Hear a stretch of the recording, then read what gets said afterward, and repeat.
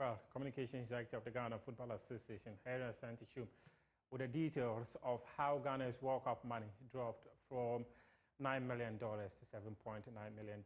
Joy Sports has written to the World Football governed by the FIFA just to cross-check whether the details that were shared by the Communications Director of the Ghana FA early on today is actually the same thing as he's reported. And as and when we get a response from FIFA with details, we'll be sharing those details with you, just as we have done when we wrote to them about 2 weeks ago and published on myjoyonline.com. In the emails that FIFA sent to Joy Sports, if you have read the story, you would realize that FIFA said that some received, and they highlighted the word received. And another email, they said the sum credited to the Ghana Football Association could be found in page 219 of the FIFA Financial Annual Report for 2022. And page 219 has $9 million.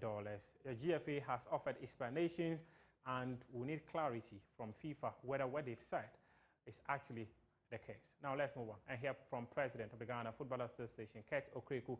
He's been speaking about Ghana's participation in the next edition of the African Cup of Nations to be staged in Côte d'Ivoire. According to him, Ghana wants to do better than we did in the last tournament when we participated, exiting the competition at the group stage with only a point. Last outing, it didn't go well. Everybody in Ghana saw what happened. We are looking forward to having a much better outing at the AFCON.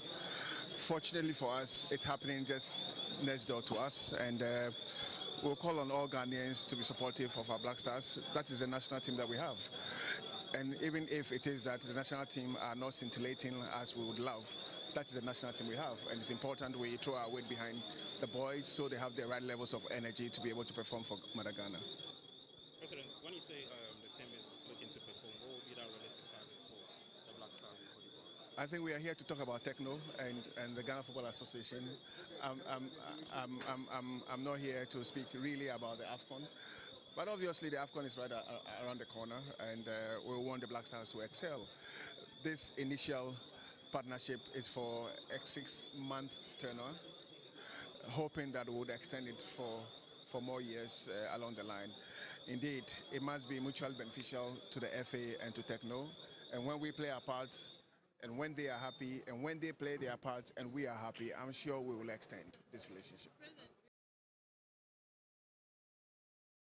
And talking of Ghana's participation in the African Cup of Nations, head coach of the team, Chris Hughton, he says that European clubs will not have option than to release players who have been selected to participate in the African Cup of Nations. Well, many clubs often have issues when participating countries in the African Cup of Nations write to them to release players for the tournament because it is happening at a time the European leagues are still ongoing. This competition starts on January 13, and clubs are expected to release the players 14 days to the commencement of the tournament. What it means is that Ghana will not be able to have its players until 13 days or 14 days to the start of the tournament. And the competition starts on January 13. And head coach of the team, Chris Hughton, is expected to announce his final squad on the 3rd of January 2024. That is per CAF. Well, one coach who has said that Ghana will not be able to have its player is the head coach of Brighton and Hove Albion, Zebilla. He says that Ghana will not be able to have Tariq Lamptey participate in the African Cup of Nations despite the player being included in the provisional squad for the tournament. However, Chris Hughton insists no European club will have the choice than to release the player. I don't think it's a debate. The reality is it's a choice, yes. Yeah. We have an African Cup of Nations in the month of January. This is when a particular team, a particular country want their players turning up for camp. You know, they don't have a choice. You know, I think what can happen and what has always happened is a relationship between clubs. And there will be some associations, some countries that will have an association with a club that maybe allows a particular player to come, 2 days later than the others. Right, flex and bend a bit. Yes, and that's something that's I think has always been the case. Chris Hughton, the head coach of the Black Stars. Now, let's bring you some of the quotes of the head coach of Brighton and Hove Albion on Tariq Lamptey. He actually says that it appears the Ghana coach, Chris Hughton, does not watch Premier League football because he would have known that Tariq Lamptey is injured. Now, let me quote him verbatim. Here he says, maybe the coach of Ghana doesn't watch the Premier League because I don't know how much time we are playing without Tariq Lamptey. If he wants to play with Tariq Lamptey, I'm happy for Tariq, but he's not available to play with Brighton.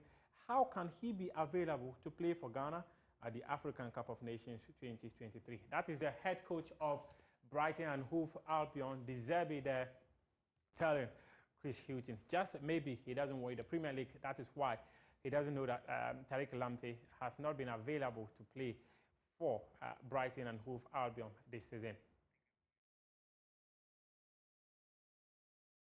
We'll take a quick break. When we come back, we go to the continental level and bring you highlights of how Midiama suffered a 3-0 defeat at the hands of Yanga, and Dreams FC winning 4-0 to go top of their group when they came up against Lobito.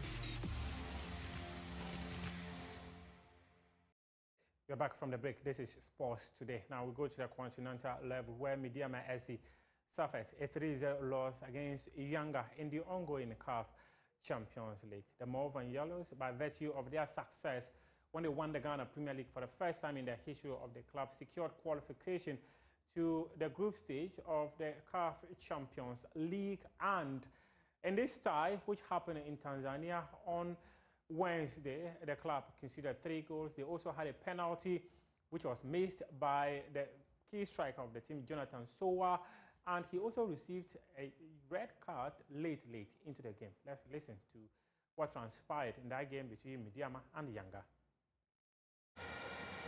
And no complaints. Well, at least they come now. She knew about it, but does brilliantly to protect the ball and clips it through. Jonathan Sowa goes down. And it's a penalty. Well, and then a mistime challenge from their captain, Imwanyeto, has provided Mediama. Mudatiri Yaya can't watch. But it's a save! And on the rebound, he couldn't put it in. And then he couldn't even put his foot through the rebound. Ball delivered in. Masunda, and it's crept in! And finally, in their side, do it. Well, it looks like it's come off the head. It's going to be a now break back in, and it's 3-0. 1, 2, 3 knockout from the young Africans. Mudatiri Yaya. It's for Mudatiri to fire in. Will only pack on defeat for Midiama FC. Meanwhile, Dreams FC, they won 4-0 against Lobito at the Mohamed Kudus' celebration when he scores for West Ham. Was about to be replicated at Bahia Sports Stadium, but the player was afraid over there. But now let's go and take a look at the highlights of the match. Mohamed Kudus himself was involved, but this time around he was not able to score, as his side, West Ham United, suffered a 5-1 loss at the hands of Liverpool in the quarter-final of the Carabao Cup. Here by Mavropanos, and it breaks kindly for Benrahma. He's lost it. Szoboszlai. Oh, what a beautiful strike!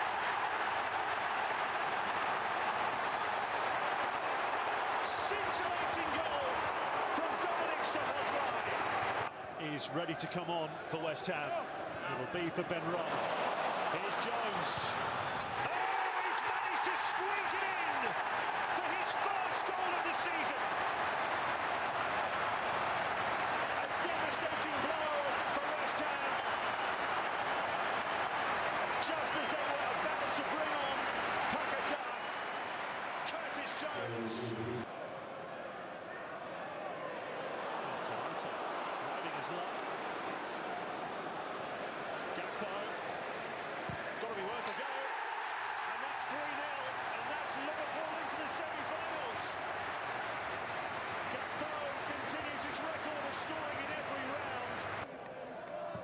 Anderson.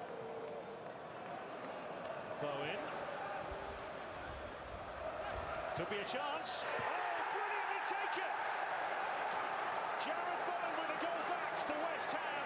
Their first attempt on target in the game. Makata dispossessed. Oh, Salah through the middle. Can he finish it here for Liverpool? You bet he can. 4-1.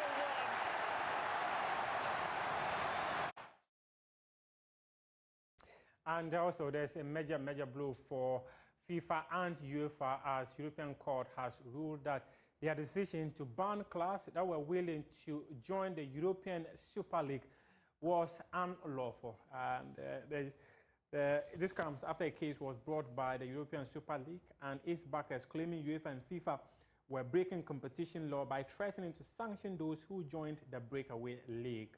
And the European Court described FIFA and UEFA's powers as abusing a dominant position. Details of this in our subsequent bulletins. This is how we wrap up sports today here with me, Muftahu Nabila Abdullah. We appreciate your time.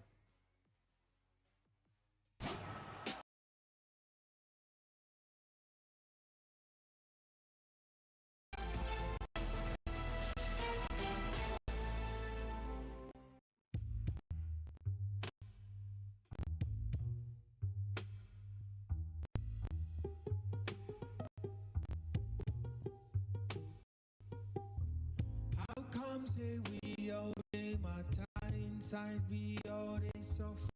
Something they cause me, they cause you, they cause your son and daughter. Where we all feel come together and try to sort each other. Then you turn around and sell out just because of dollar. Man, just they think how fast he go fit up something today. Get about him, people make them find them our own way. Forgetting, say the same people put on for where he day. He cast too high to see suffering below, he's too far away.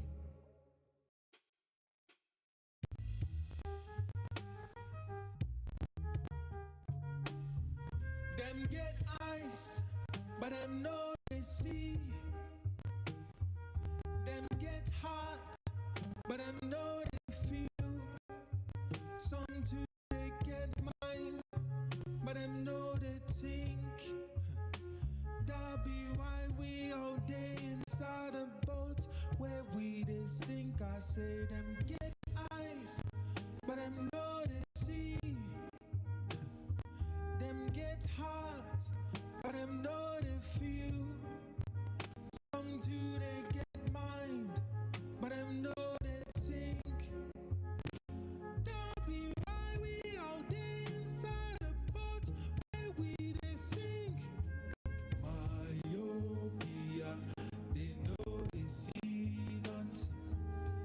Ice cold heart, they know they feel not.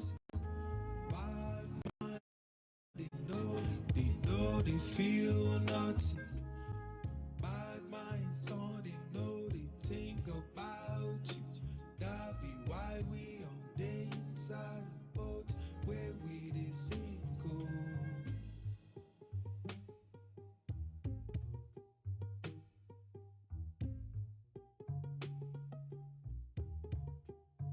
I say them get ice, but them know they see.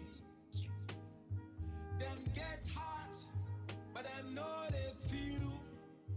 Some too they get mind, but them know they think. That be why we all day inside a boat where we they sink. I say them get eyes, but them know they see. Them get hot, but them know they feel. Some too they get mind, but them know they think. That be why we all day inside the boats where we they sink.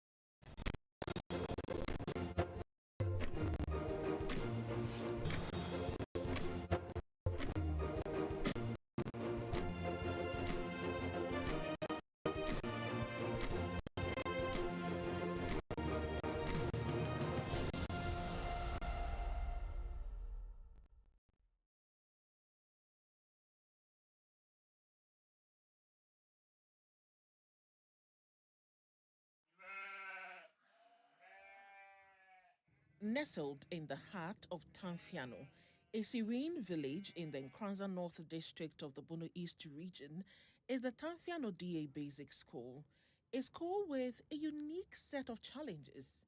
It is the first school I have seen that serves as a burial ground and a sheep's pen. Yes, a cemetery and sheep pen sandwiched school, or describe it as between the final resting place of the departed and the bustling activity of a sheep pen.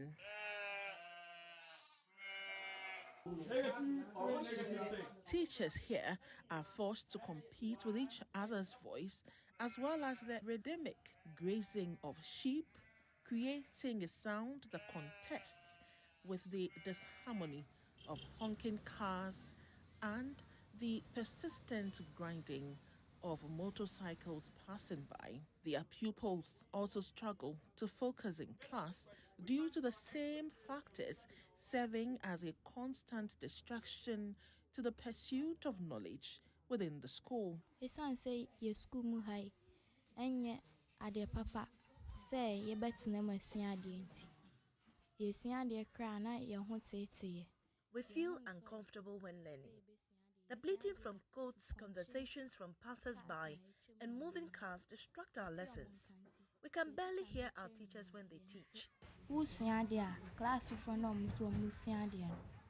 Omutimi ye dede e ma wa wu teacher nature ade. Wonte ubetie de omo kan mu untie ha ide. Na face so cars ne mponche a mu ye dede ni na so na wo hwe ho no. The teacher ne be kan untie. The best lab I saw obepoa na ba be school na maye. We are pleading with authorities to build the school a new structure for us. There are no classrooms, no furniture, and no teaching and learning materials. I need your more teacher and question. Said, say, ye need your grandpa at the battery, same conya, say, yan idea and conya free, fear by any no monkey to him say, Ube who be by no sooner conya, will be on your conya no at nothing. The best lab I saw Beboyan, Amayanya school, come at them. Say, yes, ya dear crana, one. It's been number a bin to me rare class a granade, ye pamom. The animals sometimes enter our classrooms while we are learning, and we would have to stop and drive them away. Our attention is always divided because while listening to the teacher, you're also tempted to focus on conversations and activities going on outside.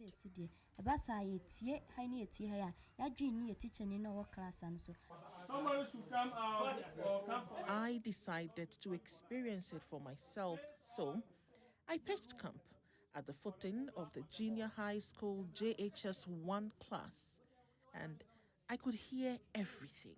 Here, the JHS 1 pupils are learning science. The JHS 2 pupils are having their mathematics class, and the JHS 3 have social studies. But as I sit here in JHS 1, I can hear everything that is happening in the second and third classrooms. So this is the challenge here at the Tanfiano DA Basic School. Now, the history. Until 2016, the school lacked a JHS wing. Pupils aspiring to continue their education beyond the primary level had to embark on a journey spanning approximately 4 miles to Bodom or Kokuma. The construction of the JHS wing, achieved through communal labor, marked a milestone in the school's development. However, for 7 long years, the community has hung on to the hope that authorities would transform their makeshift pavilion into a complete classroom block, providing a conducive environment for teaching and learning. Unfortunately, this dream remains unfulfilled, and the school continues to grapple with the shortage of teachers, inadequate accommodation, and harsh conditions. Community is abono homodin na school down or from a The community has tried its best in building the school. The current classroom they are using was built by the community. Community no and aboa and I'm say community no holding So we will urge the government to help develop the school and also post more teachers to the community. Problem Emma Bribia teachers no shower harness. You're supposed to be bad, but be better accommodation na eating. The reason why teachers refuse to be posted here is because of the accommodation issues. The community bungalow is just 3 rooms, woefully inadequate for more than 3 teachers. Also, there are no rooms for rent. Free baby otieno abe school dia posting oma. The pervasive fear of ghosts haunts some pupils. This fear, perhaps symbolic of the uncertainty surrounding the future of Tanfiano DA Basic School, adds another layer of complexity to the challenges faced by both educators and pupils. I'm saying I was school on NT. I'm a school and I show me say me for parenting who cran. We are scared due to the closeness of the cemetery. We always get drenched whenever it rains because of the leaking roofs. We need help. Who are you for? Alan. Monsieur. Who's rolling? Monsieur, Monsieur says some baby ababachim. If you say be car where school more, a bus school car. You say, yeah, bar. Yen to me, Siadi. At times, we do free but not month for about she jot to money, name a name of you know soon over Baffin. Chris Amayao and Mr. Pia are 2 of the 3 teachers who handle the junior high school. They did not shy away from sharing their frustration. One teacher teaching here, the voice you also hear at the same time. The children also is also listening to what different person is what teaching, so it becomes confusing. At times, even a teacher may create a jokes in one of the class, whilst some of them will be here laughing. Have you seen, because of the nature of the structure? In this locality, we find it difficult because the teacher, you don't have much teachers over here, so a teacher can handle even more than 2 or 3 subjects in the school here. So 3 teachers are controlling the whole of what JHS. And in the community, you can also have burden, or you can have room to get or to hide and stay inside. We are managing on it because if you are teaching and animals are roaming around, you cannot stop what you are doing and chase them. So we'll be teaching while they also be roaming. In the midst of the tranquility of the cemetery, the pastoral symphony of sheep, and the chaos of passing vehicles, Tanfiano DA Basic School, according to the headmaster, stands as a testament to resilience. With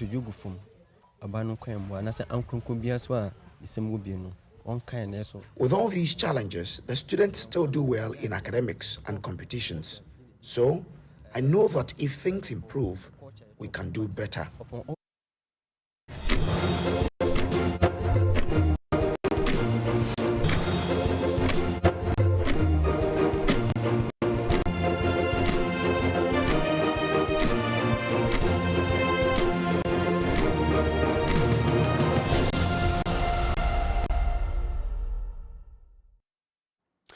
It's a brand new day, and here we are. Not a week, a brand new day. It's just the close of the week, the 22nd day of December, and it's a Friday. I know many of us are excited because Christmas is just around the corner. But for us, we'll be right here every last day of the season serving you, because that's what we do. We love you too.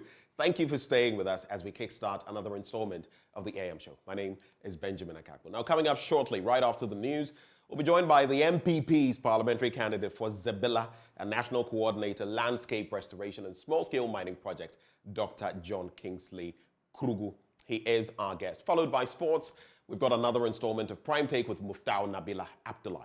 And then for my blunt thoughts today, I'll be speaking on corruption in high places, the economic hyenas robbing Ghana blind. Corruption in high places, the economic hyenas robbing Ghana blind. And then for our big stories, Ghana's flag was lifted high at the 2023 International UCMAS competition in Malaysia. The team won 4 medals at the competition. Now, the nation's brilliant young minds showcased their exceptional abilities in mental, arithmetic, and abacus skills, leaving a lasting impression on the global stage. They competed among over 2,500 students across the world at the 30th installment of the UCMAS competition.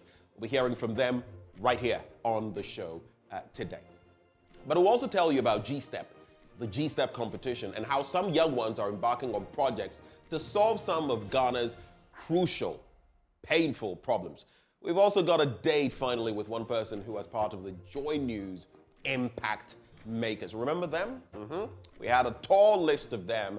Well, we've got a date with one of those. And of course, we'd love to hear from you today on the show. So let us know what's on your mind. Let us know what's percolating up there. My name is Benjamin Akakpo. Let's get interactive. But up next, the news.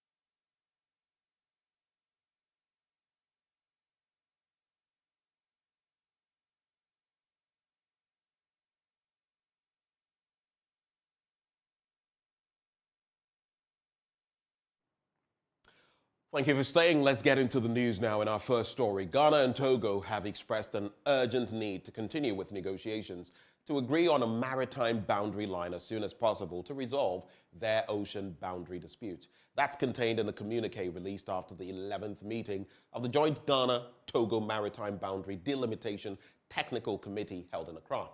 Presidential advisor and lead negotiator for Togo, Stanislas Bamunibaba, has assured the two countries will reach an agreement early next year. Maxwell Agbagba has more in this report. The 11th meeting of the joint Ghana-Togo Maritime Boundary Delimitation Technical Committee was held at the Labadi Beach Hotel in Accra. National Coordinator of the Ghana Boundary Commission, Major General Emmanuel Kotia, described the meeting as successful and says the two countries are getting closer to signing the Maritime Boundary Delimitation Agreement. But we also emphasize that once the agreement is signed, it will dovetail to most of the issues around the disputed area resolved automatically. So our emphasis and our priority is for us to resolve this issue as soon as possible. And since the Joint Committee has been meeting since 2018, we think that the progress that we have made is very tremendous, and we are almost reaching the tipping point, apart from some very few issues that we need to resolve. These discussions have been made in the spirit and tenets of negotiation. Ghana is committed to a negotiated settlement of the dispute, the maritime dispute between Ghana and Togo. And we hope that we should be able to meet this within the first quarter of next year, if not earlier. We also want to commit that once an agreement is signed, this committee would continue to meet regularly, at least twice a year. So far as the maritime boundary issues are concerned, Ghana is cooperating with Togo very well, and we have progressed very fast as far as reaffirmation is concerned. And I'm happy to tell you that we have reaffirmed over 200 kilometers between Ghana and Togo this year. And that is progress. Togo's presidential advisor and deputy chief negotiator Stanislas Baba says he is hopeful a maritime boundary delimitation agreement which will bring an end to the dispute over the ocean boundary of the two countries will be signed next year. It's a matter of preserving the peace both in Togo and Ghana. It is also a matter of respecting the interest of Togo and Ghana. But everything is going well. Our discussions are, I would say, very cool, and we are talking in the spirit of brotherhood. And I think maybe next year the time will come to sign. Now, the new Patriotic Party's parliamentary aspirants in the Oforikrom constituency in the Ashanti region have been urged to strictly adhere to the party's constitution to prevent disqualification. Constituency Chairman Anthony Amankwa says aspirants and their supporters who fail to comply will face an impartial enforcement of party rules. He made these remarks when some Oforikrom constituents picked forms on behalf of Michael Kwesi Edu for the parliamentary primary. Clinton Yeboah has more in this report. The new Patriotic Party has opened nominations for aspiring parliamentary candidates in constituencies across the country to officially file their intentions. The nominations are expected to close on 25th December 2023, which will be followed by the party's internal elections on 27th January 2024. The Oforikrom constituency NPP chairman Anthony Amankwa is entreating aspirants to follow the laid-out party processes to ensure smooth elections. Person has come for his form, and we are expecting that the others will come and pick their forms. The MPP, we believe in our constitution, and nobody is above the constitution. If you don't abide by the rules of the party and you fall victim to the constitution of the party, you make sure that we apply the rules without fear or favor. And so we have informed all people or candidates who wants to contest for the constituency candidature as a parliamentary candidate that they should talk to their followers and they should abide by the rules of the party, because if they don't apply the rules and they go contrary to the rules of the party, the rules will deal with them accordingly. A group of NPP delegates contributed to picking the nomination forms for Michael Kwesi Edu, an aspiring parliamentary candidate. The group, led by Papaya Ujantwa, said Michael Kwesi Edu has exhibited strong leadership abilities, hence their support. The group is optimistic of Edu's victory to bring significant developmental impact to the Oforikrom constituency. We are well aware that when he came to this constituency, he has brought unity to the constituency. At first, we were having so many divisions, but when he came into the scene, he's brought a lot of unity amongst us. That is the first. Then the second one is the youth support. He has given a lot of support to our youth, especially jobs, a lot of employment for our youth. And previously, it was not like that. He is capable, he's very competent, so we are well behind him to go for the seat. And we know his abilities, his lobbying skills, he has connections, Accra, he will speak to the ministers and all that. So, for instance, our roads, that is a problem now. He will talk to the road minister and all that. We know he can lobby for projects to come to Oforikrom. That one, we are very much aware. That's why we support him. He's a very action man. He will link our youth, he will empower them, create the platform for them to get more jobs to do. Even now that he's not an MP, we have seen that he's doing a lot. So when he becomes the MP, he will do much more. That's why we are really supporting him. Reporting for JoyNews, Clinton Yeboah. Now, polling station women organizers in the Yendi constituency have picked nomination forms for incumbent Member of Parliament Faruk Aliu Mahama for his re-election.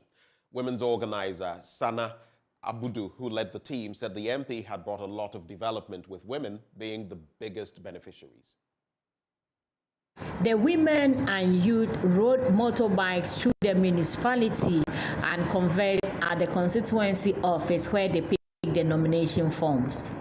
The 120 polling station women organizers were led by the constituency women organizer Sana Abudu. The women named the construction of health facilities, health screening, school infrastructure, education support to students, agric input, loan support, electricity, among others, as some of the major developmental projects the MP has brought to the area. Taking this form, we have come together to pick a form for our honorable MP Faruk Aliu Mahama, because he has come to open our eyes and to give us all opportunities that need in Yendi, and to show appreciation to what he has been doing for us is to bring our heads together and be able to pick a form for him and to ask God blessing upon the form so that he will continue to be our MP forever and ever in Yendi. A polling station secretary, Yakubu Abdul Razak, said their support for the MP stems from the hard work he's put in the constituency.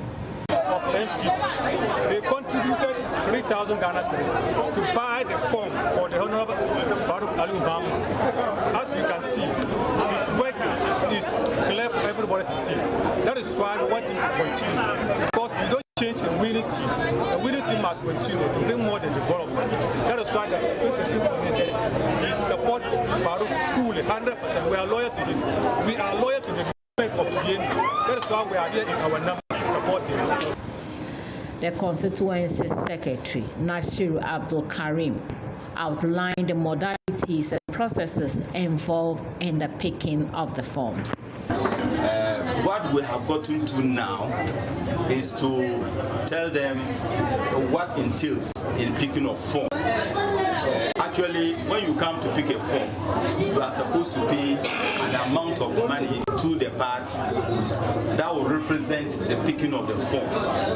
And the party stipulates the amount to be 3,000 Ghana cedis, that is 30 million, in the form of banker's draft. So they have come to present that.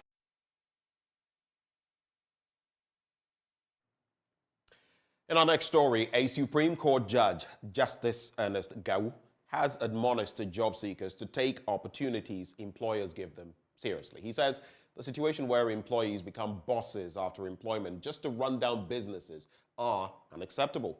Justice Gau made the remarks at the opening of a private dialysis health facility in Ho. Peter Senu has more. The issues of dialysis, patients and cost dominated the media landscape in recent times.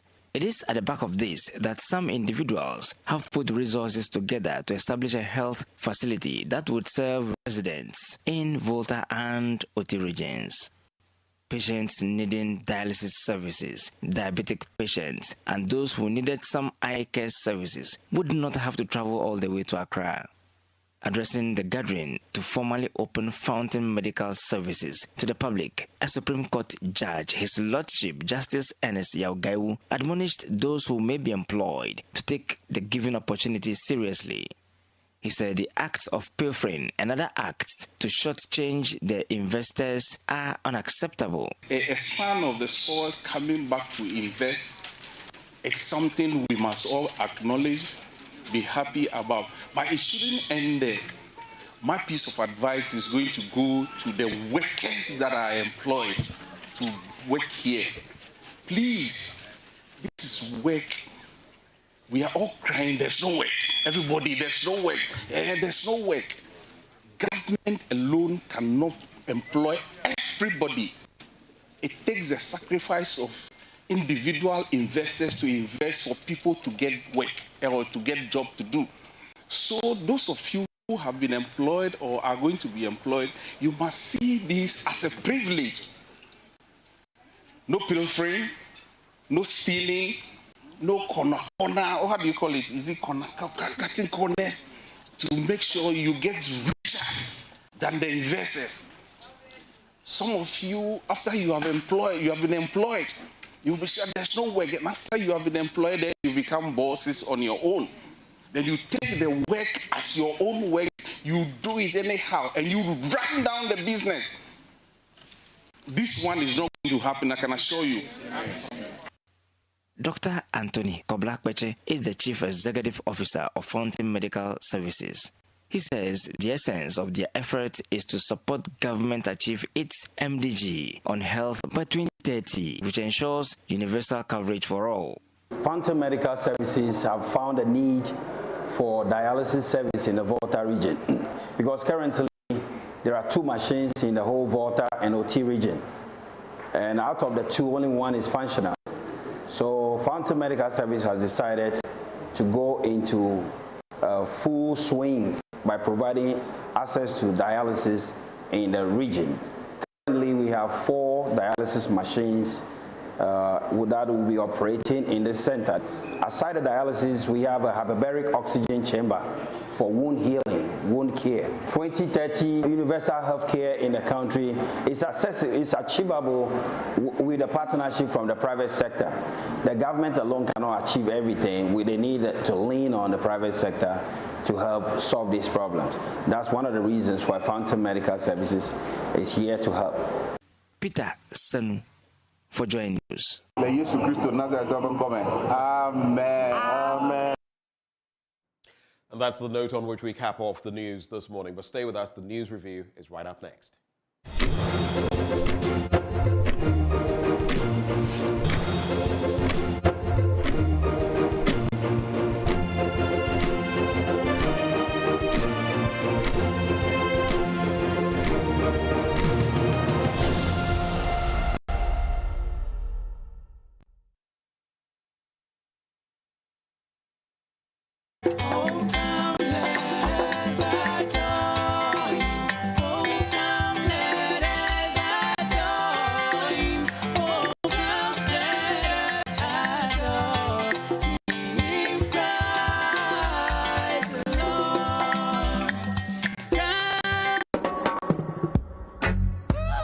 Enjoy,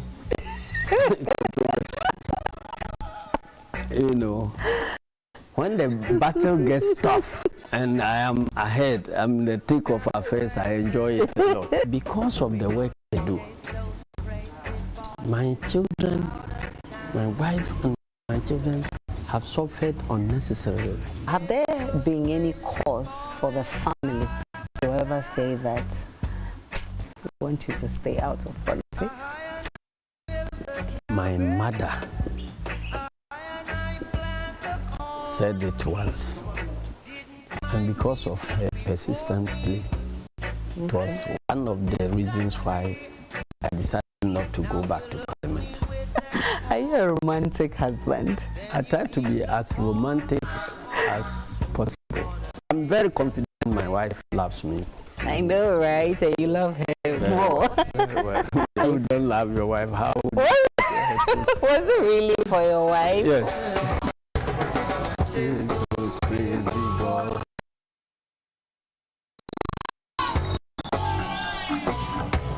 She's those crazy boys.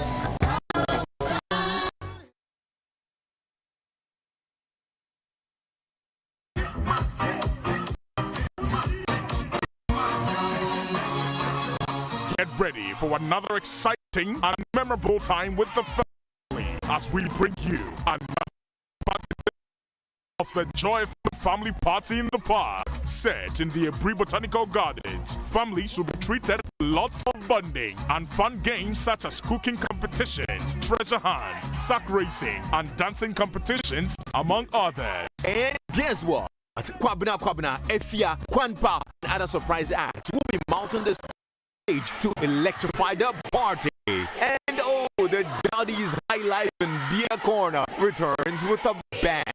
Mark the details. 26th December 2023 at the Abri Botanical Gardens, 10 a.m. sharp. Tickets are going for a cool 200 Ghana cedis for a family of 6. You can buy tickets here at the front desk of Joy FM. Make ticket reservations on 0559 691797 or use the short code by dialing *714*003*3#. Select party in the park, opt for family park, confirm number of tickets and make payments. It's that simple. The Joy FM Family Party in the Park is brought to you by Vital Sunflower Oil. Enjoy the goodness in tasty meals. Fortune Rice, always on point, just like mommy. Enterprise Life, buy family income security plan from Enterprise Life. Enterprise, your advance. Petrosol, clean fuel in full quantity. Petrosol, always a delightful experience. Syntex Tank, air strong, air tough. Safari Tissue, wipe clean, last long. Niche, taste of Ghana. Kiki Drinks, juice up your life. Lesh Fortune Limited, luxuriously perfect. A Joy FM Family Party in the Park, creating memorable family moments.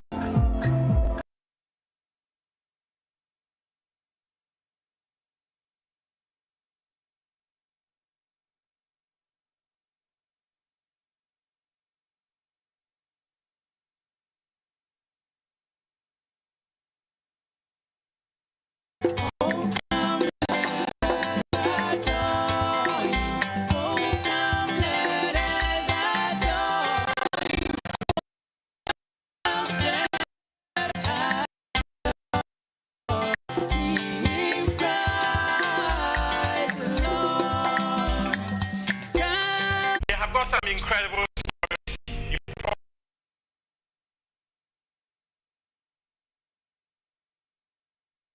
You ever knelt down to beg a coach to take Suleiman Tari to a tour? Yes. In 2010, I did it. Millions of you signed for your agent and you refused? Mufti, at the point he wants to come and play for the Black Stars. Since 2008, semi-finals, finals, semi-finals, finals. If we continue like this, I can assure you and I can bet you. Anything happen negative concerning the team, it's me. What is deep poor? Can he still win the world title? With my experience, it's a good area. We've come across a lot of featherweights. And Zebilla did not match them at all. First of all, I think the GBA itself need a lot of schooling. Expect him to lead the church. Re-elected. You think the Ghana football will crumble? Is that what you're saying? We are in debt. If that is what is in his mind, then tell him he should stop it. They have to clean their heads. When the voice is Jam Matai in Ghana Sports speak, they speak here on Prime Take every Saturday at 7:30 p.m. on JoyNews.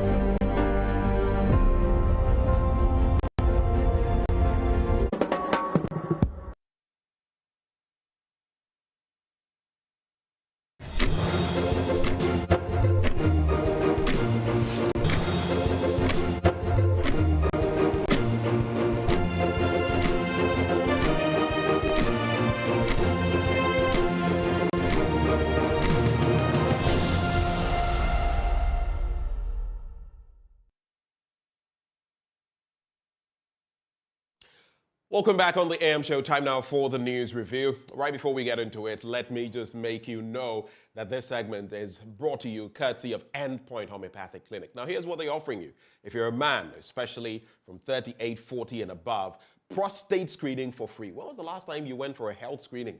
Much less to talk about your prostate. And if you're a woman, they're offering you fertility screening for free as well. Here's where you can locate Endpoint Homeopathic Clinic. Here in Accra, they are at Spintex opposite the Shell signboard. In Kumasi, Kronum Abuehia, behind the Angel Educational Complex. There's Takra Dianaji State, Tema Community 22, Techiman Hanswa, and Asiaman Zama. Their call lines. Are you ready? Notepad, phone, ready? Okay. 0244 867 068 or 0274 234 321. Endpoint Homeopathic Clinic, the end to chronic disease. But just the start of the newspaper review. It's my pleasure to bring you this morning. He's the MPP's parliamentary candidate for Zebilla and National Coordinator, Landscape Restoration and Small-Scale Mining Project. Dr. John Kingsley Kurugu is our guest. There's this saying that if you want to be prominent in Ghanaian politics, John must be in your name. Absolutely. John Evans Atta Mills. Absolutely. Good morning to you. And John Dramani Mahama and everyone in between. I am in line in the Johns, so watch out. We should watch out, eh? But yes. Nana Adodankwe Kufuado does not have a John. His is exceptional. Apart Jerry John Rawlings, yes. Yes. John Ajekum Kufuor also had it. But, yes. This is the first tiebreaker, so maybe John is not that crucial in it. Well, he's exceptional, and Dr. Baumia too doesn't have a John in it. But definitely Jones has a space in Ghanaian politics. So I am in line for the next generation of Johns to come. Okay.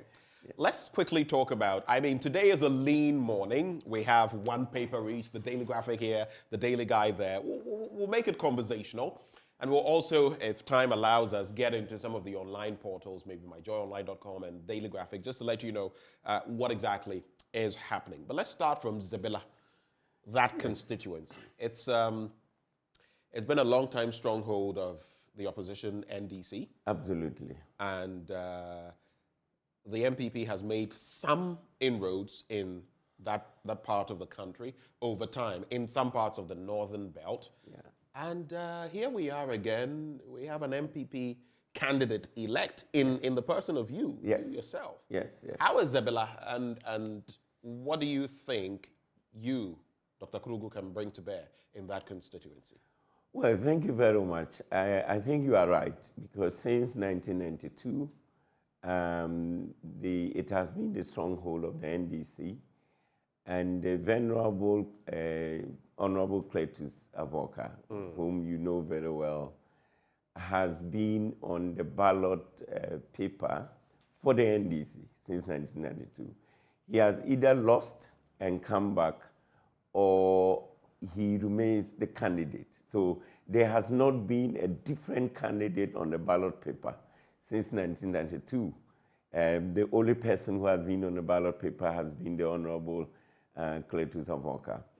And he has won it several times. But in 2004, the late Honorable John De Bugri, yes, it's true. He came in and took it, but he lost it in 2008, back to the same Honorable. It was the resurrection of Cletus Avoka. Cletus Avoka, yeah. And in 2016, the Honorable Frank Fuseni Adongo of the NPP won the seat. Yeah. And 2020, again, he lost it back to the Honorable Cletus Avoka. And so since 92, that has been the face on the ballot. But this is the first time that the Honorable Cletus Avoka has said, I've done enough. I'm leaving the stage for the young generation to take over. Yeah.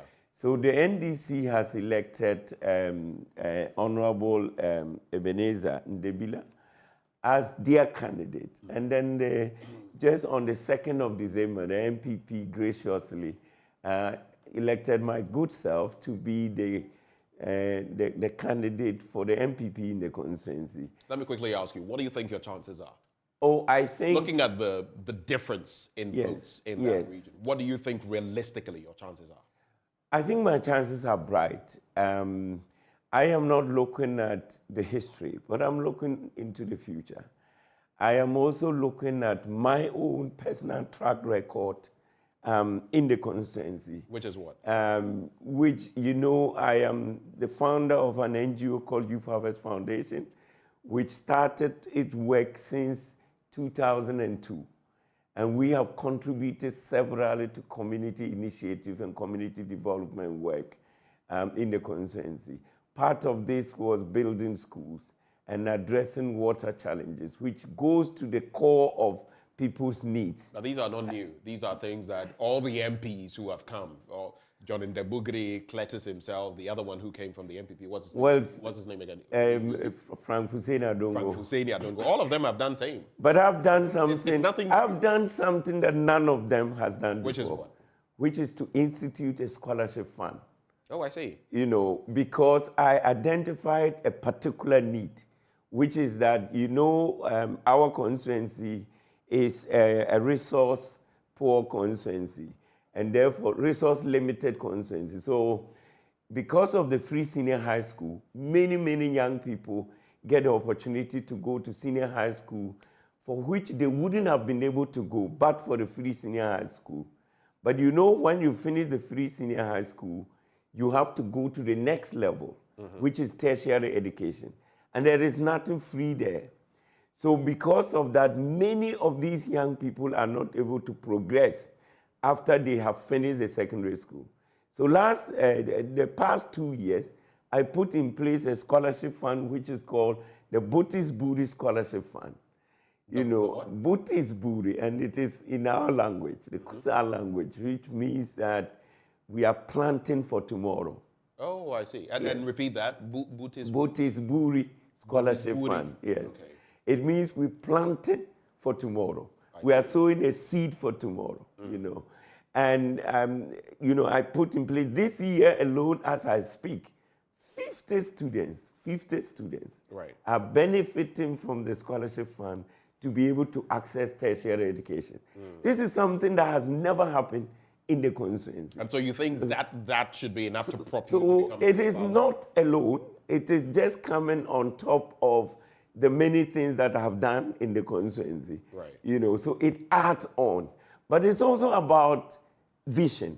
It's also about someone who look into the future and present a clear vision for the people to associate with. For example, I'm one of the people who believe that the northern sector, also has its own strategic advantages. Definitely. And therefore, we leaders need to major on those strategic areas. Yep. One of those areas, for example, is solar. Okay. True. We have too much sunlight up there. I've always said, and I'm currently, I don't even get why we're I'm currently, since the past 1 year, I have been working with Total Energies, and some other investors to build a solar plant, a 40-year life solar plant to produce energy. As I speak to you now, our discussion to sign power purchasing agreement is ongoing, and even Burkina Faso is signing on to it. I see. It is strategic. Well, that's interesting, especially with our own national IPP. Absolutely, absolutely. How are you going about that? We're very much working with the Ministry of Energy and the Energy Commission and all the players involved to make sure that we get this on board, because it's free energy. It's too much. The sun is burning. Well, it's technically not free, because the sun is burning people. Solar energy. I know. There's a whole lot of base cost. Absolutely. I know a lot because I've also delved into it a lot in recent times, and I know what the cost is for solar. But over time, we've done all the analysis. But the question is, that I think the Bui Power Authority or something, they have something, right? Yes, they do. Have something solar going on. Yes, they do. I know that for a fact. Yes, they do. There's even a smaller plant in Navrongo as well for producing solar. But this is the future. Fossil fuels is not the future of energy. The global community, I just came back from COP28, the conversation centered on sustainable energy production going into the future. One of those sustainable energy production is solar. And if you go to the northern sector, the sun is literally burning you. So we cannot be struggling with access to electricity when the sun is burning it. So it's a project that I'm committed to it, and we are working towards it. There are other opportunities that we need to look up to open up the north. For example, I have already made the point that we need an inland port up north, okay? Because Tema and Takoradi seaports are getting choked, and when you have landlocked countries, Burkina Faso, Mali, dams up there, they don't have a coastal area to have a port, and we have that in Ghana. If you look at the sub-region, Ghana seems to be the safest place to do business. Right. So they want to import through Ghana. And the best area to have a port to decongest Tema and Takoradi is to have it close to the border up north, so that when the freight forwarding process and the clearing process can be done there for them to be able to cross the border, So that kind of vision. But also importantly, that in the sub-region, insecurity is increasing. And what is happening in South Sudan and all that. It gets into famine area where, people don't have enough food, and then there's hunger and all of that. Just think about it, that one day when you have a serious, calamity or food shortage, and the international community, say the UN system, wants to bring aid and support, where in the sub-region would they be looking at? They'll be looking at Ghana. And they'll be looking at a place where there's safety to be able to store logistics and to distribute. Right. In Accra, everywhere is getting choked. Even access to land is becoming a problem. You have a whole vast land up north. Why can't we focus on those strategic areas to build these facilities, to prepare for the future? I have just these two things I want to run by you, because I want us to get into the papers. Yes. The North, and I would say, even before independence, after independence, till today, has been marginalized. Yes. And that is why, at a point, the northern belt of the country was even forced to start something called the NPP, the Northern People's Party. Absolutely. Which was later scrapped. All those tribal or ethnic were scrapped. Yeah. And we have it in our constitution that you cannot form a party along tribal or ethnic lines. No. It's a lesson that we learned. Yeah. But even till today, the northern belt of the country has been severely marginalized. If you go to Zebilla West, where your colleague, Honorable Suparu, is member of parliament, well, maybe not your colleague yet, but your likely colleague, possible colleague. You're prophesying. The roads are so bad. In fact, just yesterday, I was speaking to someone about the situation. Even Tumu, which is a central area there, doesn't have tarred roads throughout. It has some patches of roads. The rest of that constituency, in fact, the Zebilla East is a central, south, all of them, the road networks, terrible, deplorable. This is the hub of cereals, maize. In the entirety of the country, they literally feed us. They are not getting their fertilizers per what the MP says. And now, do you know what a lot of them are doing? They are sending the products, smuggling them to Burkina Faso. That's the alternative. Healthcare. No proper hospitals. Even the district hospital, it may take you about 2 hours, 2.5 hours to get there. And you get there and sometimes even paracetamol is a problem. So again, guess where they are going to for healthcare? They are crossing over to Burkina Faso. Absolutely. And that is not just revenue being lost. It is dangerous, but they are willing to do that. Do you feel your constituency as well has not exactly been treated fairly? And I'm not singling out any administration, and that a whole lot more could be done. And then I also want you to add this in terms of the reality of the endeavor.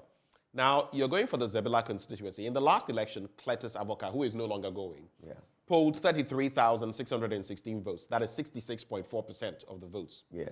Frank Fuseni Adongo of the NPP polled 15,997. It's not even half. It's not even 50% of what Cletus chalked. In fact, it was 66.4%, and that figure I mentioned for the NPP's candidate was 31.6%. Cletus is no longer going, but there is that goodwill for the NDC. And looking at everything that is going on, okay, you've done 8 years, your economy is not faring so well, inflation is still high, though it has fallen drastically, it's still high, people are not happy, and you think you can do this? Yes, but you know, I like the way you pose the question, because you pose this question having talked about the development situation in the North. You haven't talked about progress in terms of road network, in terms of health. I'm a public health expert, so I'm very much familiar with access to healthcare and the healthcare system in our part of the country. And so you situate it from there, and that is where I'm going to begin with my answer. I am confident of winning the seat because I am one person who is very much concerned about the very things you spoke about. And I'm also one person who thinks that we, as leaders who come from the North, we need to do much better than we are doing, you know, myself inclusive. You see, the situation where Northerners get into leadership and get to the South, get to Accra, look for a land, okay, buy and build your house and remain here and forget that when where you started, the system remains the way it is, you know, that is part of the problem. Because if you look at it, in every government, look at the number of Northerners who are in cabinet, you know, right now, if you go to parliament, the strongest voices are among some of the strongest voices are from the North in parliament. So if we occupy cabinet, we occupy parliament, we occupy the judiciary. You know, you remember the Chief Justice at Tobago and others from the North, okay? So my point is that... You mean Justice of the Supreme Court? Yeah, Justice of the Supreme Court. Yes, you remember. Not Chief Justice. Sorry. You know, but I just wanted to make the point that if you look at Ghana's, the leadership landscape, you would see Northerners who are driving the development of this country. And what we need to do is to also look back and make sure that the North catches up with whatever is happening also in the South. And that is the reason why when I started talking, I'm talking about we need to look at what is the strategic advantage in the north. Okay, you talked about legumes and cereals production. In this country, the north is the basket of legumes and cereals production. Can we focus on it as a strategic advantage and get into the global space with our legumes and cereals production? Can we focus on meat production, because you have a grassland savanna, ecosystem that rodents and animals can grow very well. Can we focus on that and make sure that some of the things Kwame Nkrumah did, if you go to Bolgatanga today, you have a space which used to be the meat factory. You have a space which used to be the rice mill, Can we focus on all those things to make sure that we can also take advantage of what is possible in the north and open up the place, industrialize the place, so that we can create jobs for the teeming young people to be able to live a decent life? Then we can focus on addressing these issues that you talked about, the road network, because you need a reason to also make a case for your road network. You need a reason. And I was telling people that it is not enough to just extend electricity to the rural areas where people take those, just put in a bulb and go inside and sleep. When you have electricity in the rural area, some of the things you can focus on is mechanizing the water borehole system to make sure that even people can do dry season backyard gardening because they have electricity. Otherwise, then the people will just go and sleep under the bulb of light and be happy and say that, but they are facing difficult, economic challenges. So focusing on what is possible with what we have, then you can build a case for why the road network needs to be done, for why Do you think so far that case hasn't been made? I think we can do it better. I see. We can do it. I just gave you this example that now electricity penetration is very high. Right. In most rural areas, in rural communities, you have electricity. Right. Question is, what do you do with the electricity that you have? And I'll just give you one example, that if you were to go and dig boreholes, mechanize those boreholes so that people don't have to go and carry the water and around, and put pipes into them and say, do dry season backyard farming. Right. Where you just pump the water and then you water your vegetables and things. That alone would mean that you are putting the electricity access in that rural community into economic productive use. Otherwise, it's just that you have electricity. The highest people can do is to connect to a grinding mill and then grind flour and things.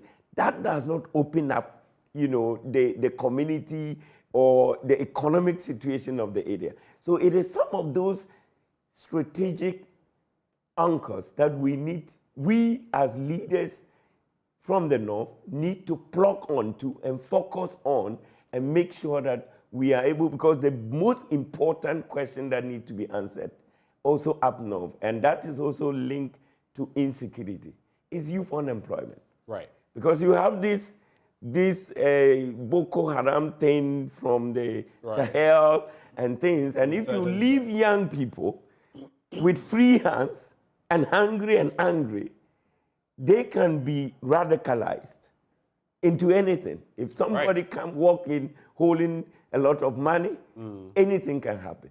So we need to pay attention to some of these things. That's a crucial point. And it is this kind of vision, broader perspective that I have, which is why I believe that the good people of Zebilla, they are not just going to look at whether you are NPP or MPP. But thank you. But thank they you would give me the for the optimism, and I wish you the very best as far as that is concerned. Let's quickly get into the papers today and share what they have on offer. So the Daily Graphic this morning says, keep hope alive. Christian leaders charge citizenry. Then, fighting corruption, shared responsibility, that's according to the president. December in Ghana, GTA endorses 183 events. But then there's also Africans differ over clerical blessings for same-sex couples. And pictured there, Pope Francis. I'm very much Catholic, so of course, if you've not followed the rhetoric, it doesn't imply what the media was bandying about. But what is the situation and what can we expect? On the back page, so this is interesting. I saw it and it got me smiling. Wishing you a Merry Christmas and a new era of possibilities. And it's the new force. Shalima Abuisi's The New Force. If you look at the back page of the paper, you will see that Santa has, a carved face. And that's really interesting. So this new force thing is well, it's interesting because I was somewhere yesterday and someone was telling me something about the people behind the new force and many things and ambitions. But anyway, it's not my purview to come and discuss anything. Whatever it is, it will come out. But let me just tease out some of the issues so you can react to them. Yeah. Christian leaders and organizations in the country have encouraged Ghanaians not to throw their hands in despair as a result of the current economic situation, but to resolve to keep hope alive this Christmas and beyond. They said the Christmas season had to inspire Ghanaians to remain hopeful and resolute in their conviction that with God on their side, the people would surmount their current difficulties. So there was a message from the Pentecostal Church, the Catholic bishops, the Presbyterian Church, and Life International, among others. But they talk about hope, for example. A lot of young people are in despair. You do know that the rate of unemployment has taken quite a leap. And even for some of us on the ground, we feel those numbers are not necessarily reflective. Because if you look at the masses of people who do not have work. In the meantime, your administration has said it has created 2.1 million jobs. People have been asking, where are those jobs? And are these even sustainable jobs? Are they those rolling ones where you do something for 2 years and then you are back in unemployment? All of that is in there. When you go to the market, we've sent people out there. Yesterday, I went into town, Osu, Laboni, other places. The complaint is people are not buying stuff. Well, when there's no money, who is going to come and buy those things? What are your quick thoughts on that? Yes, thank you so much. I think I very much, also as a Christian, I agree with the Christian leaders. The need for us to keep hope alive, especially at this very moment when in my life, this is the first time that at Christmas, you don't see a price escalation, especially when it comes to food items. You know, they are either stable or they are declining. In my entire life, this is the first time. I mean, I don't know whether you can challenge that or anybody can challenge that. That is the first time there's no price hike? Yes. At Christmas, no, you know. You must situate the conversation. I'm coming there. I'm coming there. You must situate. This is the first time. Inflation has bruised and battered many. In fact, I agree. Fish that, I'll just give you, a piece of fish that maybe buying from my favorite Zango rice seller, right? Yeah. I would have been buying at 8 cedis and 10 cedis. It's now about 25 cedis, 20 to 25 cedis currently. Yes. Some of the very things, rice that I would have got at maybe 7 or 8 cedis is now 15 cedis plus. These are realities you can't run away from. Drinks. How much was your favorite? Was it Welch series? Even your Ekumfi juice. Yes. Okay. So when it goes up to a certain point in economics, there must be a point where there's a certain plateau. It doesn't necessarily mean that things are not expensive. And another reason, mind you, when people go to town, they say things are expensive, which is part of why they are not buying. So I don't know where you're getting this. But these facts from or figures from. If you move around town, do you see new infrastructure coming up? New infrastructure. Yeah, you need people building houses. Do you? I do. Okay. I do.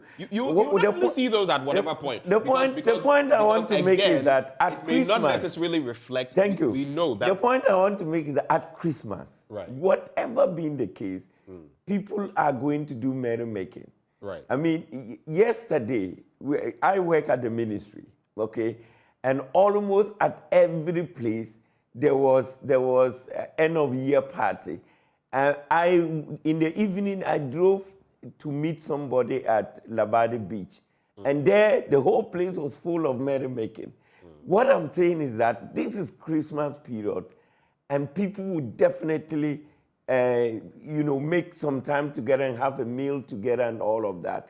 But it is the first time that I'm seeing that we are not into the frenzy of price escalation and onions and tomatoes prices are skyrocketing because it's Christmas. So that is the point I'm saying, that I agree with the Christian leaders to keep hope alive. Clearly, the finance minister said that we have turned the corner, and you can see that happening. Do you think the we've turned the corner? inflation you make reference to, you can see the drop. Okay, so let me make this point. We have turned the corner, and therefore let us keep hope alive. And no, but I have to come to the youth unemployment thing that you talked about. We don't have all the time, so I have to streamline this. I don't think we've turned any corner, and I'm being very, very, very. But if you have inflation very somewhere mild. around 50%, No, hold on. I'm going to explain. You are back to 26%. It's a common misconception. You haven't turned the corner. Dr. Krugu, can I have my turn? It's not a political show. It's the news review. Yeah? We're merely going to cap this off. Yeah. Now, the inflation you talk about, it's year-on-year inflation. Yes. Month-on-month inflation has actually gone up. That's what you may not be aware of. So this inflation thing, a lot of people misunderstand. The inflation that has dropped to 26-point-something% is year-on-year. At the same time, last year, comparatively. Yes. That is what has happened. But that is important. Let me make my point. That is important, isn't it? Let me make the point. Over the last, say, 4 months, 3 months, inflation is still shooting up. In fact, if you look at the latest report per the Ghana Statistical Service, a lot of items in the basket, okay, I have the figures, I could have just checked. In fact, so many of them, the quotient, I think maybe 40+ or 60+% has actually gone up. That is why I was contradicting what you were saying about the fact that you think because of the inflation, so prices of stuff, actually, prices of things now are shooting up. It is the year-on-year. There's month-on-month inflation.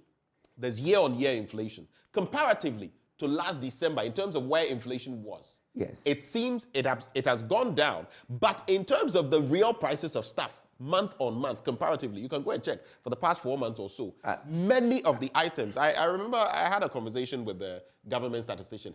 It's actually worrying. So don't sit here and suggest that means everything is well. It is Are wrong. you suggesting that the year-on-year inflation drop is not significant?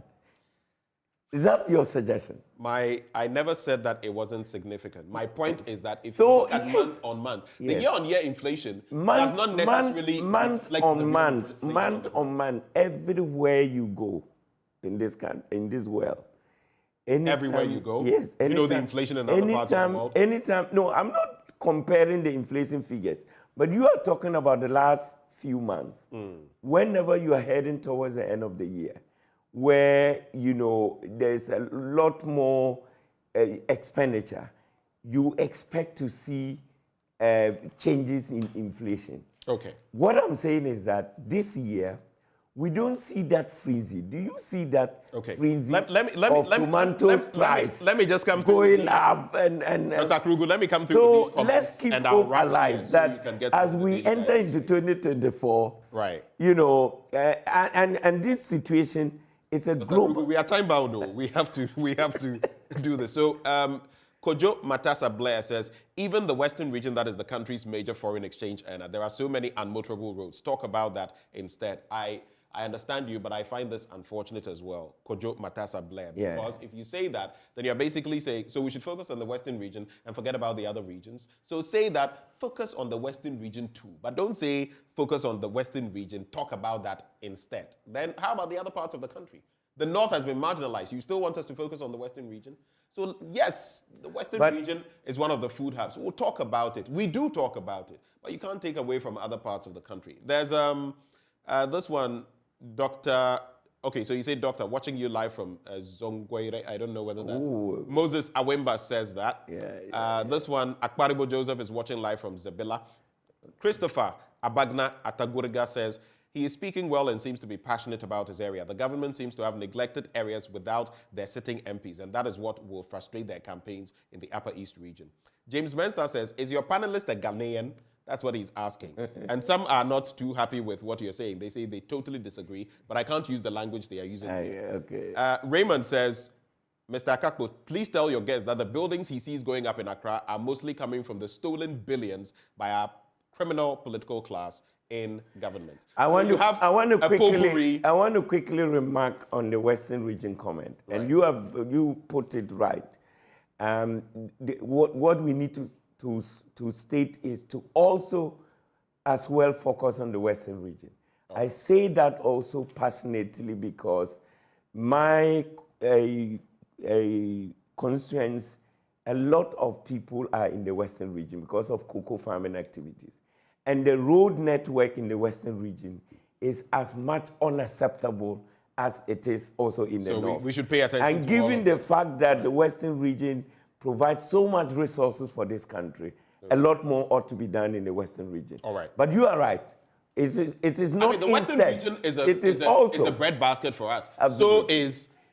So are some other parts of the country. You can't focus on one and then forget the others. All of the regions are, in fact, I dare say that the regions in the Northern Belt are even more deserving of some of these. Because I said, agree with you. Education, they've been marginalized. Yeah. Electricity, it took Rawlings to get many of these places connected to the electricity grid. Yeah. They've been marginalized.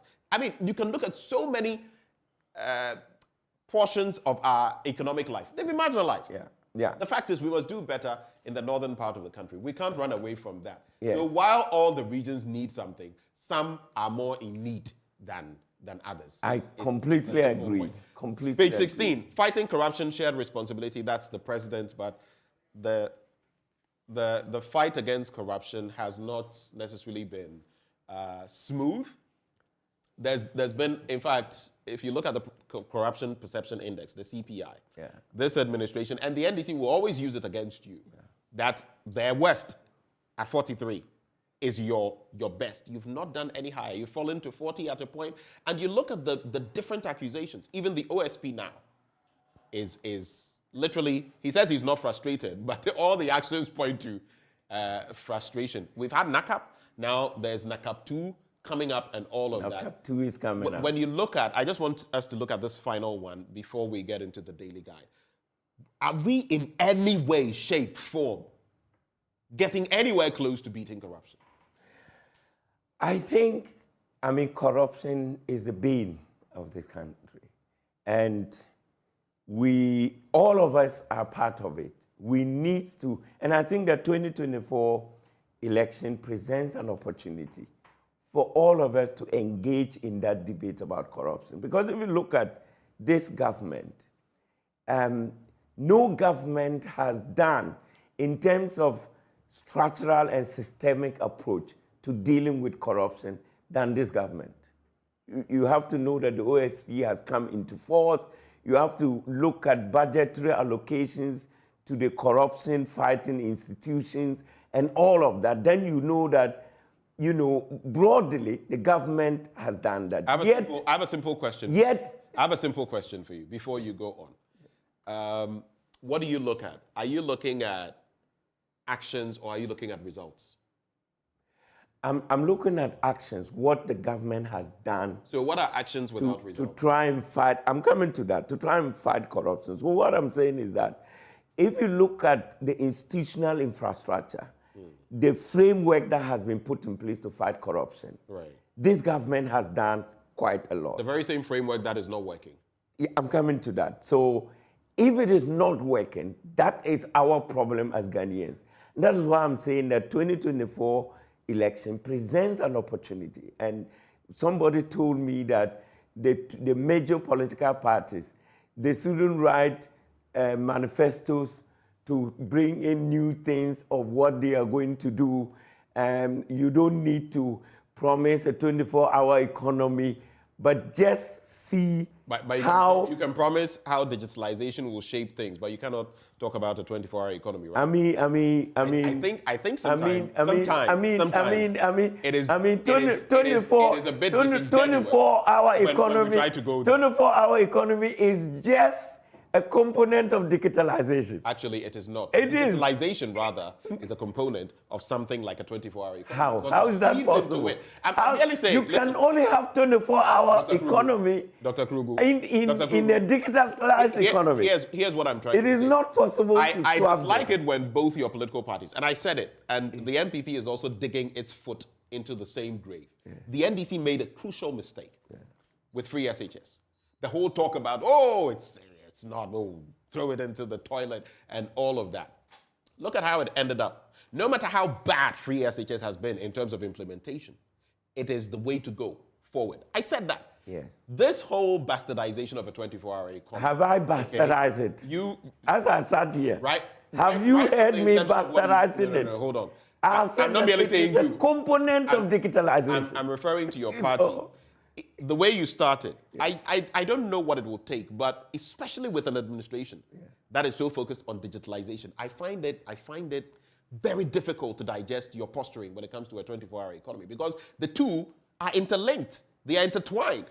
They are like twins, and it's only a matter of time before such things should be where we are headed. So I don't get it sometimes when I hear some of the comments that your side makes. I honestly don't get it. A 24-hour economy is simply not a policy statement to put out there and put a budget to it and go out and implement. Do you know the roots of the 24-hour economy? And go out and implement. As far as Ghana is concerned, do you know its roots? Do you know how long it's been with us? I have lived in countries where I was living in Amsterdam. Okay, I was living in Amsterdam before coming how long here. We've had the 24-hour economy on our books. I think it dates back to the 40-year plan. Yes, but it's not something that was but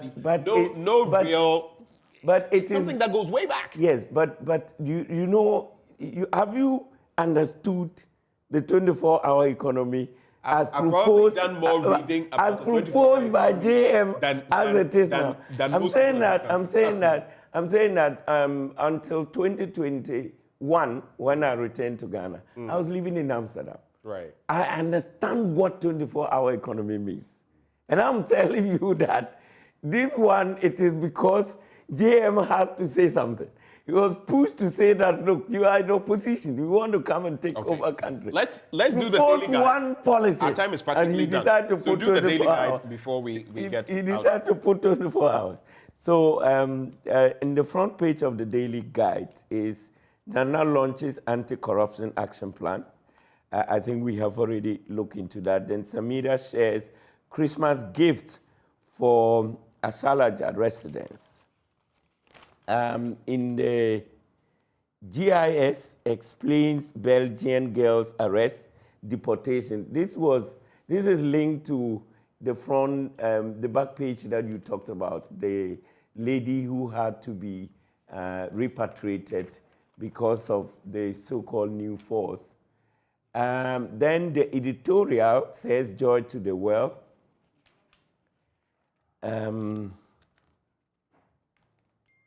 Oh, interesting. Then you have aspiring MP donates vehicle to NPP. I wish I have enough money to do a similar thing. Then you have a review of Barari lithium contract. I think lithium contract has occupied so much space in the last few days. And rightly so. And rightly so. But our minister has also been up to explain. The challenge I have in this country when it comes to this lithium contract is that we are now getting to a space where you have political commentators and they want to comment on anything as experts. Okay. So my worry with the lithium thing is when you have people who have no idea. So step aside from the political commentators. We've heard the likes of Dr. Manteau, he supported. Yes. Dr. Sam Jonah. Yes. There are others who have also gone against it, including the former Chief Justice, Sufaya Kufu. We've had a tall list especially on the negative side, some on the positive side. The Christian Council, the Muslim listen groupings to the have come Dr. against it. Mantiao So take out listen the to- political actors and focus on the those. people who understand natural resource management. So the Sufaya Kufus and the rest, and those who have been. I know the first head of the Minerals Commission, who has railed against this. He doesn't understand this. But listening to Dr. Mantiao, he has occupied. No, you're focusing on the positives. No, how about those who are also making interesting points? I'm telling about you, people. Why? I have worked with Dr. Mantiao, especially in the EITI. Right. You know, and I have listened to him several times. He is not political. He's not one person who's going to say something because of political influence. Okay. You know his stage in the civil society. We have to go. Our time is when up. he But let me just ask you. You were part of. This is the direction. You mentioned you were part of the COP28 yes, delegation. Yes. We sent over 600 people. Can you give us an idea of how many of those people government paid for? Did you go on your own pocket? Were you paid for by? Was the government that paid for your getting to Dubai for COP28? I lead a project that is looking Which into project? Landscape restoration and small-scale mining project. And the landscape restoration is linked. I want simple answers. Did government pay for your journey to Dubai, or did you pay for it out of your pocket? The project funded me.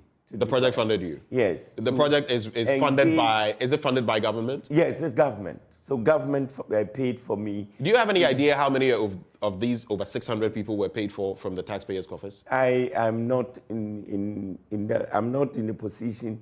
I'm not at the level where you look at that funding. Right, I'm just funded as a participant. And maybe my final comment. Do you think sending so many numbers, which has been the tradition for quite a number of years now, on the taxpayers' purse, is worth it? Do you think it's worth it? You know, if you see how COP28 is organized, there are several dimensions and components. So the people who went to Dubai were not there for one thing, and were not there throughout.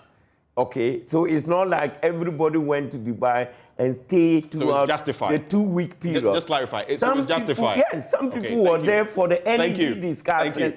And they left. Dr. Kruger, others we came have to for go. water discussion and left. Let me celebrate. Let me celebrate these people.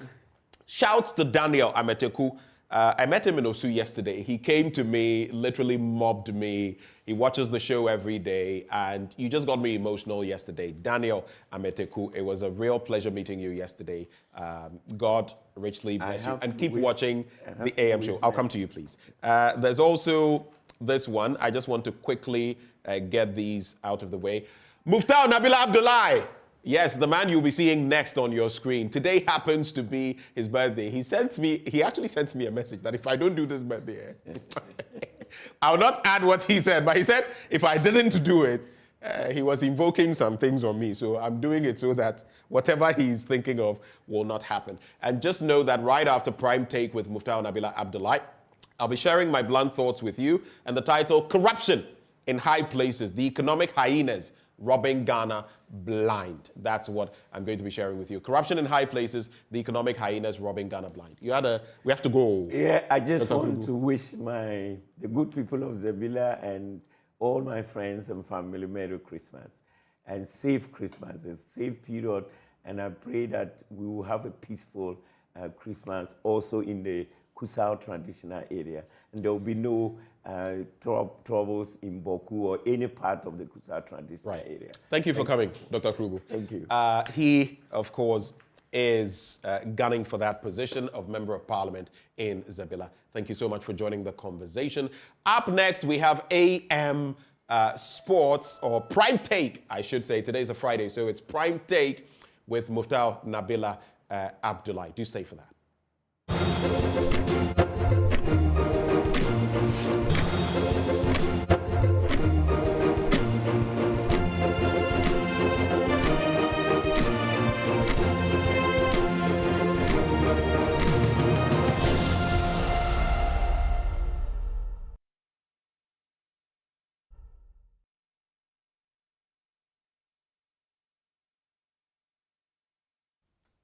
you know, we move with faith, you understand? And your work ethics too will define you. Will also define you. And the big thanks to Right to Dream Academy. They give you the knowledge. During your days at Ashgold, I remember you also went to South Africa. You played for Orlando Pirates, you played for Chippa United, Enyimba. And then Enyimba as well. How did the Orlando Pirates, Chippa United, and Enyimba journey all happen before you came at Legon Cities? So should we talk about the national team and then go to club side? No, just continue with the club because we are at the club level. Ashgold, and so that just because you asked how did I manage to play in the national team? Yeah. So let's finish the club. Yeah, let's talk the club football. Let's talk club. We'll come back to the national team. So my chance to after Ashgold, how I got to Orlando Pirates is about the national team. That gave me the platform after 2013 AFCON in South Africa. Okay. My best tournament. That's the award. Oh. Man of the match against Cape Verde. Yes, this was the one you made the save. It doesn't happen in life. Goalkeeper winning man of the match. Those time in a big competition or a tournament. It doesn't happen. Quite rare. But it's Allah. That's it. Man of the match against Cape Verde. I see. Wow. That's my best game in my life. Really? Yeah, my best. You know why it was my not because of the because of the award. Why? We were chasing result. We were leading Cape Verde 1-0, and they were on us until their goalkeeper decided, no, let me come. It's 2 minutes to go. Let me come and see if I can get a corner to nod. And then we got a counter, Wakaso, straight from our to their final. You see, so I was like, no, we wanted to win this match, and we were trying to manage the game, and then now. The match is over, and then we had this goal. So like, no, over happiness. I never knew I'll win this thing. I was there, and the Sani Dara came to call me that I need to go for is it post match or what? Yeah, pitch side. Pitch side. But I've been voted as a man of the match. I was like, is it a dream? But that game. I had a good game. Yeah, I remember the save you made. Yes. That one with you. So you didn't run like a lion. Yes, it's after that tournament that I had that Orlando Pirates chance. They saw me, no recommendation from agent, no bring your video, no bring your profile. They saw me. That's why if you are playing as a footballer all the time, try to get integrity. Play. Don't play because you are playing for someone. Play for yourself. Focus. As you are playing well. People are watching you, like our league. Yeah. People feel like, no, now there's no money in the league. But trust me, what I've realized is if you are playing the league and you are doing well, going to play outside, you can mention them. Opportunities. A lot of best goalkeepers, they don't stay in the league. They go. Yeah. Best players, goalkeeper, they go. They value the league, but players don't value the league because fine, we play for money, but put a sacrifice and focus. And see where you go.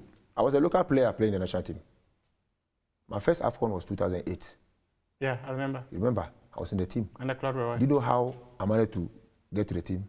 Tell me. Let's start from there. So after satellite, it's like I want to go. No, tell me about how you got to the 2008 AFCON. Okay. Just tell me. So Ashgold went to Equatorial Guinea to play a CAF Confederation Cup with one team there. They call it Resumento, some team.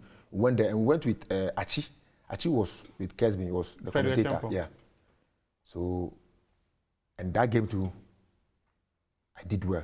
I did very well. So he was giving commentary, and then he was saying whatever I was doing, he was saying it. He wasn't adding some spices. No. I was doing the right thing.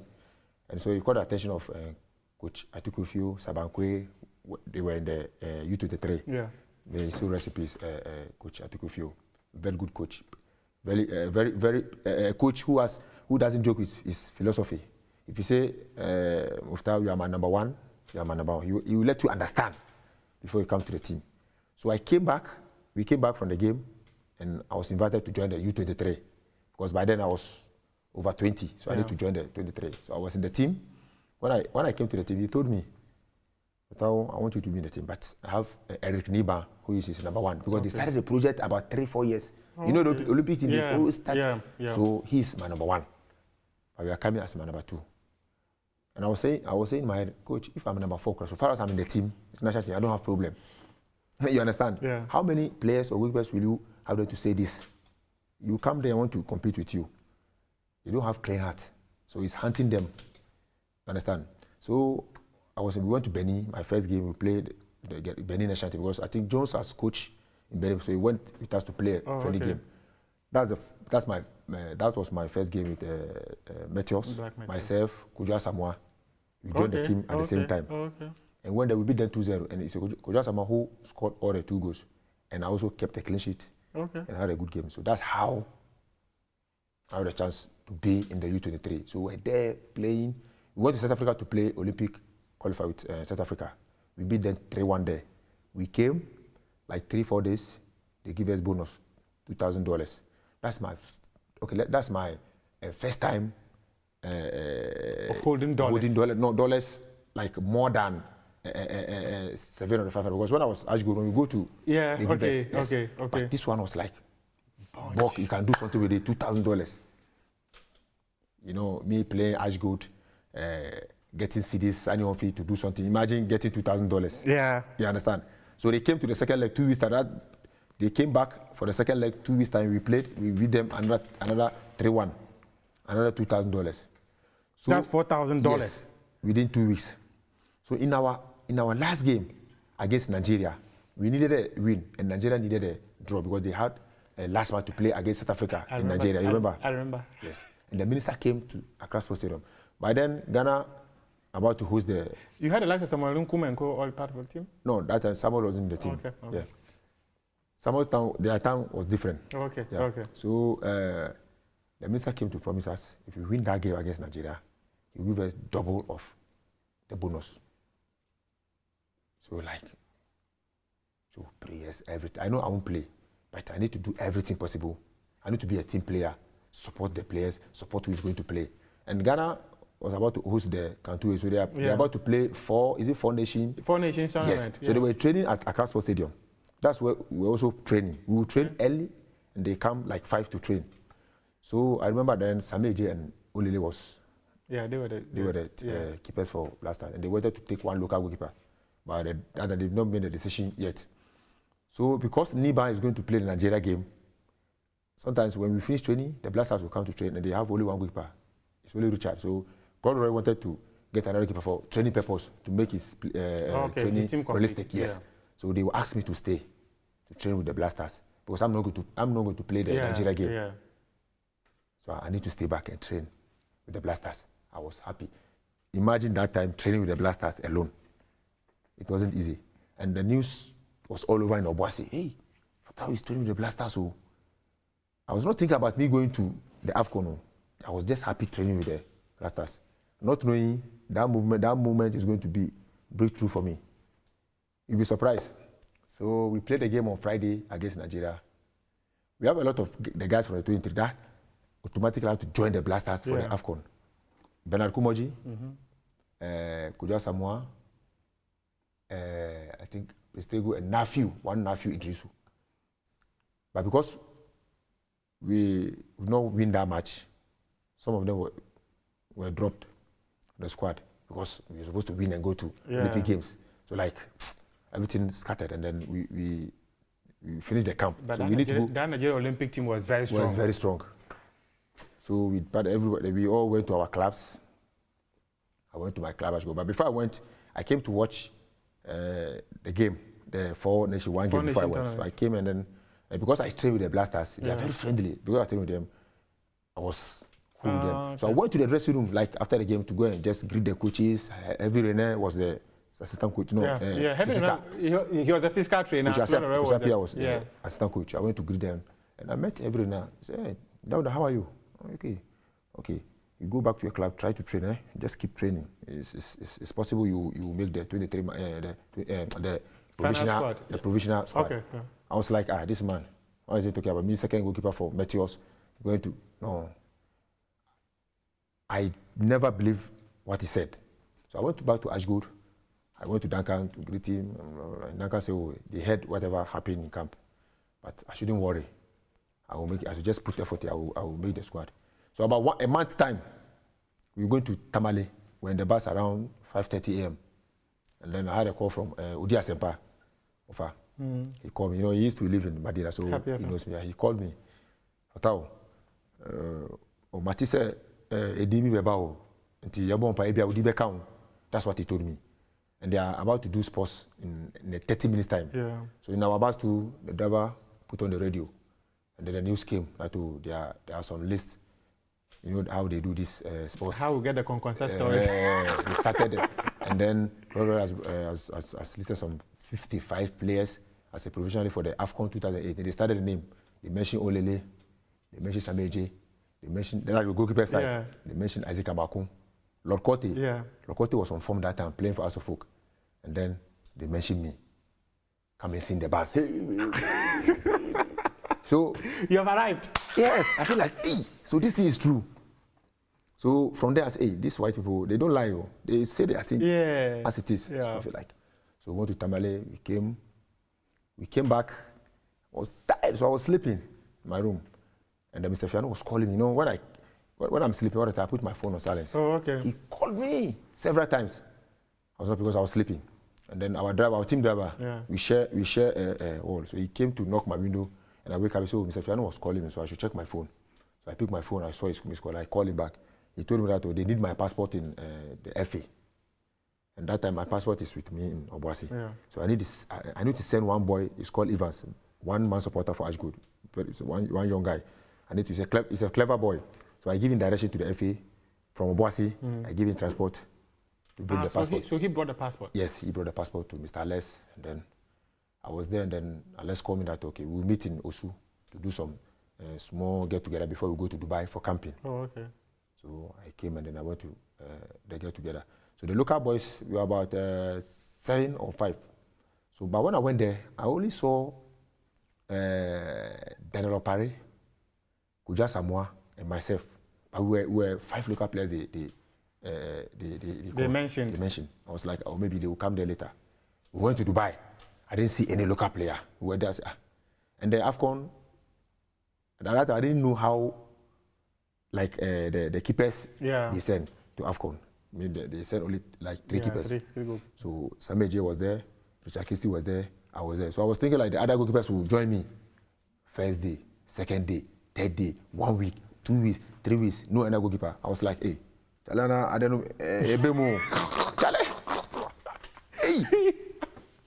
And then like he would come and say, hey, local player, I was like, no, I wasn't feeling. Yeah. Until they came to our room to start asking of our JC number. Okay, you are going to wear number 60. I was like, really? Is this in real? Until we came to Ghana, we went to Kaba, I saw that no, I've made it to the squad. I can see. Yeah, so that's how I joined the just training. I see. That was my breakthrough in the national team. But do you know what? After the AFCON, I went out to the national team for almost like 5 years. Yeah. But I was not giving up. Like now, somebody will go to you went out. In fact, the 2010 World Cup, you didn't even get a look in. At all, no. But then... How disappointing was that? Were you very disappointed? No, not really. I was in Ashgood. Feeling comfortable. I feel like, no, I've been there before. A lot of goalkeepers in the system. I've made it to Continental. No, I need to thank Allah for that. There's one time, 2009. Is it 208? No, 208. No, 209. Is it a Chan tournament? No.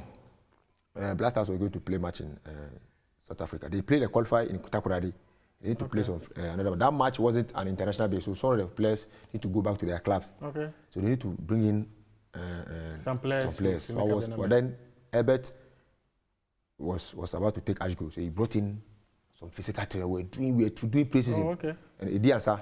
That was around the time Herbert Mensah was going to take. Yes. Okay. And I had a call that I need to come to Accra. We are going to South Africa, so I need to drive around 3 a.m. because I need to get to Accra and train at Elwak with the team, and then you get there. That night we are traveling. I need to drive around 3 a.m. from Obuasi to Accra. I get there. I was tired. I went to training at Elwak. I came to this hotel, Oak Plaza. Yeah. And I just got there and they said, oh, they're going to training, so I need to go to train and train with them.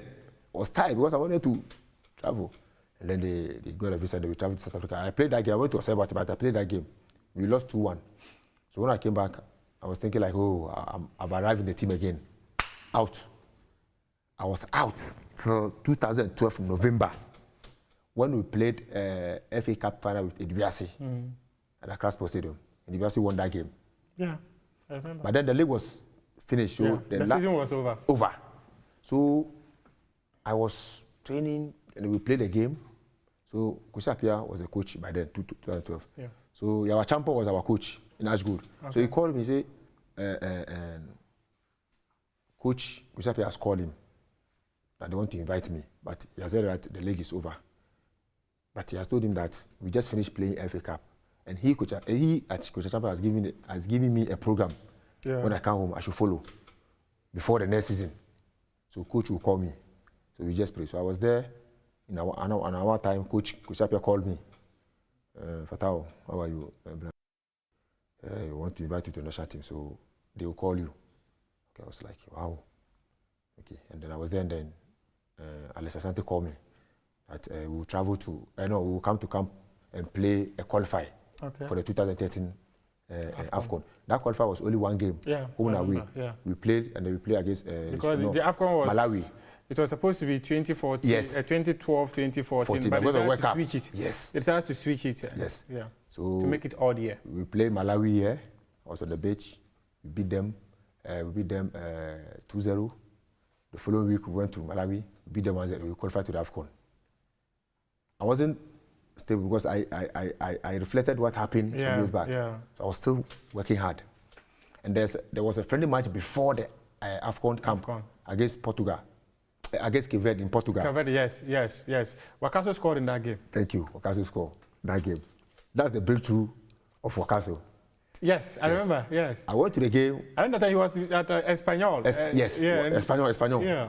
Is it Espanyol? Yes. Yeah, he was in Espanyol. They were blue and white, yeah, Espanyol. Yeah. Yes, Espanyol. So they invited me, they invited Wakaso, Daniel Eje, Jerry Kamenko.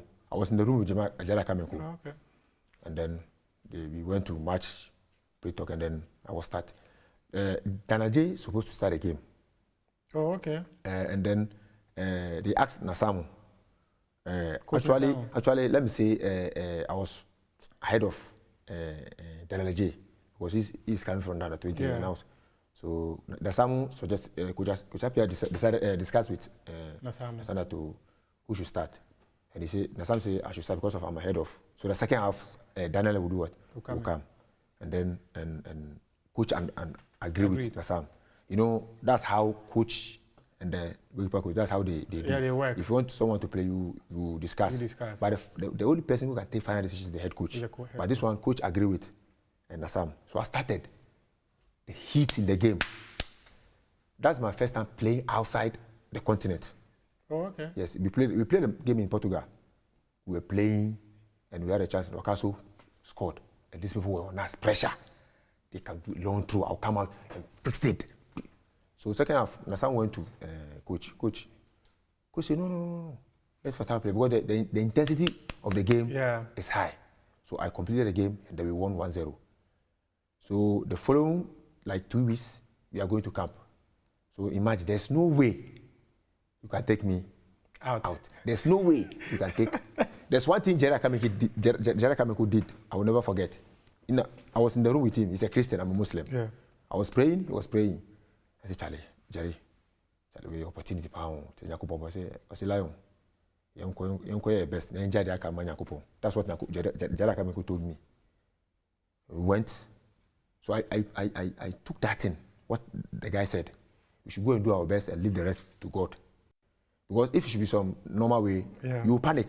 Because you want to do well and then go to AFCON. Yeah. So you just go and do your best and we went there and we had a good game. We won and then the list came out. I was in, Jerry was in, Wakaso was in, Kujal Samo was in, Kisi, he played for Liberty and then Chelsea. I forgot this. In fact, he even went to play for Bekum Chelsea as well. And then Mazembe, and then Solomon Santi. Yeah. We made the list. And then we went to AFCON. Kisi Boateng. So going to the AFCON, imagine, by then Kwarase was number one. Yeah. He was number one. You know me, I have that attitude. If I don't play, I'm happy. So when I was going to the AFCON, because I've been there, can do it before. Yeah. When I was going to the AFCON, that 2013, I told myself that if I go, they give me the chance, I'll do what? I'll play. So I went there with this mindset.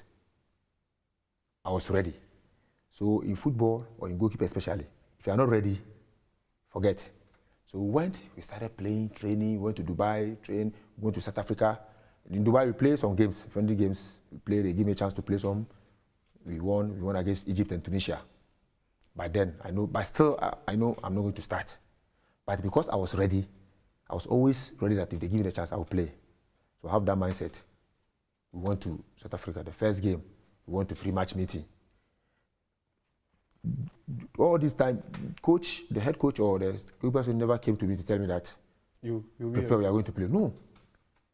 The day they were doing the pre-match against Congo, the first game, when then they projected the list for Tao that we are starting. In a big game like this, big football competition on the continent, as a local player playing against Congo. Do you know why I didn't panic? Because I was ready. I was prepared that I would play. So I was even happy when I saw my name. So I was just praying that we should finish the meeting and come and call my boss, Kujado, to tell him that, Charlie, what you said in Asanko. He told me that when I go, I should just be ready. If they give me the chance, I will play. So I called him and then I was happy. I was prepared. And then it started from there till I got this thing. We nearly go to finance. So what influenced that Lionic celebration when you saved that ball? Yeah, you know, that celebration was after Wakaso scored that goal. Yeah. I was I don't know what to do. So I just went to the camera and just do something to trend it. That's all. And you trended. Yeah, I trended. And you trended. Then came the 2014 FIFA World Cup. You said something quite interesting about Gerard Kamenko. Yeah. Just briefly, how emotionally sapping was it when he got injured and couldn't make the final squad for the 2014 World Cup, considering the fact that you were in the same room with him, and in fact, you were praying, he was also praying. He said, let's do our best and give everything to God. In the end, he couldn't go to the 2014 World Cup. How sad was that?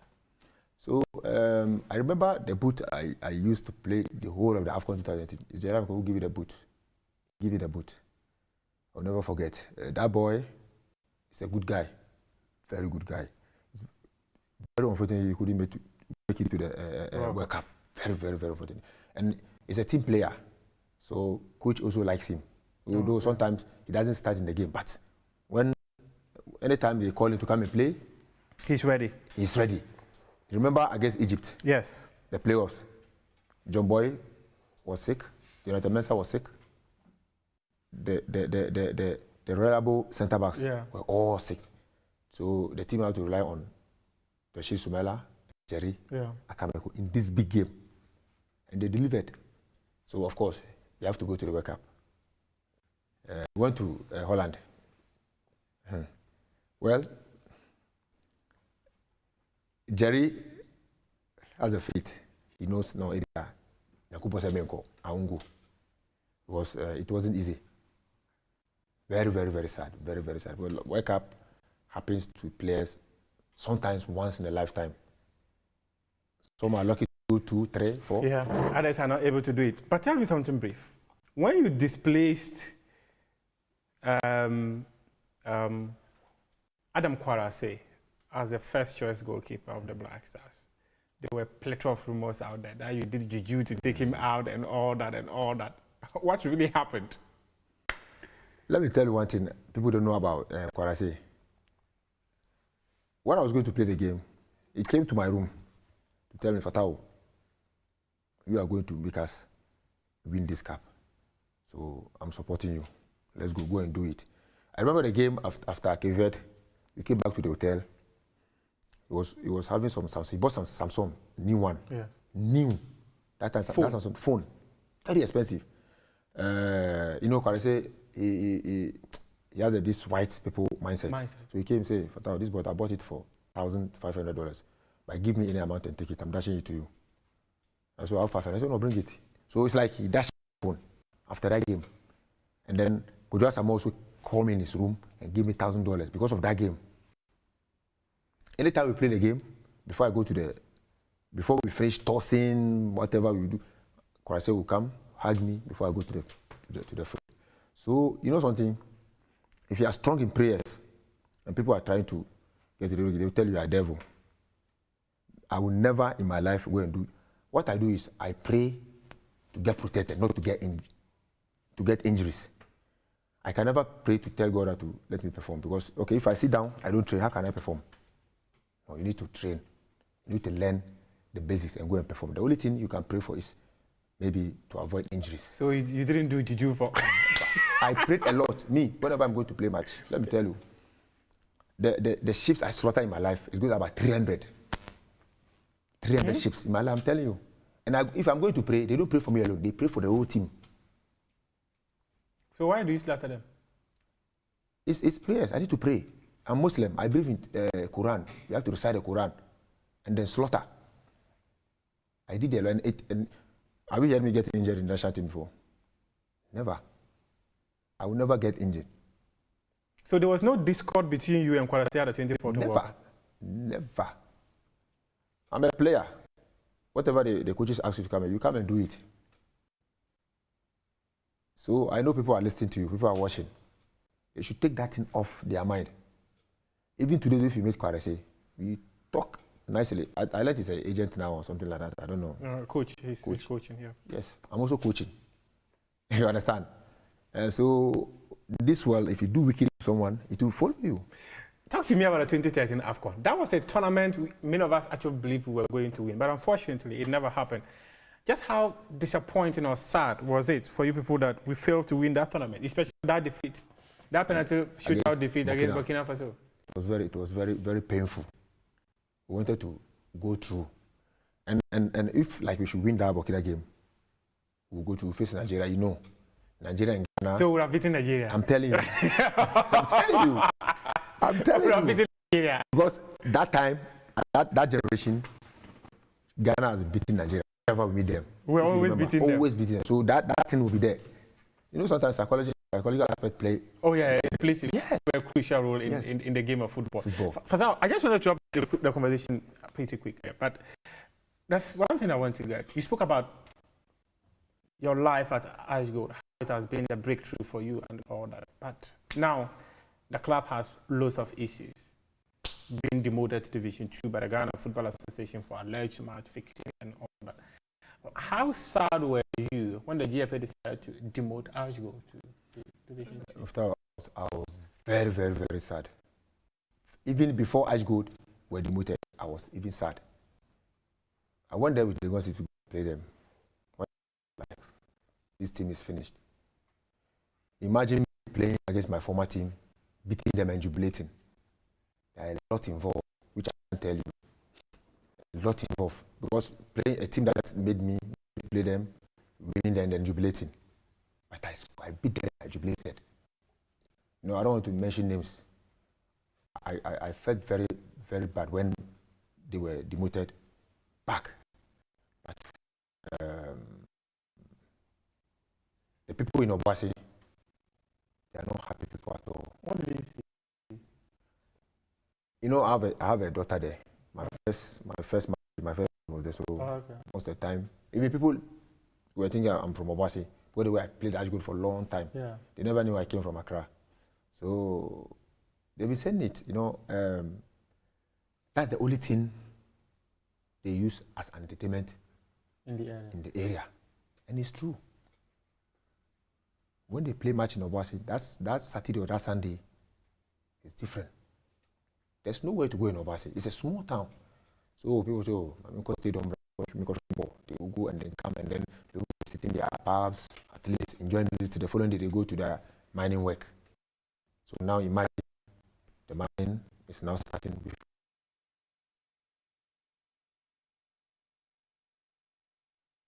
food. So imagine. It's very difficult. I can understand. You are just praying that maybe someday the team will come back. It's possible. How would you describe your coaching journey so far? Well, there's one thing I've realized, and I know a lot of my colleagues are watching or will watch this your program. They are watching, actually. They are watching, thank you. I went to coaching before I realized that if you have played in the highest level in football, doesn't make you a good coach unless you learn. So my big thanks go to Coach Didi Dramani and then Tom Vernon of Right Academy. That place is like football university. They don't only give student athletes future, but coaches. I'm telling you. And the MD there, Eddie Mensah, very great. But you know him? Yeah. Very great man. He's once a footballer, so you know about football. You know how I'm managed to go to and have a contract with them, how I'm managed to go to satellite, managing the work, and then imagine an organization that is paying you, like Joy FM allow you to work for other station. It will be possible, but they know they want your development. Yeah, so they allow you. Understand? Yeah. So far, so good. I'm still learning. You know, one difficult thing about goalkeepers trainer in this country is, and some of us were lucky to go and do FIFA goalkeeping because when the FA brought Ghana, this to come and do it for us, some of us, like 25 of us, but there's no specific course for CAF licenses. Oh, okay. No specific goalkeeping. So if you are a goalkeeper trainer in the system, you don't do research, you don't learn, you don't do online courses. You train the goalkeepers as you were trained before. And if that happens, you have totally failed football. And because you've been willing to learn, that's what took you to exactly. Now you're now coach of the national team. If you don't have passion as a coach, you can't. It's passion. So I decided, so where can I learn? Okay, so I spoke with the Ribuati first. So you know, Tom Vernon always want this like former footballers to come. You know, ACN is with Nordjylland. He always want footballers to join to develop the kids. When the kids see these guys around, they're inspired. So I joined and the Didi Dramani said, no, why not? Come on board. So I was going, and then there's one time we finished training, I was coming to Accra and they said, go and see the MD, give me a contract. And I started working. Like I do coaching courses online. I pay like 200 euros, 300 euros to do it. About 4-3 that I learn. Because the will be specific. We only do normal general coaching. So I started with my profile. I was supposed to start with CAF license B. Yeah. But I decided to start with the D. And advice someone gave me, Qatar, Chairman Qatar. Okay. He said, Greater Ghana football. He said, start with the license D. So okay, Chairman. Okay, Mafi, we'll do it.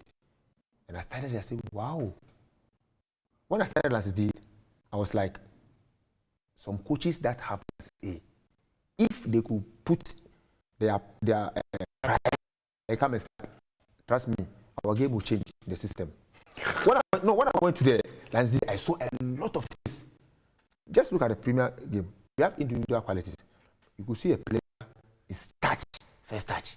Yes, I was watching the game here. I forgot the game. The player scored a goal. It's first touch. I think Barcelona and Antwerp. Yeah. The second goal. The player's first touch. And I knew he would score, and he scored. Even the commentator was saying to me, whenever I'm watching TV, I put volume because I want to listen. The commentators, they know you people. You know, you do this before. Those who have made it a part of them. Yes. But in 30 seconds, what is the vision that you people have got for Sudan football? Because you're playing the World Cup qualifiers. You have 4 points so far. Yeah, 4 points. Out of 2 games. Yeah. The vision. Qualify them to the World Cup. What is the dream? You know, coaches make players, coaches make teams. Sudan, about 7 months, they don't play football in Sudan. They have political tensions out there. Instability.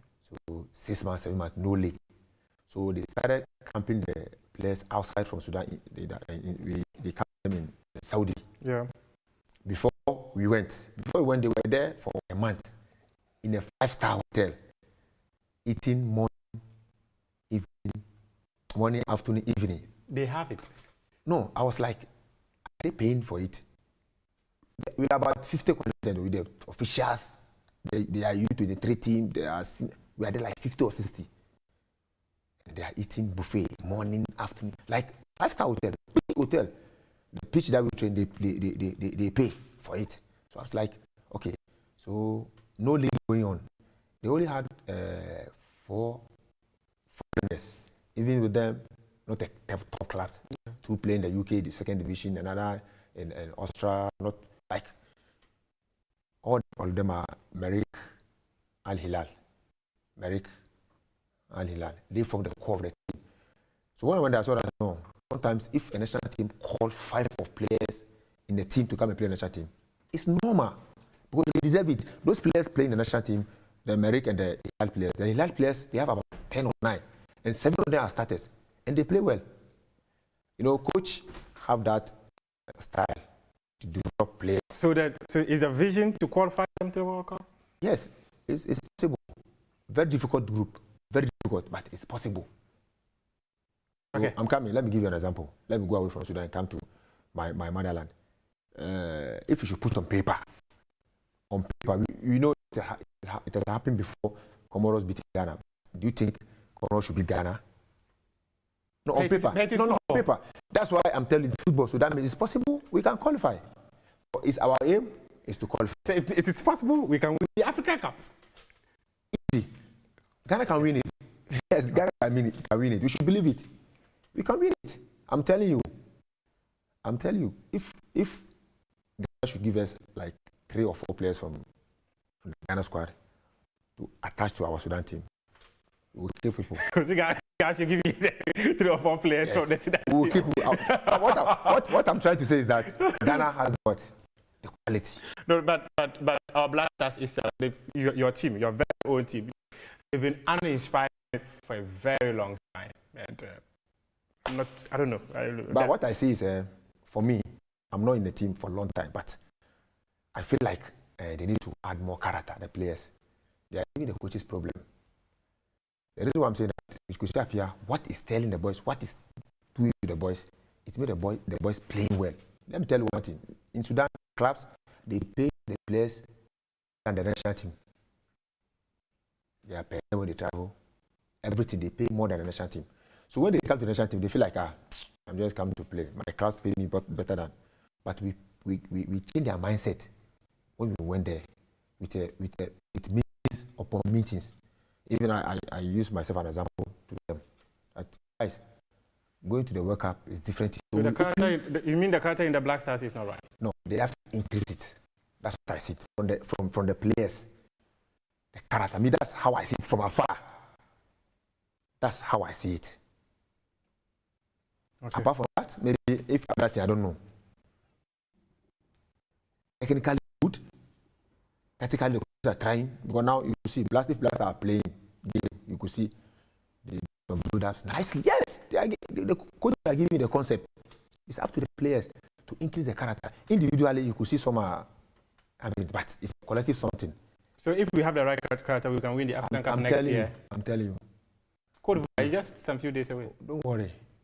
If they should increase the character and come together, simple. And one day you call me that I should come. What I've said as I come to pass. Yes.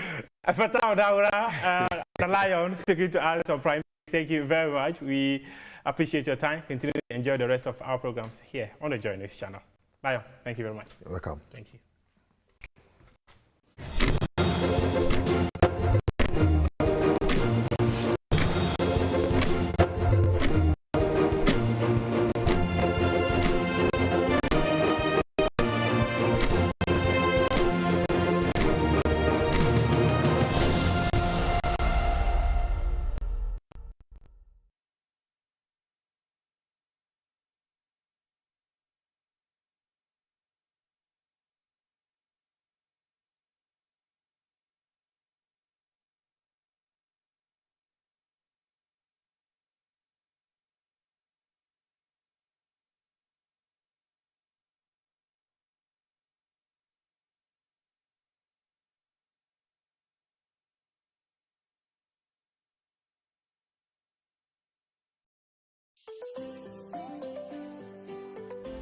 Daddy, this tank is big. Yes, that's true. It can store a lot of water. That's so true. Wow, it has a working tortoise on it. That's so true. I can see SINTEX. Syntax. That is so true, my daughter. When it falls down, it will spoil. That's not true. But why? Hey! Syntex was the first to introduce double-layer tanks in Ghana. Syntex again was the first to introduce white inner layers in Ghana. Syntex gives you the biggest warranty, 7 years. No matter your water needs, Syntex is the answer. Syntex tank. Are you strong? Are you tough? Everybody knows Acrobato. And if you know Acrobato, it means you know M-Punch Homeopathy Clinic. M-Punch Homeopathy Clinic is my pillar. Let's hear what others are saying about M-Punch Homeopathy Clinic. Who will be careful M-Punch one?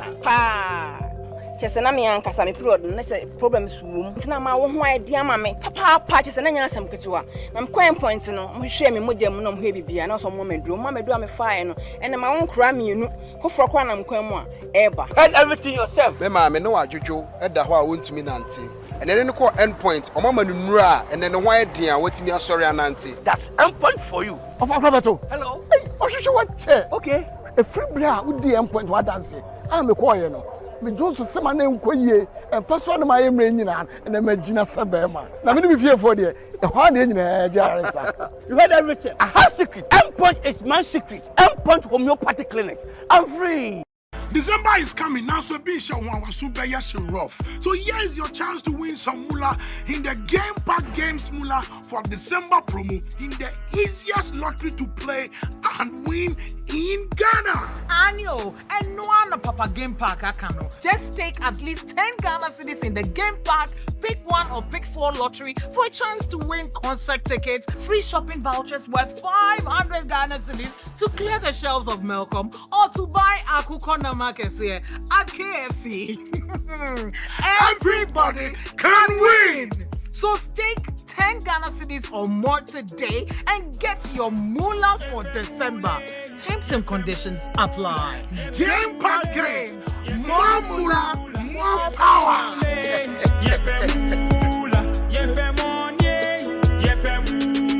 The festival is coming. What is going on between you and Pamela? Roverman Productions, in partnership with Joy FM and the National Theatre, presents the Roverman Festival of Plays.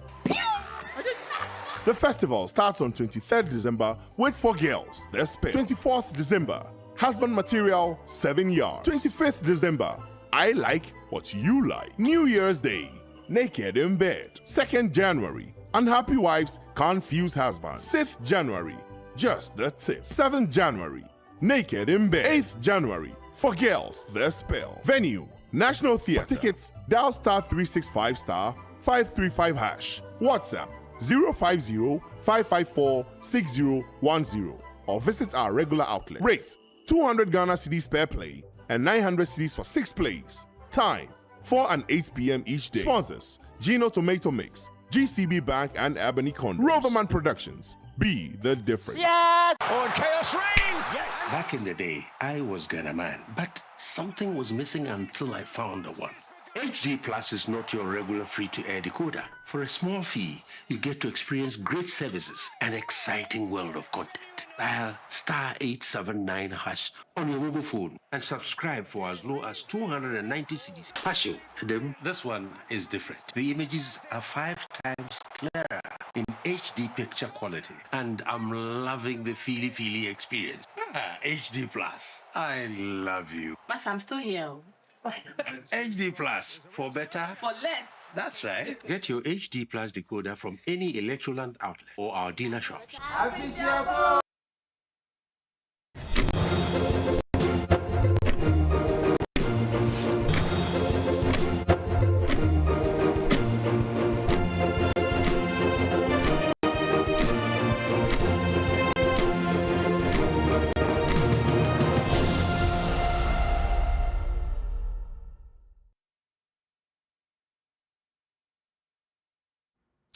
Welcome back on the AM show. And from Prime Take Sports, we veer into the hard stuff. And this morning, as I share with you my blunt thoughts, I've titled it, Corruption in High Places. The Economic Hyenas Robbing Ghana Blind. Corruption in high places. The economic hyenas robbing Ghana blind. This past Sunday, while preparing for church, I remembered one of our patriotic songs, one we sang back then, which I do not know whether it's sung today in our schools. It goes something like this. Oseye Gano, Oseye Gano, Oseye Gano, Oseye Gano. Mawe ninje se free Ghana, Mawe ninje se ye Ghana ni. Mawe ninje se free Ghana, me se mawe ninje se ye Ghana ni. Ye wo gold wo maimo, o se. Ye wo cocoa wo maimo, o se. Ye wo diamond wo maimo, o se. Ye wo timber wo maimo, o se. O se ye Ghana. But then I had to quickly remind myself, can you today still sing that song, beat your chest and say, I am proud to be Ghanaian? Can you? All those things I mentioned, gold, cocoa, diamond, timber, in what state are they today? What is our environment like today? Our forest cover so far has been depleted by an alarming rate.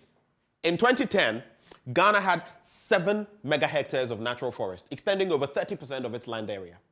In 2022, it lost 118 kilohectares of natural forest, equivalent to about 78 metric tons of CO2 emissions. From 2002 to 2022, Ghana lost 130 kilohectares of humid primary forest, making up 8.7% of its total tree cover loss in that period. Total area of humid primary forest in Ghana decreased by 12% in the same time frame that I'm talking about. In fact, from 2001 to 2022, Ghana has lost 1.53 megahectares of tree cover, equivalent to a 22% decrease in tree cover since 2000, and 843 metric tons of CO2 emissions. In addition, there were 36,000 just within 2023.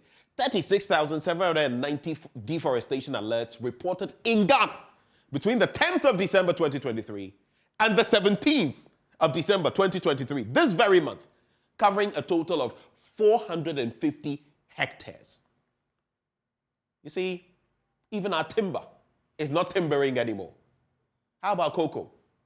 Even worse, after all these years of mining these minerals and hauling our cocoa abroad, how much have we been able to do development-wise on the back of them?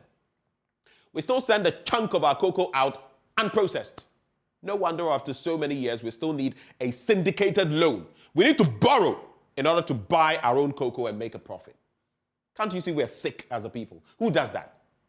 Even entrepreneurs borrow, try to turn a profit, try to stand on their own feet, and stop borrowing. They only go back where there is the need for more resources for expansion of their business, and they do so with a plan. No one, absolutely nobody, wants to keep borrowing forever. I guess Ghana's leaders did not get that particular memo. But even as I talk about that, I'm going to connect it because our natural resources are at stake in this latest Strategic Management Limited contract, the stinker that we've brought to you. So I'll come to the slides now, and later I'll wrap with some more succinct points.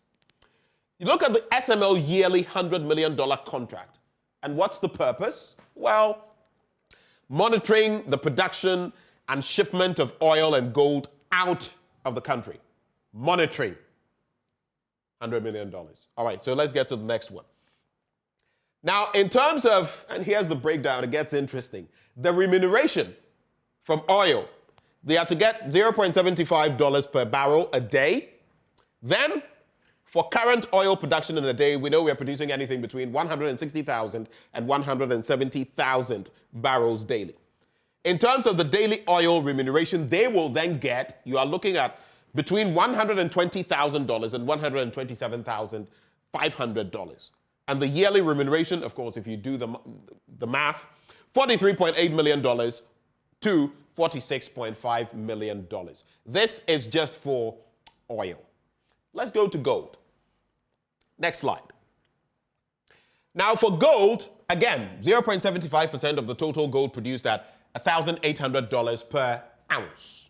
So the current gold production 2022, 3.7 million ounces or 106 tons. If you do the math, then it would mean per ounce per the 2024 budget, what they are getting is $1,800 and the yearly remuneration will be $50 million.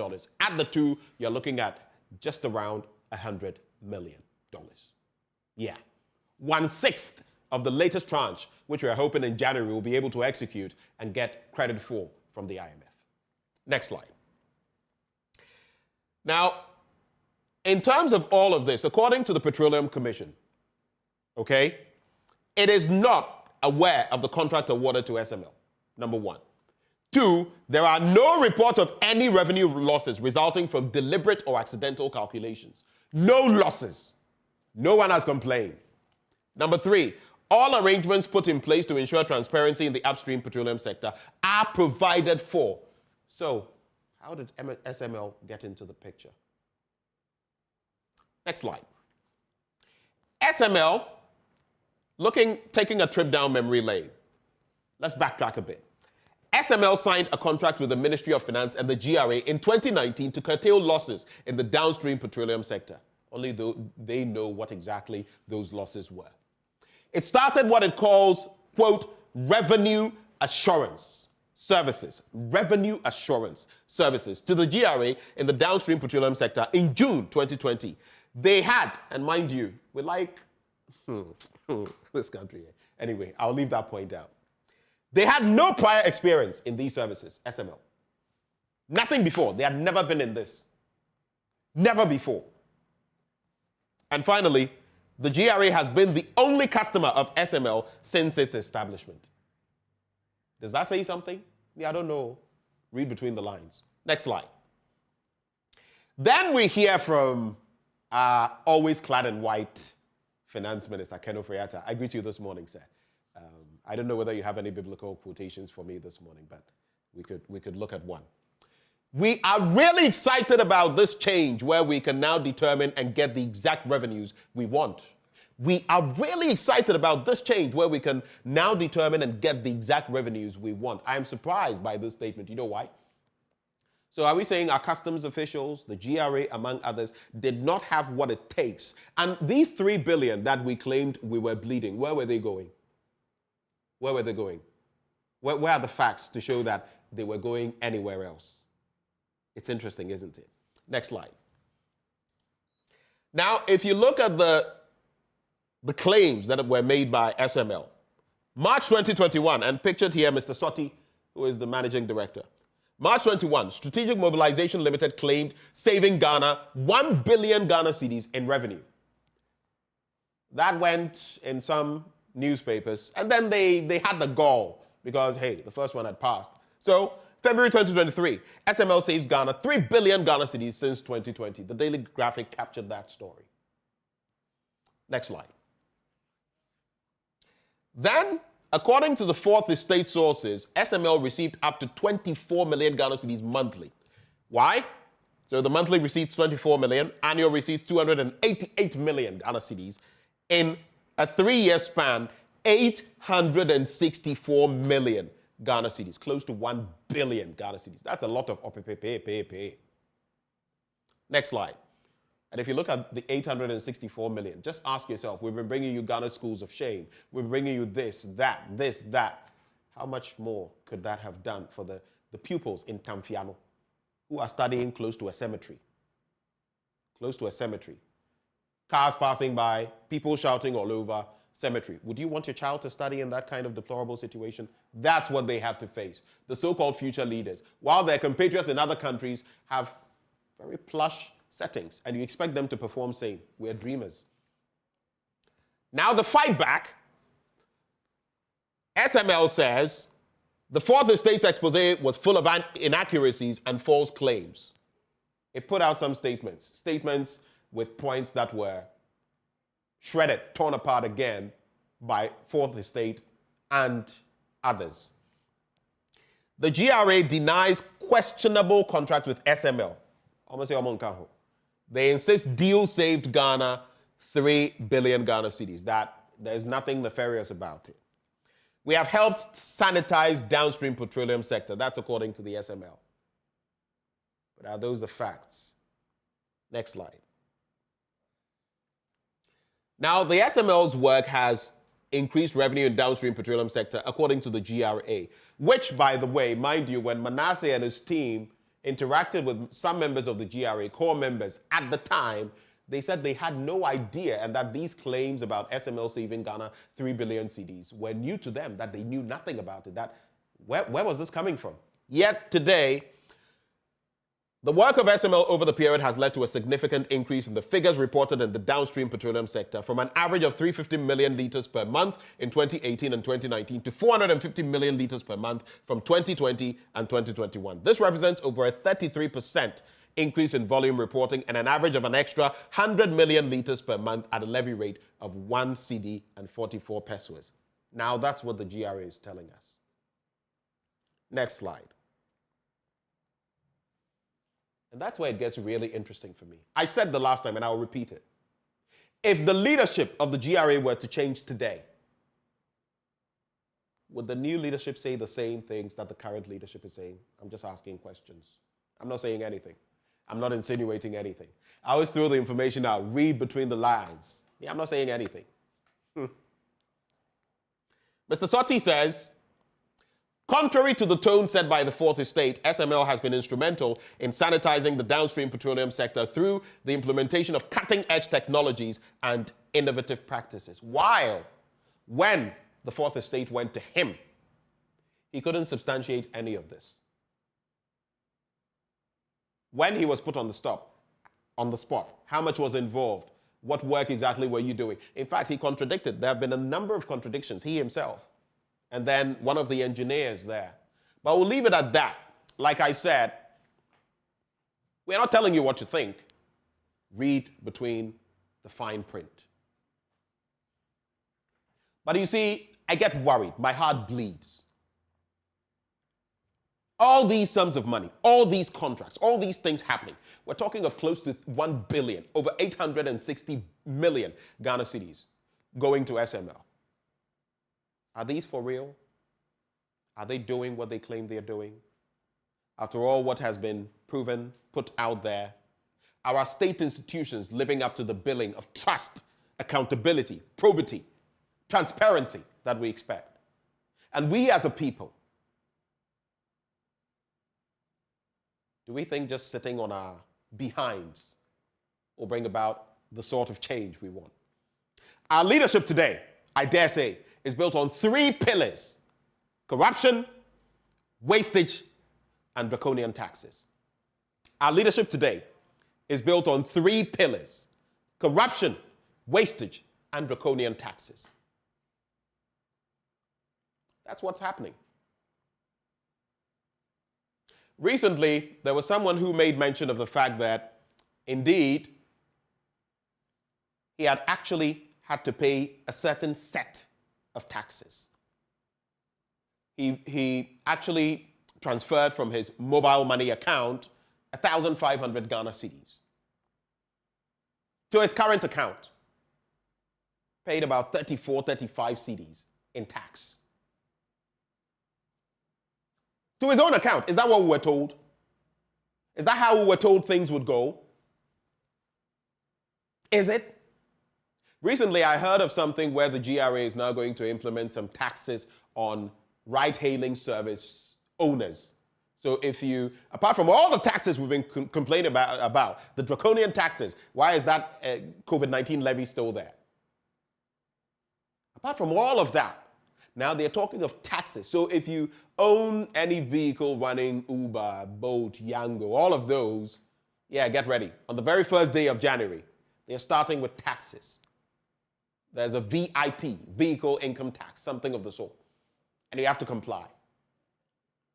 You have to go by it. In case you didn't know. Yeah. So corruption, wastage, draconian taxes. How can that build an economy? And how can that make the people feel any better? Food for thought. Me, I just look for the information. I come, I share it with you, and it's left to you to digest it however you will.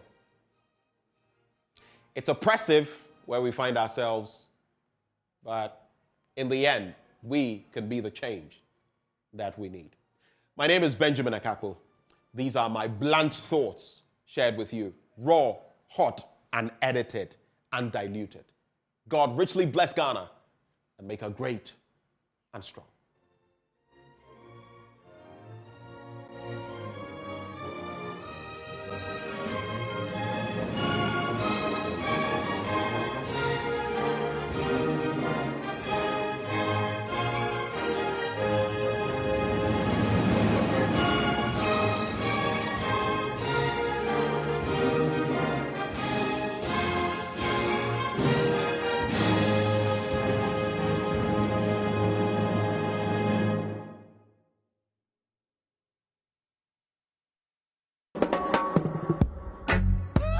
I enjoy controversy.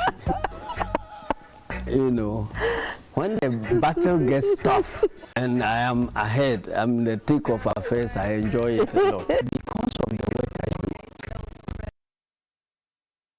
And my wife and my children have suffered unnecessarily. Have there been any cause for the family to ever say that we want you to stay out of politics? My mother said it once, and because of her persistent plea, it was one of the reasons why I decided not to go back to Parliament. Are you a romantic husband? I try to be as romantic as possible. I'm very confident my wife loves me. I know, right? And you love her more. Very well. You don't love your wife, how would you? Was it really for your wife? Yes. Those crazy ball heads.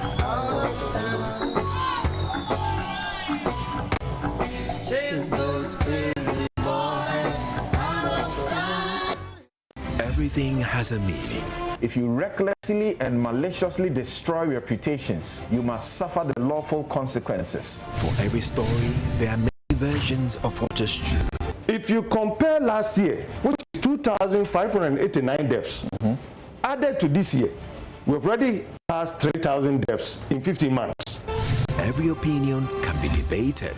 The political construct of the national interest can be interrogated. You cannot call for abolition of the Fourth Republic in the name of seeking constitutional reform. But some facts are hidden in the depths of interpretation. It's Al Maktoum Father Christmas that he'll give you vaccines 20,000 and not receive payment.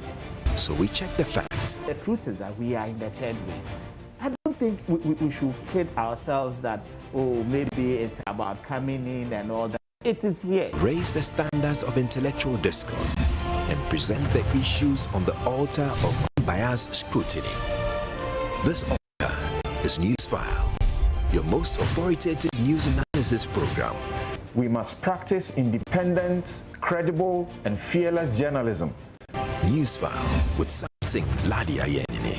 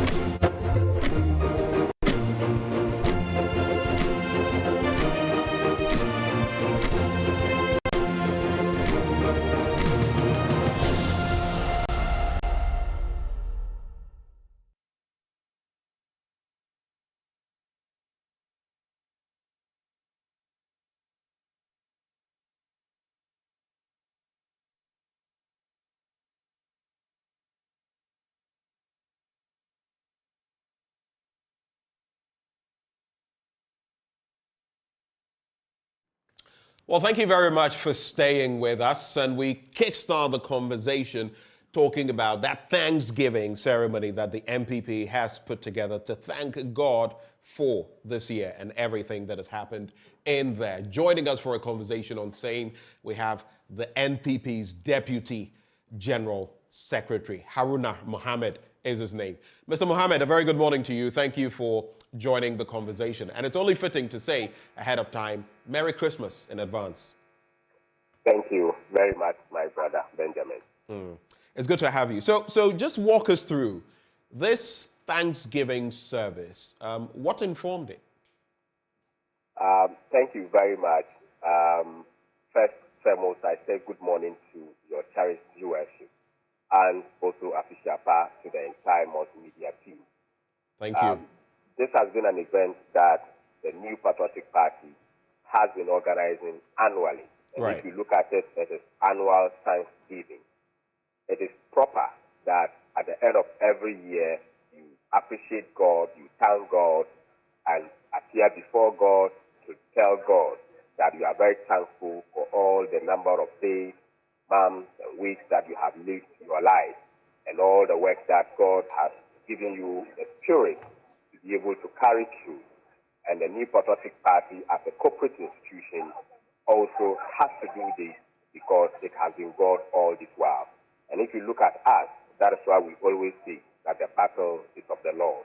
And on that instance, we need to thank God for all the things that we have done in our lives.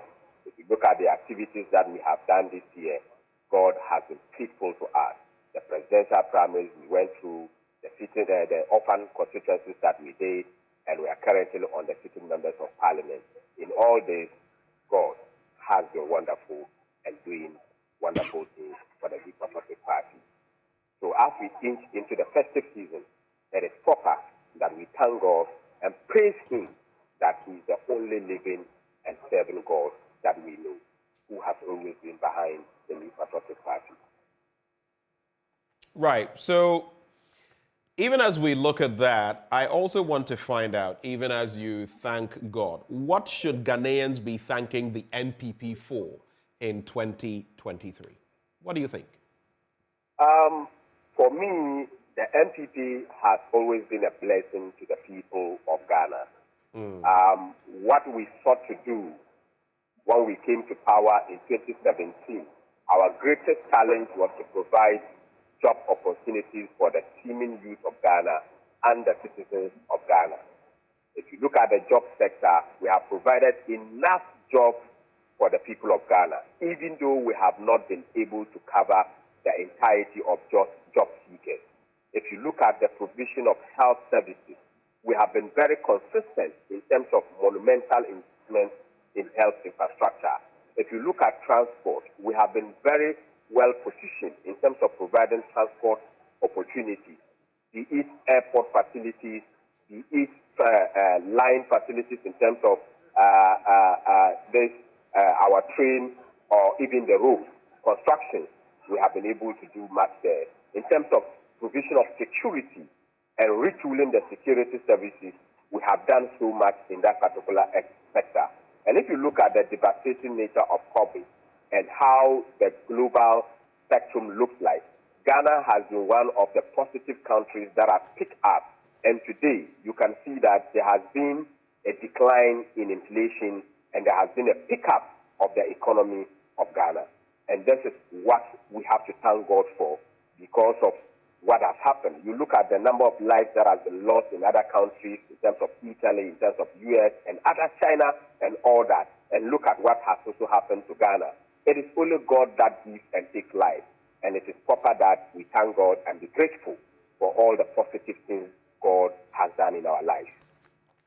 Are we also to thank God for, and you spoke about inflation. Sometimes we get it twisted because we think once inflation is at 26 point something %, it means everything is well. What we're looking at is the month-on-month inflation, not the year-on-year inflation, because it's the month-on-month that paints the picture. And you can speak to Professor Enim himself, Samuel Kobana Enim, and he will tell you that as far as month-on-month inflation is concerned, things are much more expensive now than they were many months ago. Are we also to thank God for the exchange rate at where it is, over 12 cedis to the dollar? How about our schools under trees? How about corruption and wastage, and where we find ourselves at the IMF's doorstep? How about the taxes? People, just yesterday, someone was sharing with me that, listen, I transferred 1,500 Ghana cedis from my Momo account to my current account. They took 34, 35 cedis out of the sum just for transferring to my own account. That's not what we were told initially when the e-levy and all these charges were brought to bear. Look at the tax regime. I ask myself, why do we still have a COVID-19 levy? So I'm asking you, are we to thank God and the NPP for these as well? Thank you very much. If you talk about taxes, can't we thank God for the number of taxes that the NPP had come to take the burden from the people of Ghana? In this budget, you have seen that a number of tax relief has been given out, several other incentives. Yes, no nation can run away from taxation, but we have always said that we have to move away from taxation. You came saying you were going to move the economy. We are going to hold on. Pardon my interjection, but let's do this. You've asked the question. Yes. I have to interject here because you said something. You said no country would survive without taxes or makes any progress without taxes. I agree with you, but I'm saying no one forced the current vice president to say back then that he would move the economy from taxation to production. You said it. But the current vice president never said that we would never have taxes in Ghana. But you said you would move from taxation to production. Now we have many more taxes. He has done that. Look at the number of factories that are working. The taxes, most of the factories that are working in terms of moving away from raw material state to production. Is it not true? Name some of them. You have companies that are producing zeros and what have you. I'm saying name some of them. Just walk us through. Name some of them for us. No, at this stage, I'm at the Thanksgiving. I cannot obviously be having them off head for you. I just moved out of the Thanksgiving to speak to you. But if you want us to deliberate so much on the one district, one factory, I'll be able to give it to you. So wait. Yes, I'll be able to give it to you and make sure that you understand and appreciate the impact of the one district, one factory. Haruna, all I'm saying is, I understand that you are at this event. No, I'm just asking questions because I'm not sure you expected that we'll just talk about the Thanksgiving without talking about other aspects of the Thanksgiving, right? Let's be fair. But I'm just saying that 1D, 1F, I mean, we've read so much about it, heard so much about it. Are you saying that as Deputy NPP General Secretary, off the top of your head, you can't mention at least five of them off the top of your head, whilst there are so many? You've spoken of over 100 that you've done. Can't you mention even 5? Brother, I am telling you that if you want us to go into one district, one factory conversation, besides this Thanksgiving service, we can get that particular forum and make sure that we do all these things and get it done. Go and look at the shoe factory that has been the shoe factory at Apapim North. That is Shoe Fabric Limited. We have done it. Go and look at the Omnifet Limited at Ningo Pram Pram that we have under the one district, one factory. Go and look at the Zuria Carbon Production Limited at Kowu West under the one district, one factory. Go and also look at the Ayum Forestry Production Limited at Asanko North under the one district, one factory. I can give you all these things, but I'm telling you that we can have a conversation around this particular facility. Go to Zebilla in the north. Go and look at the factory that is established to develop this flour from the yam facility to be able to give us fufu flour. We have done a lot of things in terms of this one district, one factory. But this is not the obvious conversation that we will be having. You are asking about movement from taxation or production to that particular state. And I'm giving you evidence that we have done so in one district, one factory under what the vice president has said. The vice president never said that we would not have taxation. He said that we are going to move away from so much taxation. And in that instance, in 2017, we removed a lot of taxes. There was 25% on air flights. The NPP took that particular 25% away. There were so many nuisance taxes that were taken away. That does not say that the NPP will not introduce taxes that will raise revenue for the people people of Ghana to develop, get roads done, get water production, get water to be done, get hospitals to be built, get jobs to be done, payment of salaries to be made, and all that. All these things are put together by a government. And we have to thank God for all these positive things that we have done for the good people of Ghana. Okay. So what can we expect, I mean, in the course of this Thanksgiving service? Where is it happening? Who can join? And give us some more details about it. And who are those who are going to be stalwarts of the party who are going to be on the ground today? Can you share some of that with us? I think that the Thanksgiving is happening at the party headquarters, that is the silent down headquarters of the New Patriotic Party. The standard bearer of our party, His Excellency Dr. Alhaji Mahmoud Bawumia, will be there. The national chairman of the great NPP, Stephen Ayenfin team, will be there. My boss, the affable lawyer, General Secretary, Lawyer Justin Kudia, will be there. All the national officers of our party will be here. Ministers and all party members and supporters and sympathizers of the New Patriotic Party, including the media, are invited to thank God. We never know who God will listen to and answer our prayers, but in appreciation of God, we need everybody around to be able to appreciate the wonderful God, the wonderful work of God. My final bit to you, Mr. Mohammed, what can we expect from the NPP in 2024? Yes, in 2024, we believe that we have promised the good people of Ghana that we will bring the economy back on track. They should bear with us, even though we admit that there are challenges ahead of us, but we have taken the necessary steps to tackle most of them.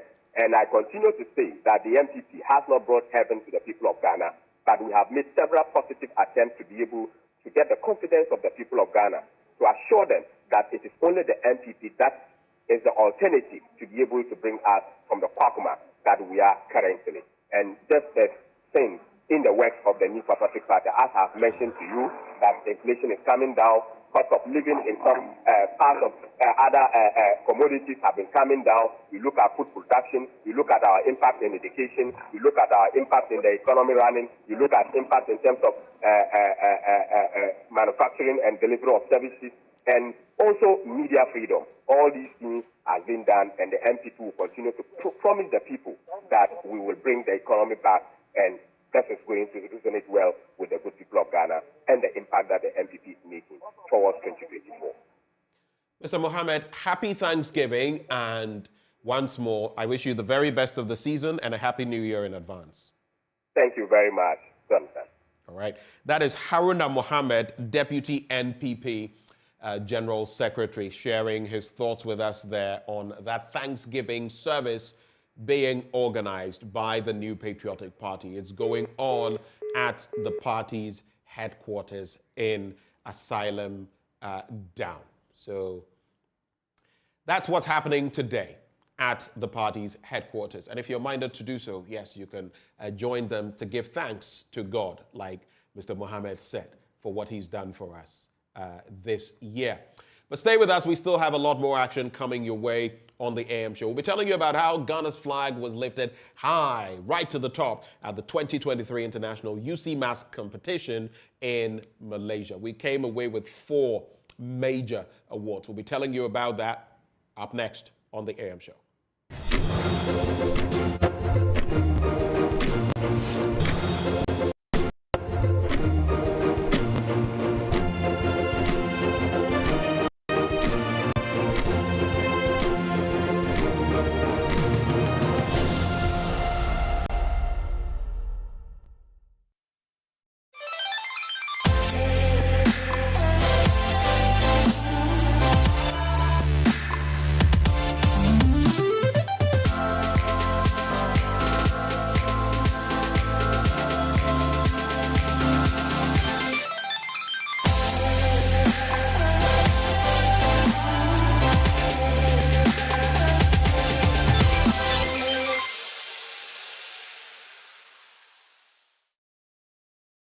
The festival is coming. What is going on between you and Pamela? Roverman Productions, in partnership with Joy FM and the National Theatre, presents the Roverman Festival of Plays.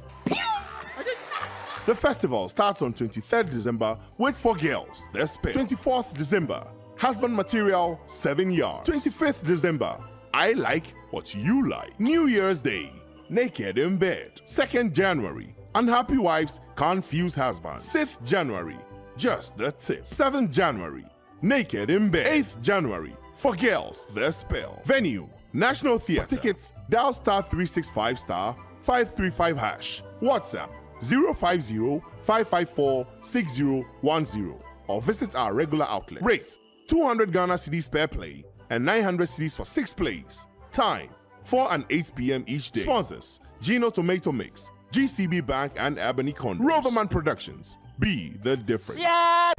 Have you been to Aqua Safari lately? Let me share my experience with you at the new Aqua Safari Resort.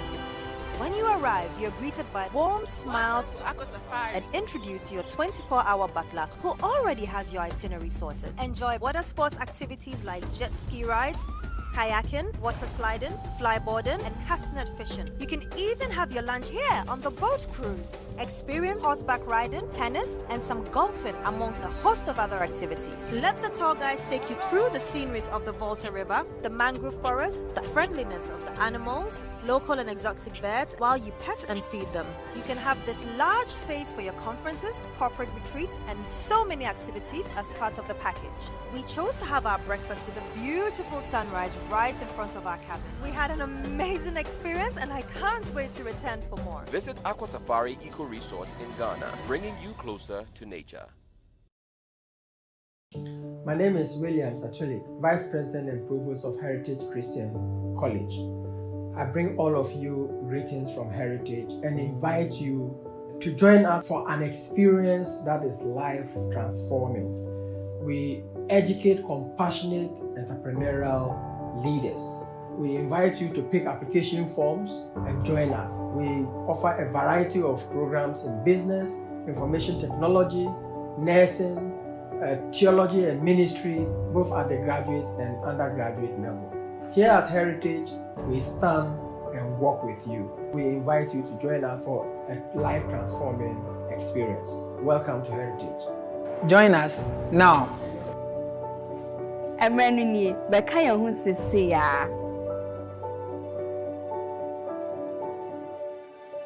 Jingle bells all the way to a magical Christmas with Melcom this December. From 4th December 2023 to 7th January 2024, save big with discounts up to 60% on countless items at any Melcom store nationwide. This offer is valid in store and online at www.melcom.com. Terms and conditions apply. Melcom, where Santa shops.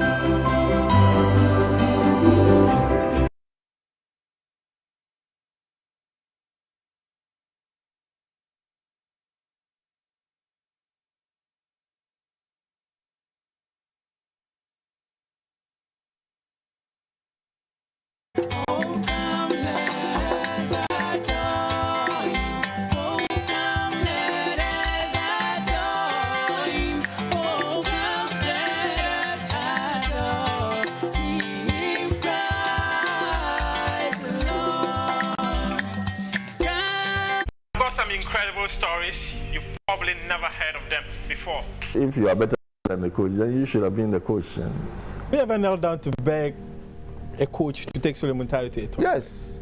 In 2010, I did it. Million wanted to sign for his agent and you refused? Yes. Mufti, at the point, nobody wants to come and play for the Blasters. Since 2008, semi-finals, finals, semi-finals, finals. If we continue like this, I can assure you and I can bet you. Anything happen negative concerning the team, it's me. What is deeper poor? Porter. Can he still win a world title? With my experience, it's a no-go area. We've come across a lot of featherweights. And Isaac Dogbe do not match them at all. First of all, I think the GBA itself need a lot of schooling. Expect him to lead the charge. If re-elected, it means that Ghana football will crumble. Is that what you're saying? We are in debt. If that is what is in his mind, then tell him he should stop it. They have to clean their heads. When the voices that matter in Ghana sports speak, they speak here on Prime Take every Saturday at 7:30 p.m. on JoyNews.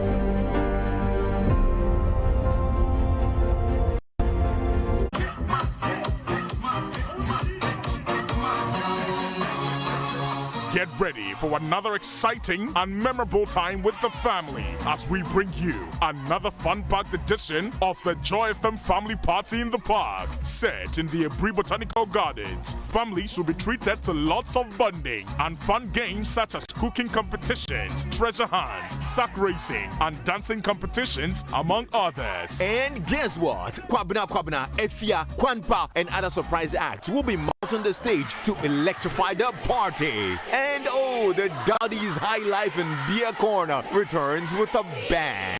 Mark the details. 26th December 2023 at the Abri Botanical Gardens, 10 a.m. sharp. Tickets are going for a cool 200 Ghana cedi for a family of 6. You can buy tickets here at the front desk of Joy FM. Make ticket reservations on 0559 691797 or use the short code by dialing *714*003*3#. Select party in the park, opt for family park, confirm number of tickets and make payments. It's that simple. The Joy FM Family Party in the Park is brought to you by Fritol Sunflower Oil. Enjoy the goodness in tasty meals. Fortune Rice, always on point, just like mommy. Enterprise Life, buy family income security plan from Enterprise Life. Enterprise, your advantage. Petrosol, clean fuel in full quantity. Petrosol, always a delightful experience. Syntex Tank, air strong, air tough. Safari Tissue, wipe clean, last long. Niche, taste of Ghana. Key drinks, juice up your life. Lesh Fortune Limited, luxuriously perfect. A Joy FM Family Party in the Park, creating memorable family moments.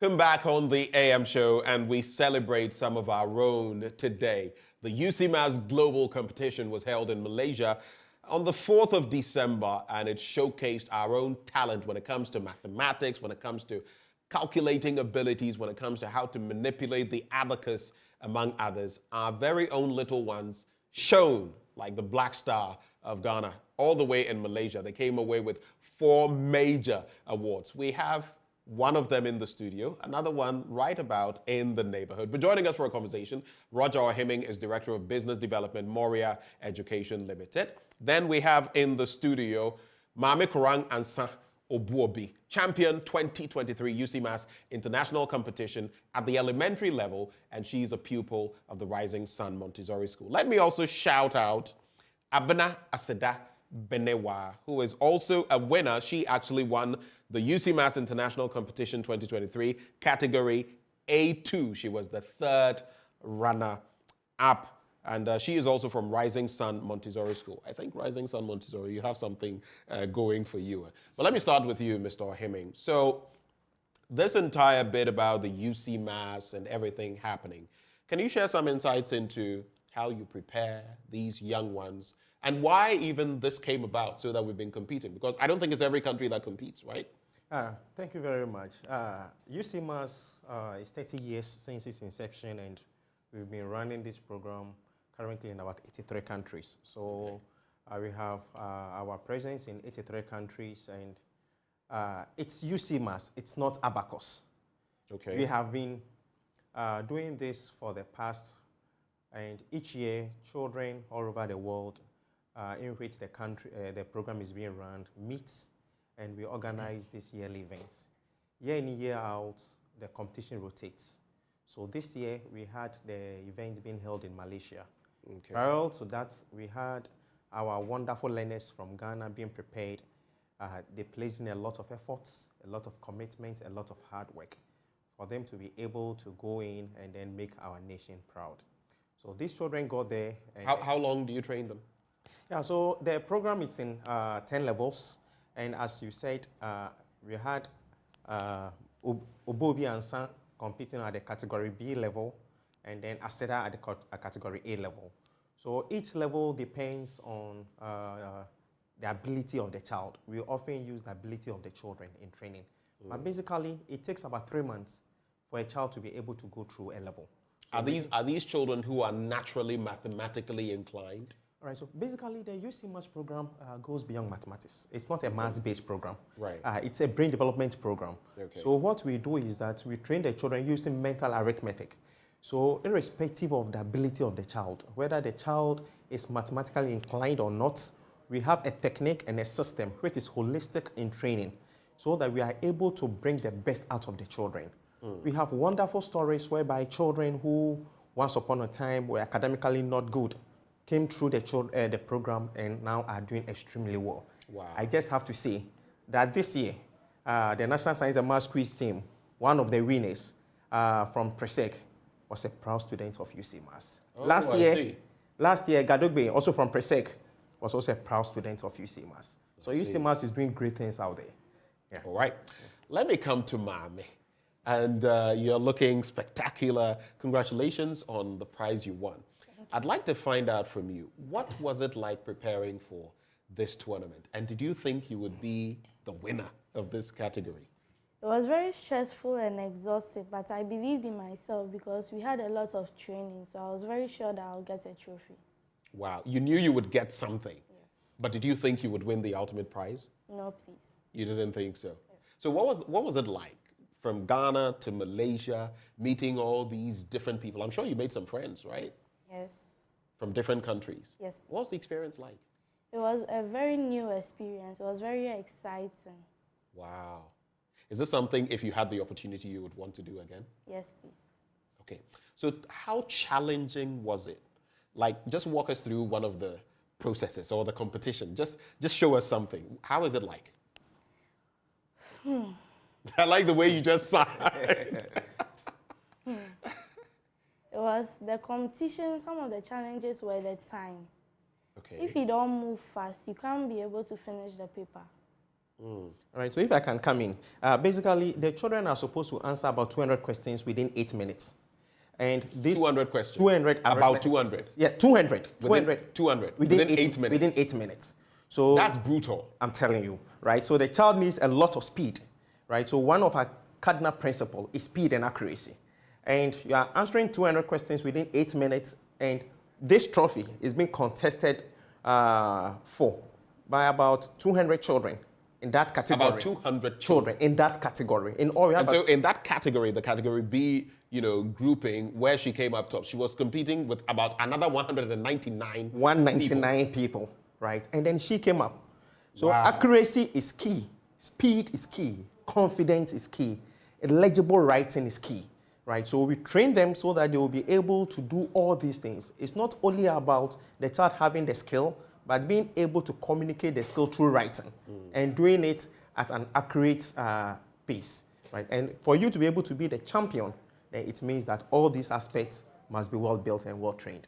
Right. How did it make you feel when you were done? I don't know how long it takes before they declare who has won, who 24 is the hours. first one. 24 hours. 24 hours. They go hours. through all the scripts and then 24 hours. 24 hours. When you found out that you were the ultimate winner in category B, what went through your mind? I was shocked and I was very happy at the same time. Wow. What did you do? What did you do when you heard it? I held the Ghana flag and I went up to the stage to get a trophy. Wow. Wow. So tell me, in the end, this competition, the training, you've mentioned these two students of Presec who participated in the National Science and Math Quiz, who had gone through the system, yes. But in the end, what are the real benefits of the UCMAS competition, of even this training that you give them at this level? What are the benefits to the students themselves? All right, so thank you very much. A child going through the UCMAS program stands to benefit from confidence. We want to build their confidence. We feel that without confidence, it will be very difficult for you to be able to, self-confidence is key in everything that you do in this world. So one key cardinal thing that we seek to do is to build their self-confidence. The next thing is also to help build their creativity.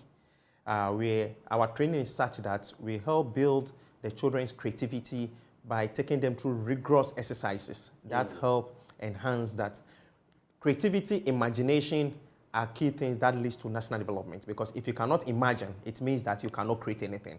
So we also help in building their imagination power, and then their intuitions are also being built.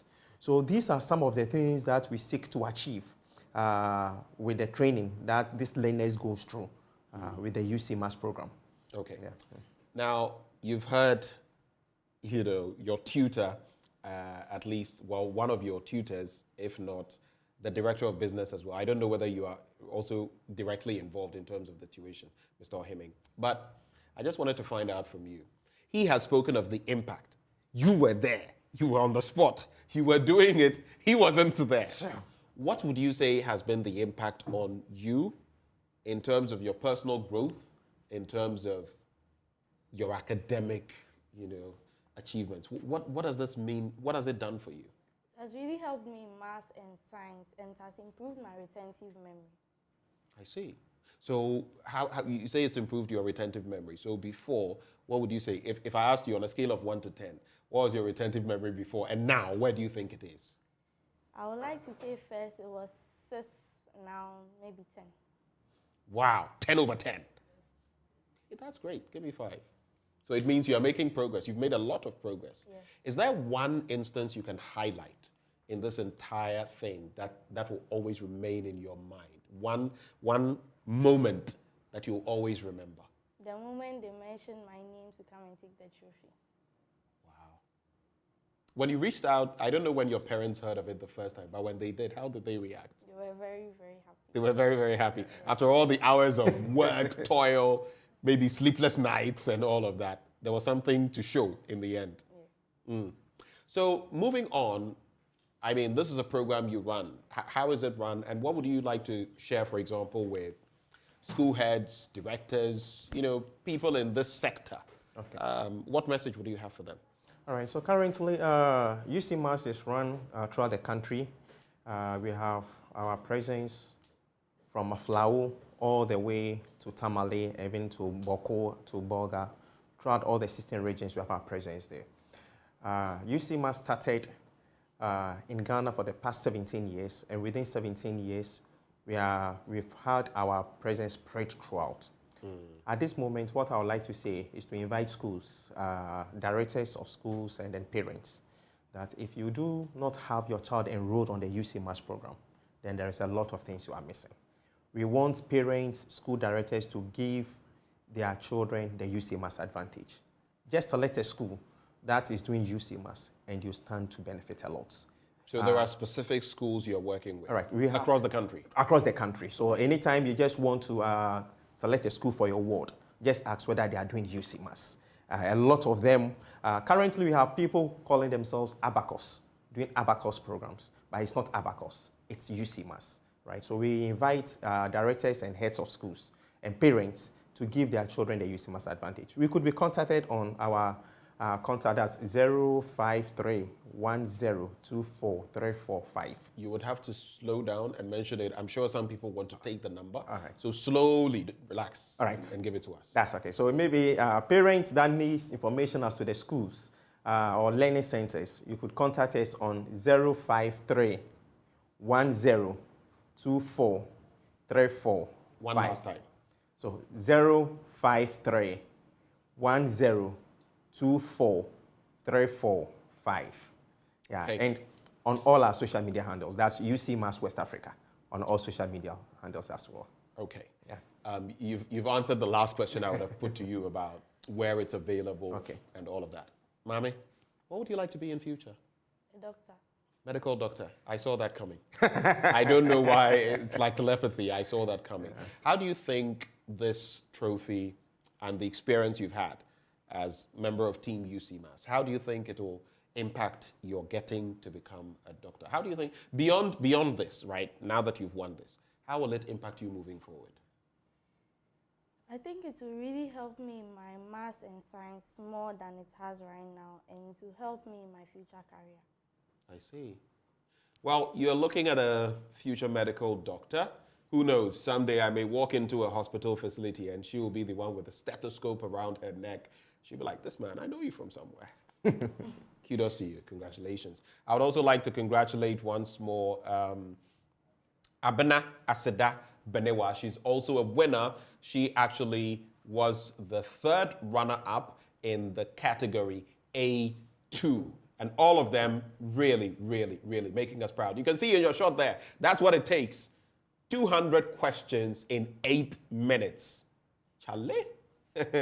Anyway, so congratulations to you guys and keep it up. What's the plan for 2024? All right, so we've started. 2024, the competition will be held in India. India. Yeah, and the team will be leaving Ghana on the 11th of December. We are opening registration from February, first week in February. So we want schools to contact us, parents who want their awards to be part of the event also to contact us through our number, which is just shown on the screen.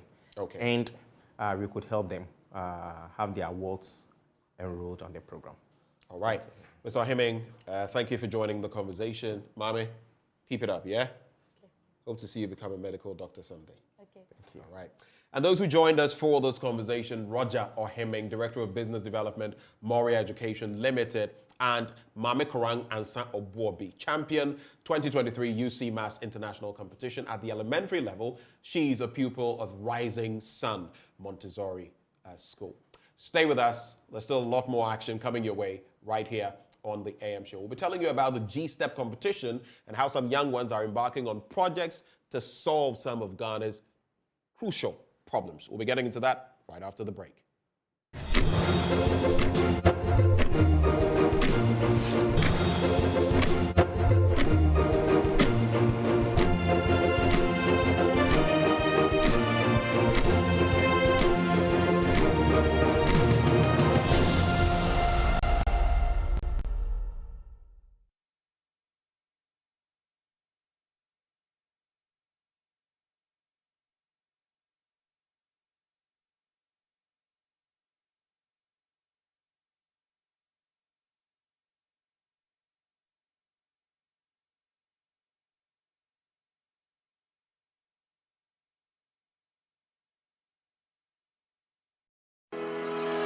Come and experience an unforgettable safari adventure at the Royal Cozy Hill Hotel and Resort.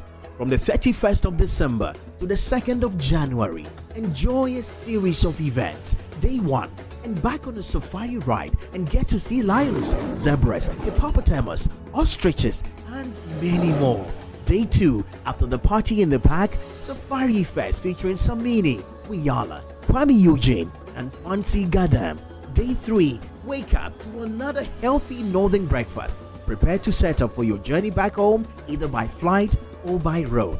Packages start from 3,150. Does not include transportation.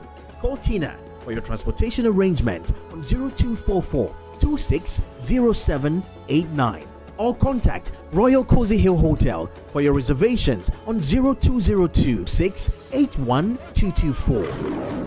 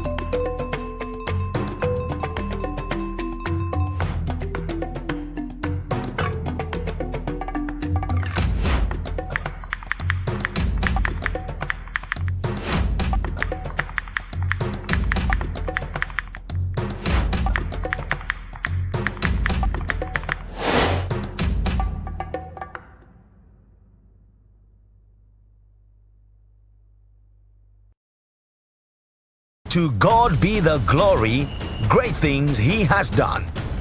Join us at the arena of Christ Temple East as we bid farewell to 2023 and welcome our God year, 2024.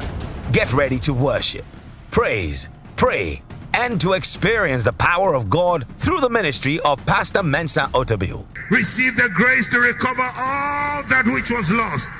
Recover lost time. Recover lost opportunities. Recover lost resources. You will recover all. Followed by a communion and anointing service that will equip us for the days ahead. By the power of the Holy Spirit, gathering, recovery, restoration, your life will be full and complete. Come along with your family, gather your loved ones, and let's do this together in faith, gratitude, and joy. Don't miss Crossover with Pastor Mensa Otabil at 9 p.m. It's a celebration like no other. Hi, now let me share my wildlife experience with you at Safari Valley Eco Park. Welcome to Safari Valley Eco Park. Our electric shuttle pulled up, and in no time our tour began. We were surrounded by wildlife from the moment we entered the eco park. We were greeted by experienced tour guides who took us through orientation and how to better enjoy the experience. Watch these animals roam freely in their natural habitat, undisturbed by our presence. We saw zebras, sable antelope, brown crane, mara, silky chicken, nyalas, Shetland ponies, and so many animals I just couldn't keep up. Our tour guides taught us so much about the wildlife, their behavior, and how to interact with them. I even fed them. We also went fishing on a man-made canal. Then we took a break to have lunch in this serene environment. All this amazing experience for this price for adults? This price for teenagers. It's a bargain. As the sun began to set, it was time to go back home, but not before dinner by the campfire. It has been a thrill of a lifetime, and I can't wait till my next visit. Safari Valley Eco Park, bringing you closer to nature.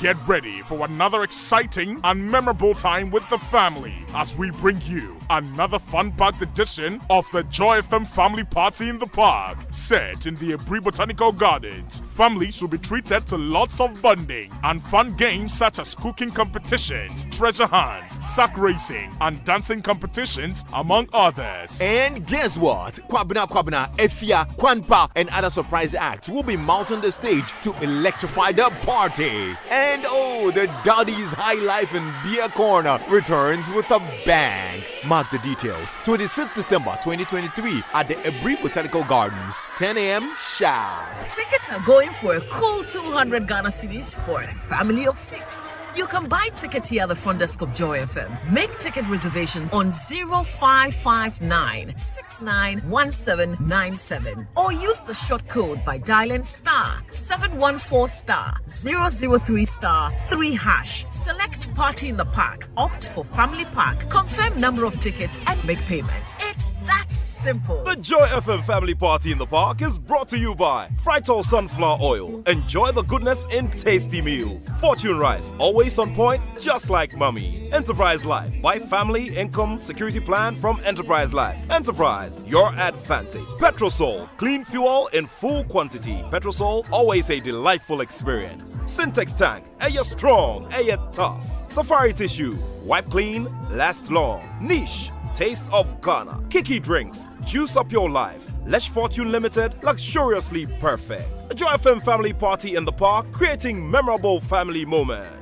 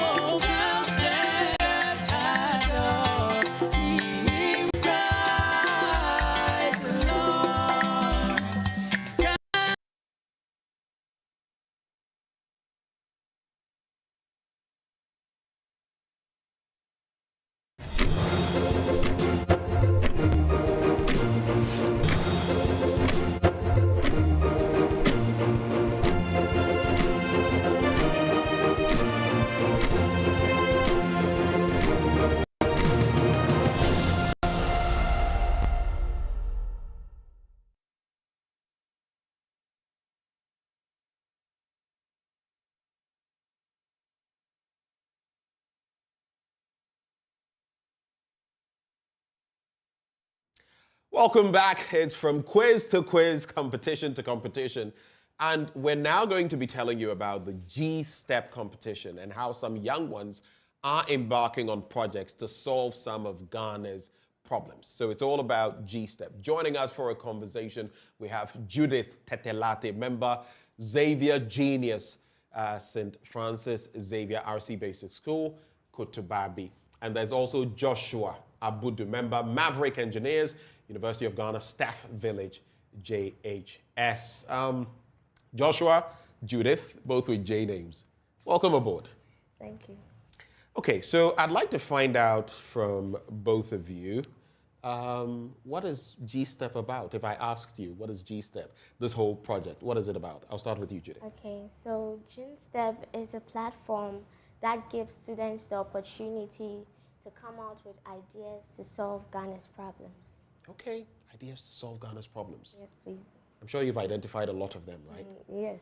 Okay, let me come to Joshua then. For you, I mean, what does all of this mean, GSTEP? What does it mean to you? Yes, as she said, GSTEP is a platform that brainstorm the young minds, help them to discover problems in the society and in Ghana as a whole, and providing solutions to them to make the lives of the others better. Okay, so I know each one of you has a project. Yes, please. And there's a challenge to it. What is your project? What is the challenge? Well, my project is building a smart innovate mixer. A smart innovate mixer. Innovate mixer. Yes. What is that? It's a vital construction tool or equipment used to automatically mix mortar at construction sites. Oh, I see. That's an interesting one. In fact, just yesterday I was monitoring something about this product. This just came to mind where the cocoa pods, right? One of the most difficult things is to crack them. It takes a lot of time, and someone had come out with a product that could crack so many of them very speedily. Innovations. But for you, what is your project challenge? The name of our project is Solar Multi-Electric Windmill, for short, SME Windmill. Okay, mention the full thing again. Solar Multi-Electric Windmill. Solar Multi-Electric Windmill. Okay. Yes. Okay. So it's a device that is used to charge basic appliances such as mobile phones, laptop, mobile banks at coastal areas. And the problem is that most of these low-income households living within the coastal areas do not have access to electricity, or should I say, do not even have access to an electricity to charge their mobile phones or their basic appliances. So we decided to make this device to help them charge their basic appliances. Okay, so with these projects that you have, what is the end game? What are you hoping to achieve with them? Your mortar mixer. Tell us. So what solution really are you providing? So in our locality, it's developing, and to our analysis and everything, we can see that whenever there's a building being set up, when the concrete is cast, everything else is mortar, from plastering, rendering, etc. So construction workers, mostly the masons, manually blend mortar ingredients on a platform or on the floor. This requires a physique or a posture. They exert considerable efforts to get the right mix. So bending down, waist strains, spine and muscle strains are imposed on our workers, slowing down the labor force in our community. So we came up with this idea to automatically blend or mix the mortar ingredients, making the construction work of our masons faster, easier, and more accurate. Of course, doing it easier is always the best way to go. Doing it smarter, and that's exactly what you're doing. Now with your solution, you've mentioned a few things, but how is it going to address, like you said, in some areas, electricity and all that? What are you hoping it will achieve in the end? We are hoping that these low-income households within the coastal areas will be able to charge their basic appliances. So we are actually thinking of making it in a form of a plant. Oh, wow. Yes. A whole plant. A whole plant, so that it will distribute the electricity to their homes to charge their mobile phones and laptop and mobile banks. I see. You guys had a pitching and judging event. I'll start with you this time, Judith. How did it go? I like the smile on your face and the little. How did it go? It was okay. We were nervous, but we broke through. You were nervous, but you made it through. Yeah. Were you also nervous, Josh? Yeah. You were. How many are you in your team? We are 6. 6 of you. Okay. At the end, I'll ask you an interesting question. But are there any key things you would say you have learned from this GSTEP program that even beyond this, you'll carry along with you? I'll start with you this time, Josh. Yes, I've learned a lot. Okay, tell us about some of them. How to code, how to use the Arduino. So how to code? Yeah, how to code. How to? Use the Arduino to perform like marvelous versions and 3D modeling. 3D modeling? Yes. Okay. I learned that too, Interesting stuff. What have you learned that you'll carry along with you? I've learned how to communicate with people, because at first I was kind of shy and I don't want to. So you're coming out of yourself now, speaking in front of crowds and all of that. So in other words, your confidence has been built, right? Confidence has been built. As part of this program, what are you hoping in the end? What are some of your aspirations as part of this program? At the end of everything, what are you hoping you would have achieved?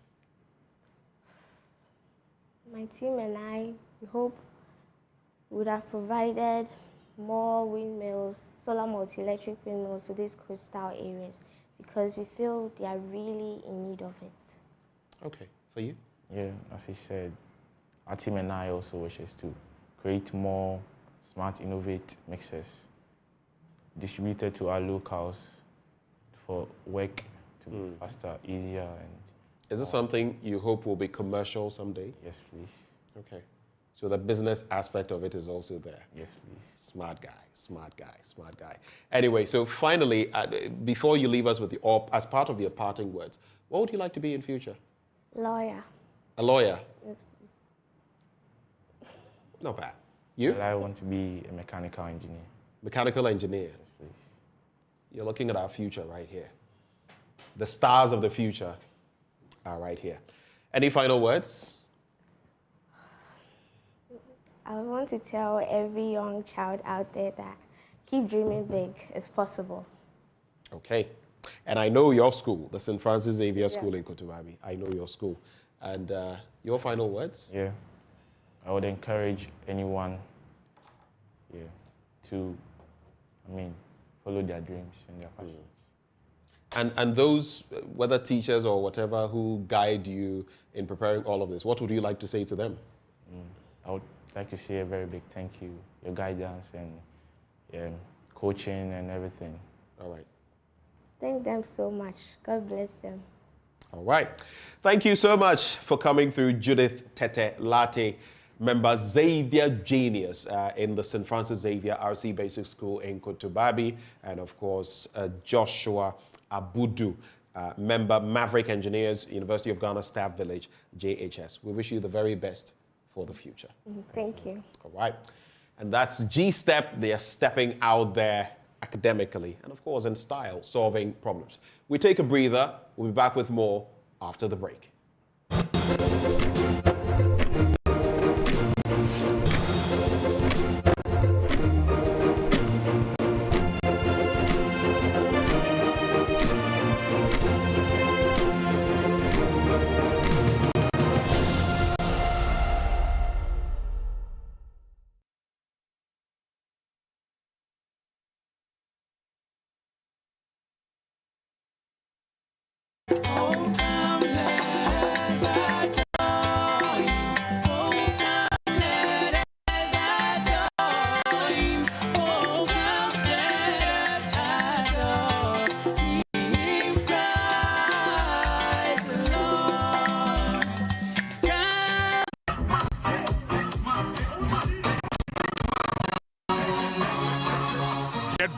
for another exciting and memorable time with the family as we bring you another fun-packed edition of the Joy FM Family Party in the Park. Set in the Abri Botanical Gardens, families will be treated to lots of bonding and fun games such as cooking competitions, treasure hunts, sack racing, and dancing competitions, among others. And guess what? Kwabena, Efia, Kwanpa, and other surprise acts will be mounting the stage to electrify the party. And oh, the Daddy's High Life and Beer Corner returns with a bang. Mark the details. 26th December 2023 at the Abri Botanical Gardens, 10 a.m. sharp. Tickets are going for a cool 200 Ghana cedis for a family of 6. You can buy tickets here at the front desk of Joy FM. Make ticket reservations on 0559 691797 or use the short code by dialing *714*003*3#. Select party in the park, opt for family park, confirm number of tickets and make payments. It's that simple. The Joy FM Family Party in the Park is brought to you by Fritol Sunflower Oil. Enjoy the goodness in tasty meals. Fortune Rice, always on point, just like mommy. Enterprise Life, buy family income security plan from Enterprise Life. Enterprise, your advantage. Petrosol, clean fuel in full quantity. Petrosol, always a delightful experience. Spitex tank, you're strong, you're tough. Safari tissue, wipe clean, lasts long. Niche, taste of Ghana. Kiki drinks, juice up your life. Lech Fortune Limited, luxuriously perfect. A Joy FM Family Party in the Park, creating memorable family moments.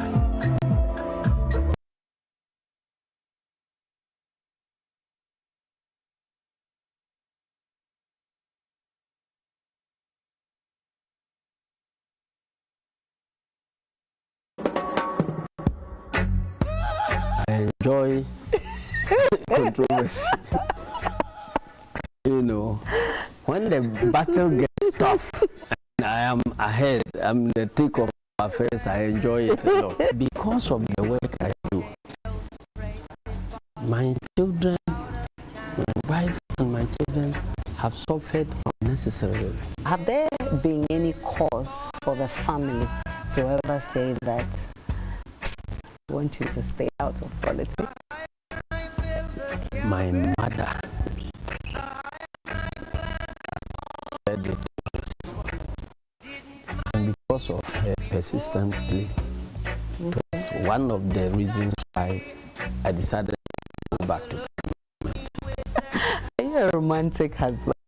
I try to be as romantic as possible. I'm very confident my wife loves me. I know. More. Well, you don't like your wife. Was it really for your wife? Yes. She's those crazy boys.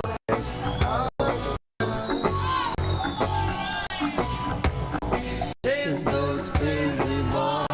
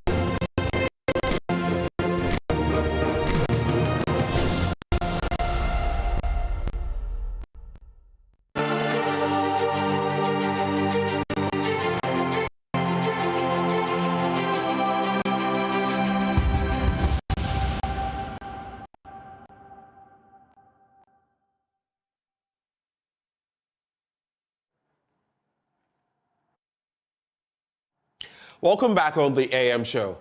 Every one of us wants a covering over our heads, right? We want that dream home.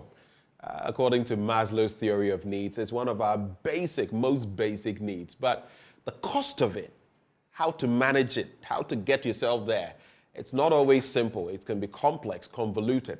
And that is why there's the hydroform technology as well. There's a way of doing things smart rather than the hard way, financially and otherwise. We're joined this morning by Kofi Agbenyega, and he is Director of Business Development and Quality Control, Point of Light Construction Company, and he is a hydroform technology expert. Kofi, good morning. Thank you for joining the conversation. Thank you. So hydroform, let's just start from there. What is hydroform technology? Hydroform is a technology that was invented in South Africa. Right. It's about close to about 35 years old technology. And this one, we use lightrite. Okay. Laterite. Lightrite, yes. So the lightrite, not just lightrite, but a tested lightrite that we, the experts, know the quality of the soil. And so based on that, you use that one to mold the blocks. So we mix it with cement. Okay. And then in some cases, when the quality of the soil is not good enough, we have a way of adding pit sand. Pit sand? Yeah, or the one that you call white sand, the one we use for mortar works. Okay. So we add it to it. So we have a hydraulically invented machine from South Africa called the hydroform machine. So that is the machine that molds the blocks.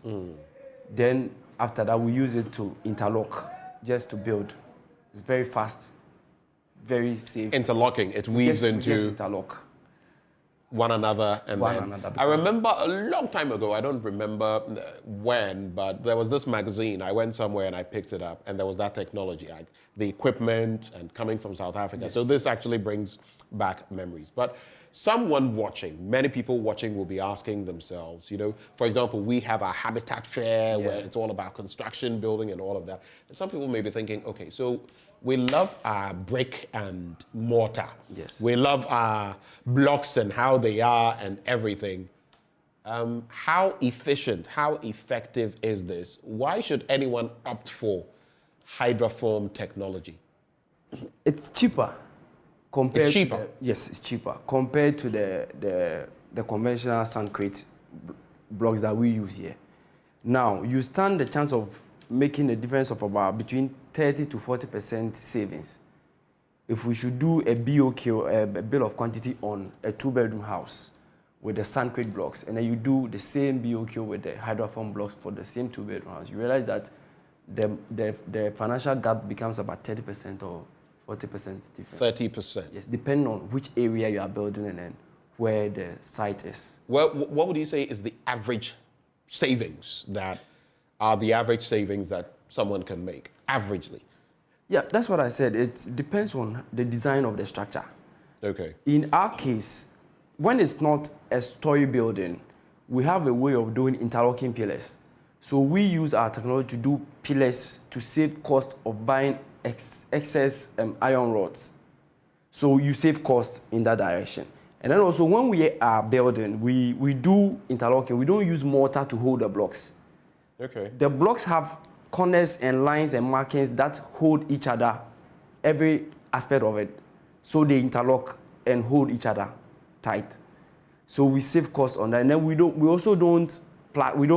plaster. As you can see, the aesthetic looks is just there. So you choose to either plaster the inside or you leave it. We give it to you aesthetically that we dress it nicely for you. And this is fireproof. It's earthquake resistant. Fireproof? Yes. Earthquake resistant? Earthquake resistant. And then it's bulletproof as well. Bulletproof? Yes. I see. This technology will give you nothing less than 100 years of life expectancy of the structure because of the material that we use to build. So in other words, you know what came to mind? Affordable housing. In other words, this is really where affordable housing should be headed, right? Yes. To me, I always say that if I were to be in government, I would have always opted that we use this for the social projects, like school buildings. For instance, the one that we supported you to build in Jamra. Right. Yeah, I mean, it's easy to build with school, churches, maybe public toilet facilities. This social project, they don't need a lot of fittings. So it becomes even more cheaper to build with them. But accommodation and others, because your type of glazing that you want will be different from somebody's type of glazing ways that the person will. The type of tile that you would want to use in your house will be different from another person. So these are the differences that will bring the cost margins up a bit. But apart from that, the structure itself is cheaper to build with. So you've mentioned churches and all of that, but are there any specific structures that are more suitable, more suited to any structure, the hydroform system? Any structure at all. Anything. Anything that the conventional block can do, hydroform technology can do the same exactly and even more better. I see. So tell us about Point of Light and your work as far as this is concerned. Yeah, so Point of Light is in to provide affordable housing for Ghanaians using the technology. We always say that one of the things that will be difficult for every human being is the day coming to an end and you don't know where to put your head. Or when you are sleeping in a house where the rent is getting due and the money to even pay for the rent is becoming a problem. So we have policies in place to help people who are willing to do installment payment, people that are ready to build outright, groups, and then organizations that want to build affordable housing at certain areas, district assemblies that need projects like a toilet facility. We can do BOT, build, operate, and transfer. So you contact us, we'll invite you to our office in Adenta, closer to Focus Hospital. Okay. You come, we'll sit down with you, we'll look at the structure. If it's only commercially viable, we'll do a BOT with you. We can do affordable housing for the district assembly, for the government workers in the district assembly. And then we also want to do public toilet, we want to do modern public toilets, we want to do lorry parks, mini markets for these assemblies so that they can own it later. Because okay. Yes, so are there any of these, before I ask for how people can reach you, are there any of these projects you've already executed? Yeah. We have some that we are currently working on with some of the district assemblies. I see. I see. Interesting. So how can people reach you? Those watching probably very interested. How can they get in touch with you? Whether phone number or website or whatever? Yeah, so I have a contact number that they can reach us on. So okay. They can reach us on 0244 49 19 19. Please slow down so we can get the number. 0244 49 19 19. One last time. 0244 49 19 19. Okay. And then another number, which is 0244 17 92 48. 0244 17 92 48. All right. Is there a website? Are you on social media? Yes, it's www.pointoflightconstruction.com. www.pointoflightconstruction.com. Yes. All right. Any final words for us, Mr. Agbenyega? What I would want to tell Ghanaians is that, look, it's good to have something more affordable to keep you going. It's not everything that we do that has to become a burden. There's better ways of going around some of these things. So we are in to give them the best of service with regards to affordable housing and any other service with regards to construction. We're available. You know, it reminds me, here we don't have the proper systems when it comes to housing and where you would find in other jurisdictions when you're starting life, university graduate, or even a graduate from high school, how to go about stuff. But your first house usually isn't that luxurious building that you start small, and then you get a roof over your head. And as time goes on, you accumulate money, the money you would have been using to pay rent and others, and then you build upon that. So that's how life goes. If you're minded to do so, you can reach out to them. That is Point of Light Construction. And the one in the studio who joined me for this conversation, Kofi Agbenyega, he's Director of Business Development and Quality Control, Point of Light Construction Company, and he is a hydroform technology expert. Thank you so much, Kofi, for joining. Thank you, sir. Stay with us. We'll be right back. We also hope to have some time to interact with you, no matter how short it is. So just stay with us and we shall be right back.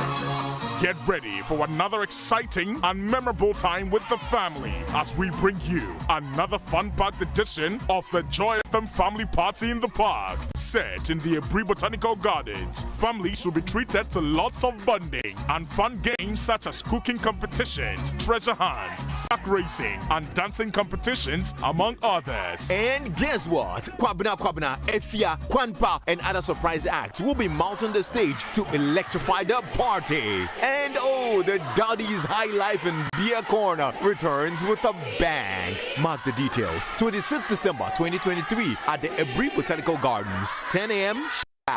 Tickets are going for a cool 200 Ghana cedis for a family of 6. You can buy tickets here at the front desk of Joy FM. Make ticket reservations on 0559-691797 or use the short code by dialing *714*003*3#. Select party in the park, opt for family park, confirm number of tickets and make payments. It's that simple. The Joy FM Family Party in the Park is brought to you by Fritol Sunflower Oil. Enjoy the goodness in tasty meals. Fortune Rice, always on point, just like mommy. Enterprise Life, buy family income security plan from Enterprise Life. Enterprise, your advantage. Petrosol, fuel in full quantity. Petrosol, always a delightful experience. Syntex Tank, air strong, air tough. Safari Tissue, wipe clean, last long. Niche, taste of Ghana. Kiki Drinks, juice up your life. Lesh Fortune Limited, luxuriously perfect. A Joy FM Family Party in the Park, creating memorable family moments.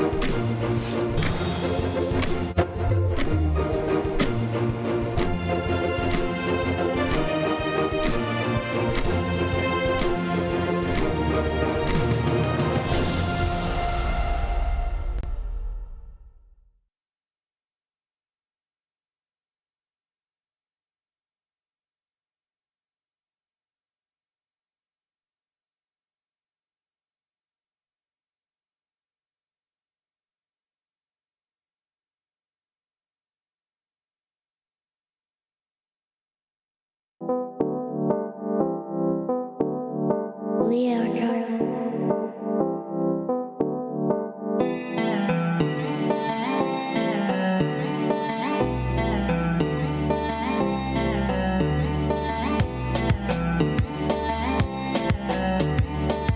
Welcome to the heart of the Upper West region, where the Royal Cozy Hills Hotel stands as a beacon, attracting people from diverse backgrounds and corners of the world. What truly captivates visitors is the unparalleled safari experience. At the Safari Ranch, behind the electrified fence lies the hippo's pond. 2 hippos gracefully step out to feed. Despite being herbivores, they are considered the largest killer of humans among large African animals. With safety as a top priority, the authorities have implemented stringent measures to ensure a secure environment. Welcome to Joy Prime Explore, and we are here at the Safari Ranch of the Royal Cozy Hills Hotel, and we are here to explore the Safari Ranch. You heard that sound already from our hippos. and soon we get to meet them. But I have with me here the tour operations manager here at this Popo. He's going to tell us more about this safari ranch and why you don't have to travel outside Ghana to see hippos, to see African lion, to see zebras, to see impalas, to see all the beautiful species that you travel outside Ghana just to see. Aziz. Yes, bro. Thanks so much. Nice to have you. Glad to meet you. Yes, we are grateful. Great. So tell us what we're doing here today. All right, so right there is our hippos pond. Okay. Yes, as you know, the hippo is the third largest mammal on land after the elephant and the white rhino. Okay. An adult hippos weighs between 1,300 to 1,800 kilograms. 1,300 to 1,800 kilograms, as wow. you can see them. And they are I weigh a little above 100 kilograms. You see? And they weigh what? 1,300 to 1,800 kilograms. Wow. And they also feed about 40 kilograms of food on daily basis. And they are herbivorous. So they depend on leaves, grasses, shrubs, fruits, and grains to survive. Wow. And these are semi-aquatic mammals with a lifespan of 40 to 50 years. You said 40 kilograms of food every day? Yes, every day. And it's herbivorous. You know what? So imagine how much leaves, grasses they consume on daily basis. But I'm actually thinking about that in the quantity of balls of banku.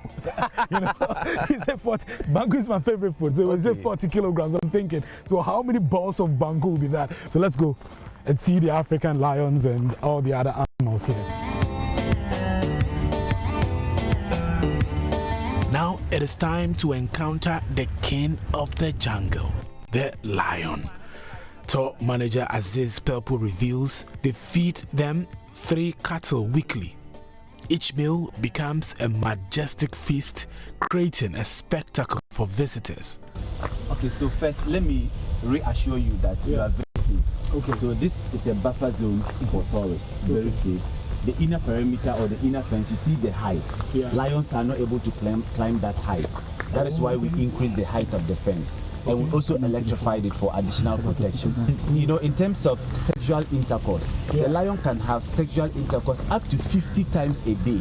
50 times a day? Yes, just that each mating session lasts a few seconds, maybe 15 to 30 seconds is done. So in the wild, the females do most of the hunting. The females do most of the hunting? Yes, the males will eat and perform the usual male function and also protect the family.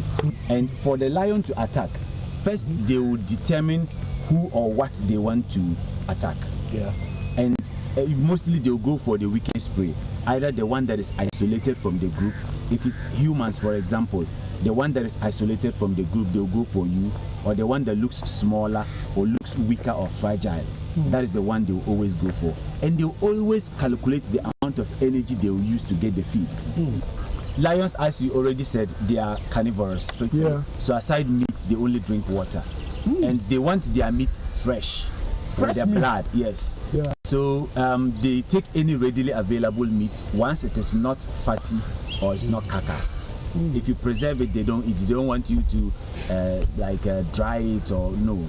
They just want it fresh. They don't want it like kebab or anything. No. They just want it fresh with the blood. And over here, we feed them 3 times in a week. And each meal is a full cow, a fully grown cow. So 3 cows in a week to feed them. Wow. If the cow is not a big one, you must supplement with a goat or something else. It doesn't mean they take only cow. Any readily available meat that is not fatty and is not preserved, they will always eat. Later, we discovered the grace and speed of zebras, equipped with remarkable hearing and eyesight. Zebras, being herbivores, spend hours grazing on grasses, creating a captivating natural scene. Yeah, so we're still on the safari. Now we are out of the car, and these are the zebras in the background. Yes. So these are the zebras? So that's the beauty of the free range park. Okay. The animals are left to roam freely within our confinement, and they find their own food as if they are in their natural habitat. In fact, they are in their natural habitat. Yeah. And we see 4 zebras here. We have more of them. Okay. But because they roam freely, we don't determine where they go at what time. So we have 4 of them here. And as you can see, each of them has a unique design. Yeah. We are told that no 2 zebras in the world have the same pattern. There will always be something different.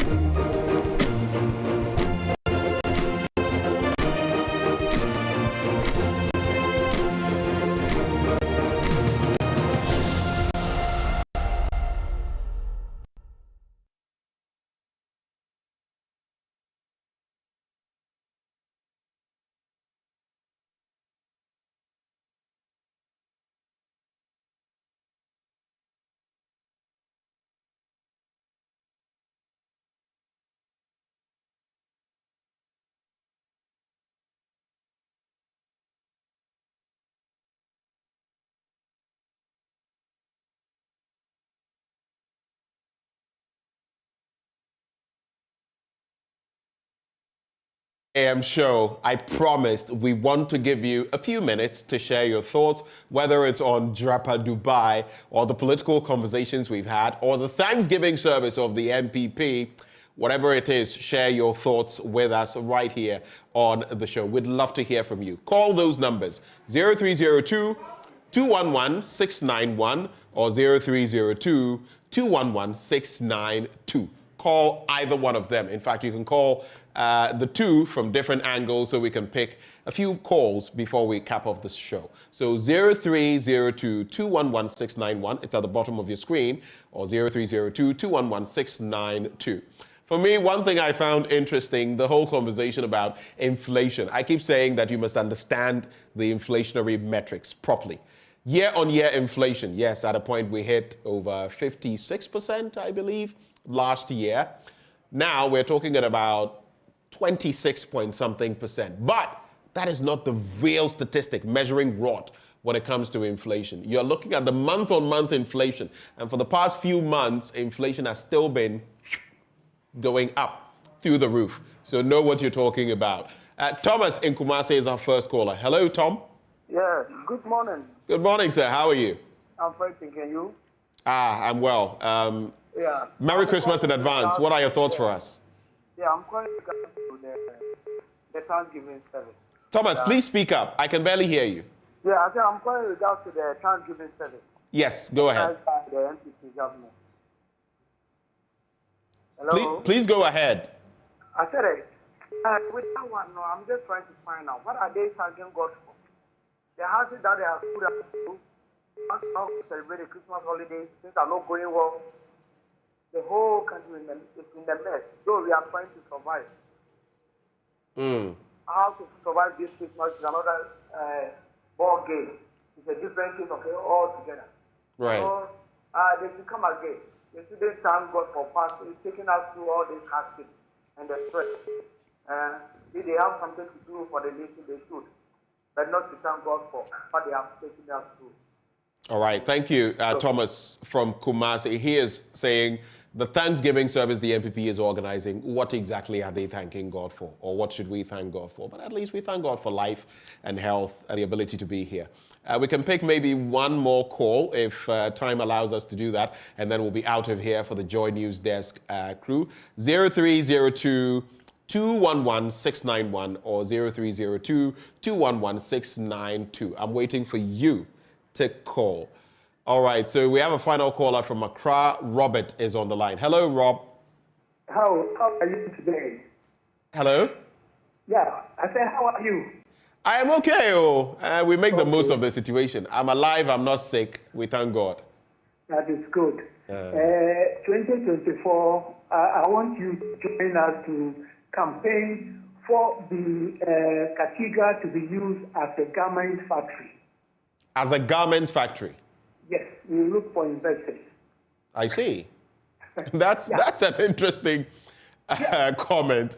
I've never been for the National Cathedral. I've openly spoken about it. But what to use it for, there have been different things. Now you say a garment factory. That's interesting. But Robert, thank you so much for calling. Okay, so that was Robert from Accra, and he's our final caller. Thank you so much for joining the conversation. Next week, if we have life, we'll be back here to do what we do for God and country. My name is Benjamin Akakpo. Up next, we have Joy News Desk. Do stay for that.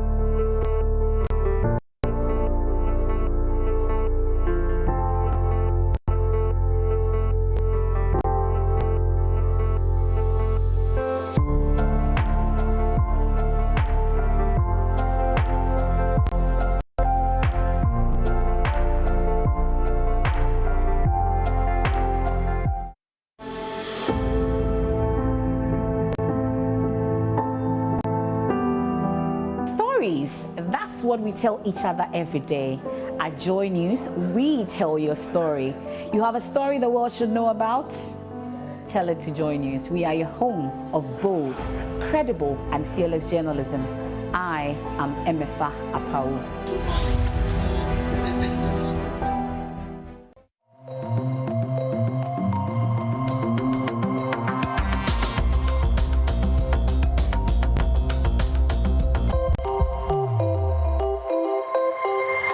GJA PAV Answer Journalist of the Year for this 27th edition of the awards, Erastus Asare Donko of the Multimedia Group. Ladies and gentlemen, let's hear it for him again. Stand up, stand up. Erastus Asare Donko of the Multimedia Group.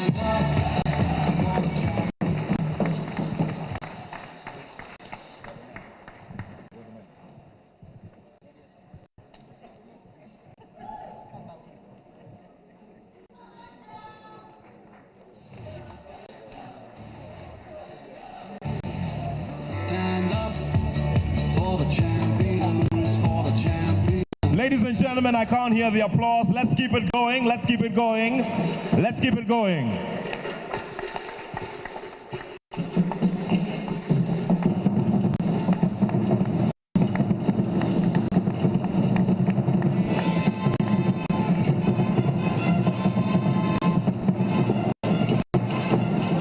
Erastus Asare Donko, PAV and GJA Journalist of the Year, braving through the odds to bring us what probably is the most comprehensive piece of work so far on the Galamsey Menace. Ladies and gentlemen, I present to you the gentleman of the moment one more time.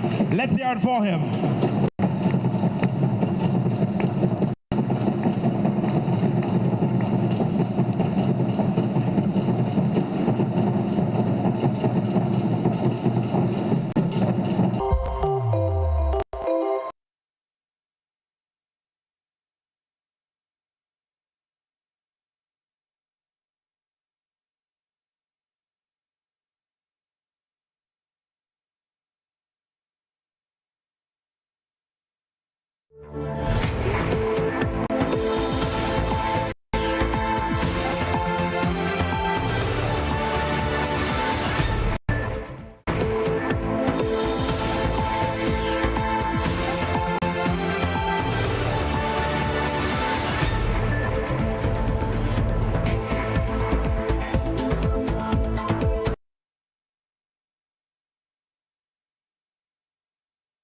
Hello, good morning. Welcome to JoyNews Desk. We're coming to you live from our studios in Kokomlimne. Coming up this morning, minority leadership in Parliament under intense pressure from within its own ranks to explain how they lost initiative to reject budget estimates for the Finance Ministry. Also, Clocksack heads to Supreme Court over politicization of civil and local government services by government.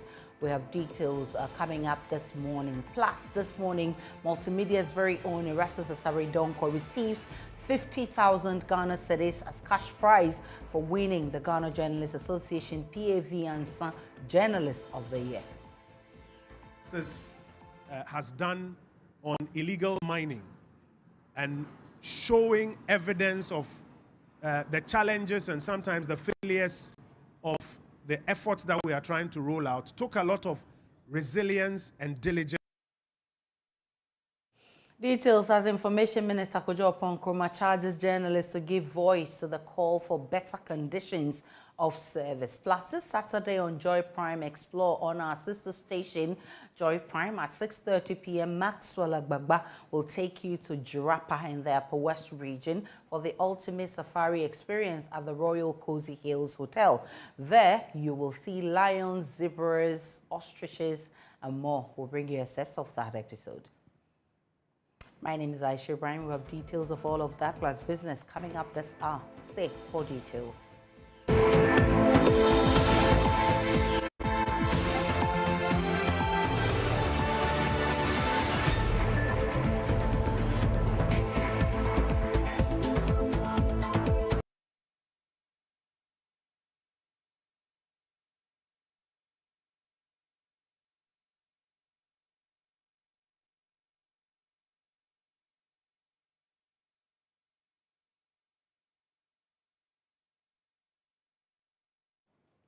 The minority in Parliament says the Office of the President is engaged in reckless and irresponsible expenditure after so many institutions under the office were cited by the Finance Committee for overspending their budget.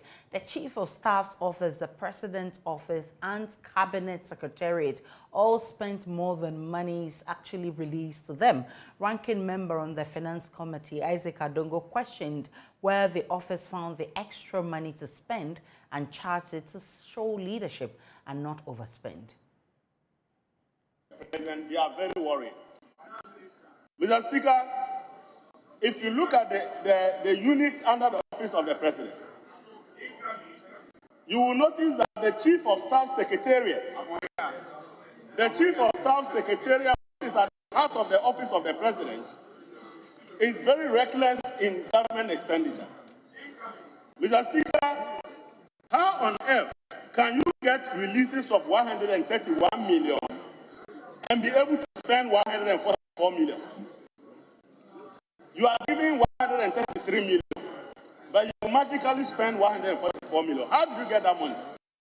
So it means something wrong is happening there. The office or the Chief of Staff is able to make expenditures irrespective of whether you make releases to the office or not. And we need to get to the bottom of how that office is able to make the money to spend when it has not even been released, those monies. Said that when we release 131, we are expected to spend 131 million, you spend 144 million, and we don't know where you get that money from. Mr. Speaker, you can look at the Cabinet Secretariat. The Cabinet Secretariat had a budget of 4.5 million, and by September, we are not even at the end of the year, by September, they are spending 7.6 million. So clearly, the office of the President is not part of our budget. And for them, they spend as they wish. They don't care about appropriation, and all they are doing is spending money that you don't know how they got it. Now, when you budget for 4.5, in September, you haven't even ended the year, they are already doing 7.6. Actually, overspending their budget by September of almost 3 million, which is against the Public Financial Management Act. Mr. Speaker, look at the Press Secretariat. The Press Secretariat was released 89,000, sorry, but they spent 152,000. I don't know how the office of the President is able to find those monies that it has not been given. That when you release 89 million, 89,000, and you expect them to spend 89,000, they will spend 152. So, Mr. Speaker, this is the office that is supposed to be signaling to the whole government how to be responsible in our fiscal management, and that is the office that is really guilty of being discarded. The minority chief whip is, however, calling for the disbandment of special development organizations established under the office. Why? Mr. Speaker, what actually is the use of the development authorities? Complete waste is just a quantum for nothing. Mr. Speaker, Koda started a project, a 6-unit project, a class project in my constituency. It's been abandoned for ages. Get Fund could have done that. What is the point of asking Northern Coastal Development Authority to go and build a classroom? Has Get Fund failed to do so? Get Fund is unable to do these things because they don't have the money. Then you go and create another Congo. And then call it, and staff it with all manner of people, and then say that you can go and award a 6-unit classroom block. Mr. Speaker, then you go and put the money under the presidency. Mr. Speaker, I think should be thinking of actually considering some of the things we do in this house. In fact, sometimes you cannot blame government for, because we passed it. And I remember the majority leader told us how the setting up of development authorities was going to be a game changer, was going to make things better. Today, even one 6-unit class block in Adaku have been abandoned. So where are the promises you gave us? Mr. Speaker, we should have been trying to actually rescind some of the decisions. Development authorities can be collapsed today. It will actually give better value for money for our country. Are you saying that the engineers at the assembly, if the assembly common fund is given to them, the engineers and education directorate at the assembly couldn't have gone to build a 6-unit classroom block, drill boreholes? Do you actually need a new government entity to drill boreholes? You don't. It is a waste of resources and only a pretext to go and put more resources under the presidency. And guess what? When they put the money under the presidency, we have to do the allocation, they hardly give the money to those organizations. They spend it anyhow they like. There's been a substantial increase in the allocation to the presidency for 2024 compared to 2023. The minority leader is concerned it is for elections and vote buying. In fact, capital expenditure alone at the office of the president in particular is 67 million Ghana cedis. 67 million Ghana cedis. What at all are they purchasing? Capital expenditure. How many cars are they buying? To the extent that they will have to budget 67 million Ghana cedis for capital expenditure. Mr. Speaker, largely this amount is for the purchases of cars. My concern is it because election is staring at us? And is that the reason why? And that is the question I'm asking. Is it because election is staring at us? And that is why the Office of Machinery Budget has moved from 1.4 billion to 2 million. Is it because of the elections? That is why the Office of the President in particular, the budget for the Office of the President has been increased from about 400 million to 1 billion Ghana cedis. 400 million to about 1 billion Ghana cedis, of which goods and services alone amounting to 450.6 million Ghana cedis, goods and services alone. What at all are they using this money for? Goods and services. Because this is according to the budget statement before us. The Speaker, these are things that I believe that this House must call and demand answers from the Office of the President. The Speaker, Chief of Staff's office, where most of this expenditure is concentrated, particularly the Special Operations Account. And the details as was presented by the Office of the President in the document that were submitted to the Finance Committee. The Speaker, is something that we should all be worried about. Well, the Finance Ministry's budget has since been approved by Parliament. The statement was approved amidst drama in Parliament about which side had the loudest voice during the voice vote.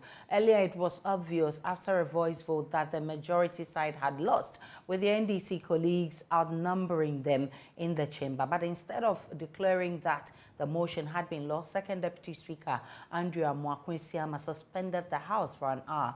More on that shortly. First, listen to the minority leader explain his side's opposition to the estimates for the Finance Ministry, citing the ministry and GRA's revenue assurance deal with SML, which he announced his side will be bringing a motion to the House to investigate. In spite of all what the country is going through, I was amazed to hear from an investigative journalist that during the time that the country was going through a major financial crisis, the Ministry of Finance had the audacity to sign a contract in US dollars worth $10 billion, $100 billion a year for 5 years. So, Speaker, we are coming with a motion before you.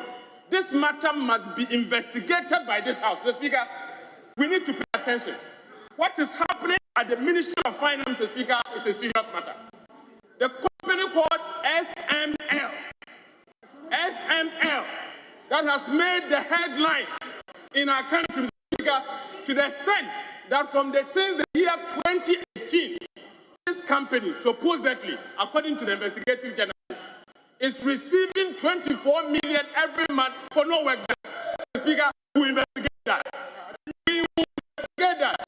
This budget in excess of over 1 billion Ghana cedis for Ministry of Finance, Mr. Speaker, to perform their functions. Mr. Speaker, we should be aware that this ministry, under its current leadership, needs to act to do what is right. Mr. Speaker, a lot is wrong at that ministry. A lot is wrong. And we will come frontally on the issues of the SML contract. We will come frontally on the e-levy contract. We will ask them, Mr. Speaker, in the coming days to account to the people of Ghana how they took taxpayers' money. 24 million every single month since 2018.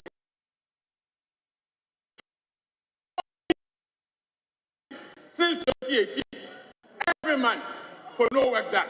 And the reason why they had the audacity in the middle of crisis to award the contract to SM for an amount worth 100 billion, 100 million US dollars every month for the performance of a function that everyone knows that is in that.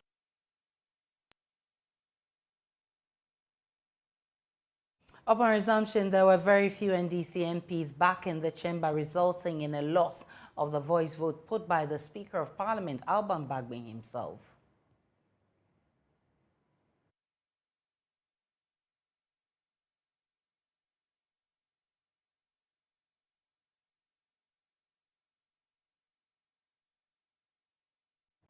Well, as the year gets to a close, we put a spotlight on the performance of Parliament, and of course the House will be rising today. So we posted on social media, and the question was, how will you rate the performance of members of Parliament this year?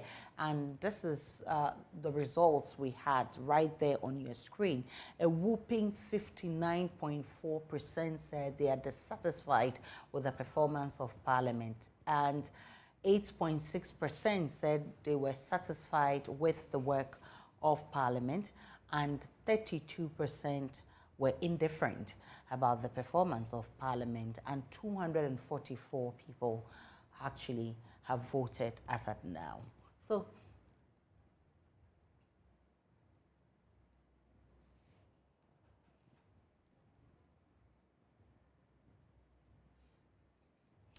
let's now take you to the NPP headquarters, where the General Secretary of the NPP is leading members of the party for a Thanksgiving service. My colleague Samuel Mbura is there for us.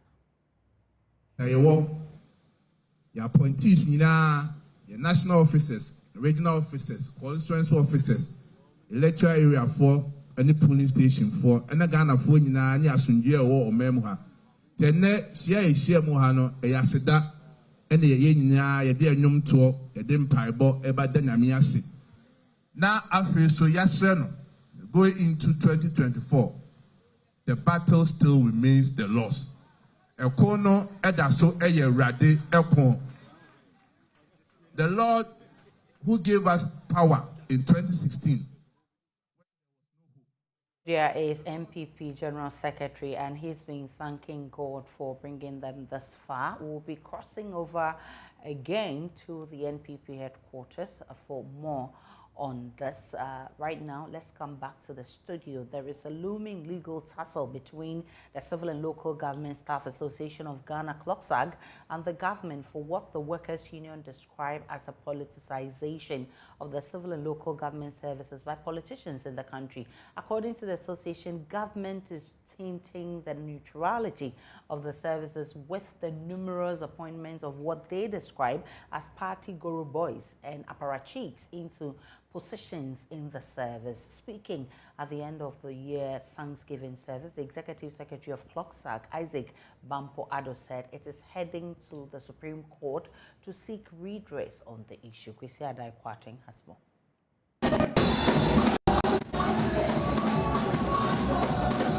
It was a charged and electrifying atmosphere as the staff of the civil and local government services converged to praise God for the mercies and during the year. The worship was also intense and passionate.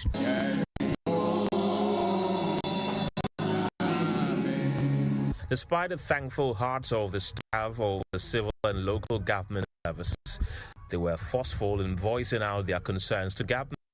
Addressing the gathering, Executive Secretary Ado bemoaned the politicization of the service by government. It has been observed that the Presidential Office Act 1993 has been the legal instrument that has been emboldened governments to pursue the politicization of the services. Even though the Presidential Office empowers the President to appoint into the services, it does not specify any qualification and competencies as well as experience required for entry into the services. These political apparatchiks and guru boys oftentimes enter the civil service and the local government service without the requisite experience. It therefore disclosed that the association has instructed its lawyers to challenge at the Supreme Court the use of the Presidential Office Act 1993. The use of the Presidential Office Act in appointing officers into the civil service and local government service is contrary to the Supreme Court ruling on neutrality. In view of the foregoing, CLOSAG has instructed its lawyers to file a writ at the Supreme Court for redress. He further condemned the numerous creation of commissions and authorities by government. The government is carving out institutions from the services and branding them as commissions and authorities. And the local government service are gradually being weakened. There is a need for government to evaluate the impact of these commissions and authorities that has been carved out of the civil and local government services. Government should be bold enough to revert these institutions to the civil service and the local government service. CLOSAG also attributed the current economic mess and the subsequent plea for an IMF bailout to the neglect of staff of the civil and local government services by the government. Civil servants are policy initiators on governance. Now, these approaches have no experience in public finance. So that's not, we are not surprised that almost all their policies have failed. I can give an example of E-level. It has failed because they don't understand how the system works. So we are saying, allow civil servants to do their work. This is not private finance, this is public finance. So you cannot just come from the private sector and until you know everything about the civil service. So these are the things that have brought us to this mess. It's a policy failure. All our revenue policies have failed. You can name them. Property rate, name them. All have failed. CLOSAG says there is the urgent need for government to take drastic steps to remedy the dire economic situation in 2023. Kwesi Ade Kwatin's report, read to you.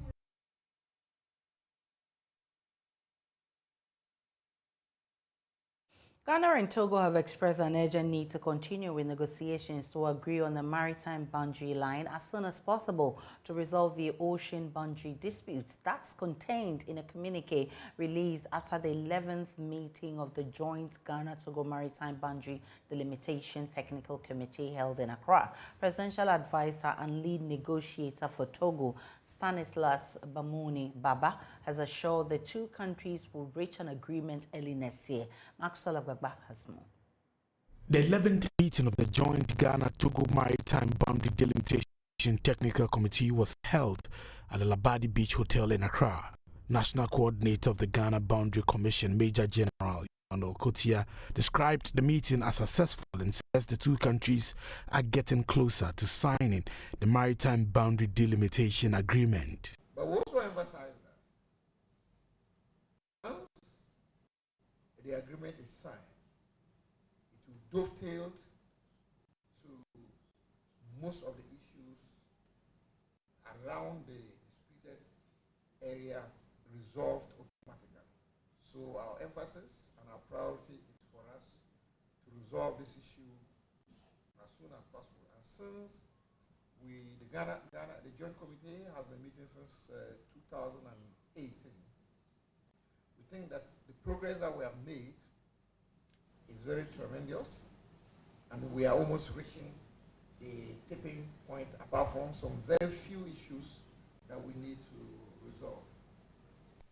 These discussions have been made in the spirit and tenets of negotiation. Ghana is committed to a negotiated settlement of the dispute, the maritime dispute between Ghana and Togo.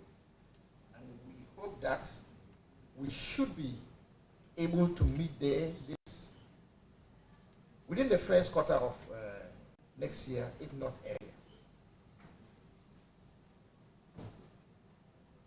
We also want to commit that once an agreement is signed, this committee would continue to meet regularly at least twice a year.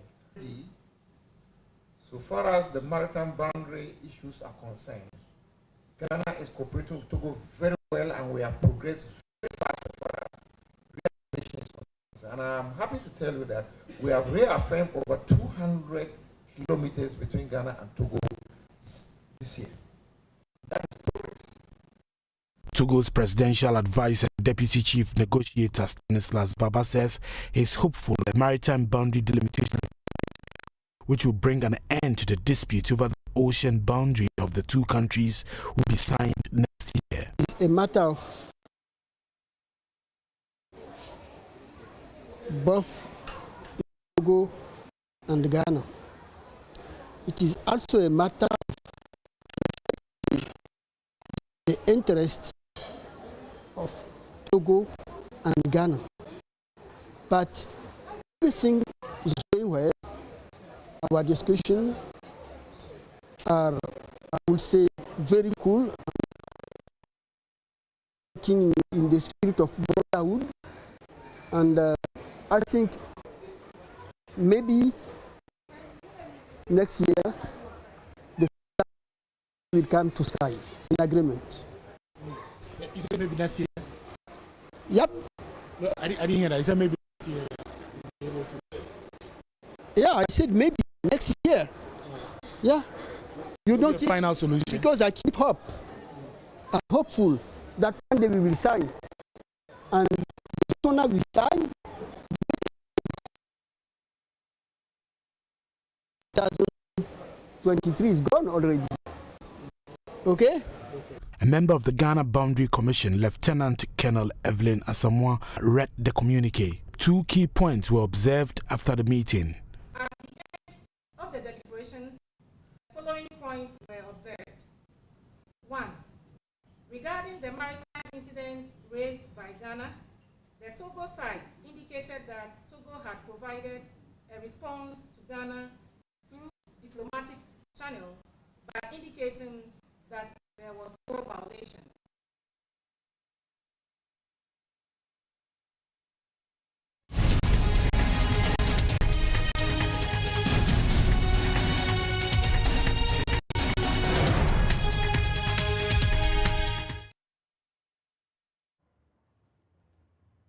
Let's now cross over to the Information Ministry, where currently there is the coordinated mechanism event on safety of journalists.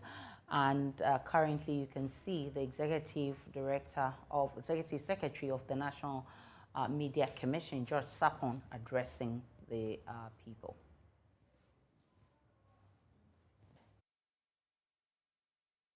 Africa. There are military insurrections, we had rebellion all over, there's war in Sierra Leone, there's war in Liberia, we had crisis almost everywhere, in Guinea, in Chad, everywhere on the continent. And I recall that I did a story predicting that there was going to be a coup d'etat in Cote d'Ivoire, and then this was a period when there had not been any coup in Cote d'Ivoire, and so it sounded very strange. When the coup happened, I was declared a persona non grata in Cote d'Ivoire. I couldn't enter that country for a number of years. What was significant about that moment was also that the very day that the coup happened, my wife and then my 2-year-old child were in Boaké. So they left the very day the coup happened. That was just pure coincidence. Somehow, when the authorities became aware that my wife was in Cote d'Ivoire and had left the day the crisis started, and the crisis started from Boaké, it became more interesting to them to look for me. Honorable Minister, ladies and gentlemen, I also want to recall an incident in Burkina Faso where we had organized, they had killed a very important journalist called Noble Zongo. And Professor Kwame Karikari, at the time, with great courage, had put together the Media Foundation for West Africa in order to contain the emerging crisis around West Africa in defense of journalists. So the professor said we should hold a big festival in honor of Noble Zongo. The security forces allowed those of us who were flying to fly into Burkina Faso. They blocked Professor Kwame Karikari on the border. Prof was traveling with a colleague of ours from the Media Foundation called Kafui. So Kafui and the Prof could not reach Burkina. But for those of us who landed, they had encircled us. We were dropped in, and there was very little defense. But those were the moments that I also saw the courage of people like Professor Emerita Techua Menu and some of her colleagues. Our safety depended on that moment, on the courage of people like Professor Techua, Justice Alidu, Aliontin, and a few others. Honorable Minister, why do I take you on this long journey? I do this only to illustrate a point that throughout the history of this continent, anytime there is danger about the safety of journalists, that danger is coming from governments, primarily. And so when we come into Ghana of today, when it is the government, it is the Minister for Information who is leading the charge for the protection of journalists, for the safety of journalists. It is as unusual as it is progressive, innovative, and forward-looking. And I think we should put this on record. We do not know of any country where the government itself decides that I want to make priority the question of the safety of journalists. What we know is that governments tend to be very defensive when questions of free expression are raised. And so we are particularly happy for this movement. I would want to conclude by just saying that our meeting here is the art of the possible, because it follows a long series of consultations and dialogue that the Honorable Minister facilitated. The project on the safety of journalists had emanated from them, and then they handed it over to the National Media Commission because, in their review and consistent with our belief, the Constitution had entrusted the Commission with the big responsibility of promoting the freedom and independence of the media. We want to thank the ministry. We want to thank our colleagues in the GJA, Primpag, GIBA, UNESCO Ghana office is here. And we can tell ourselves together to say, together we made it. But let me now come finally to the police. Commissioner and the Kofi, we do not take it lightly that you come today and you come with colleagues from the Ghana Police Service. For those who are not aware, today they are going to see how behind the scenes you have worked tirelessly in pursuit of those who attack journalists, to establish the truth and to help us create a mechanism that protects all of us into the future. It is my hope that as you come to give us this information, it will strengthen our collective resolve to do more, but it will also provide us with the facts on the ground with which we can work. On that note, I want to thank all of you for giving me this opportunity. Thank you.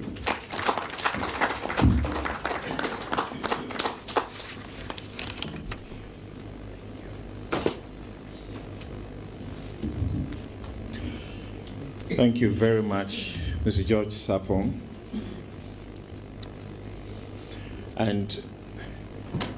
Our next speaker, you are billed for 5 minutes. I'll hold you to the 5 minutes. I made an exception because of my own personal biases. When George Sapon speaks, I want to listen and listen. Because I've come to acknowledge, even beyond the shores of Ghana, how much he is helping the world in terms of these matters. So we have the right people in this room. Let's now welcome for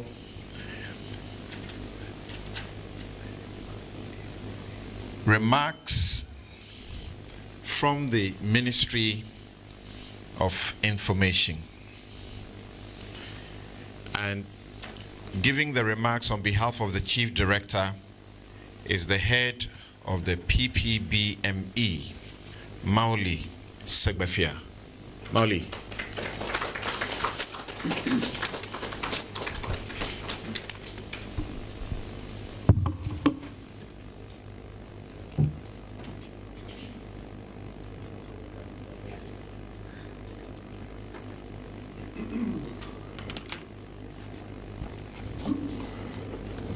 Good morning, everyone gathered here.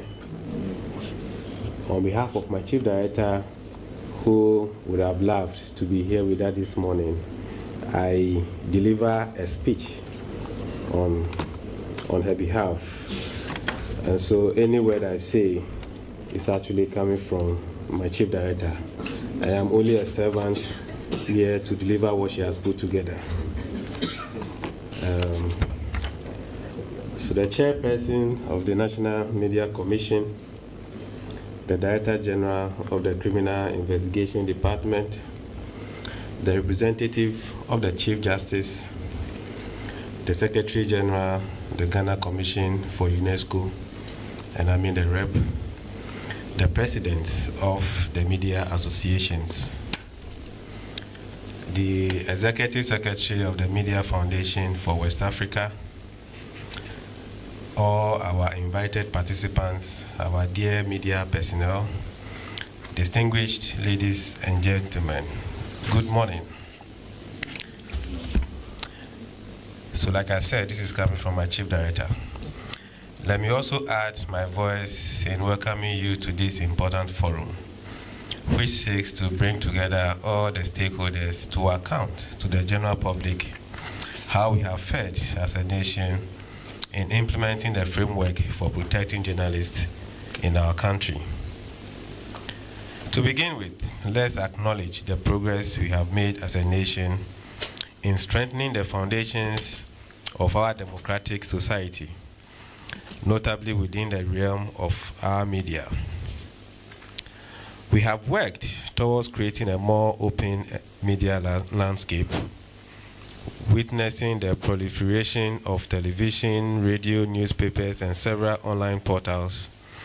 We have also repealed the criminal libel laws and in recent times enacted the right to information law in our commitment to combating public corruption and ensuring free speech as well as universal access to freedom and justice.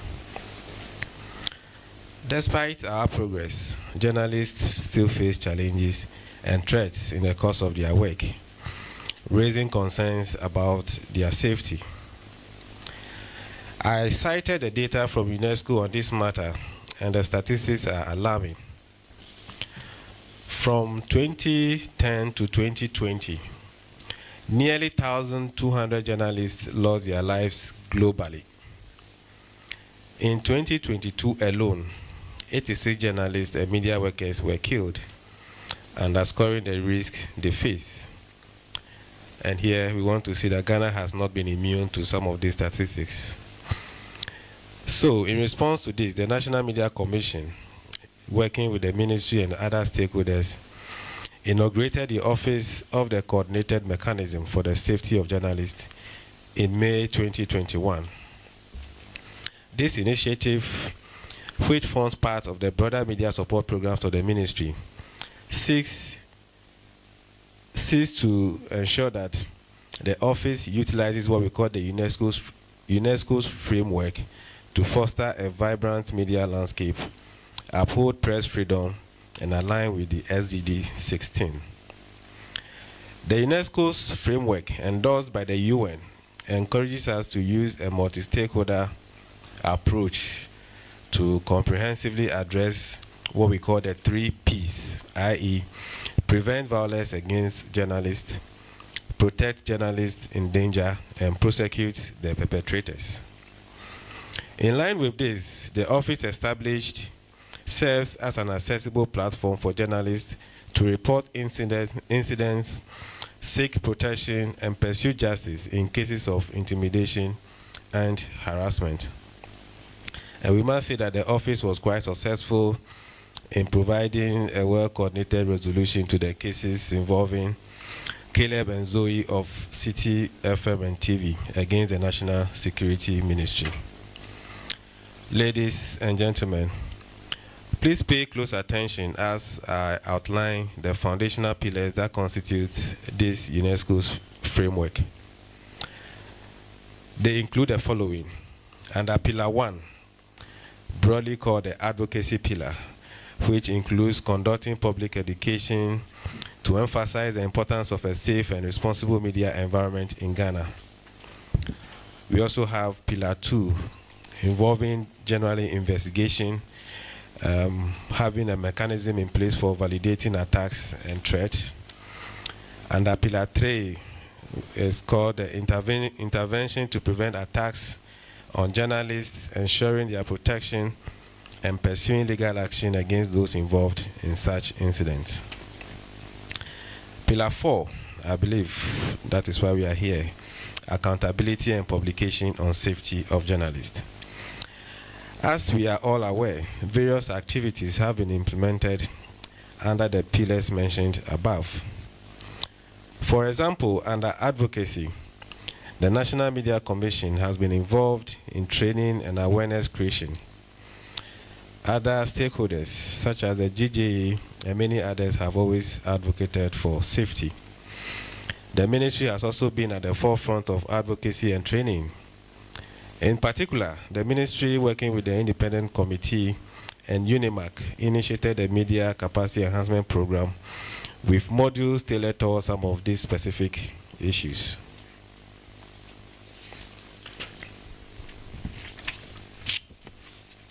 Ladies and gentlemen, under investigation, on several occasions, the Ministry of Information has drawn attention to alleged attacks on journalists and directly engaged the police to investigate and take appropriate steps.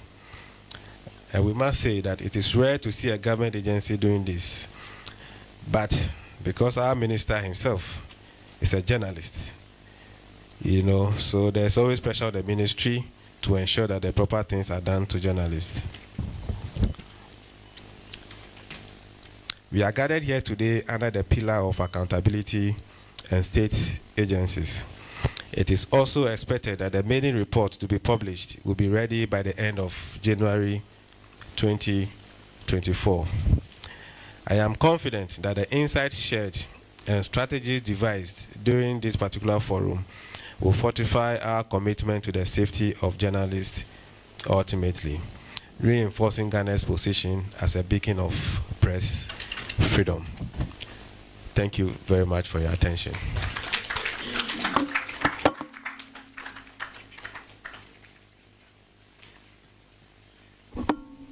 Thank you, Maoli.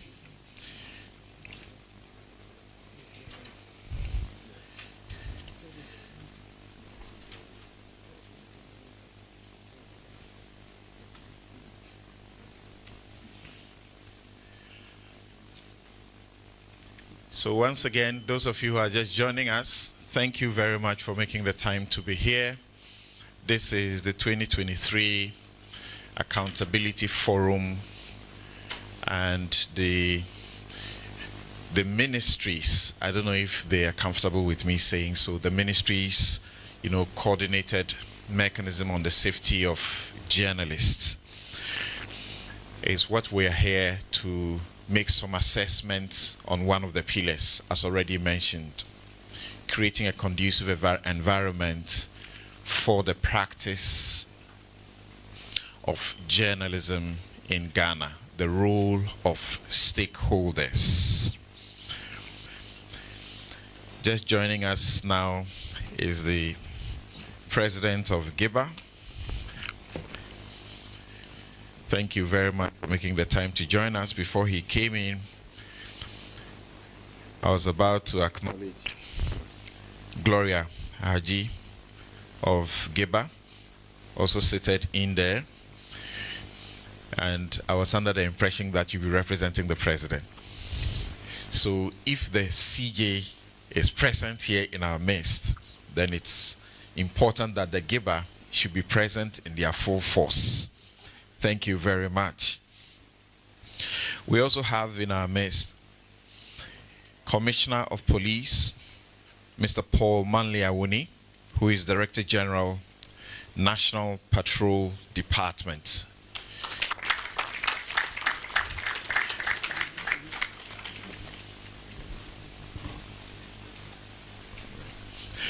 He's leading the delegation from the Ghana Police Service. It also tells you how elevated they take this particular meeting. Not only the police, the judiciary, also key stakeholders, and GIBA represented in the manner we find them. Of course, as for the NMC, they are sort of the engine behind this particular vehicle. So thank you very much, Commissioner Manley-Awuni. We will now hear the remarks, or rather a report of the state of investigations on reported attacks on journalists, and that will be done by the Director General, CID.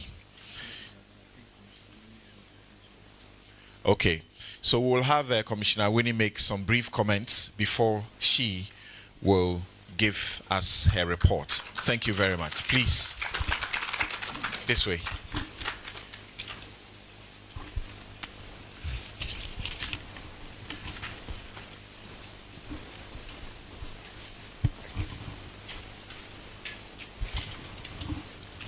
Thank you, MC.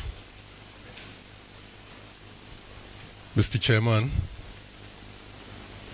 Honorable Minister of Information, representative of Her Ladyship the Chief Justice, my sister, Commissioner of Police, Faustina Andokofi, distinguished stakeholders, invited guests, ladies and gentlemen. I bring you warm compliments of the Inspector General of Police, who had intended to personally attend this morning's important forum, but was prevented at the 11th hour from doing so by an equally important national assignment. He has directed me to convey to you season's greetings and to wish you a fruitful deliberations. Mr. Chairman, somewhere in June this year,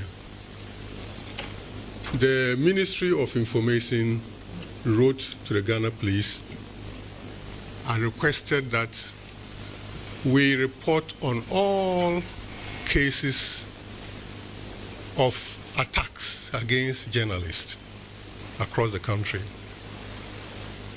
We launched an investigation, wrote a report, and sent it to the ministry. Somewhere on 10th August, again this year, they followed up that initial request with an invitation to a meeting at the ministry. And at this meeting, 13 incidents of alleged cases of attacks against journalists were tabled and were to work together to find out how we can protect journalists and ensure their safety, and also to coordinatedly work together, find out how we can resolve those cases, and then finally, generally work together and see how we can prevent such future occurrences. Then after this meeting, as if that wasn't enough, the ministry again, and I'm saying all this to show how the ministry has been very passionate about this matter. Again, they wrote to us on 29th of August. This time, they listed 28 cases of alleged attacks against journalists, and they requested for us to validate these cases. So on receipt of this latest request, we conducted another investigation across the country and then compiled reports on these cases. We've noticed that the latest request on the 29th of August, the list that they attached was more like a master list for us because it contained the 13 that they earlier submitted to us with some additional number of cases which were initially not indicated. But one thing we noticed is that the list actually was 27 because one name was repeated. But when we conducted our research on the matter, we also unearthed 2 additional cases which were not even in the ministry's list. So this morning, we want to thank the organizers so much for inviting us and giving us this platform to present our reports on these cases. So we'll be actually presenting this morning a report on 29 cases, which is one more than what was on the ministry's list, which is 28. So distinguished ladies and gentlemen, I want to at this stage invite my sister, Commissioner of Police, Madam Faustina Ajewa Kodua and Kofi, to give us the full report on these cases. Thank you so much. Thank you, sir. Thank you very much.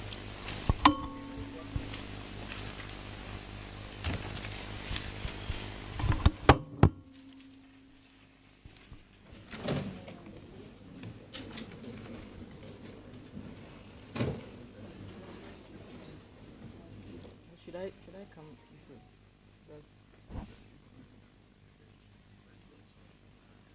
Oh, okay.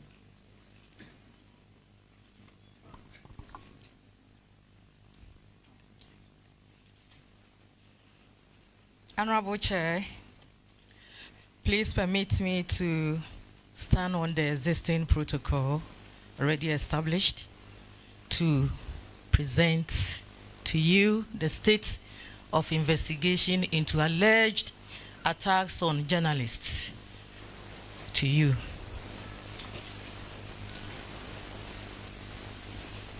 Our scope is to update you on the 28 alleged cases, which is now 27, of attacks on journalists spanning the period 2022 to mid-2023. Honorable Chair, before I go into the substantive matter, please permit me to share with you some of the basic things that we do when we start investigations, or the processes that we go through when we are doing investigations.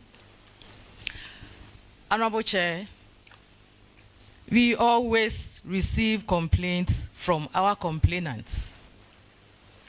And after receiving the complaints, we interview the complainants and take statements from them. After taking the statement from them, depending on the case, if we have other witnesses, we also take statement from them.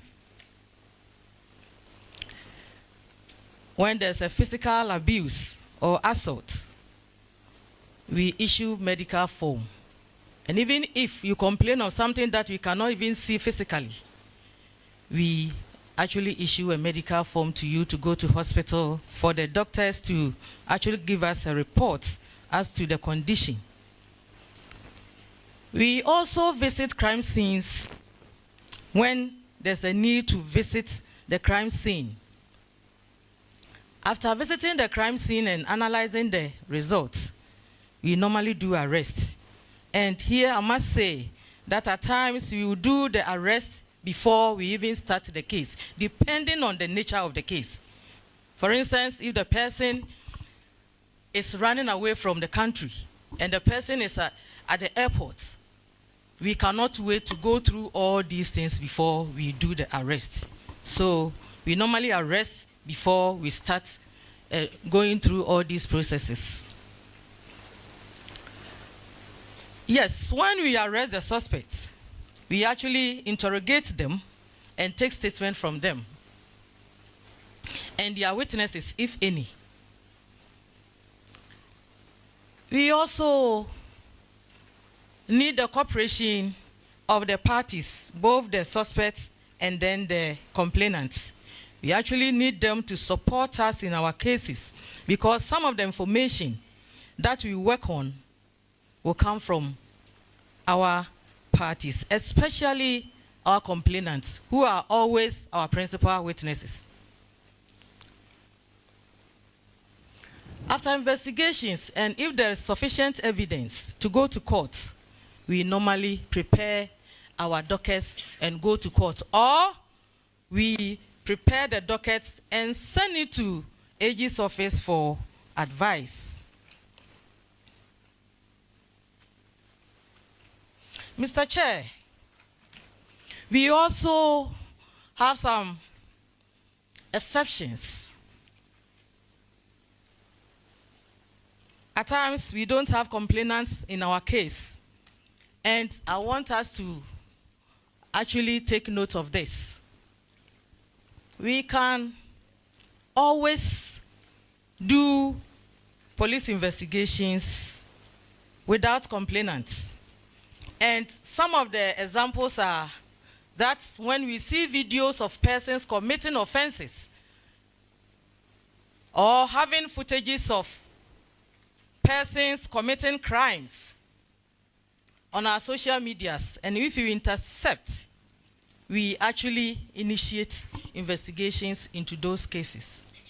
At times when the crimes are committed before police officers, we also investigate those cases without looking for a complainant. So these are some of the exceptions that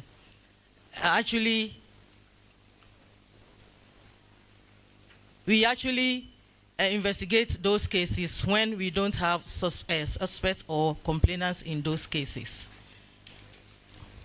And, Mr. Chair, I want to come to the substantive issue, which is the subject matter of this presentation. And the responses that we are giving to your request is as follows, or we want to categorize them into two. The number of cases reported to police and the number of cases that we cannot confirm as cases reported to police. As my boss said, we received 28, and in the course of our compilation, we noticed that there are indeed 27, not 28. And the number of cases that were reported to police were 10 cases and 17 unreported or unconfirmed cases. So we want to deal with the number of cases that were reported to police. In fact, the 10 cases that were reported to police, 5 are under investigations, and 5 have been concluded. We've done with those cases. whether they went to court or we actually closed the cases from the police. And we will tell you the circumstances under which those things were done. Yes, the 10 cases that were reported to us, and they are still under investigations. We have one from, please permit me, I want to read from my slide. We have one, Swala Abdul Wahab, Radio Upper West in Wa. That case happened on the 23rd of June 2023. Swala Abdul Wahab, a journalist of Radio Upper West, reported a case of assault at the regional CID headquarters in Wa. The complainant disclosed that on the 29th of June 2023, he boarded a commercial vehicle with registration number AW 7509-13 heading towards Bolgatanga for a workshop, and upon reaching narrow immigration checkpoint, the vehicle was stopped for inspection, during which he got down to use the washroom. That he picked a buta which belonged to the immigration officers to use, but a misunderstanding ensued between him and the officers on duty at the checkpoint as to exact place to urinate. And in the process, one of the officers removed his sidearm and allegedly threatened to shoot him with it. This case is still under investigation.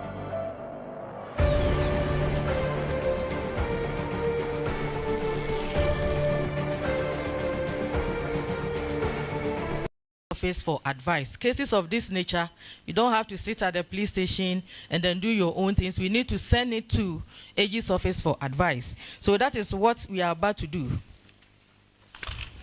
And then another case is Ajato, Radio Big Ada. I'm sure everybody is aware of this case. On the 13th January 2022, at 11:30 hours, Koli Ajato, age 41, a staff of Radio Ada, Big Ada, accompanied by Raphael Amehu of same address, called at the station, and the former, with a visible marks of assault, complained of bodily pains. He reported that on same day, about 11:30 hours, a group of men, numbering about 20 and wearing nose masks, stormed the radio station, assaulted him and his colleagues, and caused damage to some studio equipment, sorry. The case is still under investigation, and here I must say that when we say that a case is under investigation, we have stages of investigation, so we want to assure you that this case is at a stage where we are comfortable, and very soon you hear from us.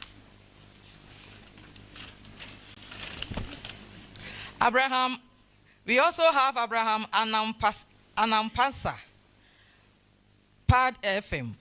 On the 6th July 2020, Abraham Anampasa, forgive me if the name is not pronounced, a journalist with PAD FM based in Damango, did a story on suspects at Abia Anoma, then Damango constituency New Patriotic Party deputy organizer. Later in the day, the suspect, together with others, met the journalist on his way home. After close of work at about 15:00 hours, attacked and assaulted him. Consequently, the journalist sustained injuries on his head, and damage was caused to his tablet and phone. The case was reported at the regional CID headquarters, Damango, for investigations. The case is still under investigation.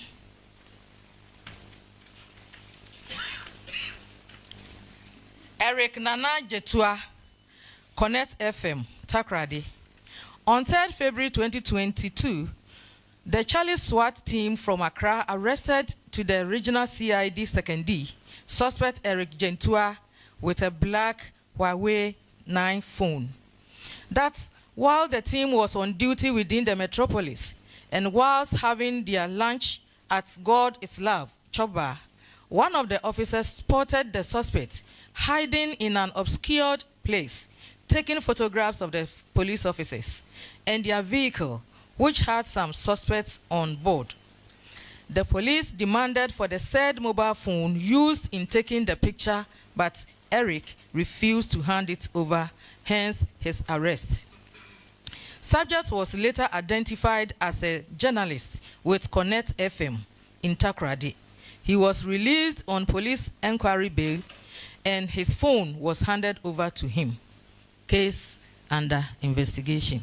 Here I must say that when we noticed that he's a journalist, we decided to bail him and also hand over his phone, which was retrieved from him to him that same day. On the 3rd of, another one is Prince Akwa, Ghana News Agency. On the 3rd May 2022, at about 1:45 p.m., Prince Akwa, a journalist, reported at the Ajun police station that on 2nd May 2022, at about 1 p.m., he was covering the Ajumakun NPP constituency executives election at the University of Education, Winneba, Ajumakun campus. And in the course of that, some delegates of the party he did not know but could be identified when seen, attacked, bullied, and beat him up without any due cause. The complainant stopped pursuing the case despite numerous calls from police to assist identifying the culprits for arrest and necessary action. The complainant has failed, that's the status of the case. The complainant has failed to show up to assist in investigations. Eric Blessing Eshon. Yes, these are the concluded cases. So we've dealt with the 5 cases under investigations, and then these are those that we've been able to conclude, either sending to court or dealing with it at the police station. On the 16th May 2022, in fact, the first one is Blessings Eshon, alias Osofo Blessing, Nana Jefo, Benya FM. On the 16th of May 2023, at 8 p.m., the complainant, Eric Blessing Eshon, presenter at Brenya FM, and the second complainant, they are all at Elmina. So the names are there. They all came to police to make a complaint that they were having a program called Afarikua, a program for fishermen and farmers between 7 p.m. and commenting on the issues of how some fishermen were not getting premise fuel for fishing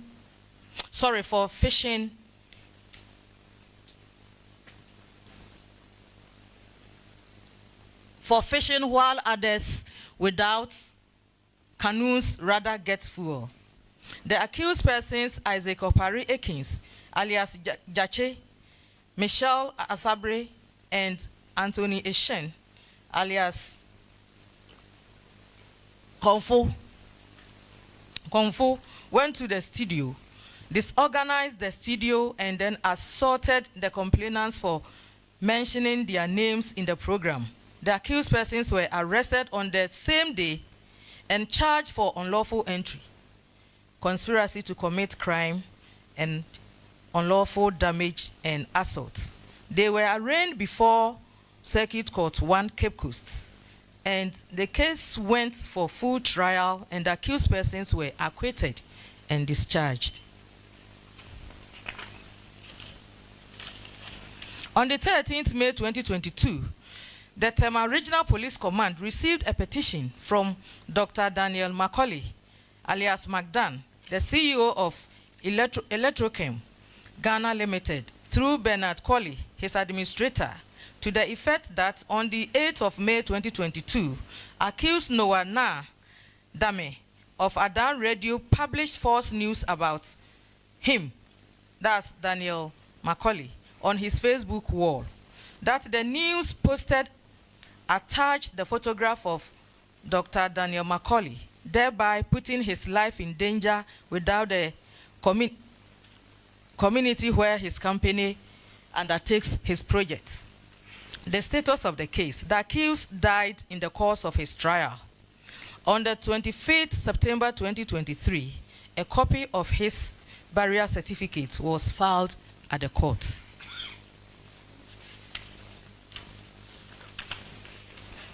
Godfred Edu Asante, alias Kwabena Asante, German Radio.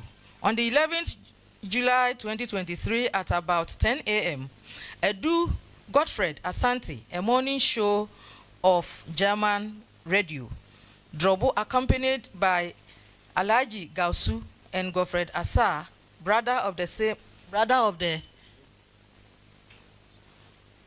sorry, this is not properly this, let me see. Gasus Asa, both of the same radio station, called at the named station and reported that on the same day at about 9:20 a.m., whilst on air doing morning show program dubbed Anopabosu, the municipal chief executive of German South Municipal Assembly, Andrews Bediakon, walked into the studio to respond to some allegations which were being discussed. In the process, Edinkra Kusi Steven, Nana Boatina Pew, Peter Asari, and a Kome and a Suo, who accompanied the MCE, attacked them at the studio without any good reason. And the case docket has been closed as settled. Honorable Minister, if you say a case is settled, it means the complainants and the suspects, that's not at the police station. They do their own things, and then the complainant will come back to police and then tell them that the case has been settled. And they will bring a withdrawal letter to withdraw the case. And here, this is what's actually happened.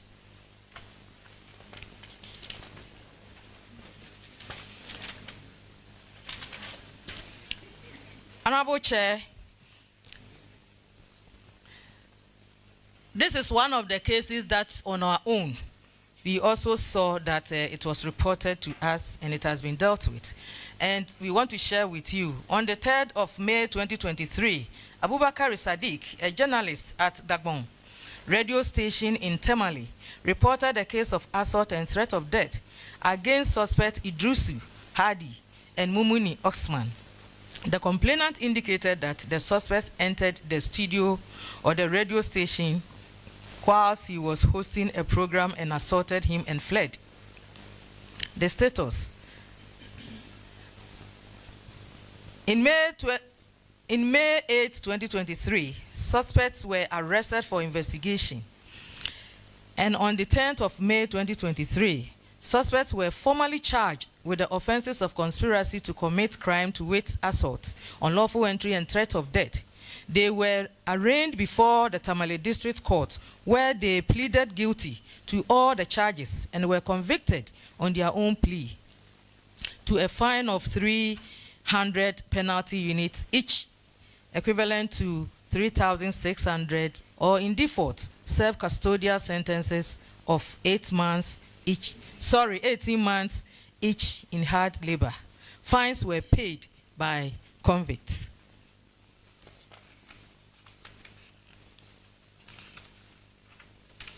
Honorable Chair, we also have another one.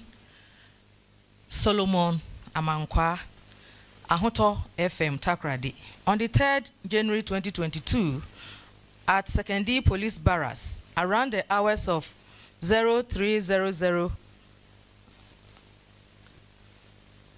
Solomon Amankwa, a sports journalist at Ahoto FM Takradi, was arrested to the Secondary Takradi station.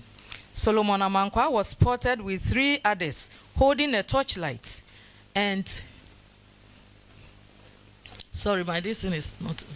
holding a torchlight and allegedly trying to break into and steal from a parked vehicle within the Secondary Police Barracks. In the course of arresting them, he resisted arrest, which led to a scuffle between the two. As a result, he sustained a cut on the map.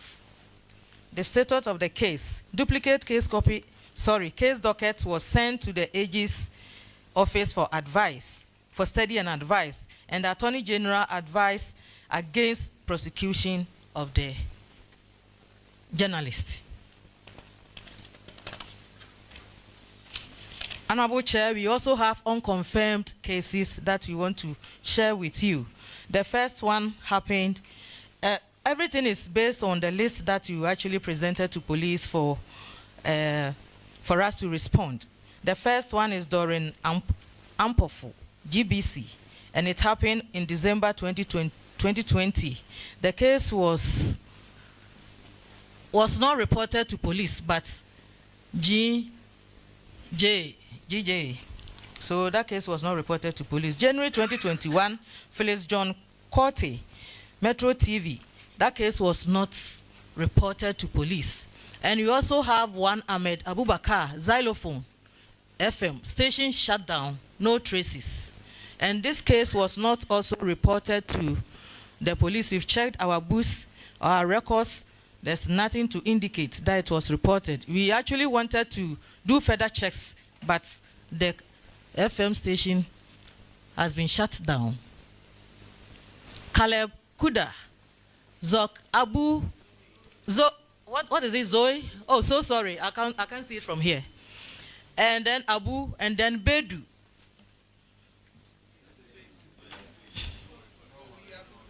Oh, it's the same name, sorry. Yes, City FM. And that one, a case was not reported to police, was handled by a committee. We also have November 2021, in Shraba Parkwesi Simpson, Connect FM. No confirmation of the case being reported to police. And then December 2021, Ohineba Buama, Benny, Power FM. No confirmation that that case was reported to us. We also have Amenga Etigo, freelance. That case was also not reported to police, and it happened in February 2022. Derek Adote, that one May 2022, Metro TV. That case was also not reported to police. May 2023, Agustina Hiagbo, Angel FM, no traces of complaints received by police. We also have Nicholas Osei Owusu, May 2023. The case was not reported to police, but Ghana Journalists Association. December 2020, Evans Mensah, Winston Amoa, Philip Osei Bonsu, Gifty Ando appear, and then Israel Lai. No confirmation that the case was reported to police. We also have December 2020, Pius Kwame Esiedu, newswatchghana.com. No confirmation that the case was reported to police. We have Lord Eduasari, Sandra Obribia, GhanaWeb.com. No traces at the police station.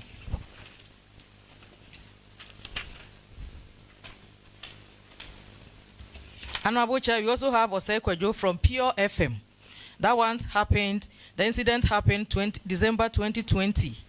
That one too, police cannot confirm that it was reported to us. January 2020, Magbadara, Romanus, Tizar FM. That one too, police cannot confirm that it was reported to us. We have February 2022, Kwabena Bobie Ansa, Accra FM. That one too, the case was not reported to police. We cannot confirm, actually, that it was reported to us. March 2022, Michael Edu, Media Foundation for West Africa. No confirmation that the case was reported to police. We also have Captain Smart of Onia FM. That one too happened in June 2023. No confirmation that the case was reported to police. Honorable Chair, After going through all the 10 cases that we actually handled, we have some observations that we would like to share with you.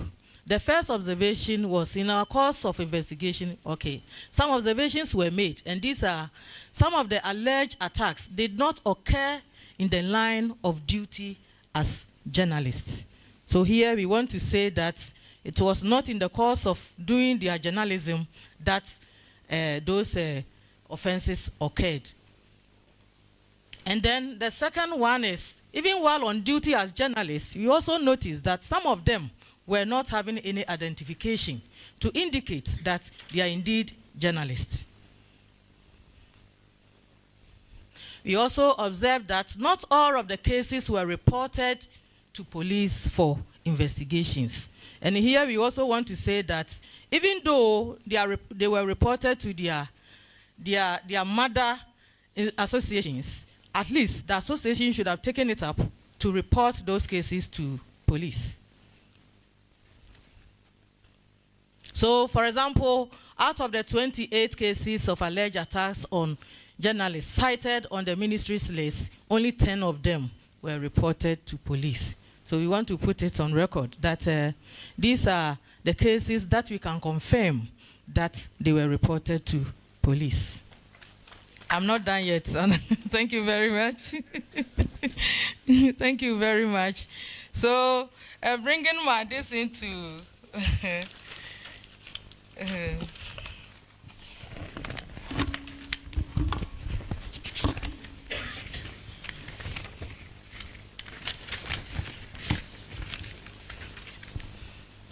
okay, so to conclude on this, we want to assure this honorable house that indeed we are in it together.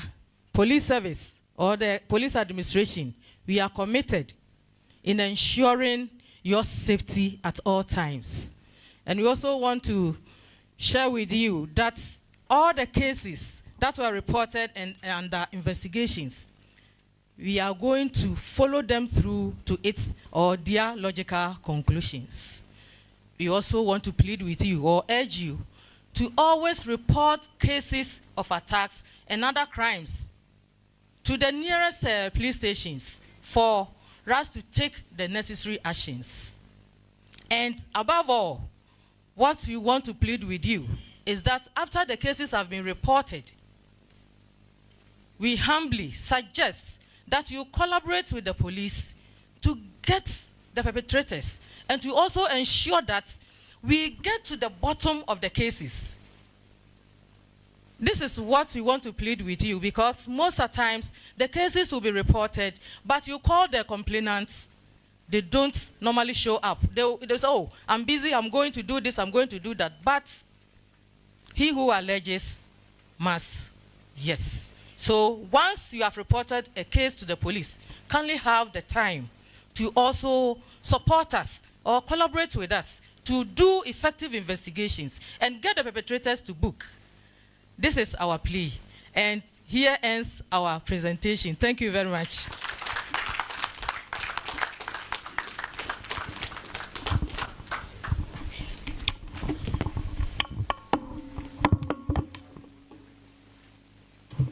Thank you very much. Please, let's have our high table reconvene.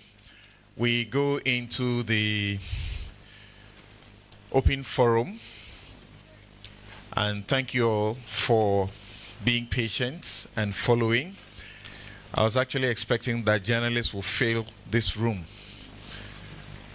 That's commentary that you must note, correct? You should expect that journalists will fill these seats, but we have not. Now, as we listened, some of us could identify certain gaps, but this is the forum where those will be discussed. You will also have the opportunity to make some of your comments, because on the 13th of July, 2021, the multimedia group wrote a formal petition against the threat against Erastus Asaridonko, and that was submitted to the police at the police headquarters. The Erastus was invited. I, as his lawyer, led him there for the processes to commence. It was taken to Kumasi first and then forwarded to Accra. So if within the police headquarters they are unable to trace and confirm this, that for me is a problem. But we all must acknowledge one thing, which we continue to tell journalists. When the attack happens or the criminal offense happens, your first thing is not talking in the media. That's not your first thing. So many people don't report. So who do you blame about that? You talk and talk and talk and you don't report. What do you expect to happen? All right, thank you very much. The GIBA president, I acknowledged him. Cecil Sunkwa Mills, thank you. Gloria Haji is also here from the GIBA. As for the National Media Commission, it looks like the whole house is here. I'm seeing almost like the whole National Media Commission, Gabriel Bosompim, Alex, Paula, everybody else appears to be here. Thank you also very much. Just spotted a mentor, the Venerable Kweku Sechiado. Thank you very much for making time to join us here. Suleiman Abrahima, thank you so very much. Kobi Asma, okay, still going to the NMC. I'm saying they are all here. Thank you very much. Now, in this forum, we will urge that as much as possible, the comments will be incisive and brief so that we can have as many people as possible to also participate. Remember, the major focus is on the fourth pillar, and a very important mechanism or committee such as this one should be able to help us sufficiently. I will at this point perhaps maybe begin by inviting some preliminary comments by way of feedback and sharing of knowledge, which is part of the reason for this meeting, for us to hear from the sector minister.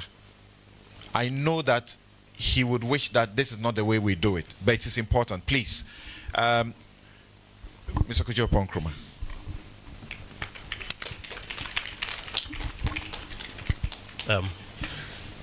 Something, thank you. And I think you are right. I am an observer, observing what is being presented to us. I think as a police commissioner, Awini mentioned earlier, we've been at the heels of the police service for months, working with them to try and get some of these matters to a resolution and to get updates on them. The IGP himself has been very, very, very supportive and interested. And it is the months of work that have culminated in these reports, which they are openly sharing with us. I am not aware anywhere in Africa where this kind of thing is taking place, or I mean even in any other part of the world. But I think it's a commitment of all of you, the stakeholders. That's what's making it possible. So for me, I want to listen in. There are questions that I have, but I think other people have those questions. I want to hear those questions come up. I want to hear the answers from Police CID. The Chief Justice's representative is here. There are questions about the severity of sanctions, even for cases that get to the prosecution level. So I won't speak much. I want to follow, and then later I'll make my concluding remarks. Thank you. Thank you very much. Rebecca Epe represents the Ghana Journalists Association. She's the Public Affairs Director, Officer, and represents the President. Please, can you hand the microphone to her so that at least we can begin to hear? Yes, from you. Please hand the microphone to her. So there are reports that are sent to you, but you don't report to the police. So we are seeing many cases. We're hearing them sensational. We talk about it. Everybody feels emotional about it. And we say, you're killing journalists. You are doing wrong to them. And yet you don't report them. Yeah, so let's hear from you. Okay. Good morning. Good morning. Honorable Minister, Chairman, National Media Commission, representatives of the Chief Justice, and then Madam representing the CID here. Sorry, I lost a bit of my voice, so I'm not going to talk very much. But I'm here representing the president of the Ghana Journalists Association, Mr. Albert Jumfo, and I bring you greetings from him as well. GJ is happy to be part of this mechanism, which is to ensure that we seek accountability and also safety for journalists, which is very critical to freedom of expression. And we want to thank the Ghana Police Service for the diligence and the work, particularly just a little feedback, as Mr. Ayenini said. It's a concern that a lot of these cases were not reported to the Ghana Police Service. For me, it's a concern because I think it tells us two things. One is that for those of us from the coordinating in terms of media, we need to do a bit more work to ensure that our people realize that they need to report cases. And from the police side, I don't know, I know that the OSP picks up cases and investigates, but I'm seeing and hearing that from the police side, you actually have to report. So I think that from the police side, they'll have to do a bit more education and advocacy so that we all know that we must report the cases so that these cases are actually picked up and thoroughly investigated, and we all come to a conclusion. Fundamentally, I also picked up that the fundamental issue has to do with access to information. A lot of the times, these journalists are seeking information. So having said that, let me also point out just one thing in case I don't have the opportunity to talk. An issue that has come to the table of the Ghana Journalists Association and for journalists in general, the issue about centralization of information, because we believe that the whole issue is about journalists get information and information get out to the public. Chapter 12 of our Constitution has freedom of information, and we believe that is why we are all gathered here. So I would like to send an appeal from the GJA to the Ghana Police Service to look at the issue of centralization of information. We believe that the regions and the various districts where journalists are will need to get information at that level in order to facilitate the issue of freedom of expression and information flow. So that is one of the concerns that we would like to put across. I think I'll end my remarks for now. Thank you very much for the opportunity. But generally, would you say that this mechanism is essential and effective in assisting in ensuring the safety of journalists? We are here to validate. Okay. Yeah, Samson. I mean, if you do not have the opportunity to look at your work, there is a problem. But this platform is an opportunity. But I think that would have to go into more of working sessions to be able to look more at the report and look at it critically instead of just a one-time feedback. It's a document. We have to go back to our various I'll say the NMC, the GJA, PRINPAG, and the others to look critically at the document and then feedback. But this step is good. We've gotten a report. We have to go back, look at the report.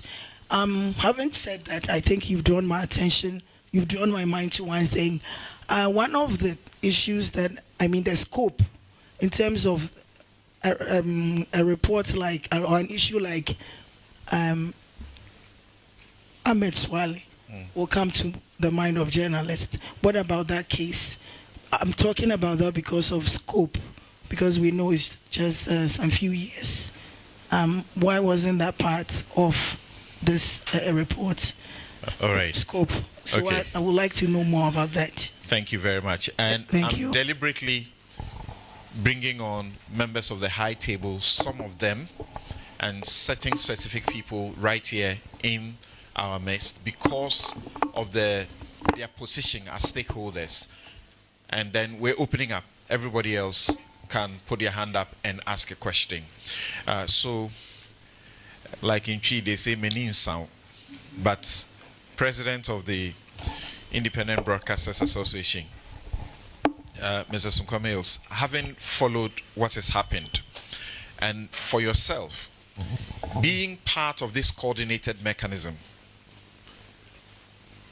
what's your level of satisfaction in discovering this very disturbing situation? I think that is very disturbing, that the things happen, we shout and talk about them, but they don't get reported. Yeah, thank you. I think to start, I think this is a very good initiative, and I think it's timely.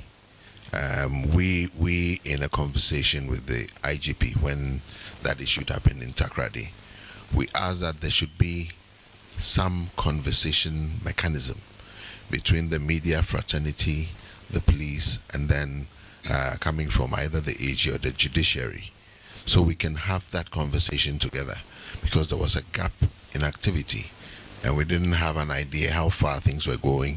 The police probably also may not know things of high concern to us, and then some of these gaps would have been closed. But I think this is a start. But I think there's a kind of conversation I would say we can have about at least if we can have it 4 times a year of this grouping, and then we can look at the cases and how it's moving. Then it takes away a lot of questions about what is happening.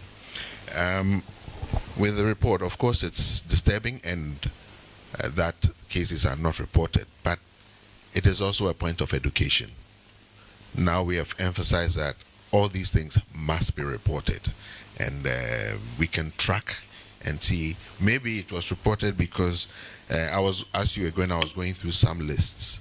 Some names I saw did not appear, and but we need to tie all this together. So the other thing was, for my recommendation, we also need to look at who must be the lead agency to put this kind of forum together.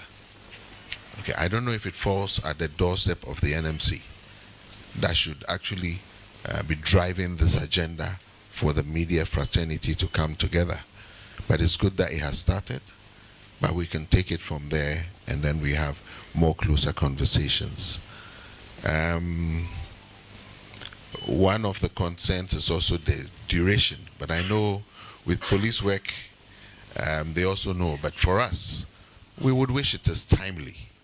You see, when it is timely, and then I think when I come to the judiciary, when the punishment is deterrent enough, it actually sends the right message to both parties, irrespective of who is wrong. And that takes us back to the recent UTV invasion. Okay, the commentary that came out from a lot of people that the fine was quite meager. They thought it was not punitive enough. Yes, deterrent wasn't deterrent enough. But one of the things we said was that the judge would depend on the charges that are presented. But then we look at the charges. Now, those people they did a number of things in that case that we didn't see on the charge sheet. And you find there was another case that Madam mentioned in her report, which showed unlawful entry. There were a number of things that happened in the similar way for the UTV case. But in the UTV case, we don't know why we saw very few and subtle charges. And so it reflected on the punishment. What we want to see is that we're getting into election. It will come and it will pass. But this is how we nip it in the bud, if it's deterrent enough. And then I bet you if it's done, the police will also have a lot more peace, because people would see that if I do this, I mean, it will go. So those are some of the comments that we made. Right, thank you. But something pops us immediately, that it does appear that immediately you will need to establish a way to validate the list, and all the names you say have not appeared also put together and handed to them. But in her presentation, there's a big question that comes up to me, because out of 28, 27, you have 10 that you have worked on. These 10 appear to be those that were reported. But she had spoken to us about the exceptional situations where they don't require a report, and they step in. So at least the 18 others or 17 others, I expected them to tell us that at least there was one or two that they had to initiate on their own. But to simply say they were not reported and therefore they are off the radar, for me is a concern. So from the GIBA president, please, can we take the microphone to Suleiman Abrahima? They have been collating the list of assaults over the years. Media Foundation for West Africa, between February and March, February 2018, March 2019, you collated 22 assaults. Unfortunately, the security topped the list. Security and party officials. She mentioned one of those cases where it was a party official who was doing that. What do you say about the fourth pillar for the protection of journalists and the work so far? Well, thank you very much. Permit me to stand on existing protocols. And I want to start by commending the Minister for Information, the Ministry of Information, and of course the NMC for this initiative. Over time, there have been legitimate concerns about the deteriorating state of press freedom and media freedom in Ghana. And I think that what we can do is to respond appropriately. And I see this as one of the responses that I think would go a long way to help. Indeed, I work across West Africa, and by that work, I get to intervene and engage in a number of international processes. And I would want to say that, as the minister perhaps said, maybe this will be a first, and it would be something that perhaps we would share with other stakeholders in other countries where we work, so that beyond just developing mechanisms which are on paper, there could be practical actions that will be taken, such as this. So this, for me, is a novelty that is worth commending, and kudos to all those who are part of it. Now, I think that going forward, one of the ways of looking at it is not perhaps just having the police that is doing a great job being here to account to us, because the comprehensive mechanism on safety of journalists that has been adopted globally imposes a responsibility on nearly every stakeholder. Because we are here talking about what the police have done. But, for example, GIBA, the Independent Broadcasters Association, what have they also been doing to protect the safety of their employees and their members? Are journalists working within the GIBA member stations well identified? Do they have protective gear? Is it not strange that a program will be going on in the studios of UTV, which is not even on the ground floor, and yet people can climb all the way and get into the studio? What has been the responsibility of the owner, and to what extent have they also taken steps to protect their journalists? The judiciary also have a responsibility. In fact, there is one case that happened in the 2020 elections. In fact, the allegation is that the guy was shot by someone who is with national security working at the presidency. The matter was taken to court, and for almost 2-3 years now, we are told the judge is sick, and therefore the guy is living with his fate, bedridden almost every time, and nobody is listening to him. So the next time we convene like this, I think it is also important to hear from the judiciary. What steps are they also taking on matters related to the safety of journalists that are brought to them? The other thing is even media organizations themselves, and the question about whether they report the incidents or not. And we have had a personal case where some 3 journalists at Media General, were abused. I think it was NPP or NDC headquarters. We then decided to petition the police, filed a formal petition. This is about 4 or 5 years ago. Went to the police headquarters, and we are told that, look, the people that you are fighting for themselves have not reported the matter. And we can only follow through this matter if the victims or the folks who are involved are themselves interested. 2014, there was this incident involving Standogbe and a journalist at GBC. The matter, was all over. But it was never reported to the police, and therefore the police perhaps couldn't have just on their own stepped in.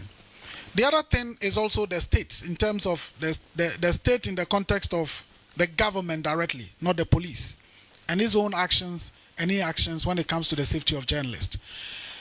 And that perhaps is maybe more of the Attorney General. Because this Noah Adame case, Noah Adame, who unfortunately passed away, and the harassment that he went through, you know, and we know who, I mean, it involved a case, Magdan, Electrochem, and so on and so forth. This was a case of defamation, reported. The matter was ongoing. The guy was detained for 2 weeks. And before we realized, it became the Republic versus Noah Adame. And the question was, how does a case of somebody that a businessman says he said something which is defamatory of me, how did that become a case of the Republic versus Noah Adame? And that, for me, is also where the Attorney General sometimes, or as we go along, may also have to come in. So I look forward to future encounters like this, where it wouldn't just be the police rendering accounts. GIBA would have to tell us what they are doing for their members when it comes to safety. The GJA, the NMC, CSOs like Media Foundation for West Africa, of course the police, and then the other agencies, including the UN agencies, because my friend Hamid from UNESCO is here. It's a comprehensive mechanism developed by UNESCO, and UNESCO and the UN agencies in the country have a responsibility on what steps they have also taken, what resources have been made available to build capacity of journalists and media organizations when it comes to safety of journalists. And so that would be my comment. Thank you very much. Thank you very much. Please, if you have any remarks, comments, questions that you want to, please, there's a hand over there. Yes, there's a hand over there. And Suleimana refers to the Newswatch journalist who was allegedly, sometimes it's difficult to say allegedly, but I'm a lawyer, I know to say that better, allegedly shot by Collins Kweku, the National Security Operative, Kola. That's Kwame Pius Asiedu Kwame. So GJA, again, GIBA, what can we be told about that? What have you done? That's one of your members. Yes, please, your question. Okay, my name is Dominic Oloji. I'm the national organizer of the Ghana Journalists Association. I must say, like other speakers alluded to, this is a novelty. It's something that we've not seen in this country before, and maybe in West Africa, engaging with colleague journalists, I've not had people saying that they've had a forum like this, or the police and stakeholders meeting to have a discussion on something that is important like this for us as journalists. So we commend the Ministry and the National Media Commission for the initiative. But I must say that it is very, very important for us to validate what the police is presenting, because we've also been monitoring at the GJA levels, and some of the names that have been mentioned, the cases have been actually reported to the police. For example, Augustine Ahiabo's case in Ashaman, the case was reported to the Ashaman Police Command, the district police station, and they followed. The police referred the case to ADR, and they went through the process. So it's very strange for us to hear that that case was not reported.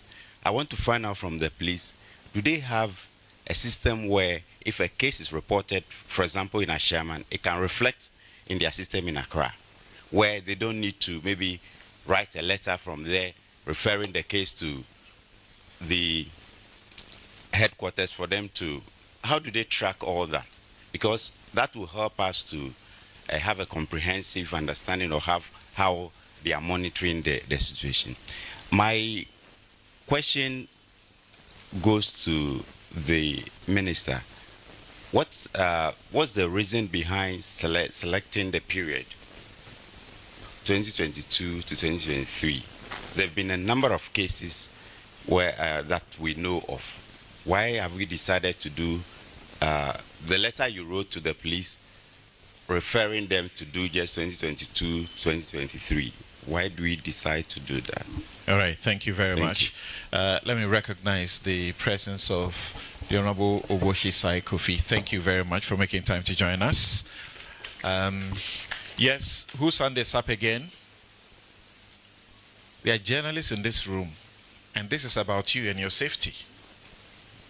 Yes, right. Centralization of information. Rebecca spoke about that earlier. Yes, Madam, good morning, and good morning to you all. You did mention that some, not in the line of their duty, if they go off their way to do something, they're not, I don't know whether you cannot refer to them as journalists. For instance, if a judge decides to go to his farm or her farm, and then some people go and kill him or her, is she still a judge or not? Because as a journalist, you must always have the tag. It doesn't matter whether you have the ID on. Sometimes you may forget your ID in your house and you are still a journalist. So I want that clarification so that we know when, how, and where to behave like journalists. Right. So that's to give you indication. If you said they were attacked whilst they were not in the course of duty as journalists, does that mean that you are separating those from the list of journalists who have been attacked? Because like Ameswale's case, he didn't have to sit in his office working to be attacked. And if people actually target you, they are no fools. They won't come to where you're working. They will waylay you and harm you. I think that's the issue. But they can make a distinction between that and people who are journalists but committing fraud, committing pure crime and being dealt with. You know, some of us have had the occasion to talk about that before, and we have been attacked. When journalists have committed fraudulent acts and they are picked up, and we have to talk about the matter as if they are doing the work of journalism and suffering that. But that was clear fraud. Yes, please, any more? Yes, the chairman of the NMC, Yabwedwa Yeboafo. But there's a hand here. Can we take that first? Yes. Please, UNESCO. Please sit where you are. Right.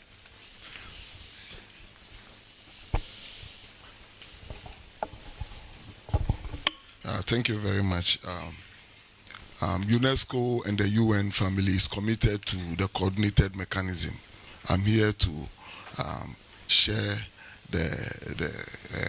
some information regarding what UNESCO is doing to support the third pillar.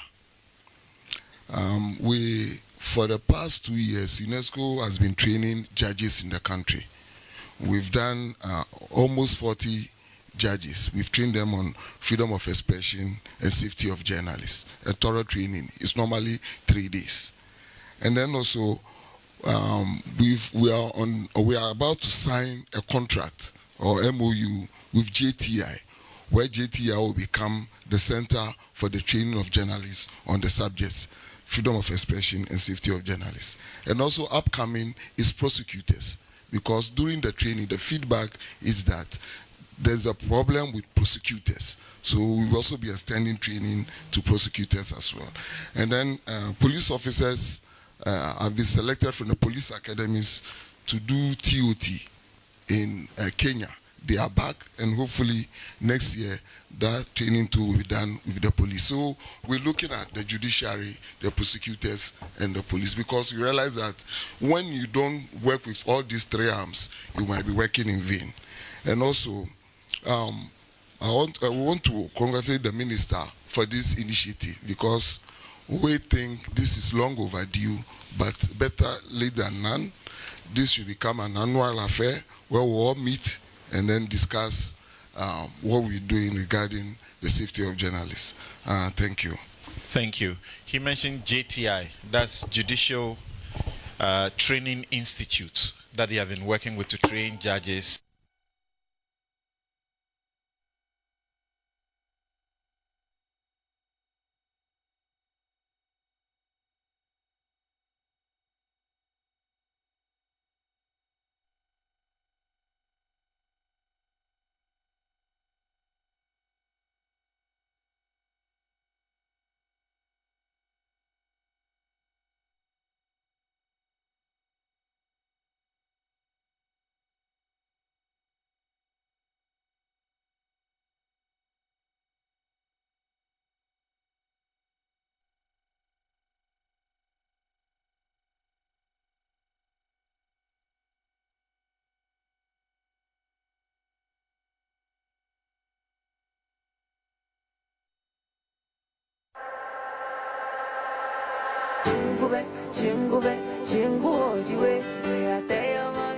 Merry Christmas. Merry Christmas.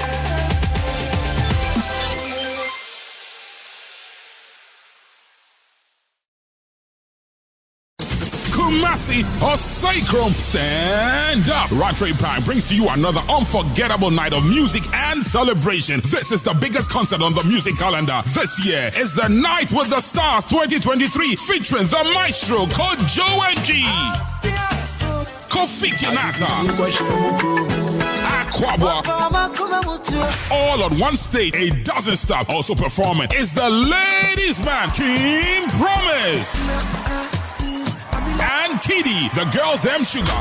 Girls wanna have fun. It's one big stage featuring these stars: Kojo Enki, Kofi Kinata, Aquabwa, King Promise, and Kitty. It's all happening on Christmas Day, 25th December 2023 at the Ratray Pack. Rate 200 cities regular and 300 cities VIP. I Love FM, Insura FM, Gotham Station, Ahoju Roundabout, Ratray Pack, Poku Trading, and all ABSA Bank branches. For table reservation, just call 020-601-8820. Night with the Stars 2023. You have no reason to excuse yourself. This event is brought to you by Ratray Pack, Media Partners Love, and Insura FM is powered by Logi Entertainment. Night with the Stars 2023. Ebafe Baye. The Night with the Stars is sponsored by Django Energy Drink. No fear.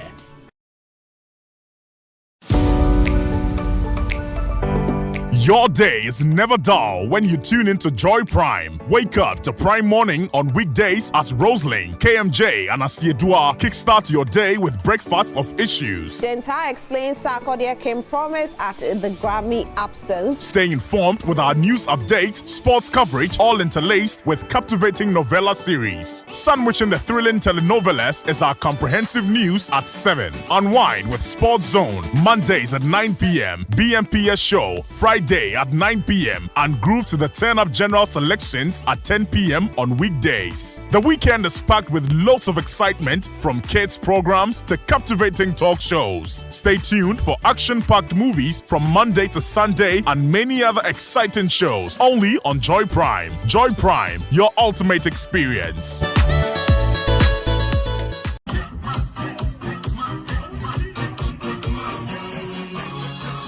Get ready for another exciting and memorable time with the family as we bring you another fun-packed edition of the Joy FM Family Party in the Park. Set in the Ebri Botanical Gardens, families will be treated to lots of bonding and fun games such as cooking competitions, treasure hunts, sack racing, and dancing competitions, among others. And guess what? Kwabena, Efia, Kwanpa, and other surprise acts will be mounting the stage to electrify the party. And oh, the Daddy's High Life and Beer Corner returns with a bang. Mark the details. 26th December 2023 at the Ebri Botanical Gardens, 10 a.m. sharp. Tickets are going for a cool 200 Ghana cedis for a family of 6. You can buy tickets here at the front desk of Joy FM. Make ticket reservations on 0559-691797 or use the short code by dialing *714*003*3#. Select Party in the Park, opt for Family Park, confirm number of tickets and make payments. It's that simple. simple. The Joy FM family party in the park is brought to you by Frytol Sunflower Oil. Enjoy the goodness in tasty meals. Fortune Rice, always on point, just like mommy. Enterprise Life, buy family income security plan from Enterprise Life. Enterprise, your advantage. Petrosol, clean fuel in full quantity. Petrosol, always a delightful experience. Syntex Tank, air strong, air tough. Safari Tissue, wipe clean, last long. Niche, taste of Ghana. Kiki Drinks, juice up your life. Lesh Fortune Limited, luxuriously perfect. A Joy FM family party in the park, creating memorable family moments. To God be the glory, great things He has done. Join us at the arena of Christ Temple East as we bid farewell to 2023 and welcome our God year, 2024. Get ready to worship, praise, pray, and to experience the power of God through the ministry of Pastor Mensa Otabil. Receive the grace to recover all that which was lost. Recover lost time. Recover lost opportunities. Recover lost resources. You will recover all. Followed by a communion and anointing service that will equip us for the days ahead. By the power of the Holy Spirit, gathering, recovery, restoration, your life will be full and complete. Come along with your family, gather your loved ones, and let's do this together in faith, gratitude, and joy.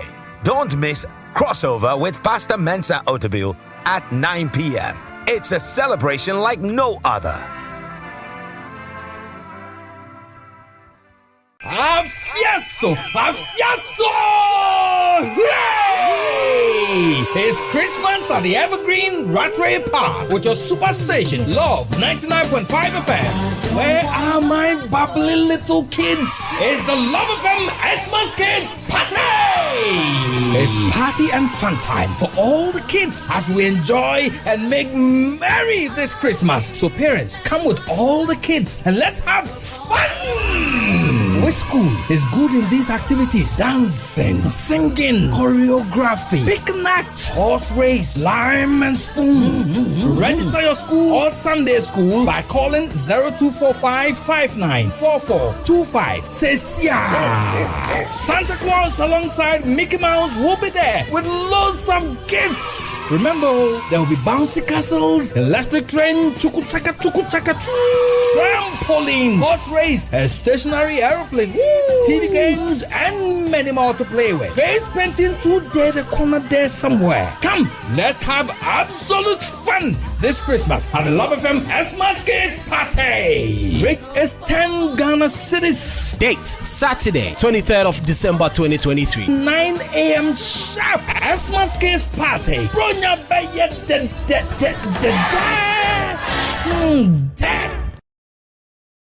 Oh, and chaos reigns! Yes! Back in the day, I was Ghana man, but something was missing until I found the one. HD Plus is not your regular free-to-air decoder. For a small fee, you get to experience great services and exciting world of content. Dial *879# on your mobile phone and subscribe for as low as 290 cedis. Fashion, this one is different. The images are 5 times clearer in HD picture quality, and I'm loving the feely experience. HD Plus, I love you. But I'm still here. HD Plus, for better, for less. That's right. Get your HD Plus decoder from any Electroland outlet or our dealer shops. My name is William Satulik, Vice President and Provost of Heritage Christian College. I bring all of you greetings from Heritage and invite you to join us for an experience that is life transforming. We educate compassionate entrepreneurial leaders. We invite you to pick application forms and join us. We offer a variety of programs in business, information technology, nursing, theology and ministry, both at the graduate and undergraduate level. Here at Heritage, we stand and walk with you. We invite you to join us for a life-transforming experience. Welcome to Heritage. Join us now.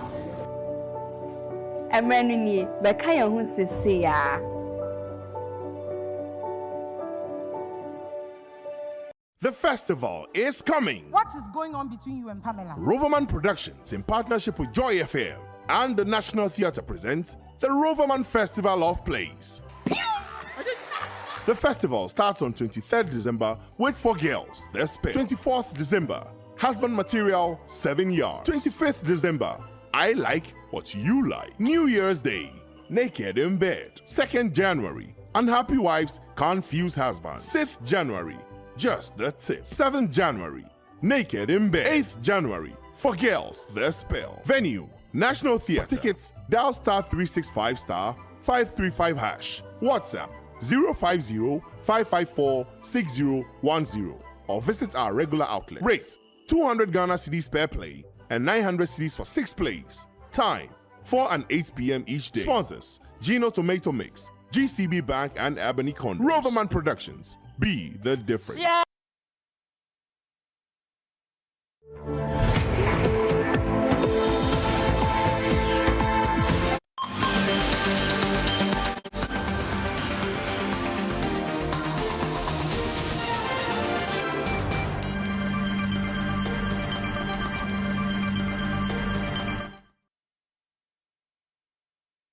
Welcome to JoyNews today. We're coming to you live from our studios in Kokomlemne. We are on DTT because we're free to air on DSTV channel 421 and Go TV channel 125.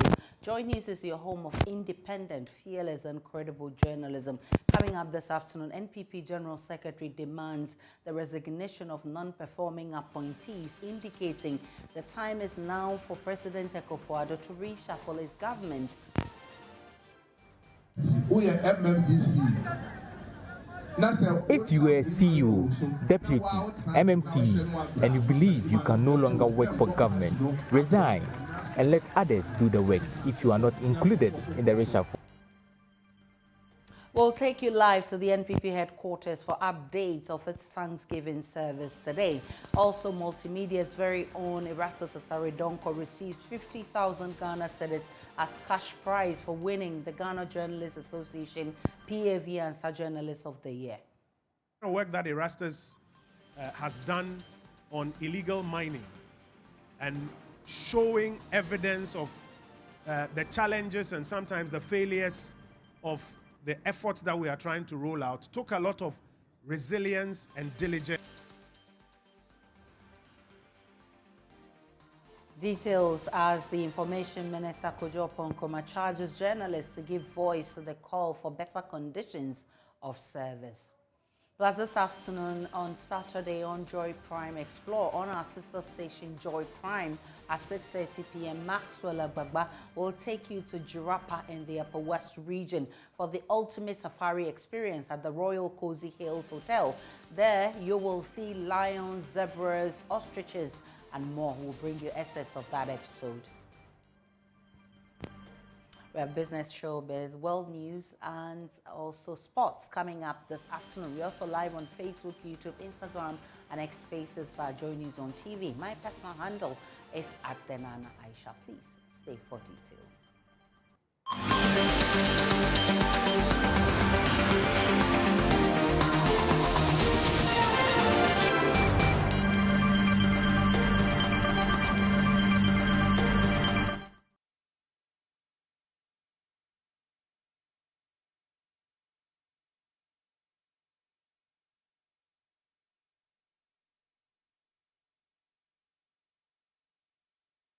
Many thanks for choosing us. I'm taking you straight to the NPP headquarters where there's currently a Thanksgiving ceremony and it's being addressed by Vice President Dr. Mahmoud Bawumia.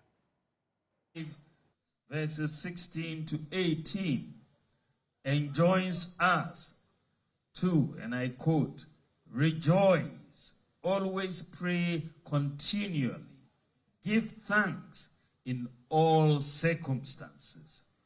For this is God's will for you in Christ Jesus. Unquote. As a nation and the world over, the challenges for the year have been many, yet we have persevered. For that, we must give thanks to God. As we are already aware, the post-COVID-19 era remains a difficult era in the history of the world, and many countries across the globe are still recovering from the economic and social shocks the pandemic created. Ghana has been no exception. As a party in power at such a difficult period in our global history, we can only thank God Almighty for how far He has brought us. We've had to work extra hard to lessen the burdens that crossed into 2023 with us. We started the year with an inflation rate of 53.6% in January. As we speak, the rate for November is 26.4%. A significant drop. And when you look at inflation, it has come down. But what is even more remarkable is that prices of items that we normally buy, cement prices are falling. Fuel prices are falling. Cooking oil prices are falling. Iron rod prices are falling. Rice prices are falling. Maize prices are falling. And this is telling us that something is happening, because normally we see increases, but we are seeing declines in price. And we are hopeful, inshallah, that next year, by this time, we will be celebrating and talking about a further reduction in inflation.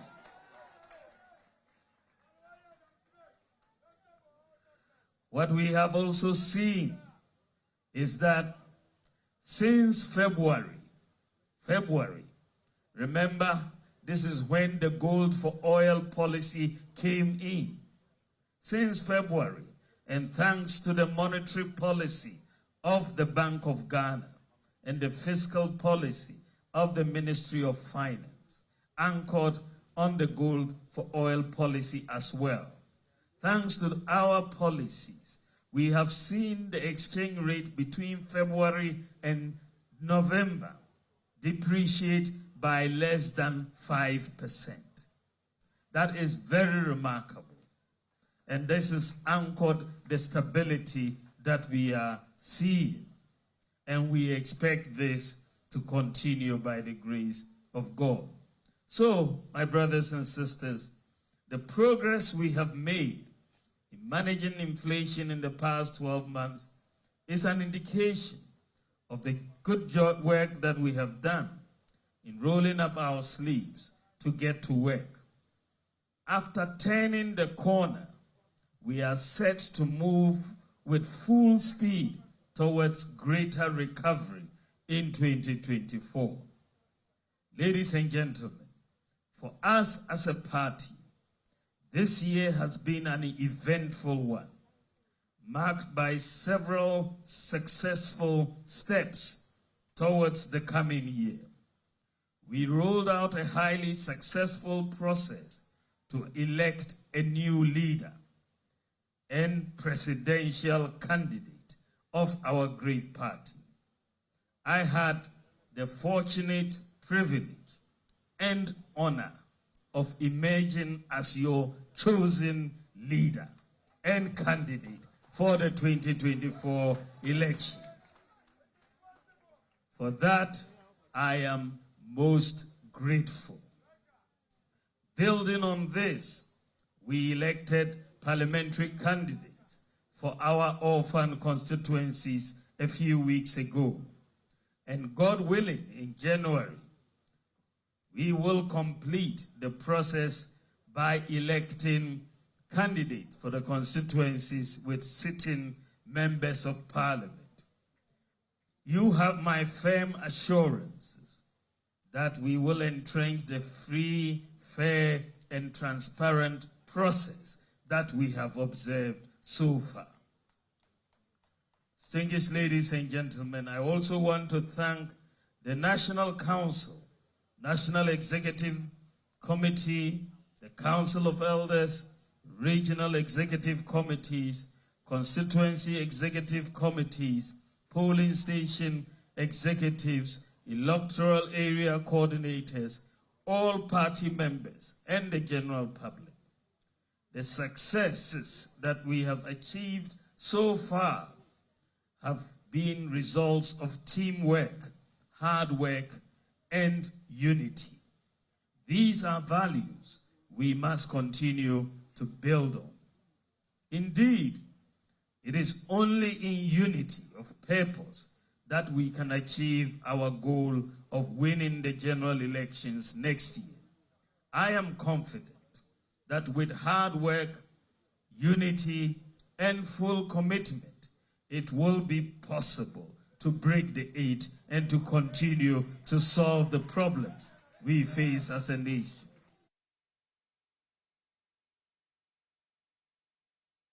You heard that Dr. Mamadou Bawumia is the flag bearer of the NPP for the 2024 elections. Let's get to Parliament because the Finance Ministry's budget has been approved by Parliament. The statement was approved amidst drama in Parliament about which side had the loudest vote during the voice vote.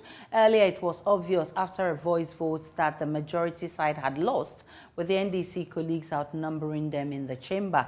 But instead of declaring that the motion had been lost, Second Deputy Speaker Andrea Mwakwesiama suspended the House for an hour. More on that shortly. First, listen to the minority leader explain his side's opposition to the estimates for the Finance Ministry, citing the Ministry and GRA's revenue assurance deal with SML, which he announced his side will be bringing a motion to the House to investigate. Speaker, in spite of all what the country is going through, I was amazed to hear from an investigative journalist that during the time that the country was going through a major financial crisis, the same Ministry of Finance had the audacity to sign a contract in US dollars worth $100 billion a year for 5 years. So, Speaker, we are coming with a motion before you. This matter must be investigated by this House. So, Speaker, we need to pay attention. What is happening at the Ministry of Finance, Speaker, is a serious matter. The company called SML, that has made the headlines in our country, Mr. Speaker, to the extent that since the year 2018, this company supposedly, according to the investigative journalist, is receiving 24 million every month for no work done. So, Speaker, we will investigate that. We will investigate that. This budget, in excess of over 1 billion Ghana cedis for Ministry of Finance, Mr. Speaker, to perform their functions. Mr. Speaker, we should be aware that this ministry, under its current leadership, needs to be asked to do what is right. Mr. Speaker, a lot is wrong at that ministry. A lot is wrong. And we will come frontally on the issues of the SML contract. We will come frontally on the issues of the e-levy contract. And we'll ask them, Mr. Speaker, in the coming days, to account to the people of Ghana how they took taxpayers' money, 24 million every single month since 2018 for no work done.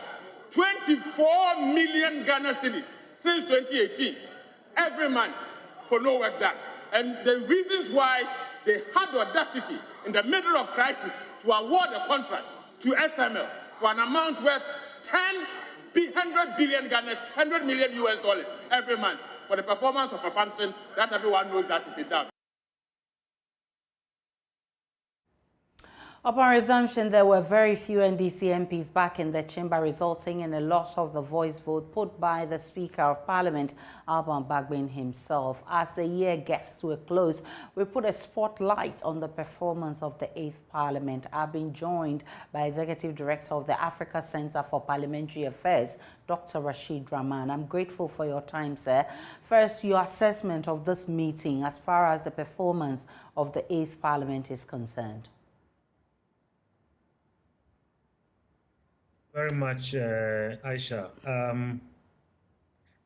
if we look at the performance of the A Parliament during this meeting that is just coming to an end, I would like to look at it from maybe 4 different angles. And then I would also like to look at it from areas where I believe, in my little knowledge of the workings of Parliament, areas where I believe they have done well, areas where I believe there are challenges, and areas where the kind of verdict is mixed. So if you allow me, maybe let me start with, first of all, with lawmaking, which is topical right now. We have seen, on the one hand, a rise in private members' bills, occasioned by the efforts made in the 7th Parliament, led by the Right Honourable Michael Quay. However, what we are witnessing now, I think, is some kind of rollback in terms of that power that we thought now Parliament has been able to wrestle, rather than just being a body that is sitting there waiting for the executive to bring bills, and it just simply does approve those bills. We're hoping that, the new powers occasioned by the private members' bills, we're putting Parliament, I think, on a trajectory where it is really exercising its oversight, its lawmaking powers. But we are back to the old days where there is a turf war between the executive and the legislature. And I was quite worried when I noticed that Parliament was not speaking from one voice. Perhaps maybe there could have been some conversations even before some of these bills, were laid before Parliament. But here we are, even hearing the leader of the House siding with some of the arguments from the presidency. And I think we want to see more of maybe Parliament speaking from one voice. So on the issue of lawmaking, I think, honestly, I'm quite disappointed with the developments that are coming out of Parliament, particularly during this 8th meeting. This meeting that is about to end. On the issue of oversight, yes. When this Parliament was being inaugurated, actually, we were all optimistic that they will be objective this time round because it's a nearly hung Parliament. What do you think? Are you satisfied with the minority, especially in holding government accountable? Yes, in fact, that's what I was coming to in terms of the oversight functions. So we have to be, yes, we're all excited, but I think that excitement should have been measured by the fact that, the minority alone cannot do it. And we're hoping that at least oversight and holding the government to account would be the responsibility of the entire Parliament. But here we are, as soon as matters come up in terms of holding the government to account, we begin to see the party lines being drawn. You hear pronouncements from those who belong to the NPP quite different from pronouncements from those who belong to the NDC. And I think that is quite worrying. And perhaps, maybe that's why our country is where it is now in terms of the challenges that we face economically. Rising debt, allegations of corruption, even though not yet proven. I think we know from just basic culture that there is no smoke without fire. So these are quite disturbing, particularly at a time when our country is going through perhaps maybe East-West crisis. But let me say, as I am on this, Aisha, that at least the minority has done what it has to do. Most recently, I think we're all watching what happened with the LI that was laid before Parliament. Thanks to the very loud voice of the minority, including civil society kind of voices and so on, I think we've seen the government take back that LI and so on. And there are many other examples that can be cited. But overall, I think oversight has been the weakest link. And it's just mainly because both sides of the House are not speaking from the same voice. In terms of representation, that is where I think maybe this, this current meeting has done quite creditably. I mean, we saw most recently the inauguration of the Citizens Bureau by the Right Honorable Speaker. And this is supposed to give us, ordinary citizens of this country, a voice in terms of the workings of Parliament.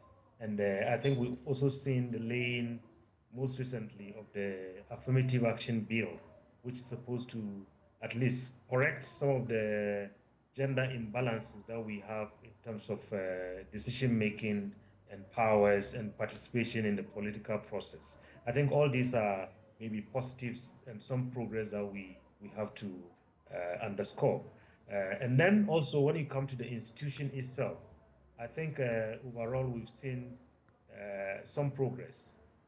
The standing orders, the new standing orders, even though I have been disappointed that up until now, those standing orders have not been approved, but there are a lot of progressive elements in the new standing orders. So hopefully when we get to the last session of this parliament, we are hoping that the standing orders will be approved. And then secondly, hopefully, there's a lot more that we'll be expecting from Parliament because they have just 1 year to exit and make way for the 9th Parliament. It is something we'll be looking out for as the House rises today. I'm grateful for your time, Dr. Rashid Rahman. He's Executive Director of Africa Center for Parliamentary Affairs. Let's get on to other stories because flag bearer of the National Democratic Congress, John Mahama, has expressed worry about government's inability to operationalize the Commander Sugar Factory. The factory built in the central region aimed at producing sugar to reduce import of the commodity. Speaking at the Emintimaze Palace in the central region, John Mahama says the NDC will ensure the blueprint for the operationalization of the factory is followed. Nanaya Ojima, who is on the Building Ghana tour with him, joins us live with more. Nanaya Ojima, describe to us the reception so far. I think we lost Nanaya Ojima there, but he's been following the former president, who is also flag bearer for the Building Ghana tour of the NDC. When we get him, he'll be bringing us more from there. But the flag bearer of the NDC has been expressing worry that there hasn't been operationalization of the Commander Sugar Factory. He says that he will ensure there's a blueprint for the operationalization of the factory. Nanaya Ojima is back now. Right, I'm told he's not on. We'll try and get him in our subsequent bulletins to tell us more. The manager of environment and sustainability at the Asanko gold mine in the Ashanti region has bewailed the activities of the illegal miners on the company's mining concession. And as Tako says, the company's Tonto Chrome concession has over the years been invaded by Galamsey operatives, harming the mine's sustenance. He has appealed for government support to eradicate illegal miners from the company's concession. The illegal invasion of mining concessions by illegal miners continue to hinder the activities of Asanko gold mine. Over the years, Galamseyers at Manso and its environs have faced off the mining company over their concession. The manager of environment and sustainability at Asanko gold mine, Ernest Dako, bemoaned the continuous battle with illegal miners. He was speaking at an event to hand over 3 projects under the Asanko Social Responsibility Fund. Problem facing Asanko now is illegal mining. They've taken over our concession and we don't want to engage in a battle with them. So we are using a negotiable approach to negotiate with them or engage them to just leave the site for us to work, because we contribute a lot to the district. Both Amansia West and Amansia South. So once we get access to these areas to work, the entire district and the country will benefit. So that's our only challenge, illegal mining. They've taken over all our concessions and we don't have the resources or the logistics to evict them. As part of its corporate social responsibility, the Asanko Gold Mine, through its SRF, commissioned 3 projects including the Kwabinaso School Block, Kumpese KVIP, and the Swade Teachers Quarters. General Manager of Asanko Gold Ghana Limited, Ahmed Muhadini, highlighted the need for the CSR initiative. We at Asanko have always endorsed the proposition that the business sector can make a significant positive impact on society through corporate social responsibility. On this occasion, I would like to pay special tribute to the SRF board, who have been very instrumental seeing to this fruition of these SRF projects. Multimedia's very own Erastus Asari Donko has been awarded a 50,000 Ghana cedis cash prize for winning the 2022 PAV Answer Journalist of the Year. The prize was handed to him last night at the 2nd Annual Ghana Journalists Association annual dinner last night, extolling the works of Erastus. Minister for Information Kojo Nkrumah bemoans the poor working conditions of journalists as he urged practitioners to call for more. James Aveji has more.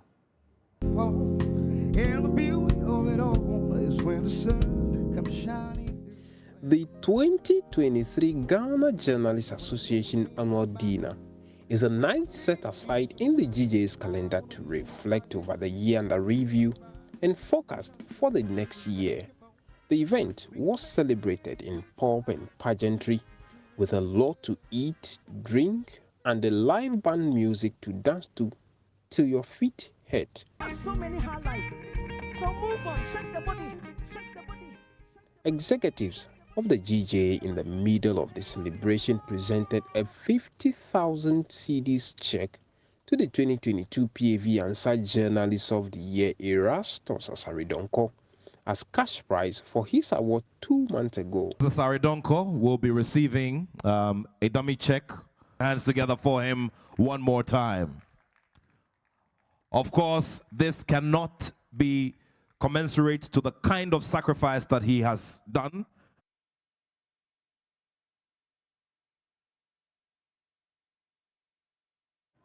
This Saturday on Joy Prime, explore on our sister station Joy Prime at 6:30 p.m. Maxwell Agbagba will take you to Jirapa in the Upper West region for the ultimate safari experience at the Royal Cozy Hills Hotel.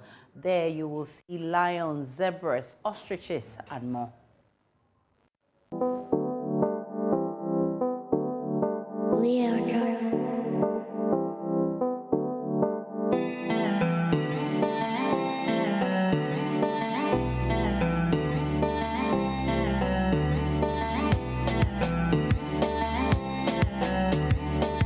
Welcome to the heart of the Upper West region, where the Royal Cozy Hills Hotel stands as a beacon, attracting people from diverse backgrounds and corners of the world. What truly captivates visitors is the unparalleled safari experience. At the Safari Ranch, behind the electrified fence lies the hippo's pond. 2 hippos gracefully step out to feed. Despite being herbivores, they are considered the largest killer of humans among large African animals.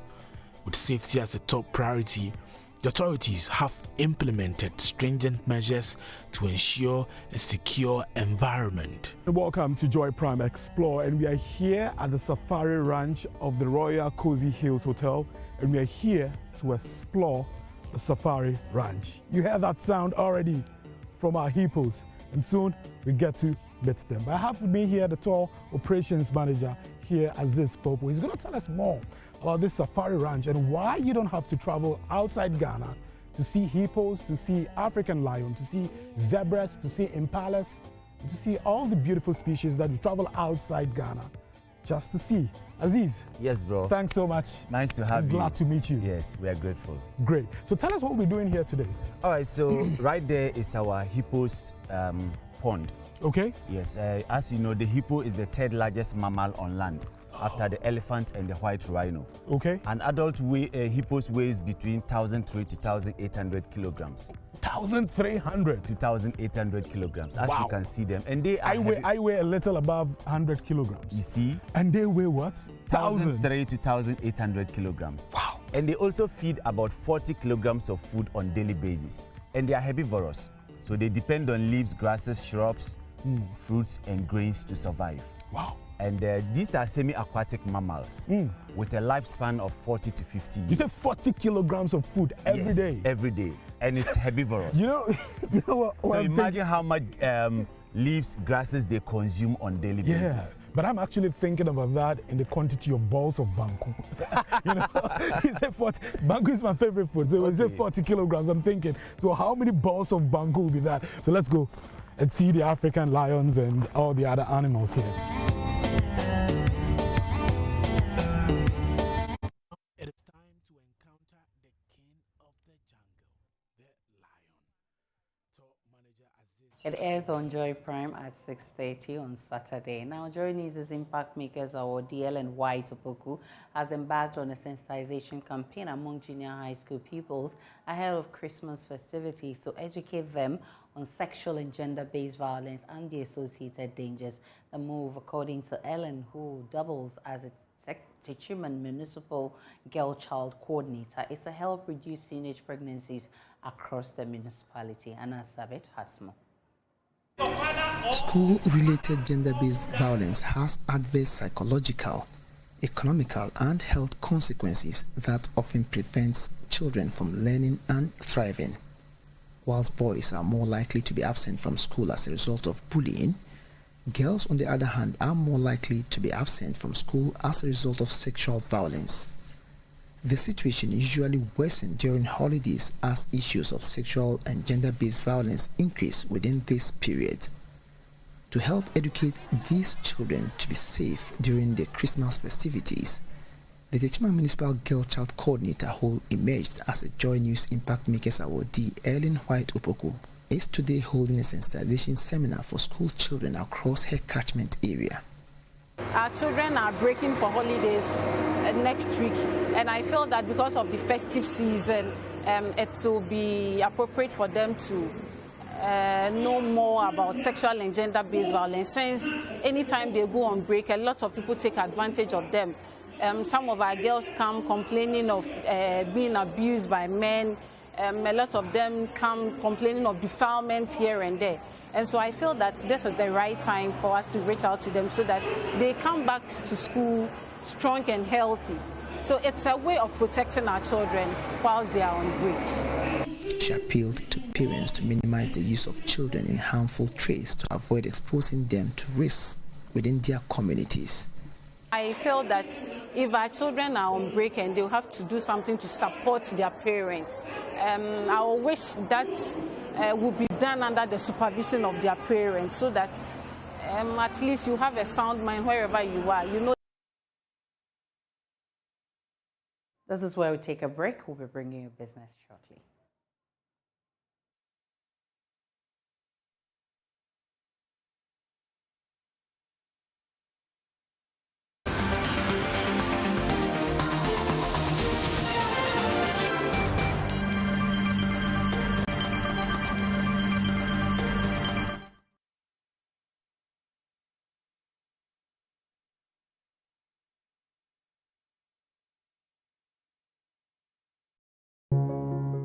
Every day, people have money emergencies. Ma, I need my school fees emergency. Mommy, chop money emergency. Emergency. Catch it. I'm your rent emergency. Now, there's a new emergency number in town. More money, challenge and enjoyment.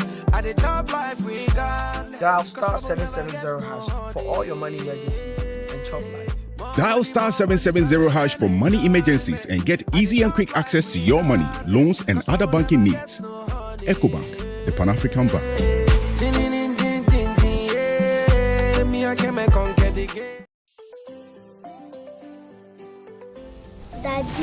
Daddy, this tank is big. Yes, that's true. It can store a lot of water.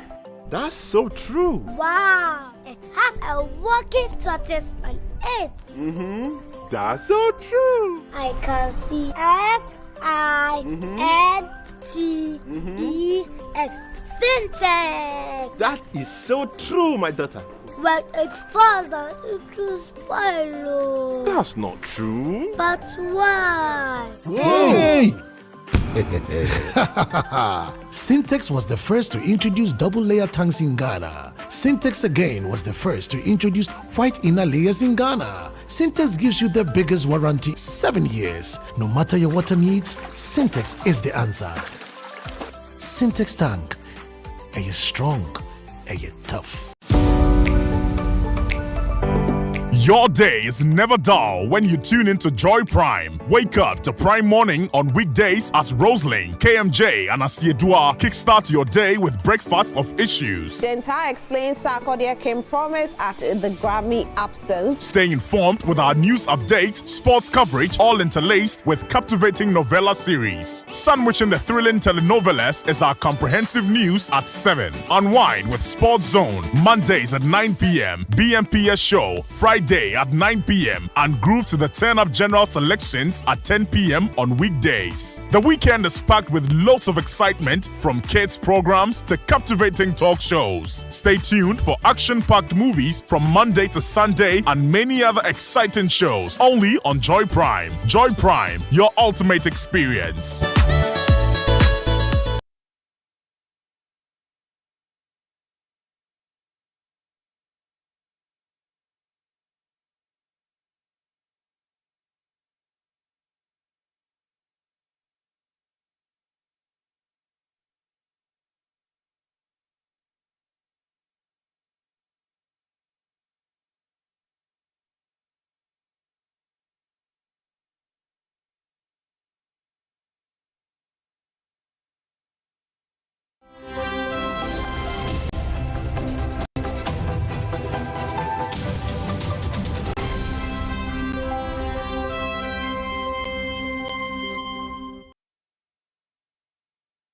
Hello, welcome. Let's do some business with me, Emma Davis.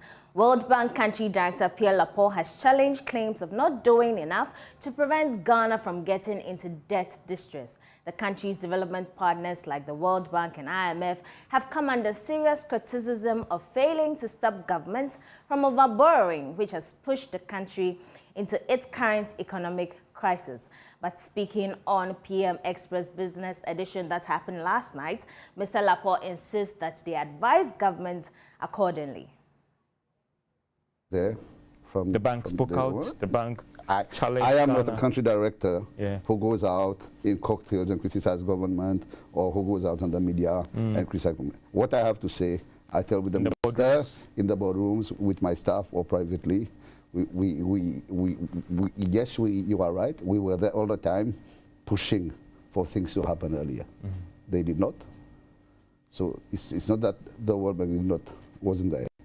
And again, the World Bank doesn't decide for a country. We can come and tell you, advise you, we can advise you, we can encourage you, we can push you, but at the end of the day, it's a government's decision, not the World Bank. You know, like I said, we continue to give project funding because these are directly from us to the accounts that we control, pays the contractor. This is fine. But budget support, that's why we had the instrument. We had it on the table.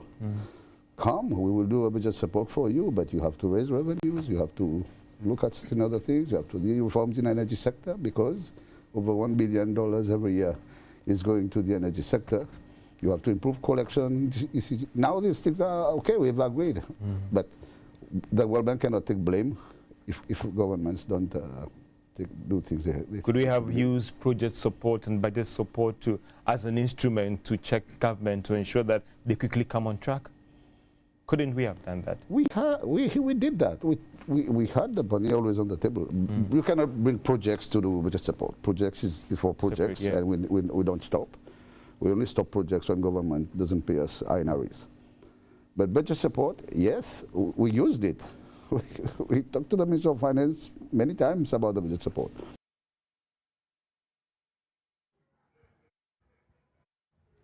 Ghanaian media personality and CEO of EIB Network, Nathan Kwabna Anoche Edisi, better known as Bulare, is set to empower 25 Ghanaian entrepreneurs under the age of 30 through his Entrepreneurship with Bulare initiative.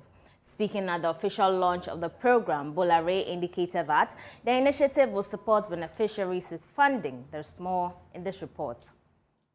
Entrepreneurship with Bulare is an initiative that forms part of Bulare's 25 years in media anniversary, which is under the theme Impact at 25. The initiative, which is in partnership with the European Union, is a comprehensive startup support program that aims to nurture and elevate young entrepreneurs who are passionate about building impactful businesses but lack crucial resources and guidance. 25 budding entrepreneurs under 30 years, you will be resourced, you'll be mentored, and clearly you're getting some capital incentives as well. This initiative, in partnership with the European Union, is designed to provide aspiring entrepreneurs with the necessary resources, guidance, and support, and to turn ideas to successful ventures. Ambassador of the European Union, Rashad Razali, who serves as the grand mentor of the program, emphasized that the Union decided to partner the initiative as it aligns with their mission to promote job creation. One of the key priorities of the European in Ghana is to create room for job creation and to support entrepreneurship. And the moment I've been asked to join in this initiative, which is the Bulare Entrepreneurship Initiative, to support 25 Ghanaian entrepreneurs, I did not hesitate 1 second, because I felt this was a good platform to create space for giving mentorship, advisors, and accompany and support 25 talented Ghanaians to move forward. Some of them will and want to open their businesses, some have their projects, so I think it's the best way to support them. That'll be all for business. My name is Emma Davis. For more news, do log on to myjoyonline.com. Have a good afternoon.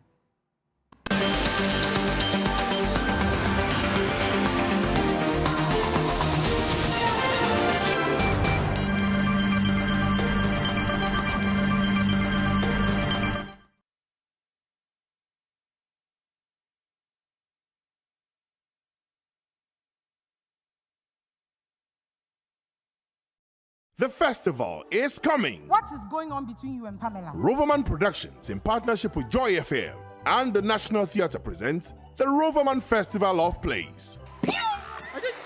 The festival starts on 23rd December with 4 girls, their spell. 24th December, husband material, 7 yards. 25th December, I like what you like. New Year's Day, naked in bed. 2nd January, unhappy wives, confused husbands. 6th January, just the tip. 7th January, naked in bed. 8th January, for girls, their spell. Venue, National Theatre. For tickets, dial *365*535#. WhatsApp 050-554-6010 or visit our regular outlets. Rate 200 Ghana cedis per play and 900 cedis for 6 plays. Time 4 and 8 p.m. each day. Sponsors: Gino Tomato Mix, GCB Bank, and Ebony Condos. Roverman Productions. Be the difference. Yeah,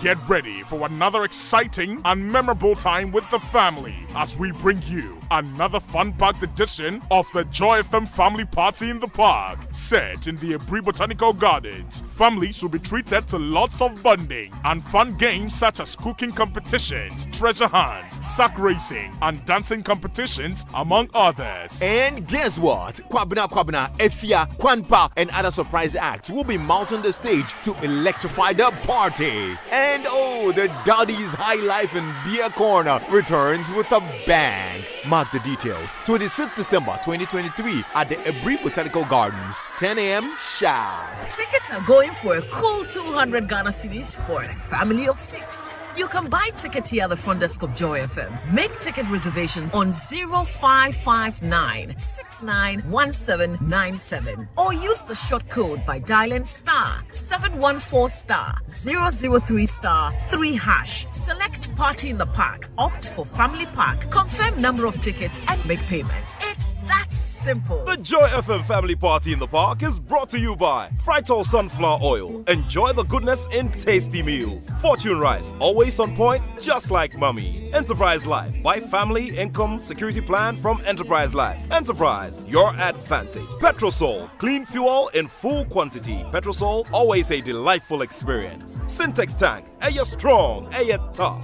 Safari Tissue, wipe clean, last long. Niche, taste of Ghana. Kiki Drinks, juice up your life. Lesh Fortune Limited, luxuriously perfect. A Joy FM Family Party in the Park, creating memorable family moments.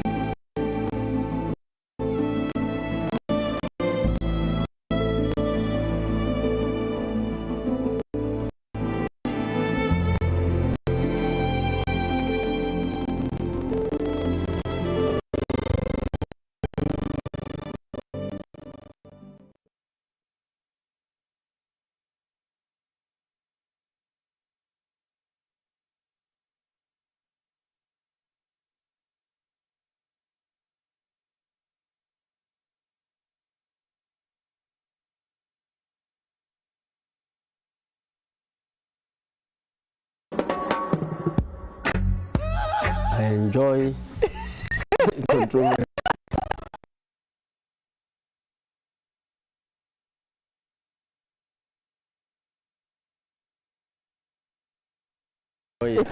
Because of the work I do, my children, my wife and my children have solved necessary.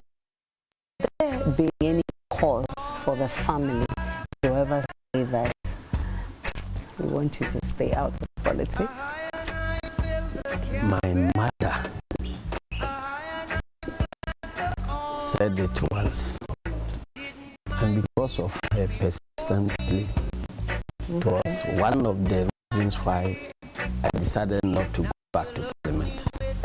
Are you a romantic husband? I try to be as romantic as possible. Very confident my wife loves me. I know, right? And you love him. Your wife, how would you? Wife?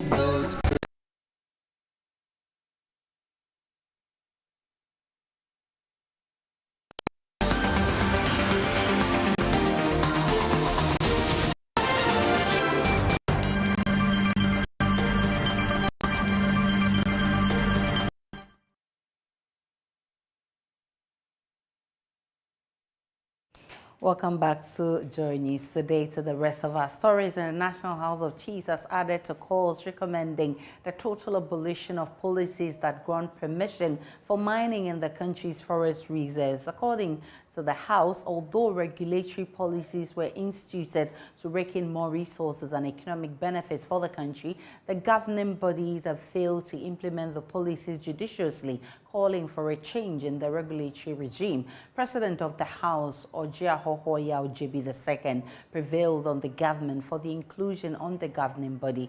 Emmanuel Bright Kweko has more. In 2022, the government passed the legislative instrument and environmental protection regulation on mining in forest reserves. Since the passage of the law, the country has seen many mining leases granted in forest reserves, while an increasing number of applications for the lease are under consideration. The government came under heavy criticism after a mining company, High Street Ghana Limited, applied for a mining lease to mine in the Kakum National Park. At its last general meeting for the year, the National House of Chiefs recommended the termination of policies on mining in forest reserves. The House says the regulatory bodies responsible for ensuring sanity have failed in their mandates. Ojiahoho Yao Jibi II is the president of the National House of Chiefs. The policy on mining in forest reserves was well intended, but the results so far show that beneficiaries of the policy have not been sincere enough. Those issued with certain license are undertaking active mining. Government and its related agencies like the Forestry Commission, the Environmental Protection Agency, cannot implement the policy in a manner to achieve its intended purpose. We as chief and as custodians of the land should recommend a total abolition of the policy. Indeed, Nanano are calling of the regulatory regime to involve Nanano. Despite efforts to halt across the country's lands and water bodies, the illegal activity continues to adversely impact the environment. Cautioning against the repercussions of illegal mining, the group is suggesting collaborations with the government to fight the menace. Nanano, there is enough evidence to suggest that government's approach in dealing with Galamsey without the active participation of traditional authorities will not succeed. In fact, if government does not involve Nanano, this fight will not succeed. Government should collaborate with the traditional authorities and draw up a detailed plan and provide adequate resources to halt Galamsey and the menace associated with it. Meanwhile, Minister responsible for chieftaincy and religious affairs, Stephen Asamoah Boateng, is urging the traditional rulers to collaborate with relevant stakeholders, including the Lands Commission, to protect customary land rights. This, according to him, would end persistent land disputes in the country. As custodians of the land, I would like to urge Nanano to reconsider availing their respective councils for the customary land secretariat management system that was espoused under the land administration project implemented by the government several years ago. This proposal is part of the government's effort to address the challenges of land governance in Ghana. So this appeal is to encourage you to use your influence and authority to prevent and resolve land disputes, as well as to promote peace and development in your various communities. For JoyNews, my name is Emmanuel Bright-Kweku.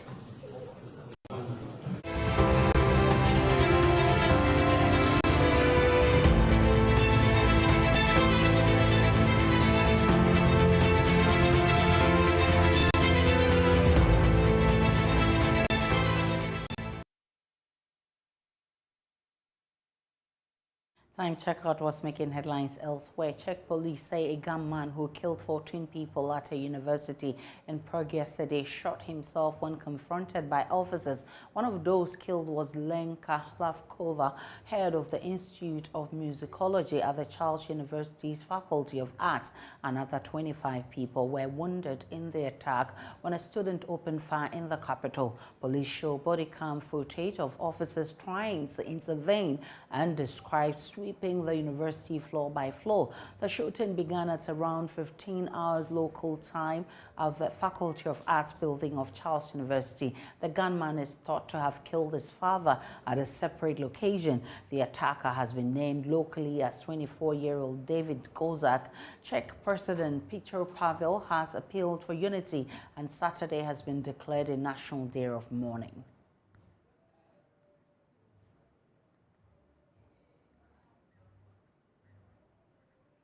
That is it for World News, and that's how we wrap up the bulletin this afternoon. My name is Aisha Ibrahim. Log on to myjoyonline.com. There's more of the news and updates of all the developing stories. Marketplace is up next with Darryl Kwao. Do enjoy the rest of our programs.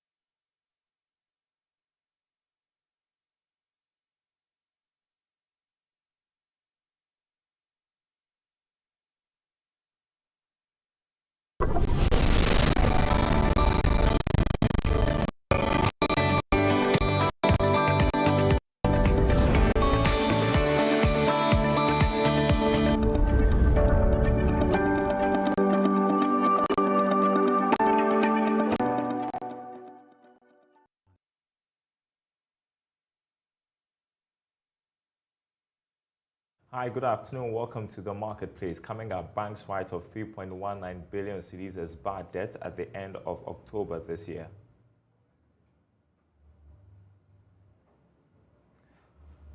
Also coming up, World Bank to disburse $300 million budget support to Ghana as soon as an International Monetary Fund deal is reached next month. We require that agreement, and that agreement, unfortunately, is not yet concluded. We're hoping it was, so we can also go. But until it's concluded, we cannot go. At this point in time, the latest information that we have. Also coming up, music concerts and end-of-year parties aren't the only events drawing crowds this Christmas. Patrons are also flocking to their favorite stage plays to commemorate the Yuletide.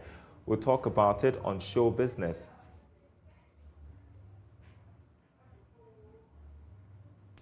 My name is Darryl Kwao. Thanks for being with us. Details coming up.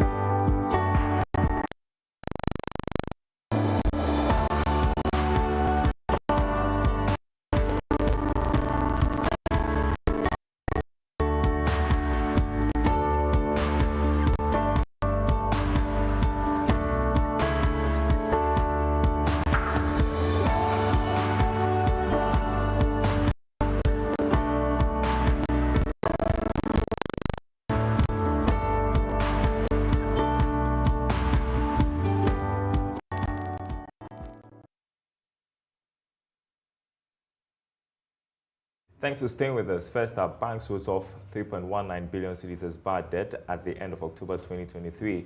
That's according to the domestic bank's income statement published by the Bank of Ghana. The provisions were in the form of loan losses, depreciation, amongst others. Here's more in this report. The bad debt recorded in October 2023 was far lower than the 1.74 billion cedis registered during the same period last year. Asset quality risk elevated in October 2023, reflecting the pickup in the non-performing loan stock and NPL ratio during the same period. The industry's NPL ratio increased to 18.3% in October 2023 from 14% in October 2022. This is on account of a higher growth in the NPL stock and a contraction in gross loans during the same period last year. Similarly, the NPL ratio adjusted for the fully provisioned loan loss category increased from 3.9% to 6.4% during the same comparative period. The NPL stock increased by 18.8% to 13.5 billion Ghana cedis in October 2023 from 11.3 billion cedis in October 2022, reflecting the deterioration in domestic currency loans. The private sector accounted for the largest share of the non-performing loans of 93.8% in October 2023. Well, joining me on Zoom to discuss this is a senior finance lecturer at the University of Ghana Business School, Dr. Benjamin Alma. Good afternoon to you. So according to the Bank of Ghana, the 3.19 billion cedi written off as bad debt at the end of October this year is at 9.5% growth year on year. What does this tell us? Good afternoon.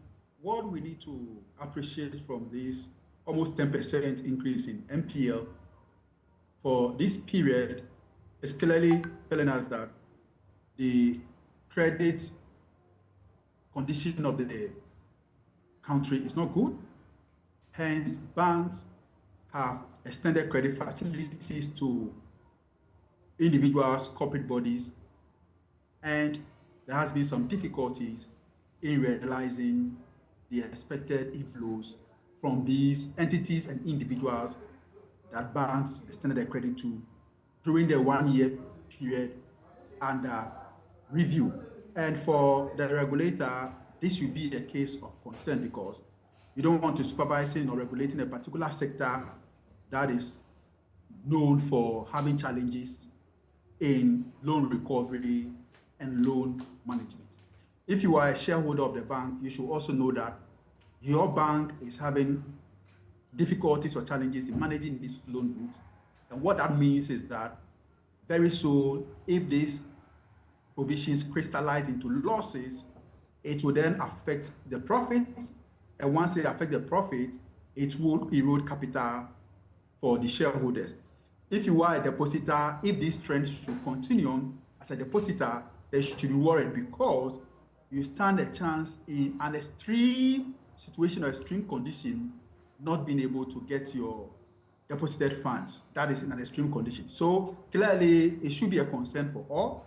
And the managers of the economy too should also be worried. That is, if this trend should continue into the future. Do we pin this, the inability of individuals and businesses to pay back loans on the state of our economy currently? Yeah, you cannot divulge or separate the economy and loan performance separately. You know, how the economy performs has a direct impact on businesses and businesses' ability to service or to meet their obligations. So if you have an economy that has gone through some difficulties and is yet to fully recover, then it means that individuals and businesses operating within that economy are also going to suffer same. So we cannot separate the performance of the economy from this particular non-performing loans situation we are considering. There is, of course, a positive and a direct link between the performance of the economy and then the ability of borrowers to service their loans. And well, what's also telling, the private sector accounted for the largest share of non-performing loans of 93.8% at the end of October this year, also showing how the private sector is struggling, isn't it? Absolutely, absolutely. But it is not too strange that the private sector is contributing to loan losses. One aspect, because about the private sector, you want to look at the public sector. the public sector will know, but for DDEP, the public sector loans, especially loans extended to government and government institutions, are in many instances zero rated in terms of risk weighting. So then it means that it's a private sector that exposes these banks heavily. But then if the government has taken investors through this period of DDEP, then the next avenue one we want to consider is to give credit facilities to the to the private sector. And so if you are having this surge in non-performance of loans from the private sector, then it means that the banks will have to reassess themselves and to look through the portfolio of businesses or business opportunities that exist in there, and to be cautious as to the way forward in terms of raking in some interest income aside investment on deposited funds that they do business with. Yeah, you started talking about what the implications are and why we should be worried. I just wanted to talk about it a bit more because, I mean, this year has not been easy for the banking sector, and having to write off 3.19 billion cedis as bad debt makes it even worse, doesn't it? I mean, what are the implications for the banks and the economy? Yeah, what it means is that the banks will have to be a bit careful about which sectors of the economy they are giving credit to. Again, the banks will have to have, put in place robust recovery systems. The banks themselves will also have to do a self-assessment to know what is contributing to some of these, increases in non-performing loans. We should also not forget that a macroeconomic assessment will help the banks to really appreciate what is happening within the economy to guide future credit facilities. Of course, it is worrying to be seeing this amount of non-performing loans, but we have to be careful to say that these provisions are based on the International Financial Reporting Standard. It is possible that through recovery and future recovery, some of these loans will be paid. But as we speak now, this is what the books are telling us. It doesn't look good, because if there has been an increase from last year to this year, then it means that things have not been well. Hence, we are seeing these numbers. But banks must still work hard and make sure that what they give out as loans, they try to get as much as they can from the loan facilities. So you anticipate the banks to revise their approach when it comes to dishing out loans. So for the individual, is it going to get very difficult? You need to understand the portfolio mix of the banks when it comes to their loan books and their loan portfolio. And I believe that the banks, being the real players in the industry, have a fair idea of which sectors of the economy, including retail and wholesale, or like we call corporate clients, may be contributing to these loan books or problem loans that we are seeing. Having done that, with the details of the loan portfolio, the banks will then have to reposition themselves as to which areas or which sectors in their loan portfolios they can manage. This will rely on the expertise of the banks, this will rely on the risk appetite of the bank, and this will also rely on how much in terms of business the banks want to do. But until we have a detailed assessment of the bank's loan portfolio, it will be difficult for one to quickly say, don't give personal loans or don't give corporate loans. Each individual bank, through its own loan portfolio assessment or review, will know where the problem areas are. And then from these problem areas, the banks will then put in place the measures now and going forward in how to deal with the difficult clients or the difficult areas that they have in terms of the loans. All right, Dr. Benjamin Amwa, Senior Finance Lecturer at the University of Ghana Business School. I appreciate your time with us on the marketplace. Now, the World Bank has indicated that it will disburse $300 million to Ghana next month to support the country's 2024 budget. This is subject to Ghana reaching a deal with bilateral creditors on debt restructuring and securing an IMF board approval on January 11 next year. Pierre Laporte is outgoing World Bank Country Director, and he has been speaking on PM Express Business Edition. Requirements for us to go to our board is for the macroeconomic framework, the fiscal framework, the financing has to be completely locked. Okay. At this point in time, and this requires, among other things, the debt restructuring that's been going on, and one of them, as you know, there's restructuring of the bonds that will come. There is a critical one, the domestic restructuring, which was completed, but also the bilateral restructuring, and this one is still not completed. At this point in time, the creditor committee between Paris Club and other bilaterals have been discussing. We require this agreement because when this agreement is done, the level of debt repayment of Ghana will go down because the debt will be formally restructured. Today, post-agreement, your debt repayment is at a level that leaves a financing gap in your budget. And we cannot, IMF cannot go to a board with a program that is not fully funded. So once that restructuring is agreed, then formally your debt level goes down, and this is what has been factored into the fiscal framework, into the debt sustainability analysis framework. So we require that agreement, and that agreement, unfortunately, is not yet concluded. We were hoping it was, so we can also go. But until it's concluded, we cannot go. At this point in time, the latest information that we have is there's close to closure. And with that, we would be able to go, hopefully, before the end of January.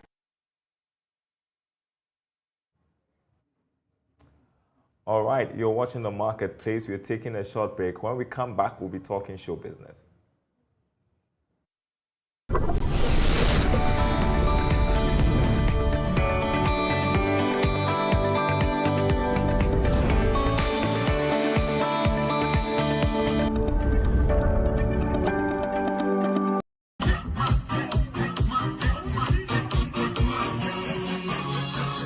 Get ready for another exciting and memorable time with the family as we bring you another fun-packed edition of the Joy FM Family Party in the Park. Set in the Ebri Botanical Gardens, families will be treated to lots of bonding and fun games such as cooking competitions, treasure hunts, sack racing, and dancing competitions, among others. And guess what? Kwabena, Efia, Kwanpa, and other surprise acts will be mounting the stage to electrify the party. And oh, the Daddy's High Life and Beer Corner returns with a bang. Mark the details. 26th December 2023 at the Ebri Botanical Gardens, 10 a.m. sharp. Tickets are going for a cool 200 Ghana cedis for a family of 6. You can buy tickets here at the front desk of Joy FM. Make ticket reservations on 0559 691797 or use the short code by dialing *714*003*3#. Select Party in the Park, opt for Family Park, confirm number of tickets and make payments. It's that simple. The Joy FM Family Party in the Park is brought to you by Fritol Sunflower Oil. Enjoy the goodness in tasty meals. Fortune Rice, always on point, just like mommy. Enterprise Life, buy family income security plan from Enterprise Life. Enterprise, your advantage. Petrosol, clean fuel in full quantity. Petrosol, always a delightful experience. Syntex Tank, air strong, air tough.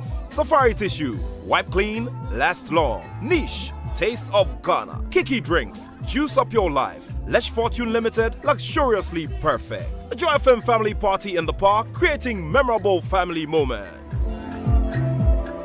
The festival is coming. What is going on between you and Pamela? Roverman Productions, in partnership with Joy FM and the National Theatre, presents the Roverman Festival of Plays.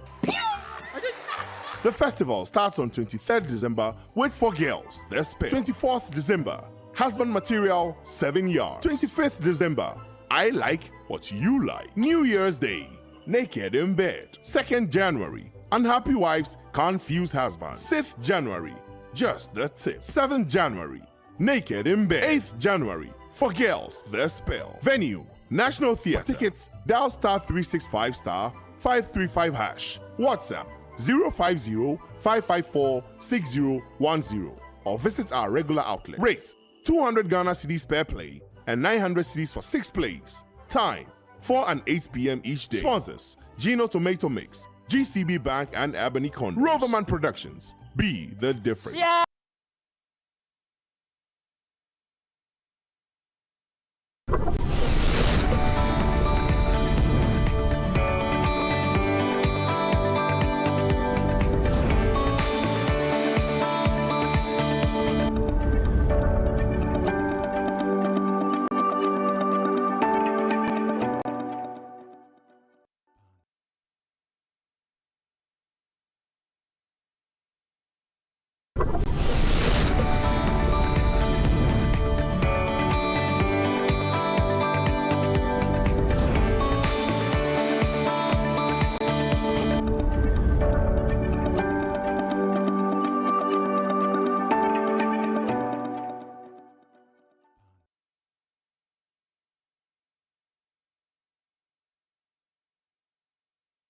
And welcome back to The Marketplace. Music concerts and end-of-year parties aren't the only events drawing crowds this Christmas. Patrons are also flocking to their favorite stage plays to commemorate the Yuletide. But how are players in the theatre industry ensuring that these activities provide value for all? Culture journalist Kenneth Awochidako joins me with more on today's edition of Show Business.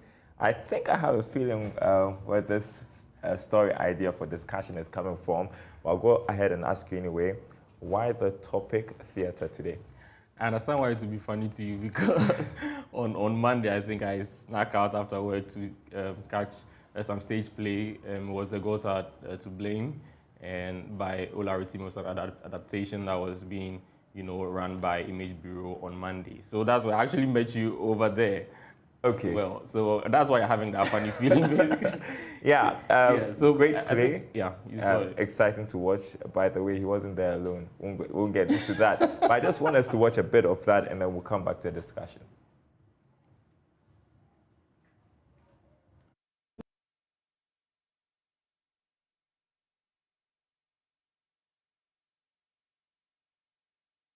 This is the reward which you now as king must give to me for picking you up in the bush. Hey. Picking me up in the bush? My lord, we have returned from Ipetu. My lord. Hey, wait outside. Wait outside. What bush? Look, it's the truth. What bush? The bush in Ipetu village. Hey. The bush in Ipetu? It is enough, my lord. Hey, I must know who I am. But, my lord, the man doesn't know what he's saying. Yes. He has lost his head. Hey, you come close again. Hey, Otu. You see whose head will be lost. Otu. Speak on, brother. What were you doing there in Ipetu bush? Hunting with my master, Ogundele. And you saw me in the bush? Yes. A man brought you there, wrapped in white cloth like sacrifice to the gods. Your arms and feet were tied with strings of cowries.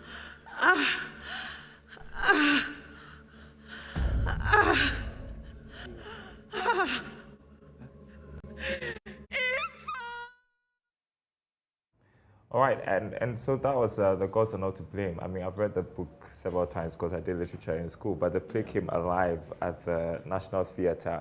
And what also was of interest to us, I mean, as we talked about it at the end of the play, was the interest shown by Ghanaians when it comes to stage plays recently. Tell us about that. So basically, if you were there, you'd find that there was a very, immense sense of community because a lot of people who have read the book like yourself had the opportunity to see it again for themselves, which, triggers some other sense within them, which basically goes a long way to emphasize the importance of, the performing arts industry, basically. So the sense of community around the time and also the economic impact that was seen around the event space was basically one of the reasons why I felt like being a business show is something that I would like to go into as well. All right, so let's talk about, because we are on the money side of things. Yeah. I mean, globally, what is looking like when it comes to theatre? So if you look at the US alone, the market size for live performance in terms of theatre rose by 21% last year.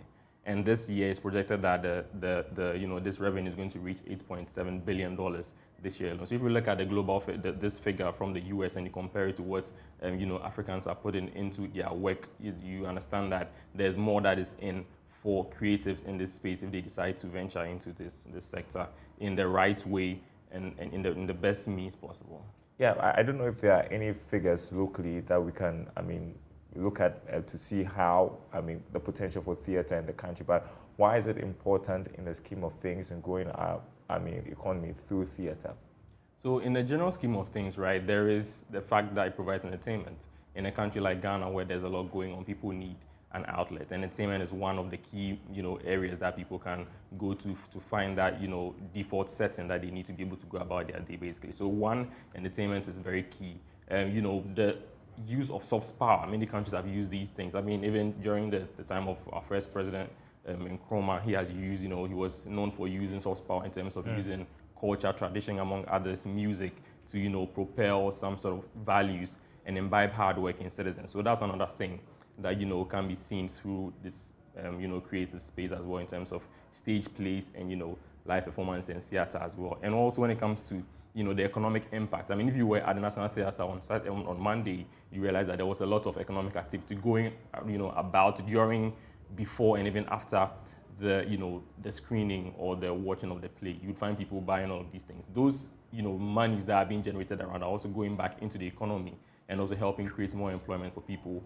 who find themselves around the theatre art ecosystem as well. So these are very, key areas that... Yeah, I mean, for instance, the Gods Are Not to Blame, I think it was staged a couple of weeks ago, and then they did the rerun for 3 days, and then it was overly booked, and then they had to do an extra 2 days. Exactly. I know Roverman Productions is also doing something this Christmas. It shows there's potential. So what can be done to improve the industry so we can make money from that? So one of the key areas has to do with funding. And this is something that a lot of the industry players in the, the stage play and the drama sector have been trumpeting a lot, because sometimes there is a lot of content out there. There is a lot of creativity that they put into making these, stage plays and movies also as well. But when it comes to funding, that becomes a very difficult thing for them. So most of them are usually asking for more funds to be able to churn out some of these, great plays that we all talk about, so that they can also put them out there for other people to also see. Another, interesting thing that they've been asking for is the, the availability of spaces in terms of theater venues, or, basically spaces that they can effectively, communicate the type of, audiovisual or, drama that they have created for people to see it in the very, unique essence for which it was created. I mean, it's one thing to create the drama, or it's one thing to create the atmosphere or the content, but it's another thing to create, the enabling environment that you want people to, see that particular artwork through. So these are some of the things that they are looking forward to, that if government or private agencies also come in to help propel, it's going to help, increase the interest in it takes so much money to produce a good piece, and I think people enjoyed it because of the investments made in producing that masterpiece. Yeah. And so I'm going to wish you a Merry Christmas. I don't know if I'm going to see you before the New Year, but we'll see how that goes. But many happy returns to you. Yeah, thank you so much. Kenneth Awushidako is our culture journalist here at myjoyonline.com, and we'll move on to another story before we wrap up. Ghanaian media personality and CEO of EIB Network, Nathan Kwabena Anoche DC, better known as Bola Ray, is set to empower 25 Ghanaian entrepreneurs under the age of 30 through his Entrepreneurship with Bola Ray initiative. Speaking at the official launch of the program, Bola Ray indicated that the initiative will support beneficiaries with funding and resources to help expand their businesses. That forms part of Bola Ray's 25 years in the media anniversary, which is under the theme Impact at 25. The initiative, which is in partnership with the European Union, is a comprehensive startup support program that aims to nurture and elevate young entrepreneurs who are passionate about building impactful businesses but lack crucial resources and guidance. 25 budding entrepreneurs under 30 years, you will be resourced, you will be mentored, and clearly you are getting some capital incentives as well. This initiative, in partnership with the European Union, is designed to provide aspiring entrepreneurs with the necessary resources, guidance, and support, and to turn ideas to successful ventures. Ambassador of the European Union, Rashad Razali, who serves as the grand mentor of the program, emphasized that the Union decided to partner the initiative as it aligns with their mission to promote job creation. One of the key priorities of the European Union in Ghana is to create room for job creation and to support entrepreneurship. And the moment I've been asked to join in this initiative, which is the Bola Ray Entrepreneurship Initiative, to support 25 Ghanaian entrepreneurs, I did not hesitate 1 second, because I felt this was a good platform to create space for giving mentorship, advisors, and accompany and support 25 talented Ghanaians to move forward. Some of them will and want to open their businesses, some of their projects, so I think it's the best way to support them. Project Manager Annabelle Mensah Brown stated that the program will extend beyond the initial 25 individuals, with subsequent batches also benefiting from the initiative. All right, and that's the marketplace. Thanks for watching. More news on our website, myjoyonline.com/business. More from that exclusive with the outgoing World Bank Country Director on myjoyonline.com/business. Enjoy your weekend. We'll see you sometime soon.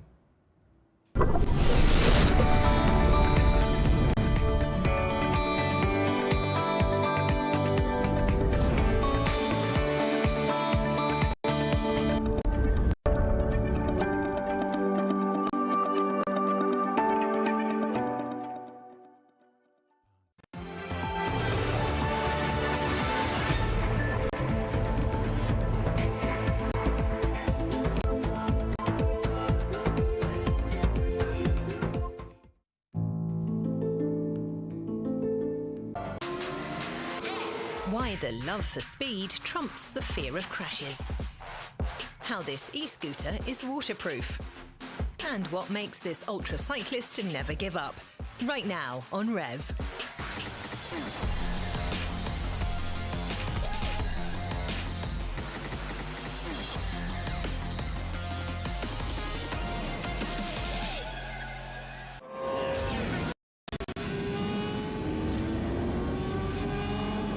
The rush you feel when you're going fast with this is completely wild. Sometimes it feels like my heart almost stops. And even after I crashed, broke my collarbone, 6 ribs, I still want to race motorcycles. Why is that? We'll have 2 scientists and a motorcycle world champion to unpack this.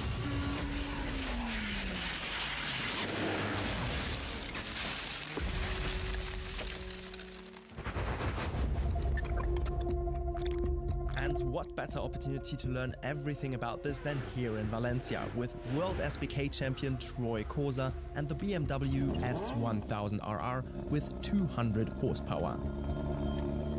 Ooh, that's a fast BMW. Yes, it sure is. How do you feel like under the helmet when you go 300 kilometers an hour with such a thing like that? The speed thing can scare people quite a lot. What I've learned is it's actually where you look when you're going fast. You can make it feel and look really, really fast for you mentally, or we can slow it all down, and that's basically what we teach you guys at the racetrack here.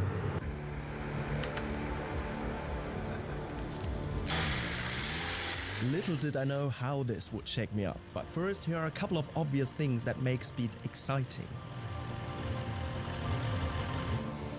The adrenaline that gets released makes your heart beat faster. Everything just flies by you. The noises, it's very different compared to sitting in an office space.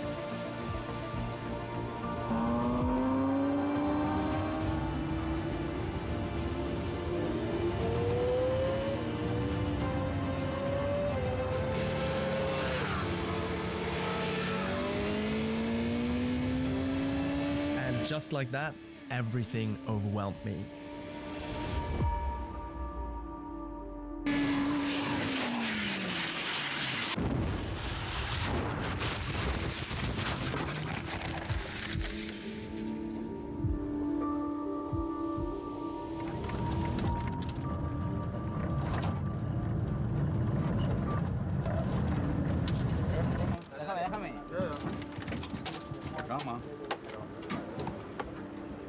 That's not the way I imagined this to go. Yep.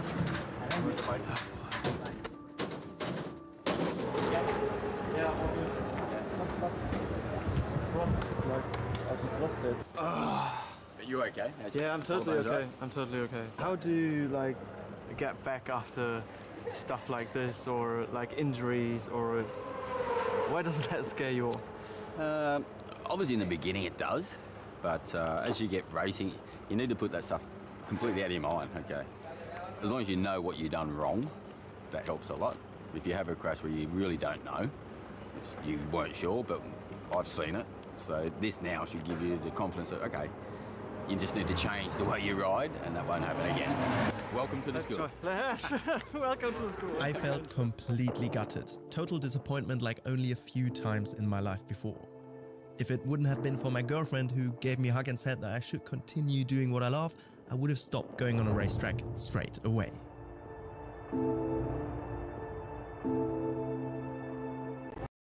Because my suit is like shot now, I need to change.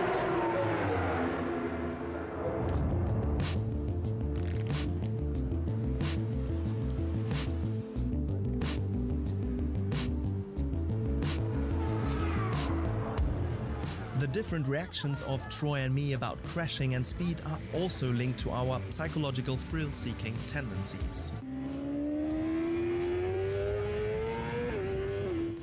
Sensation seeking is your desire for complex situations and your ability to want to do that despite the risks there may be.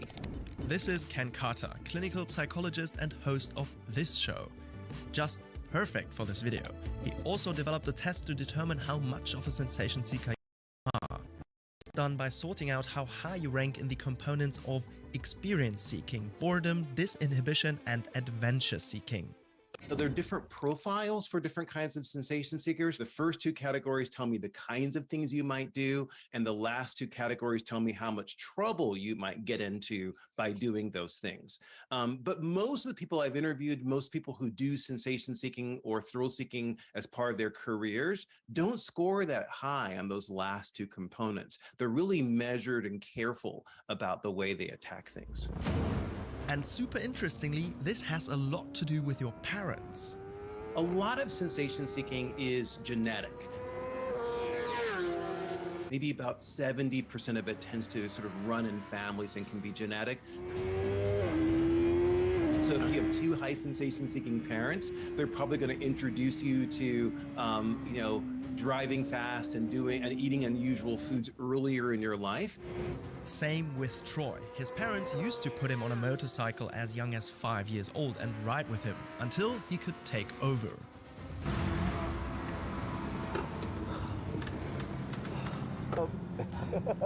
I've never experienced anything like that in my life. Oh my God. Look at this. You put the fear of God in me. I think I was never really afraid for my life, but damn close. After I've ridden with you, do you have a death wish? No, like I said, that for me, that's quite calm, steady. That's not taking any risk whatsoever. Obviously, I don't want to crash for myself, but for you also. But that really is quite smooth. Although I go faster, it doesn't get any more scary. I just go faster, brake a bit harder, open the throttle a bit sooner. How in the world do you lose the fear for that? I almost myself. Well, obviously, I've been riding since I was 5 years old on dirt bikes. I've been racing for 30 years. So for me, this is second nature. And you don't feel like a speed rush when you're doing that? No, not at all, really. Like I said before, because I'm looking far ahead, it doesn't feel fast because I'm 4 seconds down the track. So there's no panic. I know exactly where I'm going to brake. And if you look too close, you can lose that. So that's why it feels fast or looks fast, but it's not. So that's why vision is key. Good job. I got to say good job. Yeah. That is one fearless person. I tell you. What a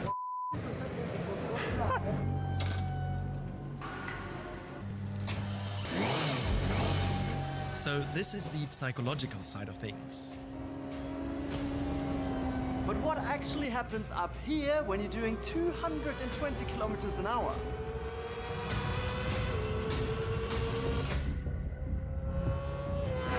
There are different factors that make you realize, holy crap, I'm going really fast. One being the balance system in your ear. With very fine hairs, it's tracking in which direction you're going. The eyes are tracking how quickly everything else is moving compared to yourself. That info gets sent to your brain. But this smart brain of yours has even more ways to tell you how fast you're going. The brain's own sat-nav. It's placed in the hippocampus and the entorhinal cortex. A variety of cells decode your location, the direction, boundaries in the environment, and the speed. But how do these cells actually work? Their activity ramps up with the running speed of the animals. This is Christian Döller, psychologist specialized in neuroscience. It's effectively correlating with the running speed of the animal. The cell firing is independent of visual information, for instance, and so it doesn't have to do with optic flow, for instance. And the information is interesting in the cells encoding the speed 50 to 80 milliseconds, I think, ahead in time. So as if the cell firing encodes the predicted speed in the future, anticipating the speed level.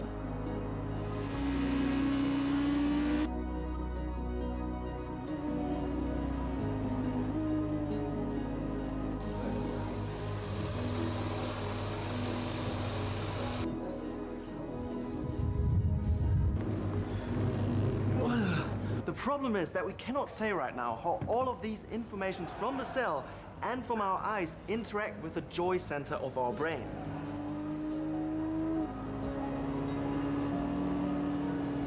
Troy, do you still get that rush sensation when you're on a motorcycle?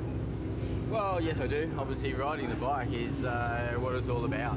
It's not so much about the ultimate lap time and stuff. Obviously, you're going to have speed involved, but it's more the technique and the joy of having some fun, doing some wheelies and slides and stuff. But ultimately, helping you guys to be better riders and safer riders out there on track. Is this rush sensation connected to speed? I think initially probably yes, but as everything, the more you do it, the more used you get to it. Muscle memory, we call it. So for me, 300 kilometers per hour doesn't feel 300 kilometers an hour.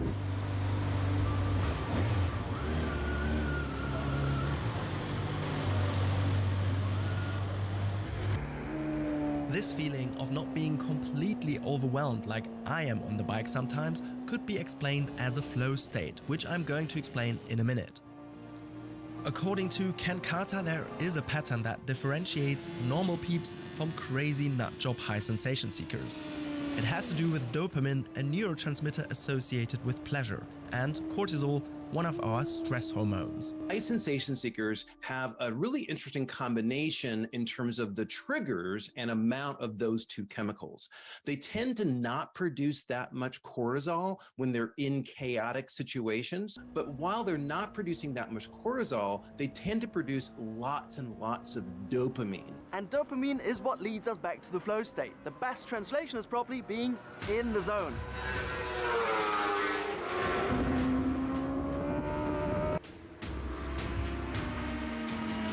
You stop thinking about time or yourself. The task can be challenging, but you don't worry about that at all. You just enjoy it.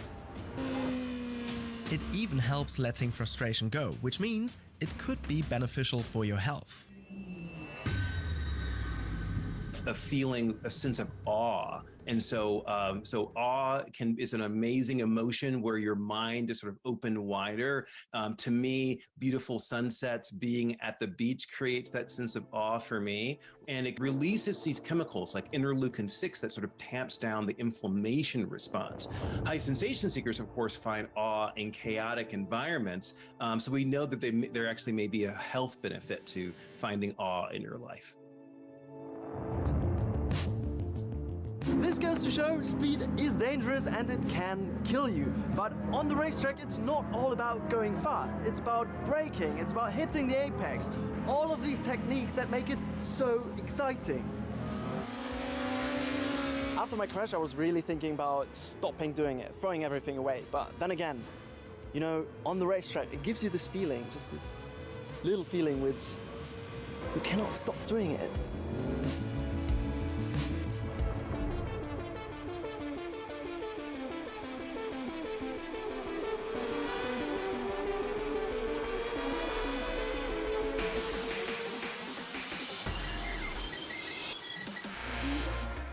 GSTEP, the Indonesian scooter maker, has produced the country's first ever flood-resistant e-scooter, a crucial development on the mobility front in a country that experiences regular flooding.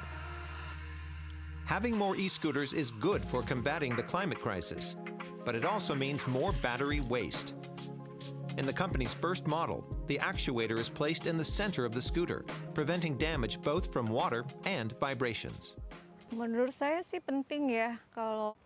think it's important to have a scooter that can cope with various conditions. Even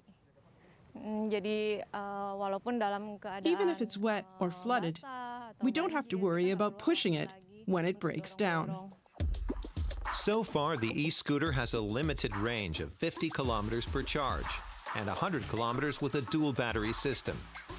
The manufacturer has set up facilities like this one at various locations in Indonesia, allowing riders to charge or swap batteries in order to continue their journey.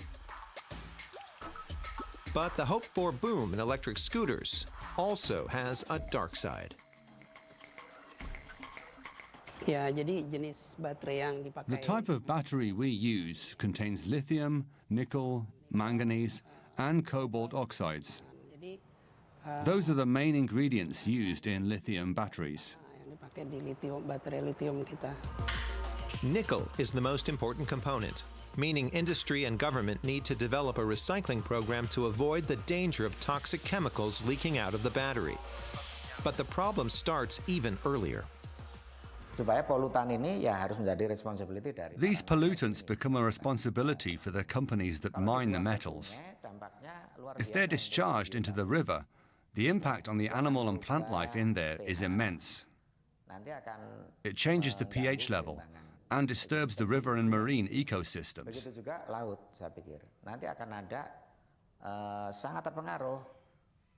Organisms living there will be contaminated and potentially be dangerous for any humans eating them.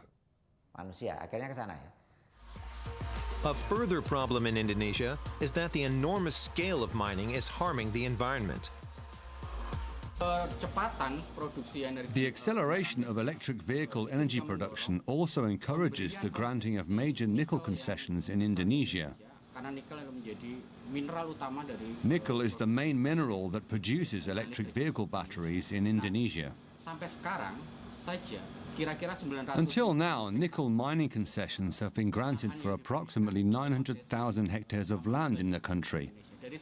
Of those, 600,000 hectares are in forest areas.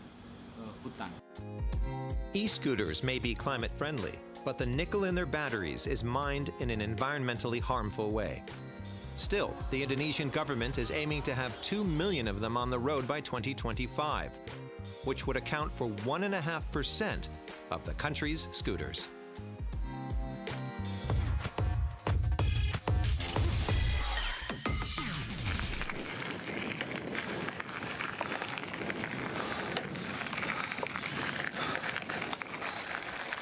It was raining, we had a steep downhill, and my bicycle started wobbling when I hit the brake.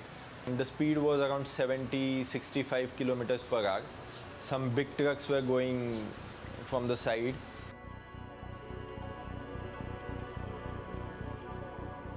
I told on communication system that I'm gonna fall. So that was the first time when I regretted that why I choose this sport.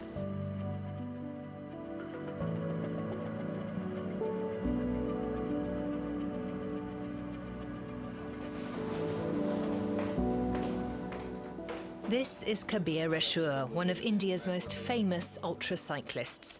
But from 9 to 5, he's a lawyer. Kabir's sister, Sapna, works in his office, and she's also his crew chief during races. Before he can compete, Kabir has to use every spare second for training.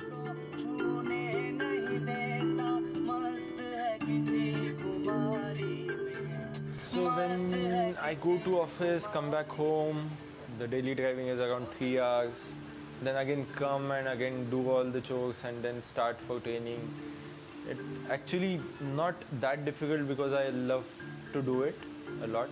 I enjoy that time on the bicycle and to watch something. So it is kind of meditation for me. And I get to enjoy that me time on the bicycle. Ultracycling is one of the toughest sports in the world. The riders have to cover hundreds, sometimes thousands of kilometers. and the clock never stops. So each rider has to decide when, for how long, and where they want to rest during races. The events can last several days. I've been ultra cycling from like last 7 years in different races, like stage races where the stage is around 220 to 250 kilometers. You suffer more, but you suffer for a shorter time because that duration is very less. Ultra cycling events, your intensity of suffering is a bit low, but you suffer for longer time. Prolonged physical exertion with minimum sleep requires special preparation. Initially, I used to train a lot, but nowadays I focus on training 33%, recovery 33%, and nutrition 33%. Kabir Ashur has already won a lot of races. At the legendary RAM race across America, he even made the podium. But now he's gearing up at the starting line of the Ultra Spice Race, where he'll be riding a total distance of 1,780 kilometers. He'll start from Bogmalo Beach in Goa and ride through parts of Karnataka and Kerala before reaching Uti in Tamil Nadu. Once there, he'll turn around and ride all the way back to the starting point in Goa.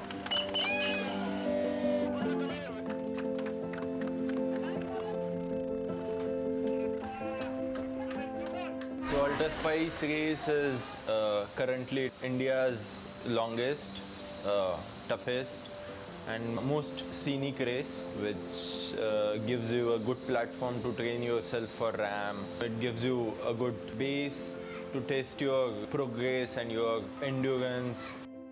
So it is very difficult in ultra cycling to stay mentally that alert.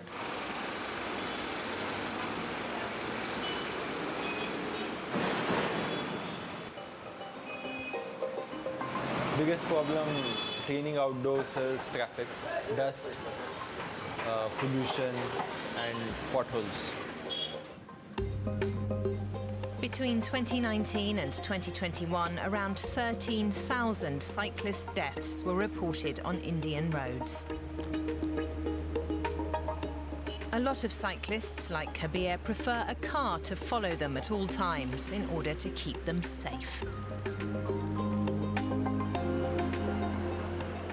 So my first Ultra Spice was my first longest race. The elevation was more, the terrain was tough, the climate was pretty tough. Sitting on such seats for 18, 20 hours or maybe 24 hours at a stage is pretty difficult. Every day getting up after 90 minutes or maybe 120 minutes of sleep and riding for again 24, 27 hours, it is pretty difficult. You start getting sleep deprivation.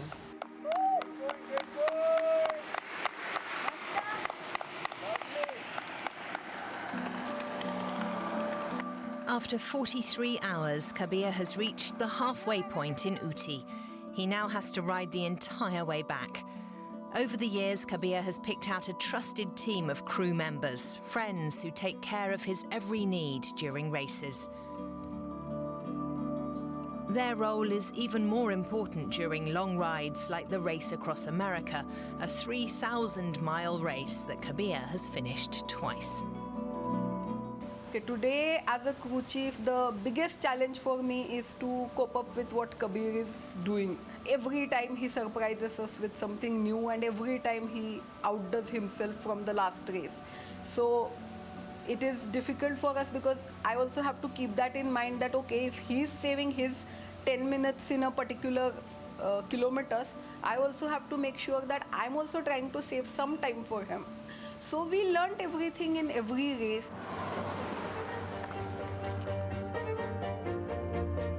In ultra cycling, yeah, of course, we have a lot of attention, but right now we don't know how to make it a big thing or grow it. I feel that more than any monetary or these support, I think people should start adopting the sport more.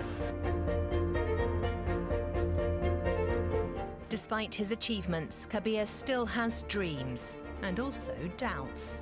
The dream is to open some athlete lab and where you train a lot of people for such kind of races. So even after riding for so many kilometers and so many days, whenever I go to any race and I start with my first pedal, I feel like whether I'll be able to finish this race. So it is pretty difficult for me to have faith in myself once I sit on the bicycle. So it takes me at least 2 to 3 kilometers to analyze that, yeah, I'm in my proper form, I'll do good, and I'll be riding well. So you have to look at ultra races like in same way. So just keep every day separate, okay, and just make your priority to survive every day. All right.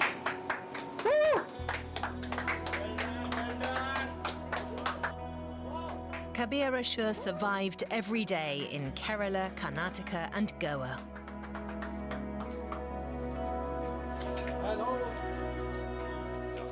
He finally crosses the line, winning the Ultra Spice race in a time of 94 hours and 36 minutes. It's a new record for the 1,780-kilometre distance. At last, it's time to slow down for him and his friends. And get some well-earned rest. During the race, he slept for just 3 hours and 10 minutes.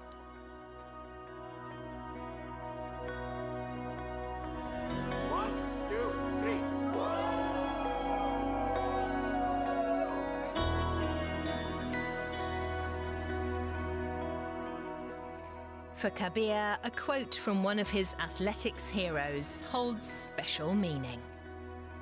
Tim Don, he said it very beautifully. So the journey is not like this to this, it is like this. So it takes a lot of time. You will be at the down phase, you will at your top phase.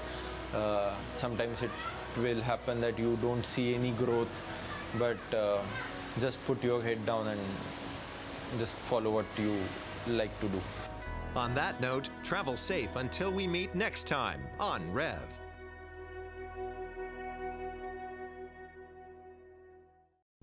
Did you know that some videos circulating on social media falsely claiming to be from JoyNews and advertising some drugs are fakes?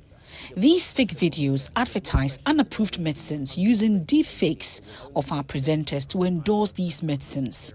Here's one example. If blood pressure exceeds 120/80, internal organs are affected and a stroke occurs. A famous doctor has developed a drug that prevents high blood pressure. You can learn to spot these fake videos. Here's how.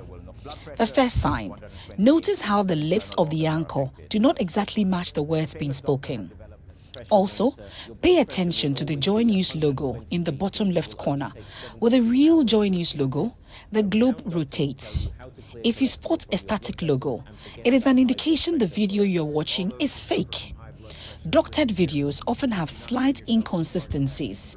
It could be in the audio quality, visual glitches, or even lighting. Listen to this audio carefully. Johnson Haynes will talk about a drug from the USA. You will notice that this is computer generated and lacks the natural pauses and rhythms of a human voice. You will notice something irregular at the edge of the head and the background. It is because the image has more likely been superimposed on that background. Another indication that this video is fake. Finally, always check who is posting the video. In this instance, the post is from a group calling itself Citizens for a Healthy Nation. When you click on the link, it tells you they are into advertising and marketing based in South Africa. This should tell you it is not from JoyNews. In another instance, the post is by an individual who describes himself as Paisano. But again, the page is labeled as advertising and marketing with a number that is reported to originate from the Dominican Republic and an 809 area code that has been associated with scams in the past. This is another indication the video is fake and not from JoyNews. Now that is how you spot the fake. So if something feels off, it probably is. Trust your instincts and double check before sharing or acting on any information. Or better still, you can report to the police or the FDA or come to our offices at JoyNews to verify any advertisement. Everything has a meaning, If you recklessly and maliciously destroy reputations, you must suffer the lawful consequences. For every story, there are many versions of what is true. If you compare last year, which is 2,589 deaths, added to this year, we've already passed 3,000 deaths in 15 months. Every opinion can be debated. The political construct of the national interest can be interrogated. You cannot call for abolition of the Fourth Republic in the name of seeking constitutional reform. But some facts are hidden in the depths of interpretation. Is Al Maktoum Father Christmas that he'll give you vaccines 20,000 and not receive payment? So we check the facts. The truth is that we are in the third wave. I don't think we should kid ourselves that, oh, maybe it's about coming in and all that. It is here. Raise the standards of intellectual discourse and present the issues on the altar of unbiased scrutiny. This altar is Newsfile, your most authoritative news analysis program. We must practice independent, credible, and fearless journalism. Newsfile with Samson Ladi Ayenini.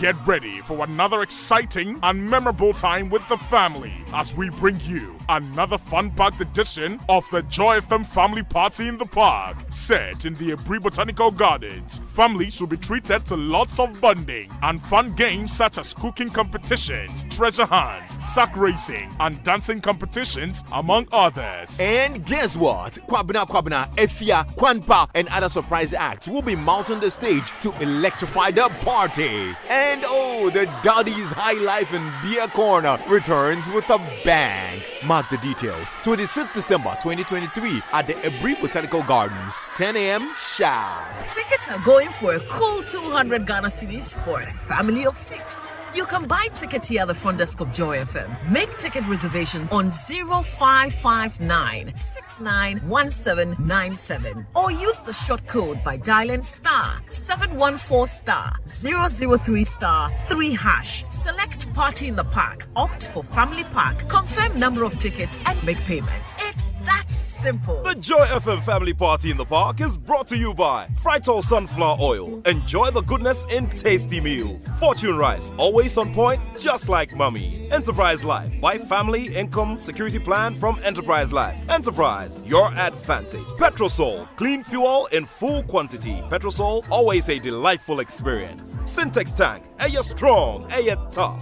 Safari Tissue, wipe clean, last long. Niche, taste of Ghana. Kiki Drinks, juice up your life. Lesh Fortune Limited, luxuriously perfect. A Joy FM Family Party in the Park, creating memorable family moments.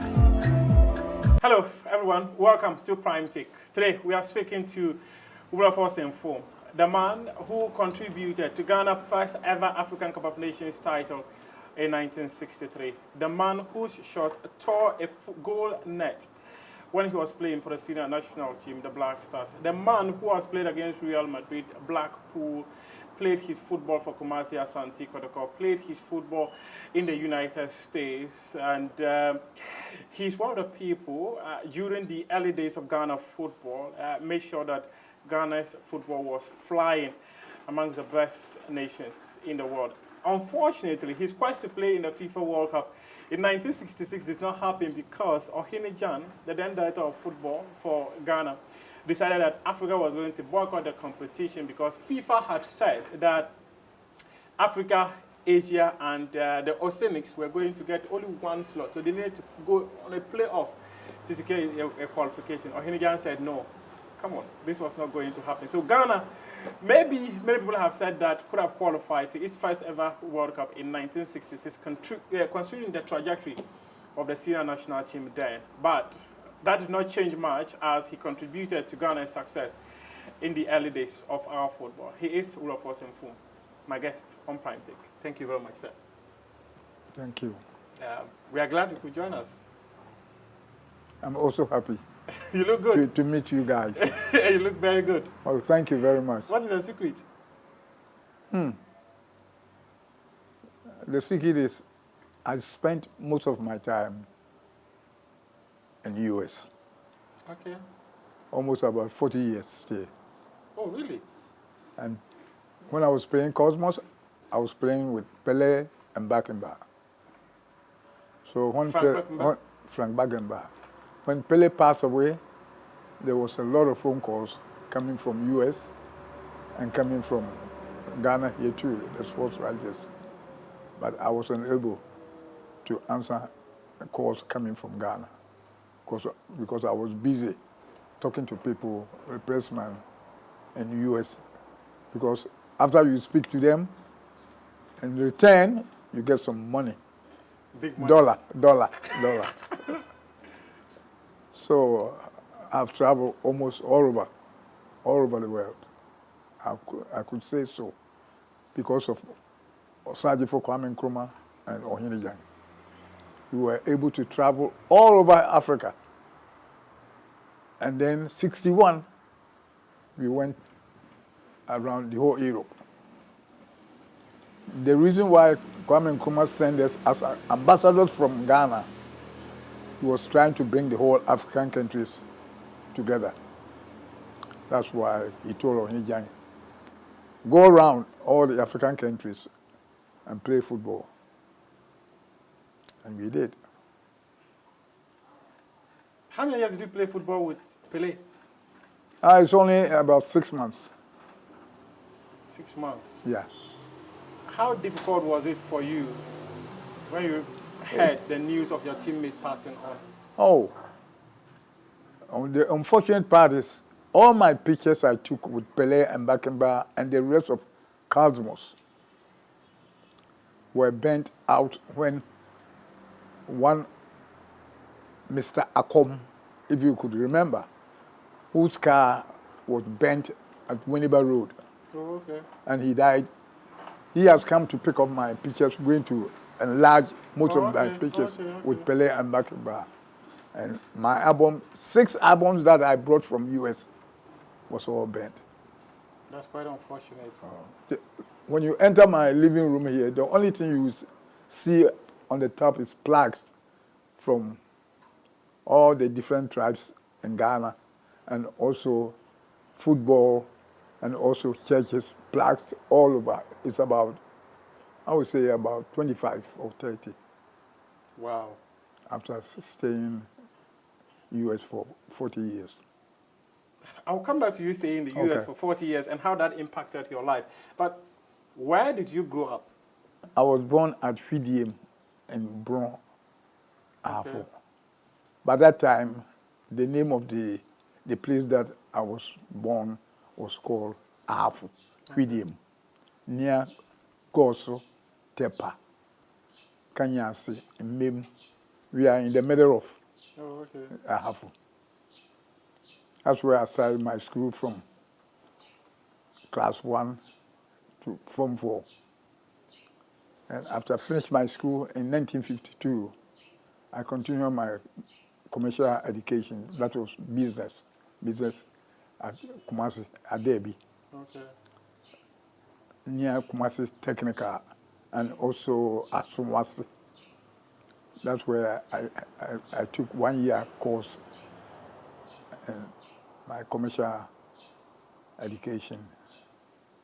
Then my second year, when I was about to start my second year, there was a problem between me and the housemaster. So I said, I'm not going to continue my education at Swansea, Adebi Business School. So my second year, I traveled to Agunas Radio, where my life started. And I was so glad that I made that move to Agunas Radio. Because at the same time, I was playing football with Cape Coast Vipers, and my local team was Swedro All Blacks. So the other clubs comes to hire me to go and play for them.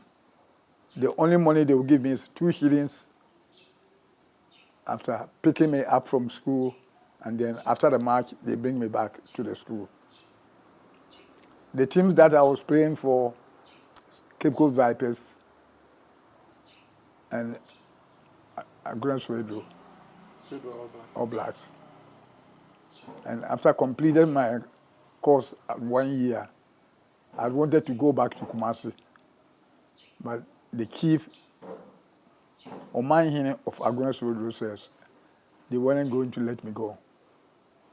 So I should stay Swedro and help All Blacks because I was good in scoring. So they got me a job at Swedro Urban Council. Okay. I was short-time typist. By that time, they call it stenographer. Okay. So they put me on Swedro Urban Council while I was playing for Swedro All Blacks and then Cape Coast Vipers. What happened between you and your housemaster? Oh, I think there was a book. I was in boarding.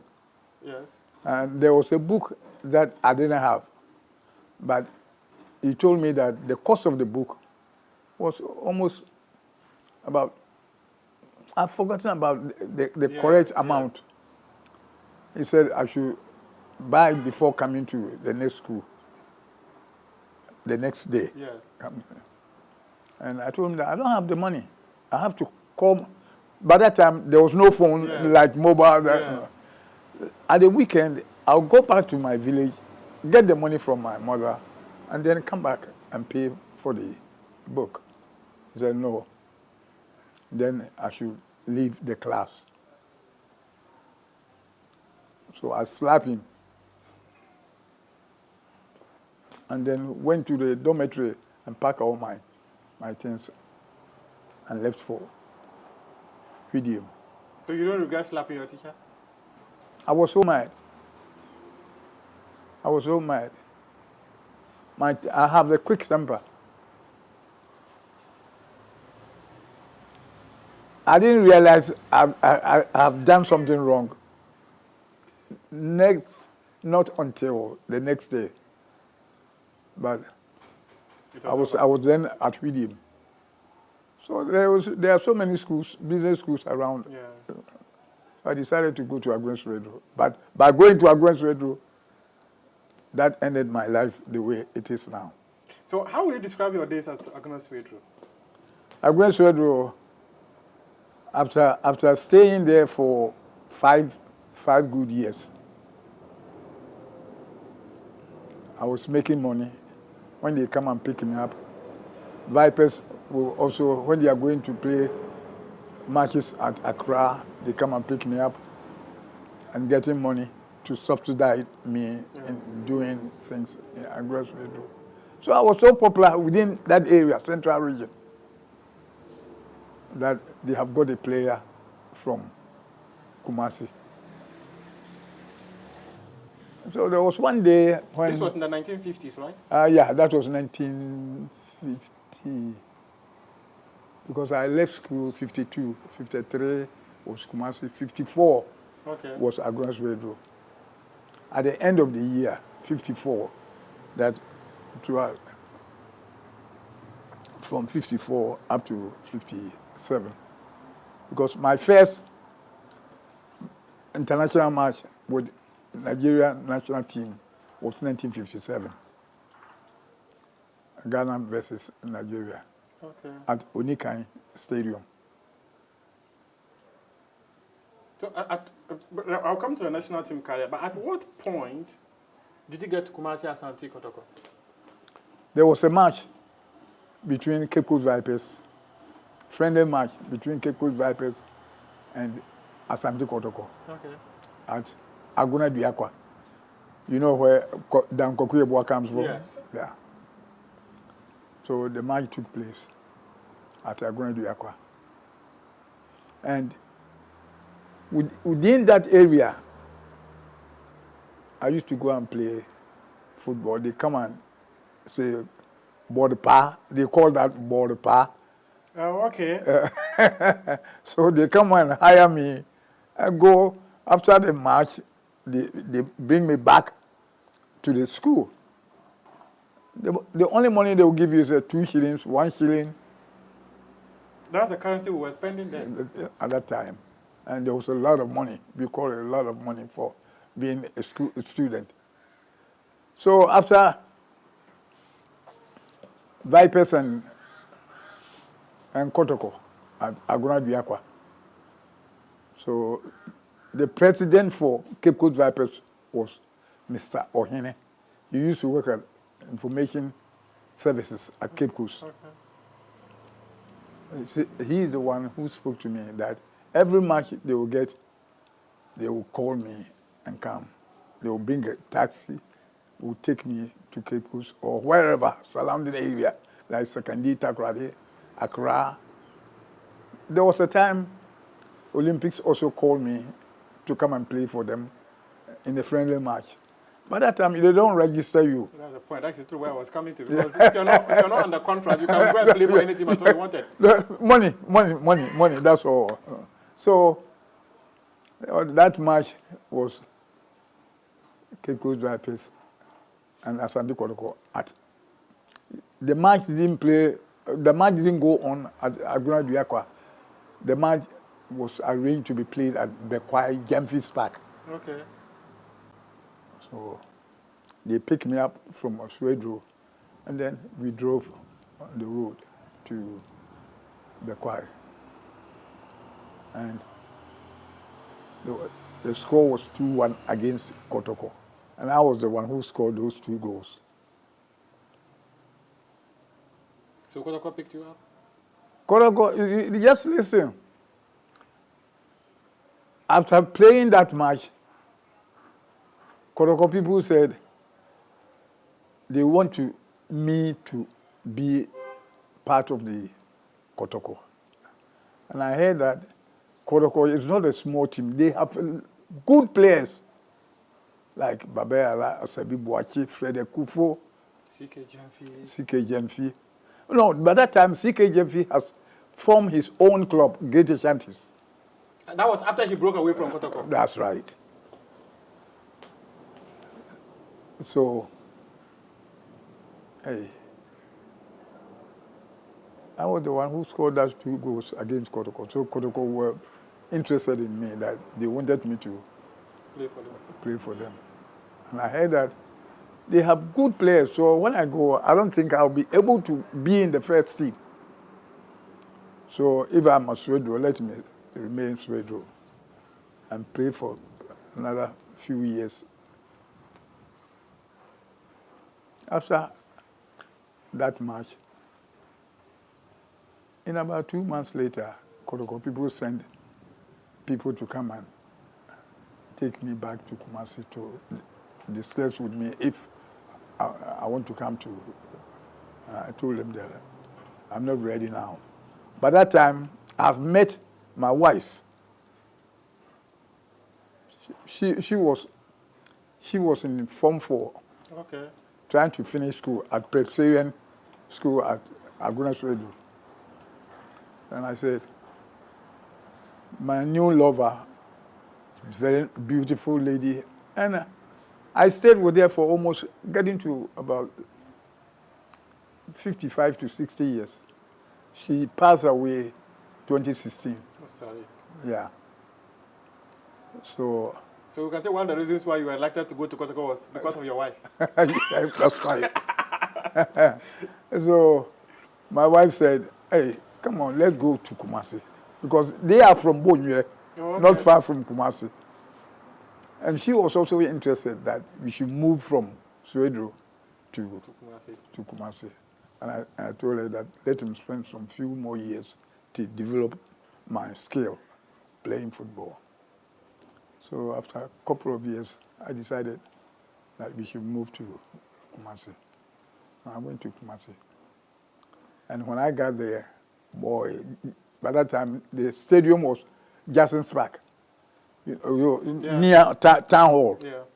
Now they call it Jubilee Park. And the day that I stopped at the Jackson's Park, Babayala, all these players, they were all waiting for me. I was so happy that I am within the good players of Asanko. That's how my life at Kotoko began. Were you part of that Kotoko team that played against House of Folk in 1958? And the game did not end well because Kotoko were losing and a fight broke out and the game did not end well. I don't know, 5-3 or something. I was never... 1958. I was never dropped. So you played that game? Yes. What happened? It's been a long time. Yes. I can't even remember what happened. But I was never dropped, just like Brassa. The Brassa, we have myself, CK Jemfi, Babayala, Eduadakwa, and Agrifen. These 5, we were the cabinet members of the Blaster. We decide what we want from Osagifo or Ohinijan. Before any match, we climbed and walked. You see, when you see the stadium, the top, we go and sit there and plan what we have to do, what we need, whatever matches we are going to play. We decide what we want. So we, the 5 players, none of us were dropped in a match. The only time you see me, I wasn't able to play brass is when I had a knee surgery. Yeah. That was the time they were going to play 1965 AFCON. I was operated at 37 General Hospital. And all the team came to hospital to say farewell when they were going to Libya. I was never dropped. I'm always in the team. So how would you describe your days at Kotoko? And how many years did you play for Kotoko? Kotoko, from 1956, 57 to 1968, I left for US. What were those days like at Kotoko? Pardon? What were those days like? I was a hero. And after tearing the net, my name was changed. They don't call me Infum anymore. They call me Bulldozer and Net Breaker. Which game did you tear the net? Ghana versus Tunisia. The final match to lift the cup. It took the referee about 3 and then the 2 linesmen to decide whether it was a goal or not. Yeah. How did he hit the ball? Because I'm wondering, the way the net is, you hit the ball, you go and tear the net. Was that the net was not properly tied or what? No, you see, that time, the way they fixed the net from the goalpost to down, tight from top to down. But now, they throw the net. Yeah. So when the ball hit the net, you see the net dancing. Yeah. But our time, it's stiff from top to the ground. So it's very strong. But our time, myself and Eduadakwa was size 12. I'm 10 and a half. We have European coaches and Ghana coaches. At that time, CK Jemfi was our coach. Yeah. Eduadakwa and myself, I can stand about 18 yards, shoot, and the ball will go into the net. We don't dribble like some others like Ose Kofi, Babayala. You know, Baba will get the ball, will play the totals. 100, the ball will never go away from it. He used it, But myself and Eduardo Emba, we used to have a coach, Hungry. Yeah. He said, when you get to 18, shoot. When a ball is going to the net, he doesn't say, hey, I'm going to the net. By the time goalkeeper gets ready to catch the ball is somewhere the corner of the net. And so you work with the likes of Carlos Pereira, the former Brazilian coach. And Yes. Oh, we used to have a lot of foreign coaches our time. But later, Osagifo decided that No, get rid of all European. Whatever a white man can do, we can do better than the white man. So he started sending all our footballers to coaching courses. Sabi Boache, Ben Susu used to play for Olympics. And there was one Bryant too. Bryant. Easy Bryant. Yeah, Easy Bryant. Yeah. Who also went for the coaching course. Yeah, also he started sending all these Ghanaians to Germany. All they were going, always.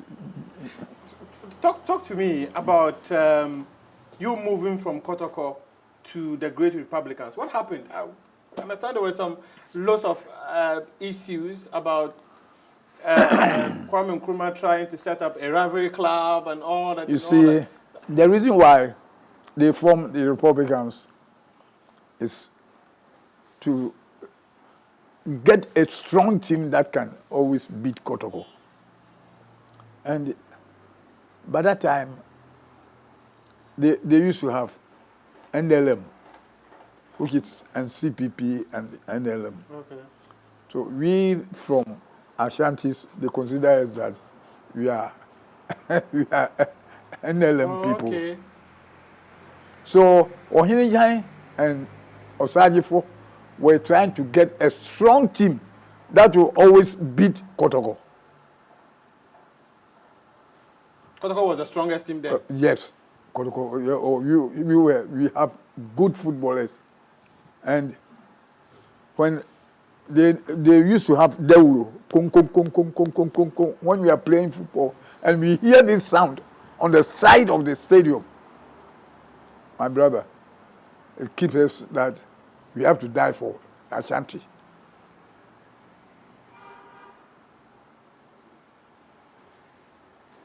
Republicans, they set this team, Republicans, they took 2 players from each club, 2 of the best players in Ghana to form the Republicans. Babayala was named and I was named. Otumfo said, Otumfo Kwam Chikwe, he called me and Babayala. They don't want us to go. Because when we leave Kotoko, the Republicans will get us and beat us in every game that we play.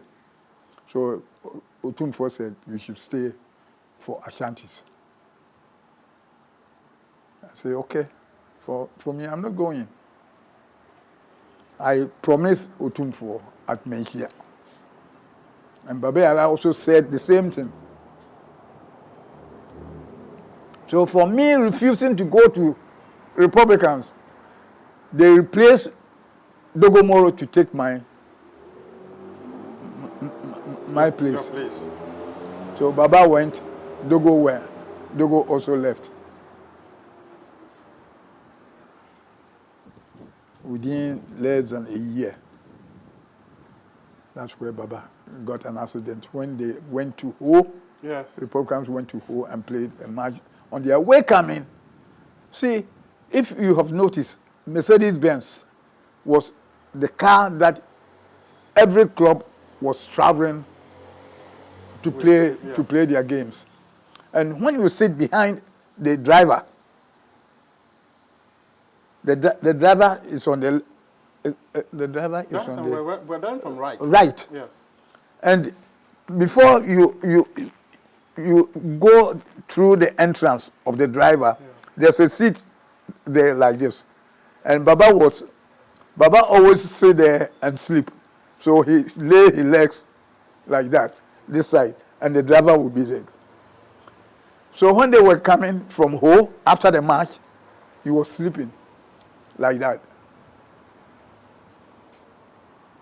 And all of a sudden, an accident happened. The car went off the road, and Baba got into the hole.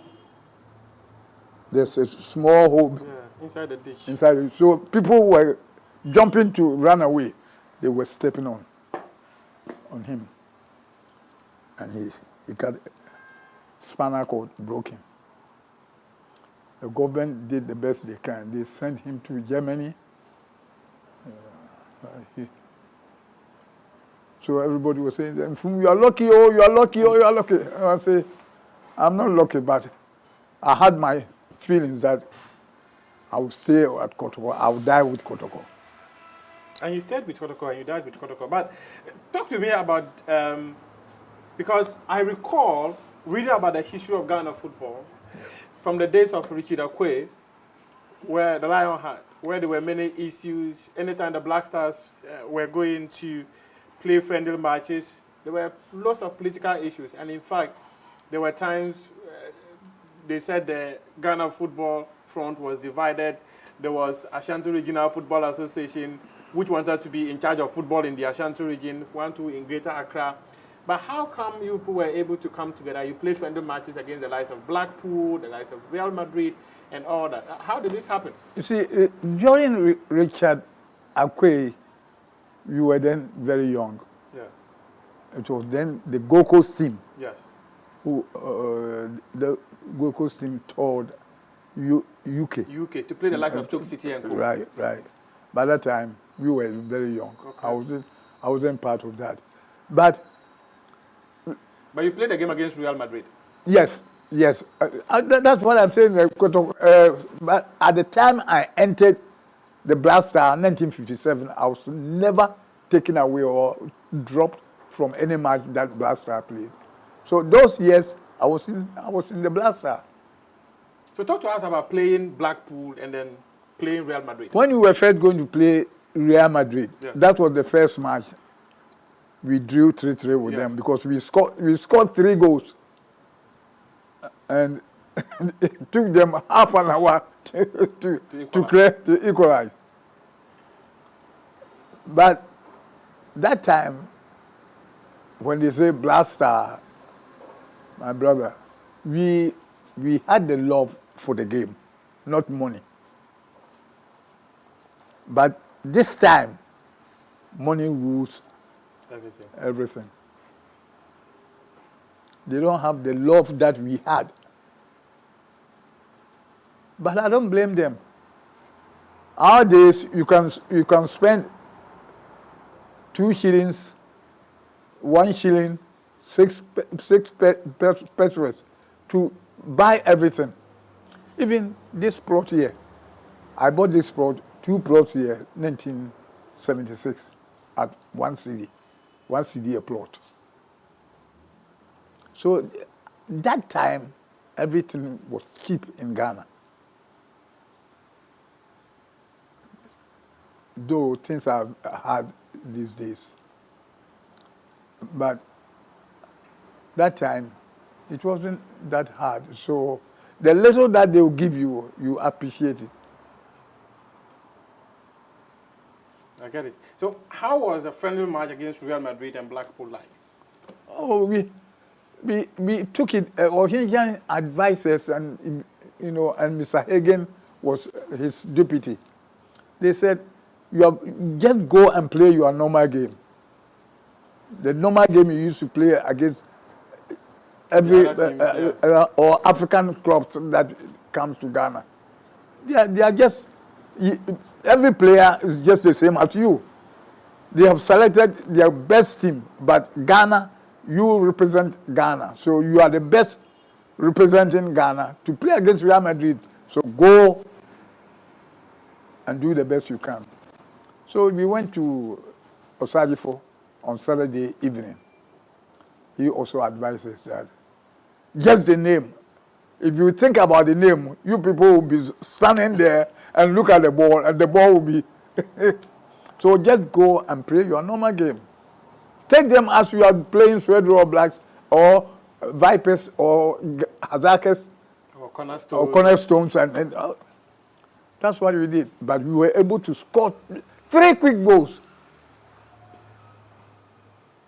And by that time, Puskas was part of the Real Madrid team. So by the end of the match, it was 3-3 draw. And Ohinja said, you people, our next match is going to be Blackpool. I said, if we are able to draw with Real Madrid, come on, whatever team that's come from Europe or everywhere, we are ready to play them. So we took them as a normal clubs in Ghana. And you played, and you did very well. Very well. You scored the goal in the final in 1963 when Ghana won the African Cup of Nations. That's correct. How proud were you that the first ever AFCON title Ghana won, you were on the score sheet? My brother, anytime I'm going to play a match for Ghana or for Kotoko, Saturday night, I go to sleep and pray to God that help me to wake up the next morning and let me feel that I'm fit to represent my country. I'm so proud to be part of the 11 players representing Ghana. So when I stepped on the field, all I know is I have to score or tackle or handle the ball and let the whole crowd say, bulldozer, bulldozer, bulldozer, bulldozer. Bulldozer was my title, that strong guy. When I'm going with the ball, just like an army person who is going to shoot to kill. So you were always there to kill? Oh, no. I'm just no, I mean, not literally killing, but you're on the field to destroy. Yeah, not to take the ball away from me. I was young and very strong. So that also helped me, that we don't say they didn't give us money. No. All I pray to God, let me be free and fit to be on the field and look at the crowd. By that time, whenever Blaster or Kotoko is playing against us, by 9 o'clock, Kumasi Sports Stadium will be full. You know something? The people in Kumasi will say, oh, they are waiting. By 3 o'clock, they will come to the field. By that time, people from the villages will keep the stadium filled and they lock it. You see the light at the stadium, you see people sitting. They don't care about electrifying them. They will cramp and you see them sitting on the pole. But when you get to the stadium and you see people, you are so happy that you have to die for your country. Then you might have been so disappointed that the 1965 AFCON, you were injured. Yeah. But I was the captain. I was a captain for Black Stars from 1965. Before that match, but I was injured.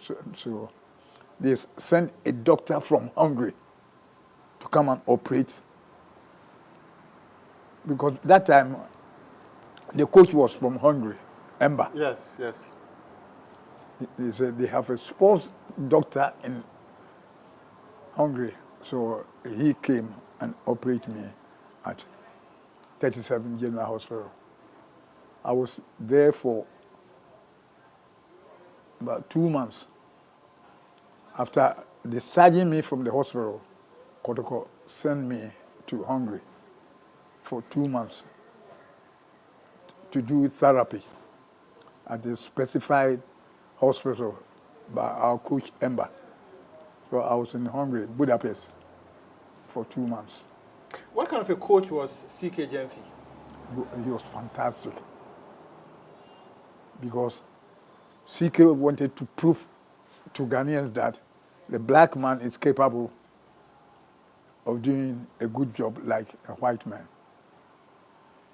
So we had respect for CK because CK went to Germany to pursue the coaching course for, I think, a year or 2 years.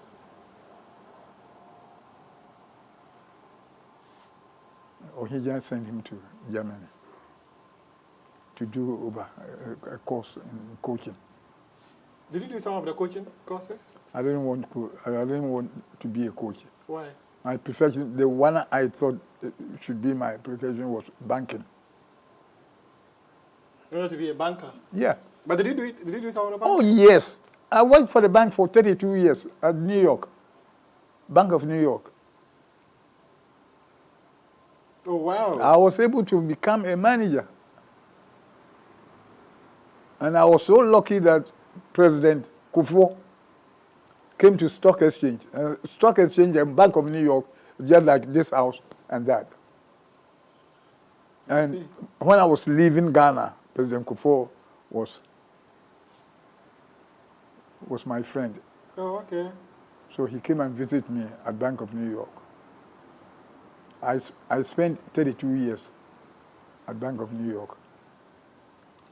After spending 25 years at Jacob, Energy Minister. Yes, former Energy Minister. Yeah, he also came to the Bank of New York. But because he has gone to university, yes, he came within 6 months, he became Assistant Vice President. So I said, oh, I should have gone to secondary school for me to enter. Oh, but anyway. But even for you to have worked in the bank for such a long time, yeah, your educational level. But you know something? How I get to the bank? When I first arrived in the U.S., I was playing for Baltimore Bees for 6 months. Baltimore Bees, the president in our club was working at Bank of New York. Oh, okay. And he saw me on the field at Baltimore.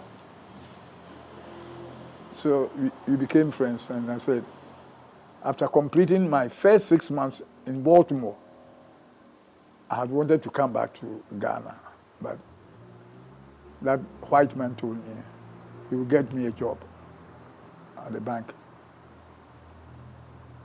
Oh, okay. And I left Baltimore and go to New York. Oh, okay. Was that where you met Pele? Yeah, yeah. No, New York. I met Pele. Pele, when I left Baltimore, I was going to play for Cosmos. Okay. That's where I met Pele and Bakemba. Because most of the players were coming from, you see, that time, people who are playing football, they are all from other countries. Because U.S., they weren't interested in football. Their football is, they use their hand. The basketball. And even their most interesting thing was about the movies, the films, and all that. Yeah. So, and, oh wow, that was fantastic. Wow. So, and playing with Pele, because arguably the best player in the world. He was the best, but I was also the best in Ghana. No. He was the best in Brazil, but I'm from Ghana. By that time, Will Evans, did you hear about Will Evans? Yeah. He used to play for House of Oak. Yeah. He went to Atlanta. By that time, they were employing footballers from all over the world to start football. Because Americans, they don't like football. They like rather football that they use their hand basketball. to throw, and basketball and ice hockey. So we were the people who started playing football itself in United States. So Will Evans was in Atlanta. Ajimanjau from Brohafo, he was in Washington, D.C. You know Frank Odoy, VC10. Yeah. VC10 was in Rochester, New York. I see. And I was in New York. By that time, the players were about 6 or 7 from Ghana, from different states. I see. That's how the football started in the U.S. We were the people who started playing football. Would you say moving to the U.S. changed your life? Definitely. I would have been dead by now. You know how many people left out of 28 players? myself, Kofi Pare, Yeah. John Nau, Dodo Ankara. Yes, yes. These 4. We are the only 4 left. I'm pretty sure you're going to ask me what about Reverend Ose Kofi. Ose Kofi is young. A young man, right? He's a young man. He was a young man. Wow. The only 4 people out of 28. Dodo Ankara, he was a goalkeeper, right? Goalkeeper. They used to call him Black Cat. Yeah, the Black Cat. Black Cat. Yeah. All the rest are gone. The last person who died was Dogomoro. Dogomoro is about 5 months ago. Yeah, just recently. So, I'm so glad I'm still alive. At 87 and still going strong. 88. 88 now and still going strong. Well, you will never know when God will call me. Anyways, you've got many more years. You've got many more years to go for learn from you. But recently, and I'm listening to you when you talk. Everything you were mentioning about Ohinijan or Sajifo. Oh boy, let him get up. Thank you. I have so respect for these 2 gentlemen. They have made my life the way I am now. Because they were encouraging us to serve our nation. And we did.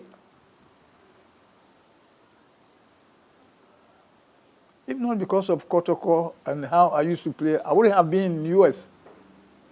They were looking for players, and one player who used to play for Kotoko is Mr. Boyelo Mute, the Gold Coast players. He mentioned my name to Baltimore people and said, let him come and try. So I went on trial, 68.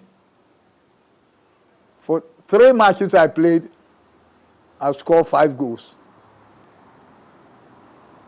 And then when I came back from the last match in Boston, they said, Mr. Wole.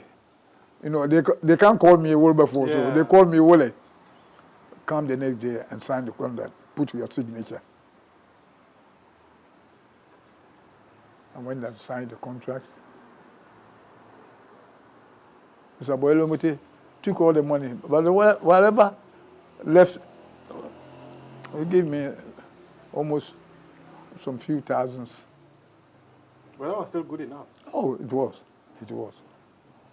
So let me come back to the question. Okay. Because it's quite interesting that... I'm talking too much, right? Oh, no. In fact, I would actually even want to hear more because it appears we don't know the history of Ghana football that much. If I think the way Ohinijan and Osadifo, the Prime Minister and the President of Ghana, the way they handle us during our football career, I don't think the current people are doing the same. Whenever we are going to play an international football match, Ghana versus, say... Let's say the example of Kenya. When you went and beat them, was it 13-0? Yeah. We will go to camp for 2-3 months. You know where you go to camp? Sometimes you go to Aburi. Aburi Girls Secondary School. We stay there for just, say, 3 weeks or 1 month. The next stage, Ohinijan will move us to another place. We weren't going to hotel. School, at least we used to camp us at stadium. When you are climbing the steps on the right side, Ohinijan student bed, one top, one down. Yes. They never send us to first class hotel. But Ambassador Hotel used to be there. But Ohinijan would never send us to. But wherever they put us, we love. So long as we are grouped people from Kumasi, Kotoko used to send almost about 9 players to represent Black Stars. Black Star. Was it Black Stars or Black Star? Black Star. It was Black Star. Wow. BLACK. Yeah. STAR. S is not there. No, we've diluted the name. We call it Black Star, Black Star. It's not Black Star. You know, and for us, we are interested in playing matches and win. We don't talk about money. Money wasn't our target. How I can score goals, and the next Monday morning, you see me, Baba Yara, Dogomoro, I was the only player who had a car. Oh, those days. Those days. CK Jemfi, when he went to coaching course, he came back and brought a car from Germany. He never changed his license plate. You know, when a car comes from Europe, no, they have their own. Yeah. But I was the only player who had VW, owned the Kotoko officials, but 2 big people who have money bought VW for me. And when we went to European tour, I had a small boots and football. When they see me, bulldozer, bulldozer, bulldozer, net breaker, net. I feel so proud. I never bought diesel or petrol. I didn't take money from my pocket to buy petrol and diesel because my car was using petrol. Kotoko supporters who drives tankers will bring me gallons. I would have burned somebody's house. I packed the gallons in front of my bed. When somebody is coming from a trip, gallons of petrol. It means Kotoko's fans are very generous. Oh, very, very. After the match, when we score, Monday, you walk to a doom. My brother, the Lebanese people, they'll be throwing money. So was it The deliberate? players are so proud to play for Kotoko. Because you get gifts. You get in return when you do good and you win. My brother, Kotoko is a club. It's a club and it's a family. Otumfuo. My Kumasi house, the plot was given to me by Otumfuo. There was a match we played against Hartlepool. We scored them 6-5 at Jason's Park. After the match, Otumfuo called me. The lands officer, Mr. Jonas, anywhere Mfumu wants a plot, please give him. My building at Kumasi was given to me by Otumfuo. He gave you the land and you built it? And then when I went to US, we didn't spend in almost about 2-3 years. I put up the story building. That's an interesting one. Oh. The talent you had, you probably would have wanted to exhibit it at the World Cup in 1966. But Africa pulled out. You see, our problem was Ghana or Africa. We only had 1 slot. And Ohiya was fighting to get more for the whole African country. Including But we didn't get it. You know, the country that were disturbing us was the North Americans, North Africa, yes. Tunisia, Algeria, Morocco, what else? Egypt. World Cup qualifying, when they toss, they will come here first. We beat them, but when we go there, they will beat us. 1 slot for the whole Africa. Huh? But now... No, they gave Europe alone 10. But now, Africa, they have what? They have, I think, six. Yes, Six. and even the next World Cup, we'll have like 9. 9. Our time, there was only one slot. That was our problem. Okay, let's have another conversation. How disappointing has it been for you? I remember speaking to Joe Latte, and he said, it is painful that since 1982, Ghana has not won the African Cup. 1982. Yeah, the last time Ghana won African Cup was 1982. Since then, we've not won the trophy. Joe Latte said it's very painful. So we won it in 63, 65, 78, and 82. 82, yeah.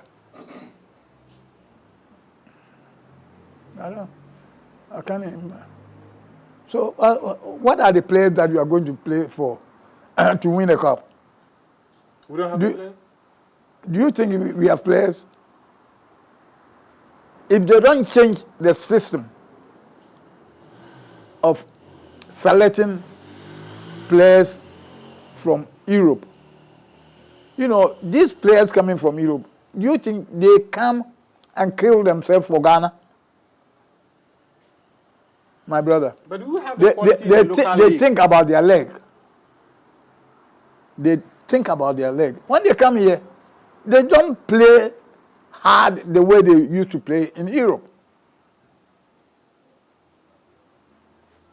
When he comes here and play and help himself, where is he going to get money to feed his family? But do we have the quality in the local league? That's another problem. The people who play within the league in Ghana here, no? My brother, I said this and they took it as a big thing. So I'm not going to repeat it. When I go to the field, I don't see Kotoko team now. House of Folk now. Do you think you can get people to represent Ghana? Even Wise, Hazakas, and Vipers now going into we are going. Even the players, they don't pay them. The salary, most of them get some 5 million, some 1,000. And do you expect such money to take care of himself and take care of his wife or family? No. So have we disappointed Pele when he said, look out for Ghana? Ghana could be a country that can win the World Cup. Not this time, no. He said that when even we play Real Madrid, that I will agree. But this time, no. So if Ghana had gone to the 66 World Cup, Ghana stood a chance to have won the tournament? 66. If Ghana had gone to the 1966 World Cup? You would have got a chance. You would have. By that time, you would say, this player is the best. But you weren't thinking of leaving Ghana to go and play. I mean, by me going to US was a mistake. When I was going, I didn't want to go. But after staying there for a little while, I didn't want to come back. Because money. US money change your life. Yeah, US, when you are in US, let's say, if I didn't go there to play football, I can work 2 or 3 jobs.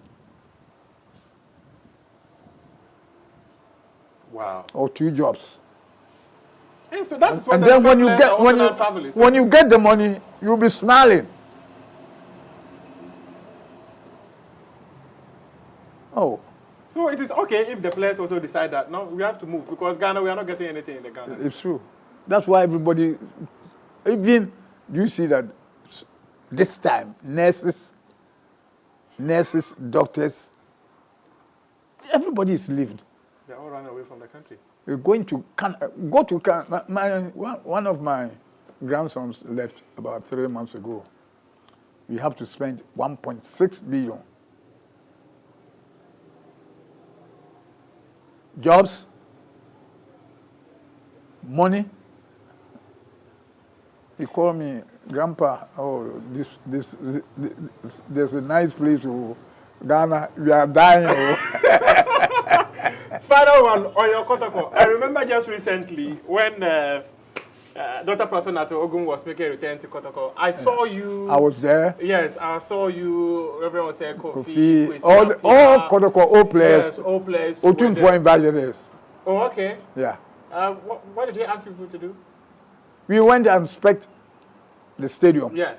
That during our time at Akwajaki, because I was board member for Asanko during. George Amwaku? No. Kwamiche? No. Because you moved from Kwamiche. Kwamiche to Nana Yamponsa. No, Nana Yamponsa was the chief executive. I'm talking about not George Amwaku, but the board chairman. But board chairman. Kwamiche was the board chairman. Before Kwamiche took over. Before Kwamiche took over, was it KK Sapo? I was there with KK Sapo. You were the one who started. Oh, okay. Okay. So he Otumfo invited us all to come and see the situation of the stadium that we left. We started and left. There was no improvement. Nothing. Oh. So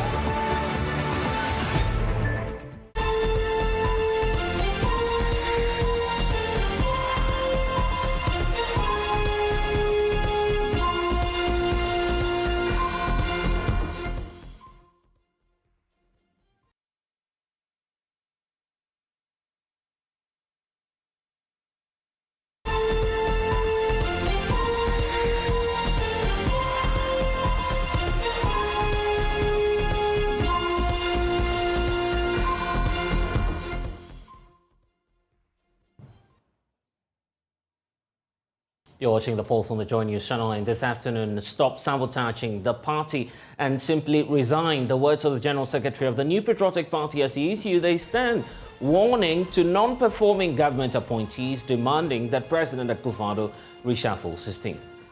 If you are a CEO, deputy, MMC, and you believe you can no longer work for government, resign and let others do the work if you are not included in the reshuffle. We have more coming your way as the New Patriotic Party headquarters is flooded with government appointees who are there today thanking God for a successful year. We'll get to the very latest. Former President John Dramani Mahama is accusing President Akufo-Addo and his administration of plunging Ghana into a corrupt society. We have the latest on the Building Ghana tour, on which former President John Dramani Mahama is in parts of the central region today. We'll get to the very latest, and we'll hear also from President Akufo-Addo, who's been fighting off claims that he has been shielding corrupt officials.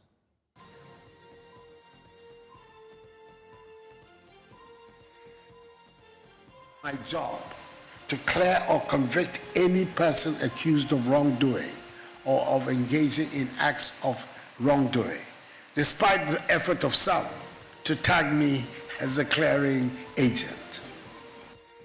There's more on corruption. Family of 24-year-old graduate stripped, beating and robbed in a moving dissatisfaction with the slow pace of investigations by the police. We'll get more from the family and also hear from the horrific accounts of the victim who was traumatized by this robbery incident. And later as well, we'll pause from work, relax, and also come make memories with your family as we gather for the Ebri Botanical Garden. That will be on the 26th of December for the Joy FM family party in the park. There's more coming your way. There's more here on the polls for you. We're on DSTV channel 421, GoTV channel 125. We're on Facebook, YouTube, and at myjoyonline.com. Thanks for joining us. We'll be right back.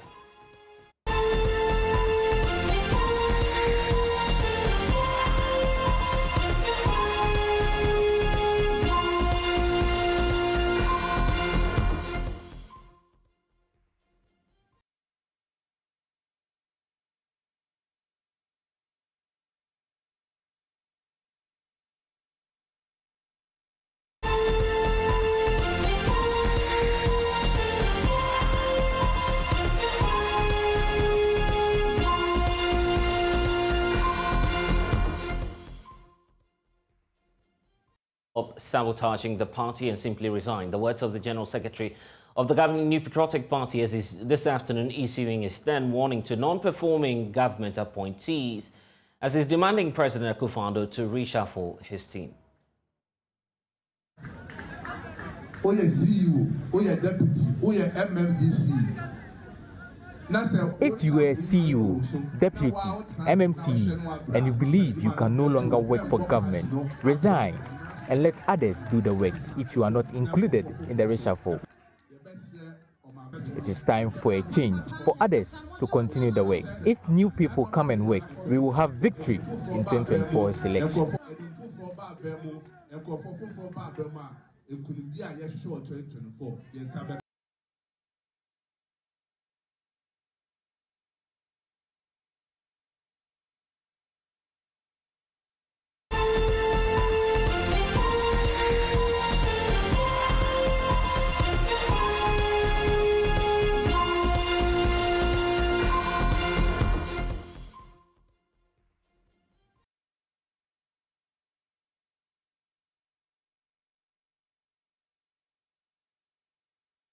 Samuel Mbura of our political desk is joining us with more. Sami, let's talk about what's happening at the NPP headquarters. We just heard from the General Secretary. Exactly, Blessed. This Thanksgiving was meant to thank God, according to the party, for the mercies and the protection given the party, both in power and its internal activities. You know, they have conducted elections and other internal activities within the year. I think that it has been successful, and they have to express gratitude to God. So in the course of that, the General Secretary, Justin Frimpong, made that comment about the underperforming appointees of Akufo-Addo government. He thinks that they are actually thwarting the efforts that they have made going into 2024 general elections, and if they are not reshuffled, it would definitely have a toll on their electoral fortunes there. So after his speech, even at the time he made that particular comment, you could see that there was a reaction from the supporters that were there in agreement to his comment. But after that engagement, I decided to speak to some of the party supporters, whether they agree with the assertions of the General Secretary or not. We can take a listen to what some of them have been telling me. How can one person be in one position? There's some changes, then we're moving on. We can't see sack, but change, different change on sack. But you know, difference between sack and change. You can go, stand aside and I will come, then we'll try you too. But you get me. Yes, yeah, okuna yekon. I ding my empire. Into no answer sawong. Na who wanga umbetumi aye adwuma no ohwe no ntumi ye adwuma no yin sinchen. Yan pese yakọ position. When you look at things, it be like as long as they have been in their position for a long time, they feel so reluctant, and then they think that there can be no need that they can be reshuffled or be changed. So they have been so reluctant, and then the work that they are supposed to do, it be like they are not doing it, or that we are demanding for them to do. The General Secretary has made a clear point, and I side with him. You see, there are people who were given the opportunity to serve this government. They've benefited enough. And some of them feel that where they have gotten to, they are at the crossroad. Party no longer matter to them. Our request to them is that we are bent on breaking the eight. We are bent on securing government. We will be the next people to form the next government again. And for that matter, if you feel for any reason you are tired of delivering, you are tired of the position you are handling, the office of the president is there. Just go and tell him, Baba, you have given me an opportunity. It is enough. I am tired.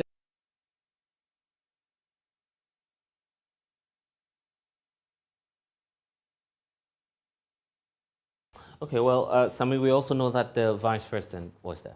Yes. So the Vice President made a point about the gains they have made in salvaging the economy.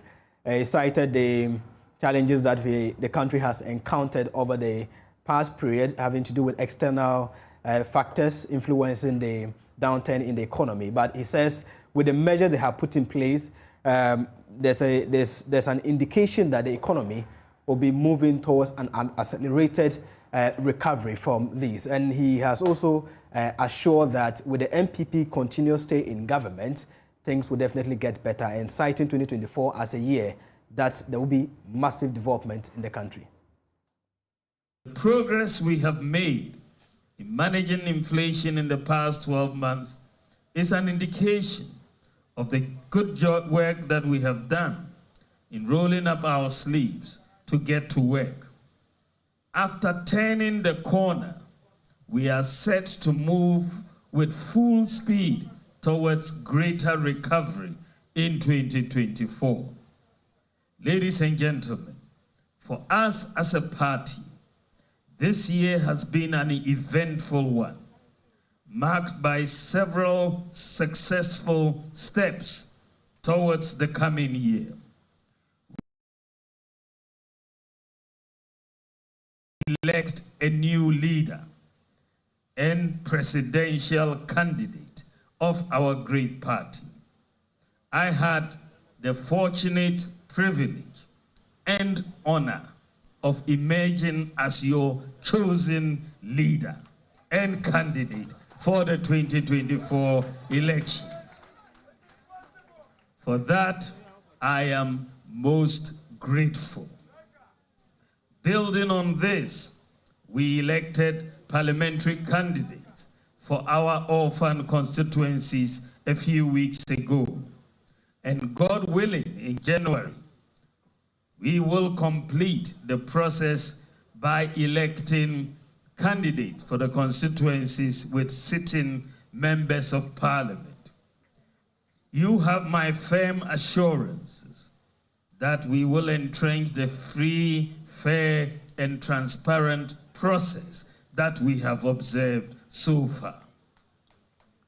Distinguished ladies and gentlemen, I also want to thank the National Council, National Executive Committee, the Council of Elders, Regional Executive Committees, Constituency Executive Committees, Polling Station Executives, Electoral Area Coordinators, all party members, and the general public. The successes that we have achieved so far have been results of teamwork, hard work, and unity. These are values we must continue to build on. Indeed, it is only in unity of purpose that we can achieve our goal of winning the general elections next year. I am confident that with hard work, unity, and full commitment, it will be possible to break the 8 and to continue to solve the problems we face as a nation. It is possible to continue with the agenda of transforming the lives of Ghanaians, to deliver transformative policies, and to safeguard progressive and prosperous future for all Ghanaians. We are going to do it, inshallah, come 2024. But it will require us to work harder than ever. Therefore, fellow Kukrudites, as I bring my remarks to a close. Okay, let's talk then, Sami, about the chairperson of the party and his, comments on the day. Well, Stephen Ntim is actually attributing the gains made in the educational sector. We know that the WASSCE results are out. It says it is because of the progressive nature of the free senior high school policy implemented by the NPP government, a reason we are seeing that impressive performance that the SHS graduates have channeled there. We can listen to him. Let me mention one more thing that we must be thankful for. our SHS students have turned up a very impressive performance in their final WASI examinations. Since the start of the free SHS results in 2020, the trend has been progressively positive, and this year's result has been exceptional. We thank God for the lives of our students and pray for their continuous success in making Ghana and their parents proud. On this note, let me together, or all of us together, thank God for his immeasurable grace and blessing upon our land, and ask that he shows us an even greater favor in 2024.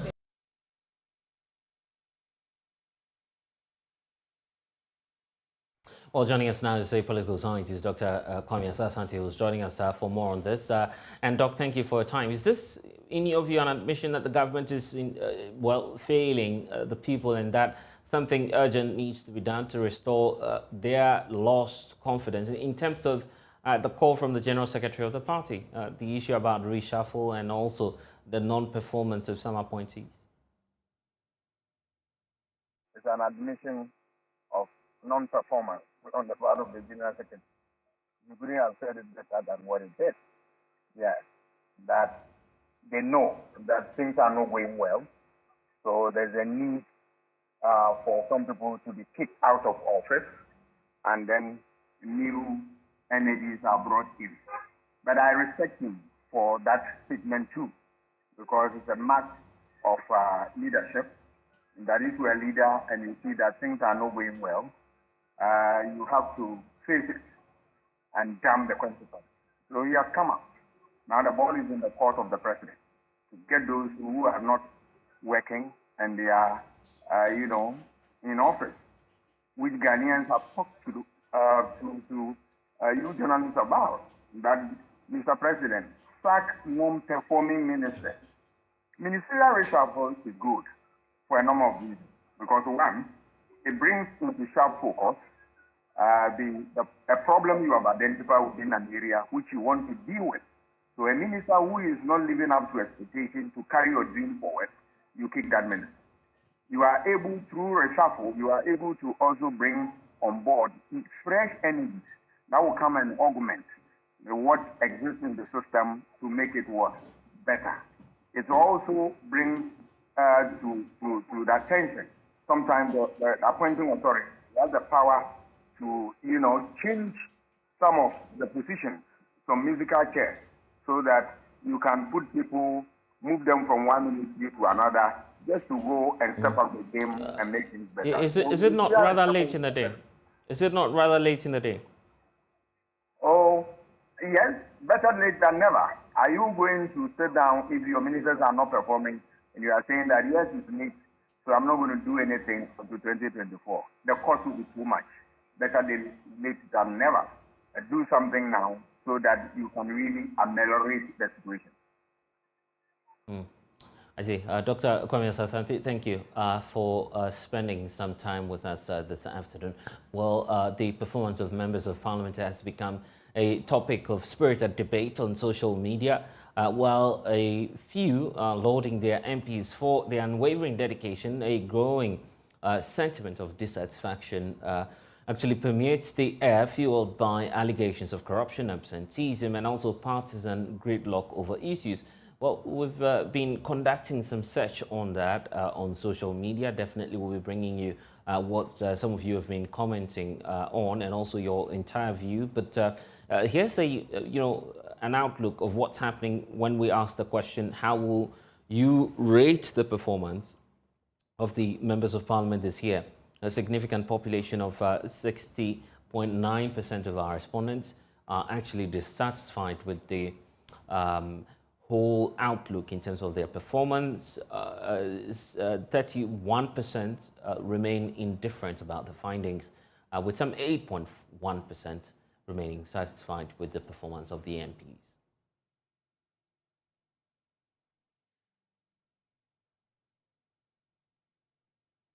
Still on politics, former President John Dramani Mahama has descended heavily on the Akufo-Addo administration, accusing the administration of plunging Ghana into an uncontrollably corrupt society at an end-of-year interaction with sitting MPs and also the 2024 parliamentary candidates. John Dramani Mahama says that corruption is one of the main problems impeding the country's development. Now, has more on John Mahama's Building Ghana tour.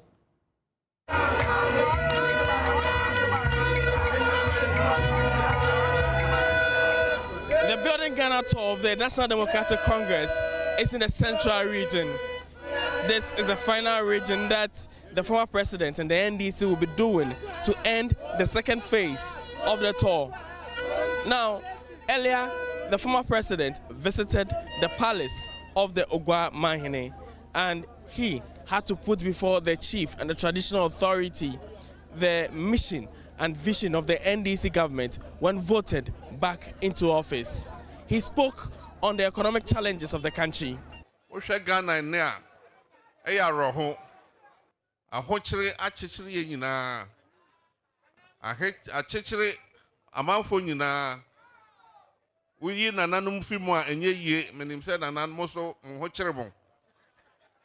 The country is retrogressing. If it was a VIP bus on a road, I would have said it has fallen into a ditch and we will need an experienced driver to help. Where we are now is not a child's play. We need an experienced government to redeem the country.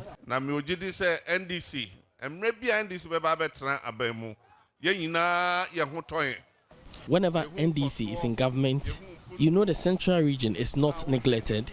There is a lot of development in the country.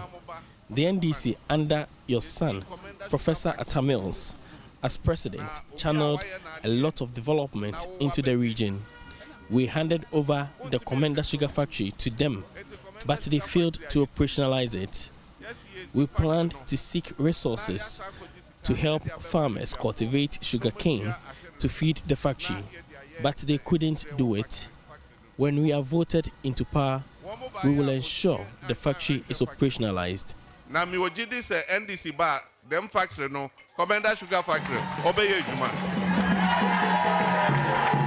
Osabarima Kwesiata of the Ogwa traditional area also had the opportunity to advise the former president, John Dramani Mahama, on his next government if he is successful in staging a comeback into office. He endorsed the Building Ghana tour of the NDC. Say, uncanon, two steps are not three at a time. Baby, 1 year in the correction album. If you made 2 or 3 steps in your past government and it was wrong, it has to be corrected. If you are on a mission and refuse to reflect on the past and make corrections, you will not be successful.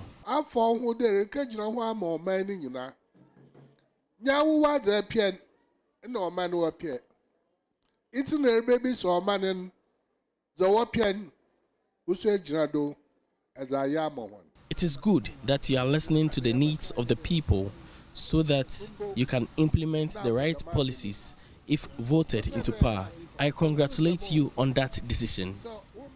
Presently, the NDC is at Ebra Asebu Kwaman Kese in the central region.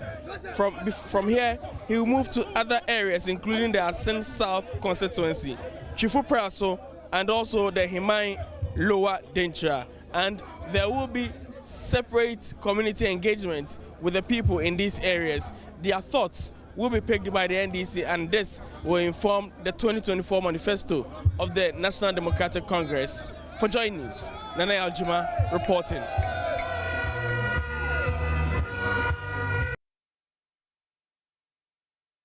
Mahama's criticism of the Akufo administration is coming on the day President mounted a strong defense of his record in dealing with corruption. At the launch of the evaluation of Ghana's maiden national anti-corruption plan, he rejected the tag of being a clearing agent, a tag that simply means he supports and keeps corrupt officials in his administration. It's important for the rule of law that the public institutions responsible for the detection, prosecution, and the punishment of corruption, i.e. of crime, be accorded respect until their own conduct is impeached. If that respect is not prima facie accorded, the foundations of orderly government can be easily subverted to the loss and pain of each one of us. That is why so far, every single alleged act of corruption leveled against any of my appointees has been investigated by independent bodies such as SRAG, the Criminal Investigation Department of the Police, and in some cases by Parliament itself. It is not my job to clear or convict any person accused of wrongdoing or of engaging in acts of wrongdoing, despite the effort of some to tag me as a clearing agent. That is the job of the courts and the law enforcement agencies. My job is to act on allegations of corruption by referring the issue or issues to the proper investigative agencies for the relevant inquiry and action, including, if necessary, the suspension of the affected official pending the conclusion of investigations. That is exactly what is being done since I assumed the mantle of leadership on 7th January 2017. From the allegations against the then Minister Designate for Energy, Boachi Ejako, at his parliamentary confirmation hearings in 2017, to that against the former CEO of BOSS, the Honorable Alfred Obeng, to those against the then two Deputy Chiefs of Staff and the Office of the President, the Honorable Francis Asensu Boachi and Honorable Samuel Abu Jinapo, to the conflict of interest allegations against the Minister for Finance, Ken Ofori-Atta, to the claims of extortion against the then Trade and Minister Industry Designate, Alan Shamating, at his parliamentary confirmation hearings in 2017, to allegations of doubling in visa racketeering against the then Deputy Minister for Youth and Sports, Pius Hajije, and the then Director General of the National Sports Authority, Honorable Robert Safo-Mensah, who, even though exonerated by the CID, later resigned, and the Chairperson of the Board of the National Sports Authority, the Honorable Kwadwo Ba Ajiman, to the allegations of bribery leveled against the Secretary to the Interministerial Committee on Illegal Mining, Charles Bishu, to those involving the dismissed acting CEO of the Public Procurement Authority, PPA, A.B. Ajay, and the dismissed CEO of the National Youth Authority, Emmanuel Asigri. They have all been investigated, in most cases cleared by the authorized institutions of our state and not by President Akufo-Addo. No evidence or allegation has been forthcoming that the executive, i.e. myself as president, has made any attempt to influence the outcome of any of these investigations. The latest episode involving the former Minister for Sanitation and Water Resources, the Honorable Cecilia Abnadapa, is evident for all to see. I am not aware of any government in the Fourth Republic subjecting so many of its officials to such investigations and inquiries. At the same time,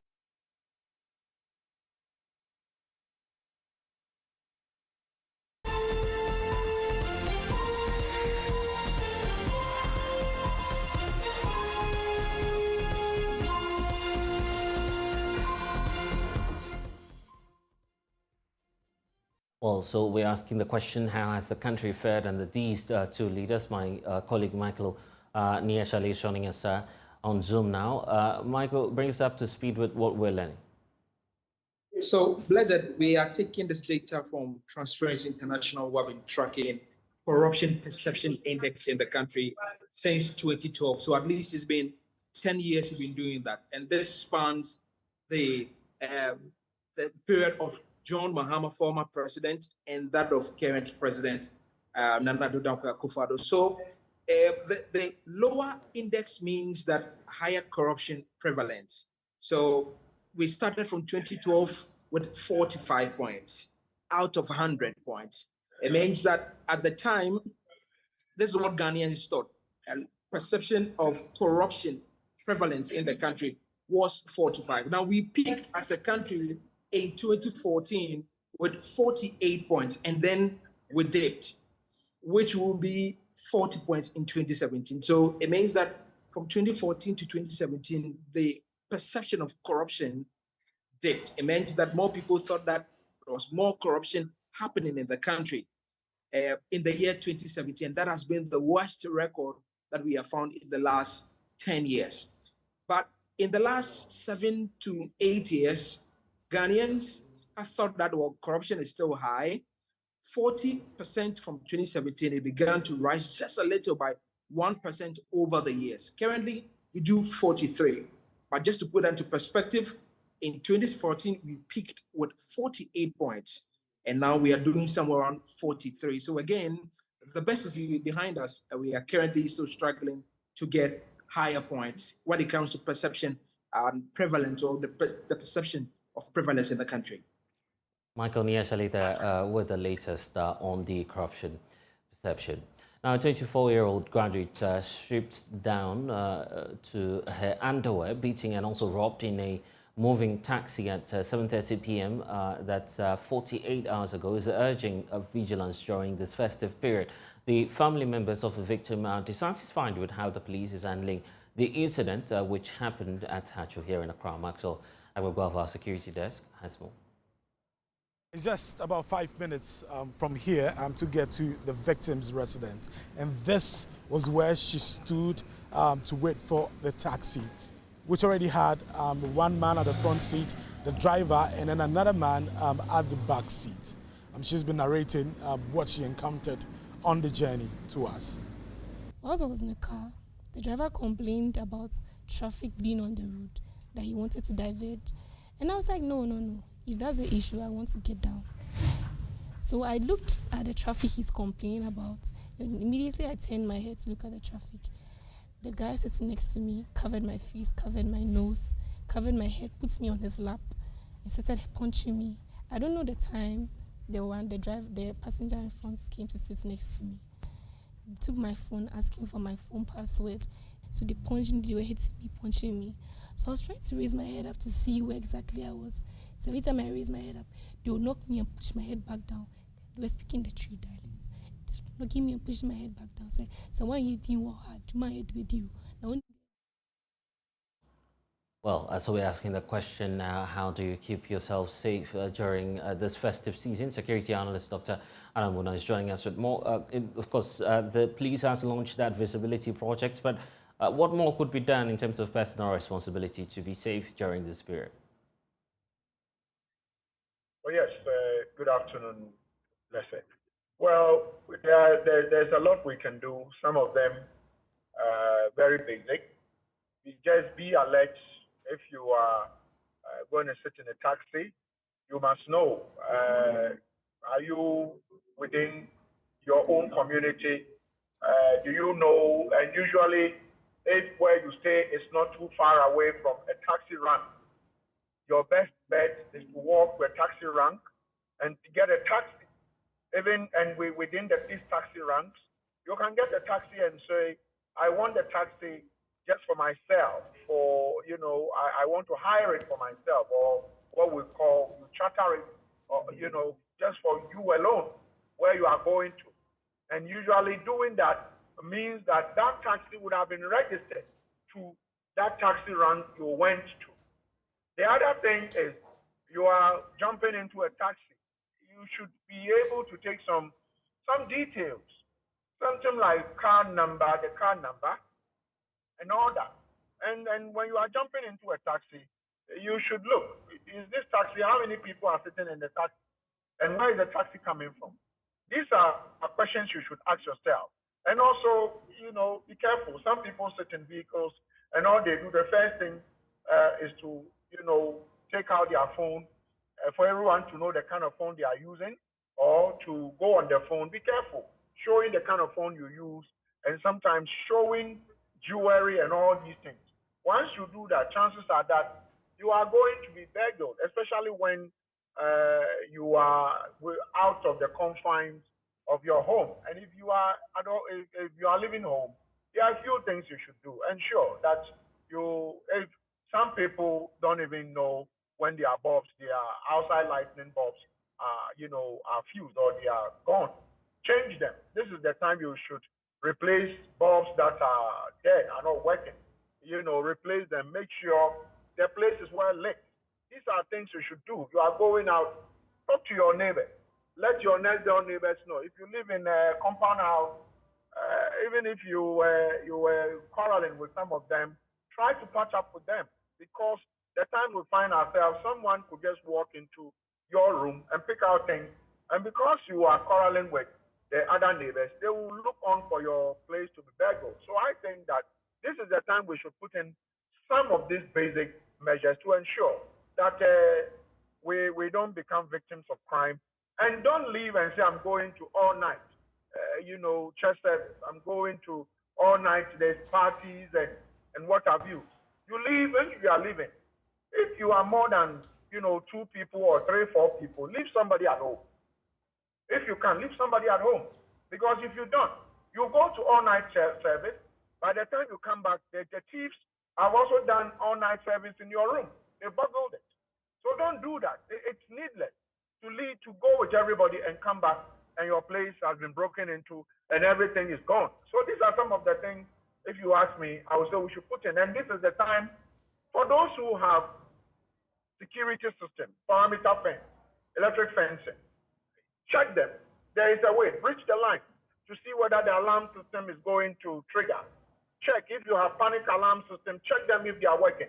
Because sometimes the system looks to be working, but in fact, there is something gone. Maybe the siren is not working, or what in our local parlance we call the speaker is not working, and therefore, even if the person is breaking in, the siren or the speaker will not sound for you to wake up. So these are some of the things people should put in place.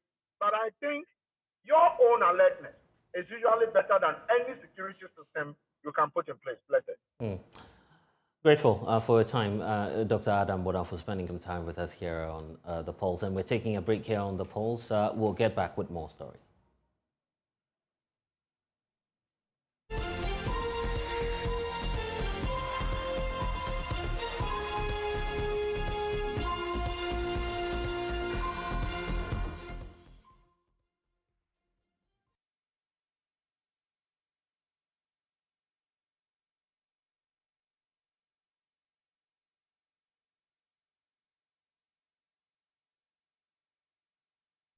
The festival is coming. What is going on between you and Pamela? Roverman Productions, in partnership with Joy FM and the National Theatre, presents the Roverman Festival of Plays. The festival starts on 23rd December with 4 Girls, The Spell. 24th December, Husband Material, 7 Yards. 25th December, I Like What You Like. New Year's Day, Naked in Bed. 2nd January, Unhappy Wives, Confused Husbands. 6th January, Just the Tip. 7th January, Naked in Bed. 8th January, For Girls, The Spell. Venue, National Theatre. For tickets, dial *365*535#. WhatsApp 050-554-6010 or visit our regular outlets. Rate 200 Ghana cedis per play and 900 cedis for 6 plays. Time 4 and 8 p.m. each day. Sponsors: Gino Tomato Mix, GCB Bank, and Ebony Condos. Roverman Productions. Be the difference. Yeah. Every day, people have money emergencies. Ma, I need my school fees emergency. Mommy, chop money emergency. Emergency. Catch it. I'm your rent emergency. Now, there's a new emergency number in town. More money, challenge and enjoyment. At the top life we got. Dial *770# for all your money emergencies and chop life. Dial *770# for money emergencies and get easy and quick access to your money, loans, and other banking needs. EcoBank, the Pan-African Bank.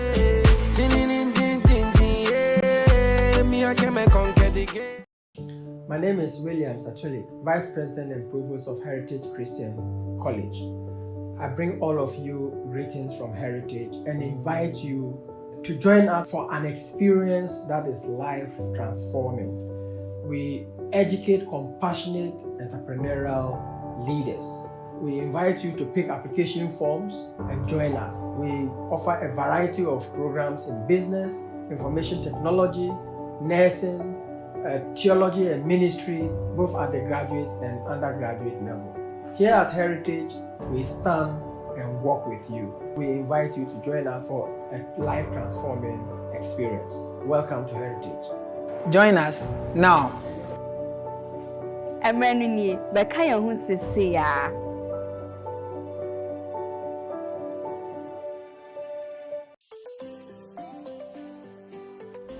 Daddy, this tank is big. Yes, that's true. It can store a lot of water. That's so true. Wow, it has a working tortoise on it. That's so true. I can see SINTEX. Syntax. That is so true, my daughter. When it falls down, it will spoil. That's not true. But why? Hey! Syntex was the first to introduce double-layer tanks in Ghana. Syntex again was the first to introduce white inner layers in Ghana. Syntex gives you the biggest warranty, 7 years. No matter your water needs, Syntex is the answer. Syntex tank. Are you strong? Are you tough?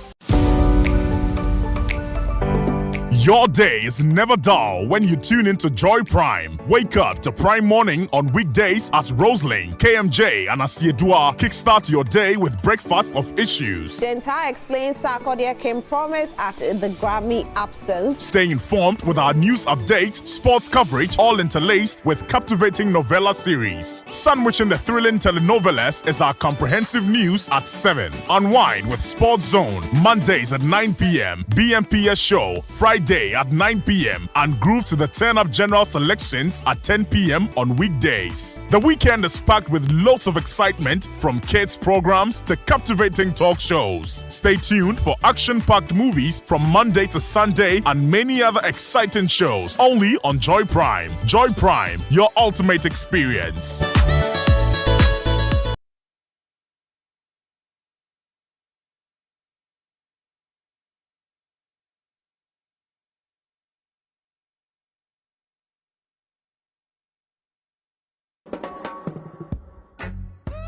I enjoy controversy. You know, when the battle gets tough and I am ahead, I'm in the thick of affairs, I enjoy it a lot. Because of the work I do, my children, my wife and my children have suffered unnecessarily. Have there been any cause for the family to ever say that we want you to stay out of politics? My mother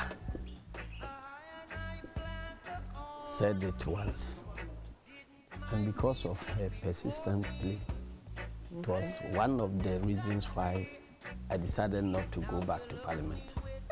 Are you a romantic husband? I try to be as romantic as possible. I'm very confident my wife loves me. I know, right? And you love her more. Very well. You don't love your wife, how would you? Was it really for your wife? Yes. She's those crazy ball heads. She's those crazy ball heads.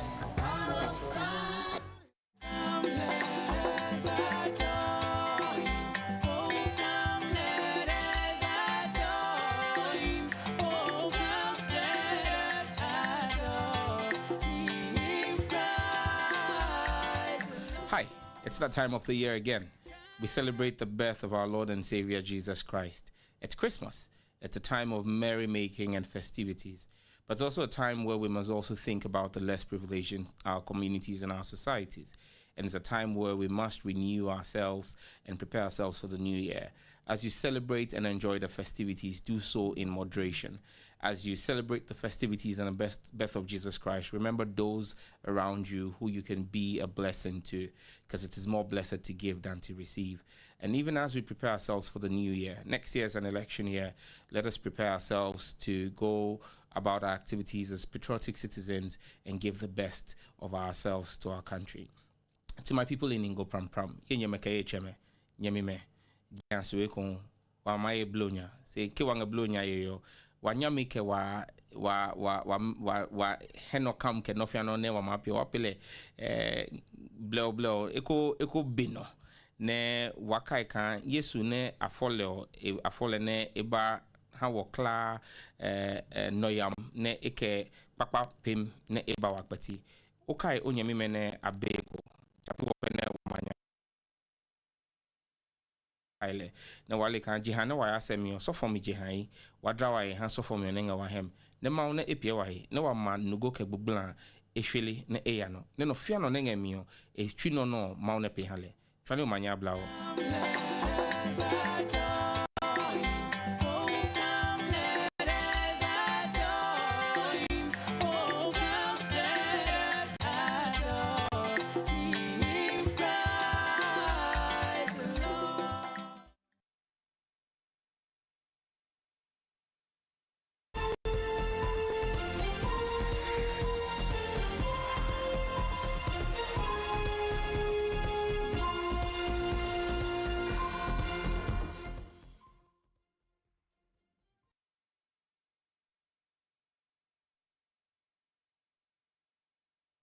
And now the minority in parliament says the president's conduct in refusing to sign some 3 private members' bill passed by the House into law breaches the constitution and therefore should be subject to removal from office. A few weeks ago, the president explained fully why he refused to sign the bills, arguing that it infringed on Article 108 of the Constitution.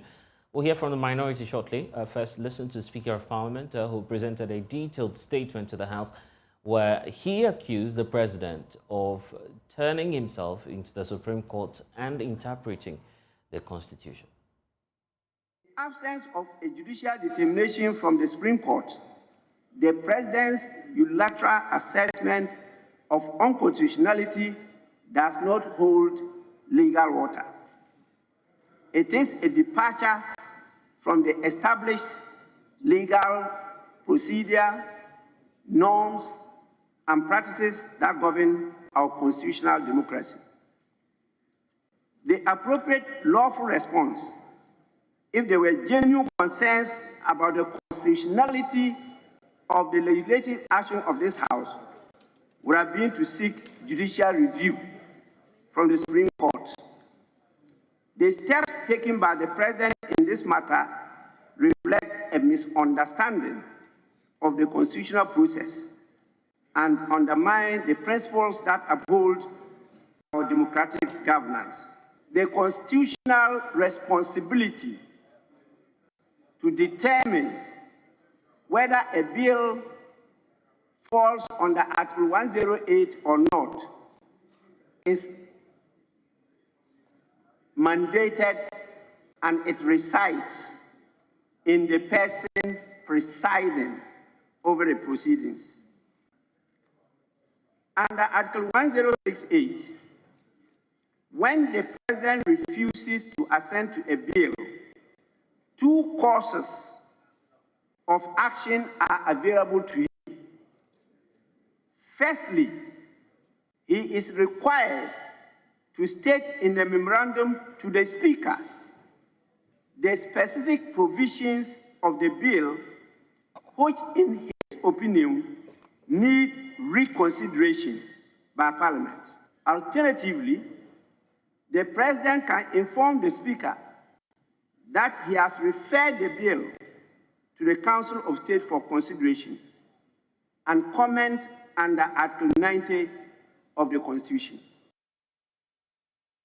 Okay, let's bring in our parliamentary correspondent, Kweku Asante, who's been monitoring all of this for us. And Kweku, first, we know that the President actually signed one of the bills into law. What details do we have on that? The understanding we have, and we've cited pictures of bills that have been assented to by the president, in particular, the Criminal and Other Offences Amendment Bill number 2, the one having to do with the abolishment of the death penalty. That this bill was transmitted to the president by the clerk to Parliament on the 2nd of August, barely a week after that bill had been passed by the House. The president on the same day assented that bill into law, and the speaker actually said it has now been gazetted, and we have evidence of that. We've seen pictures of the document with the president's signature on it. But the president turned around just a few months down the line to tell Parliament that he's unable to sign that into law. And so as far as the speaker and some MPs are concerned, that is good law. And now the death penalty has now officially been commuted into life imprisonment, and that the president's claim or argument that he can no longer sign that into law will hold no legal water, because he had previously actually signed that into law. And the minority now says the impeachment process must be triggered. Yes, according to Mahama, who is one of the leading legal brains for the minority in Parliament, the president's reasoning for which reason he is failing to sign the law simply do not make sense, and that the process the president adopted also falls foul of the Constitution, which he believes is conduct enough to trigger the impeachment process so that the president can be removed from office. Constructively aware of the exercise of your discretion to admit this bill.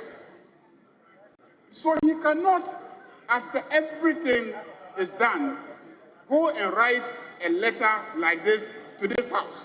Mr. Speaker, it is important to note that there is a provision in Article 69 of the Constitution. Mr. Speaker, Article 69 of the Constitution is very, very important.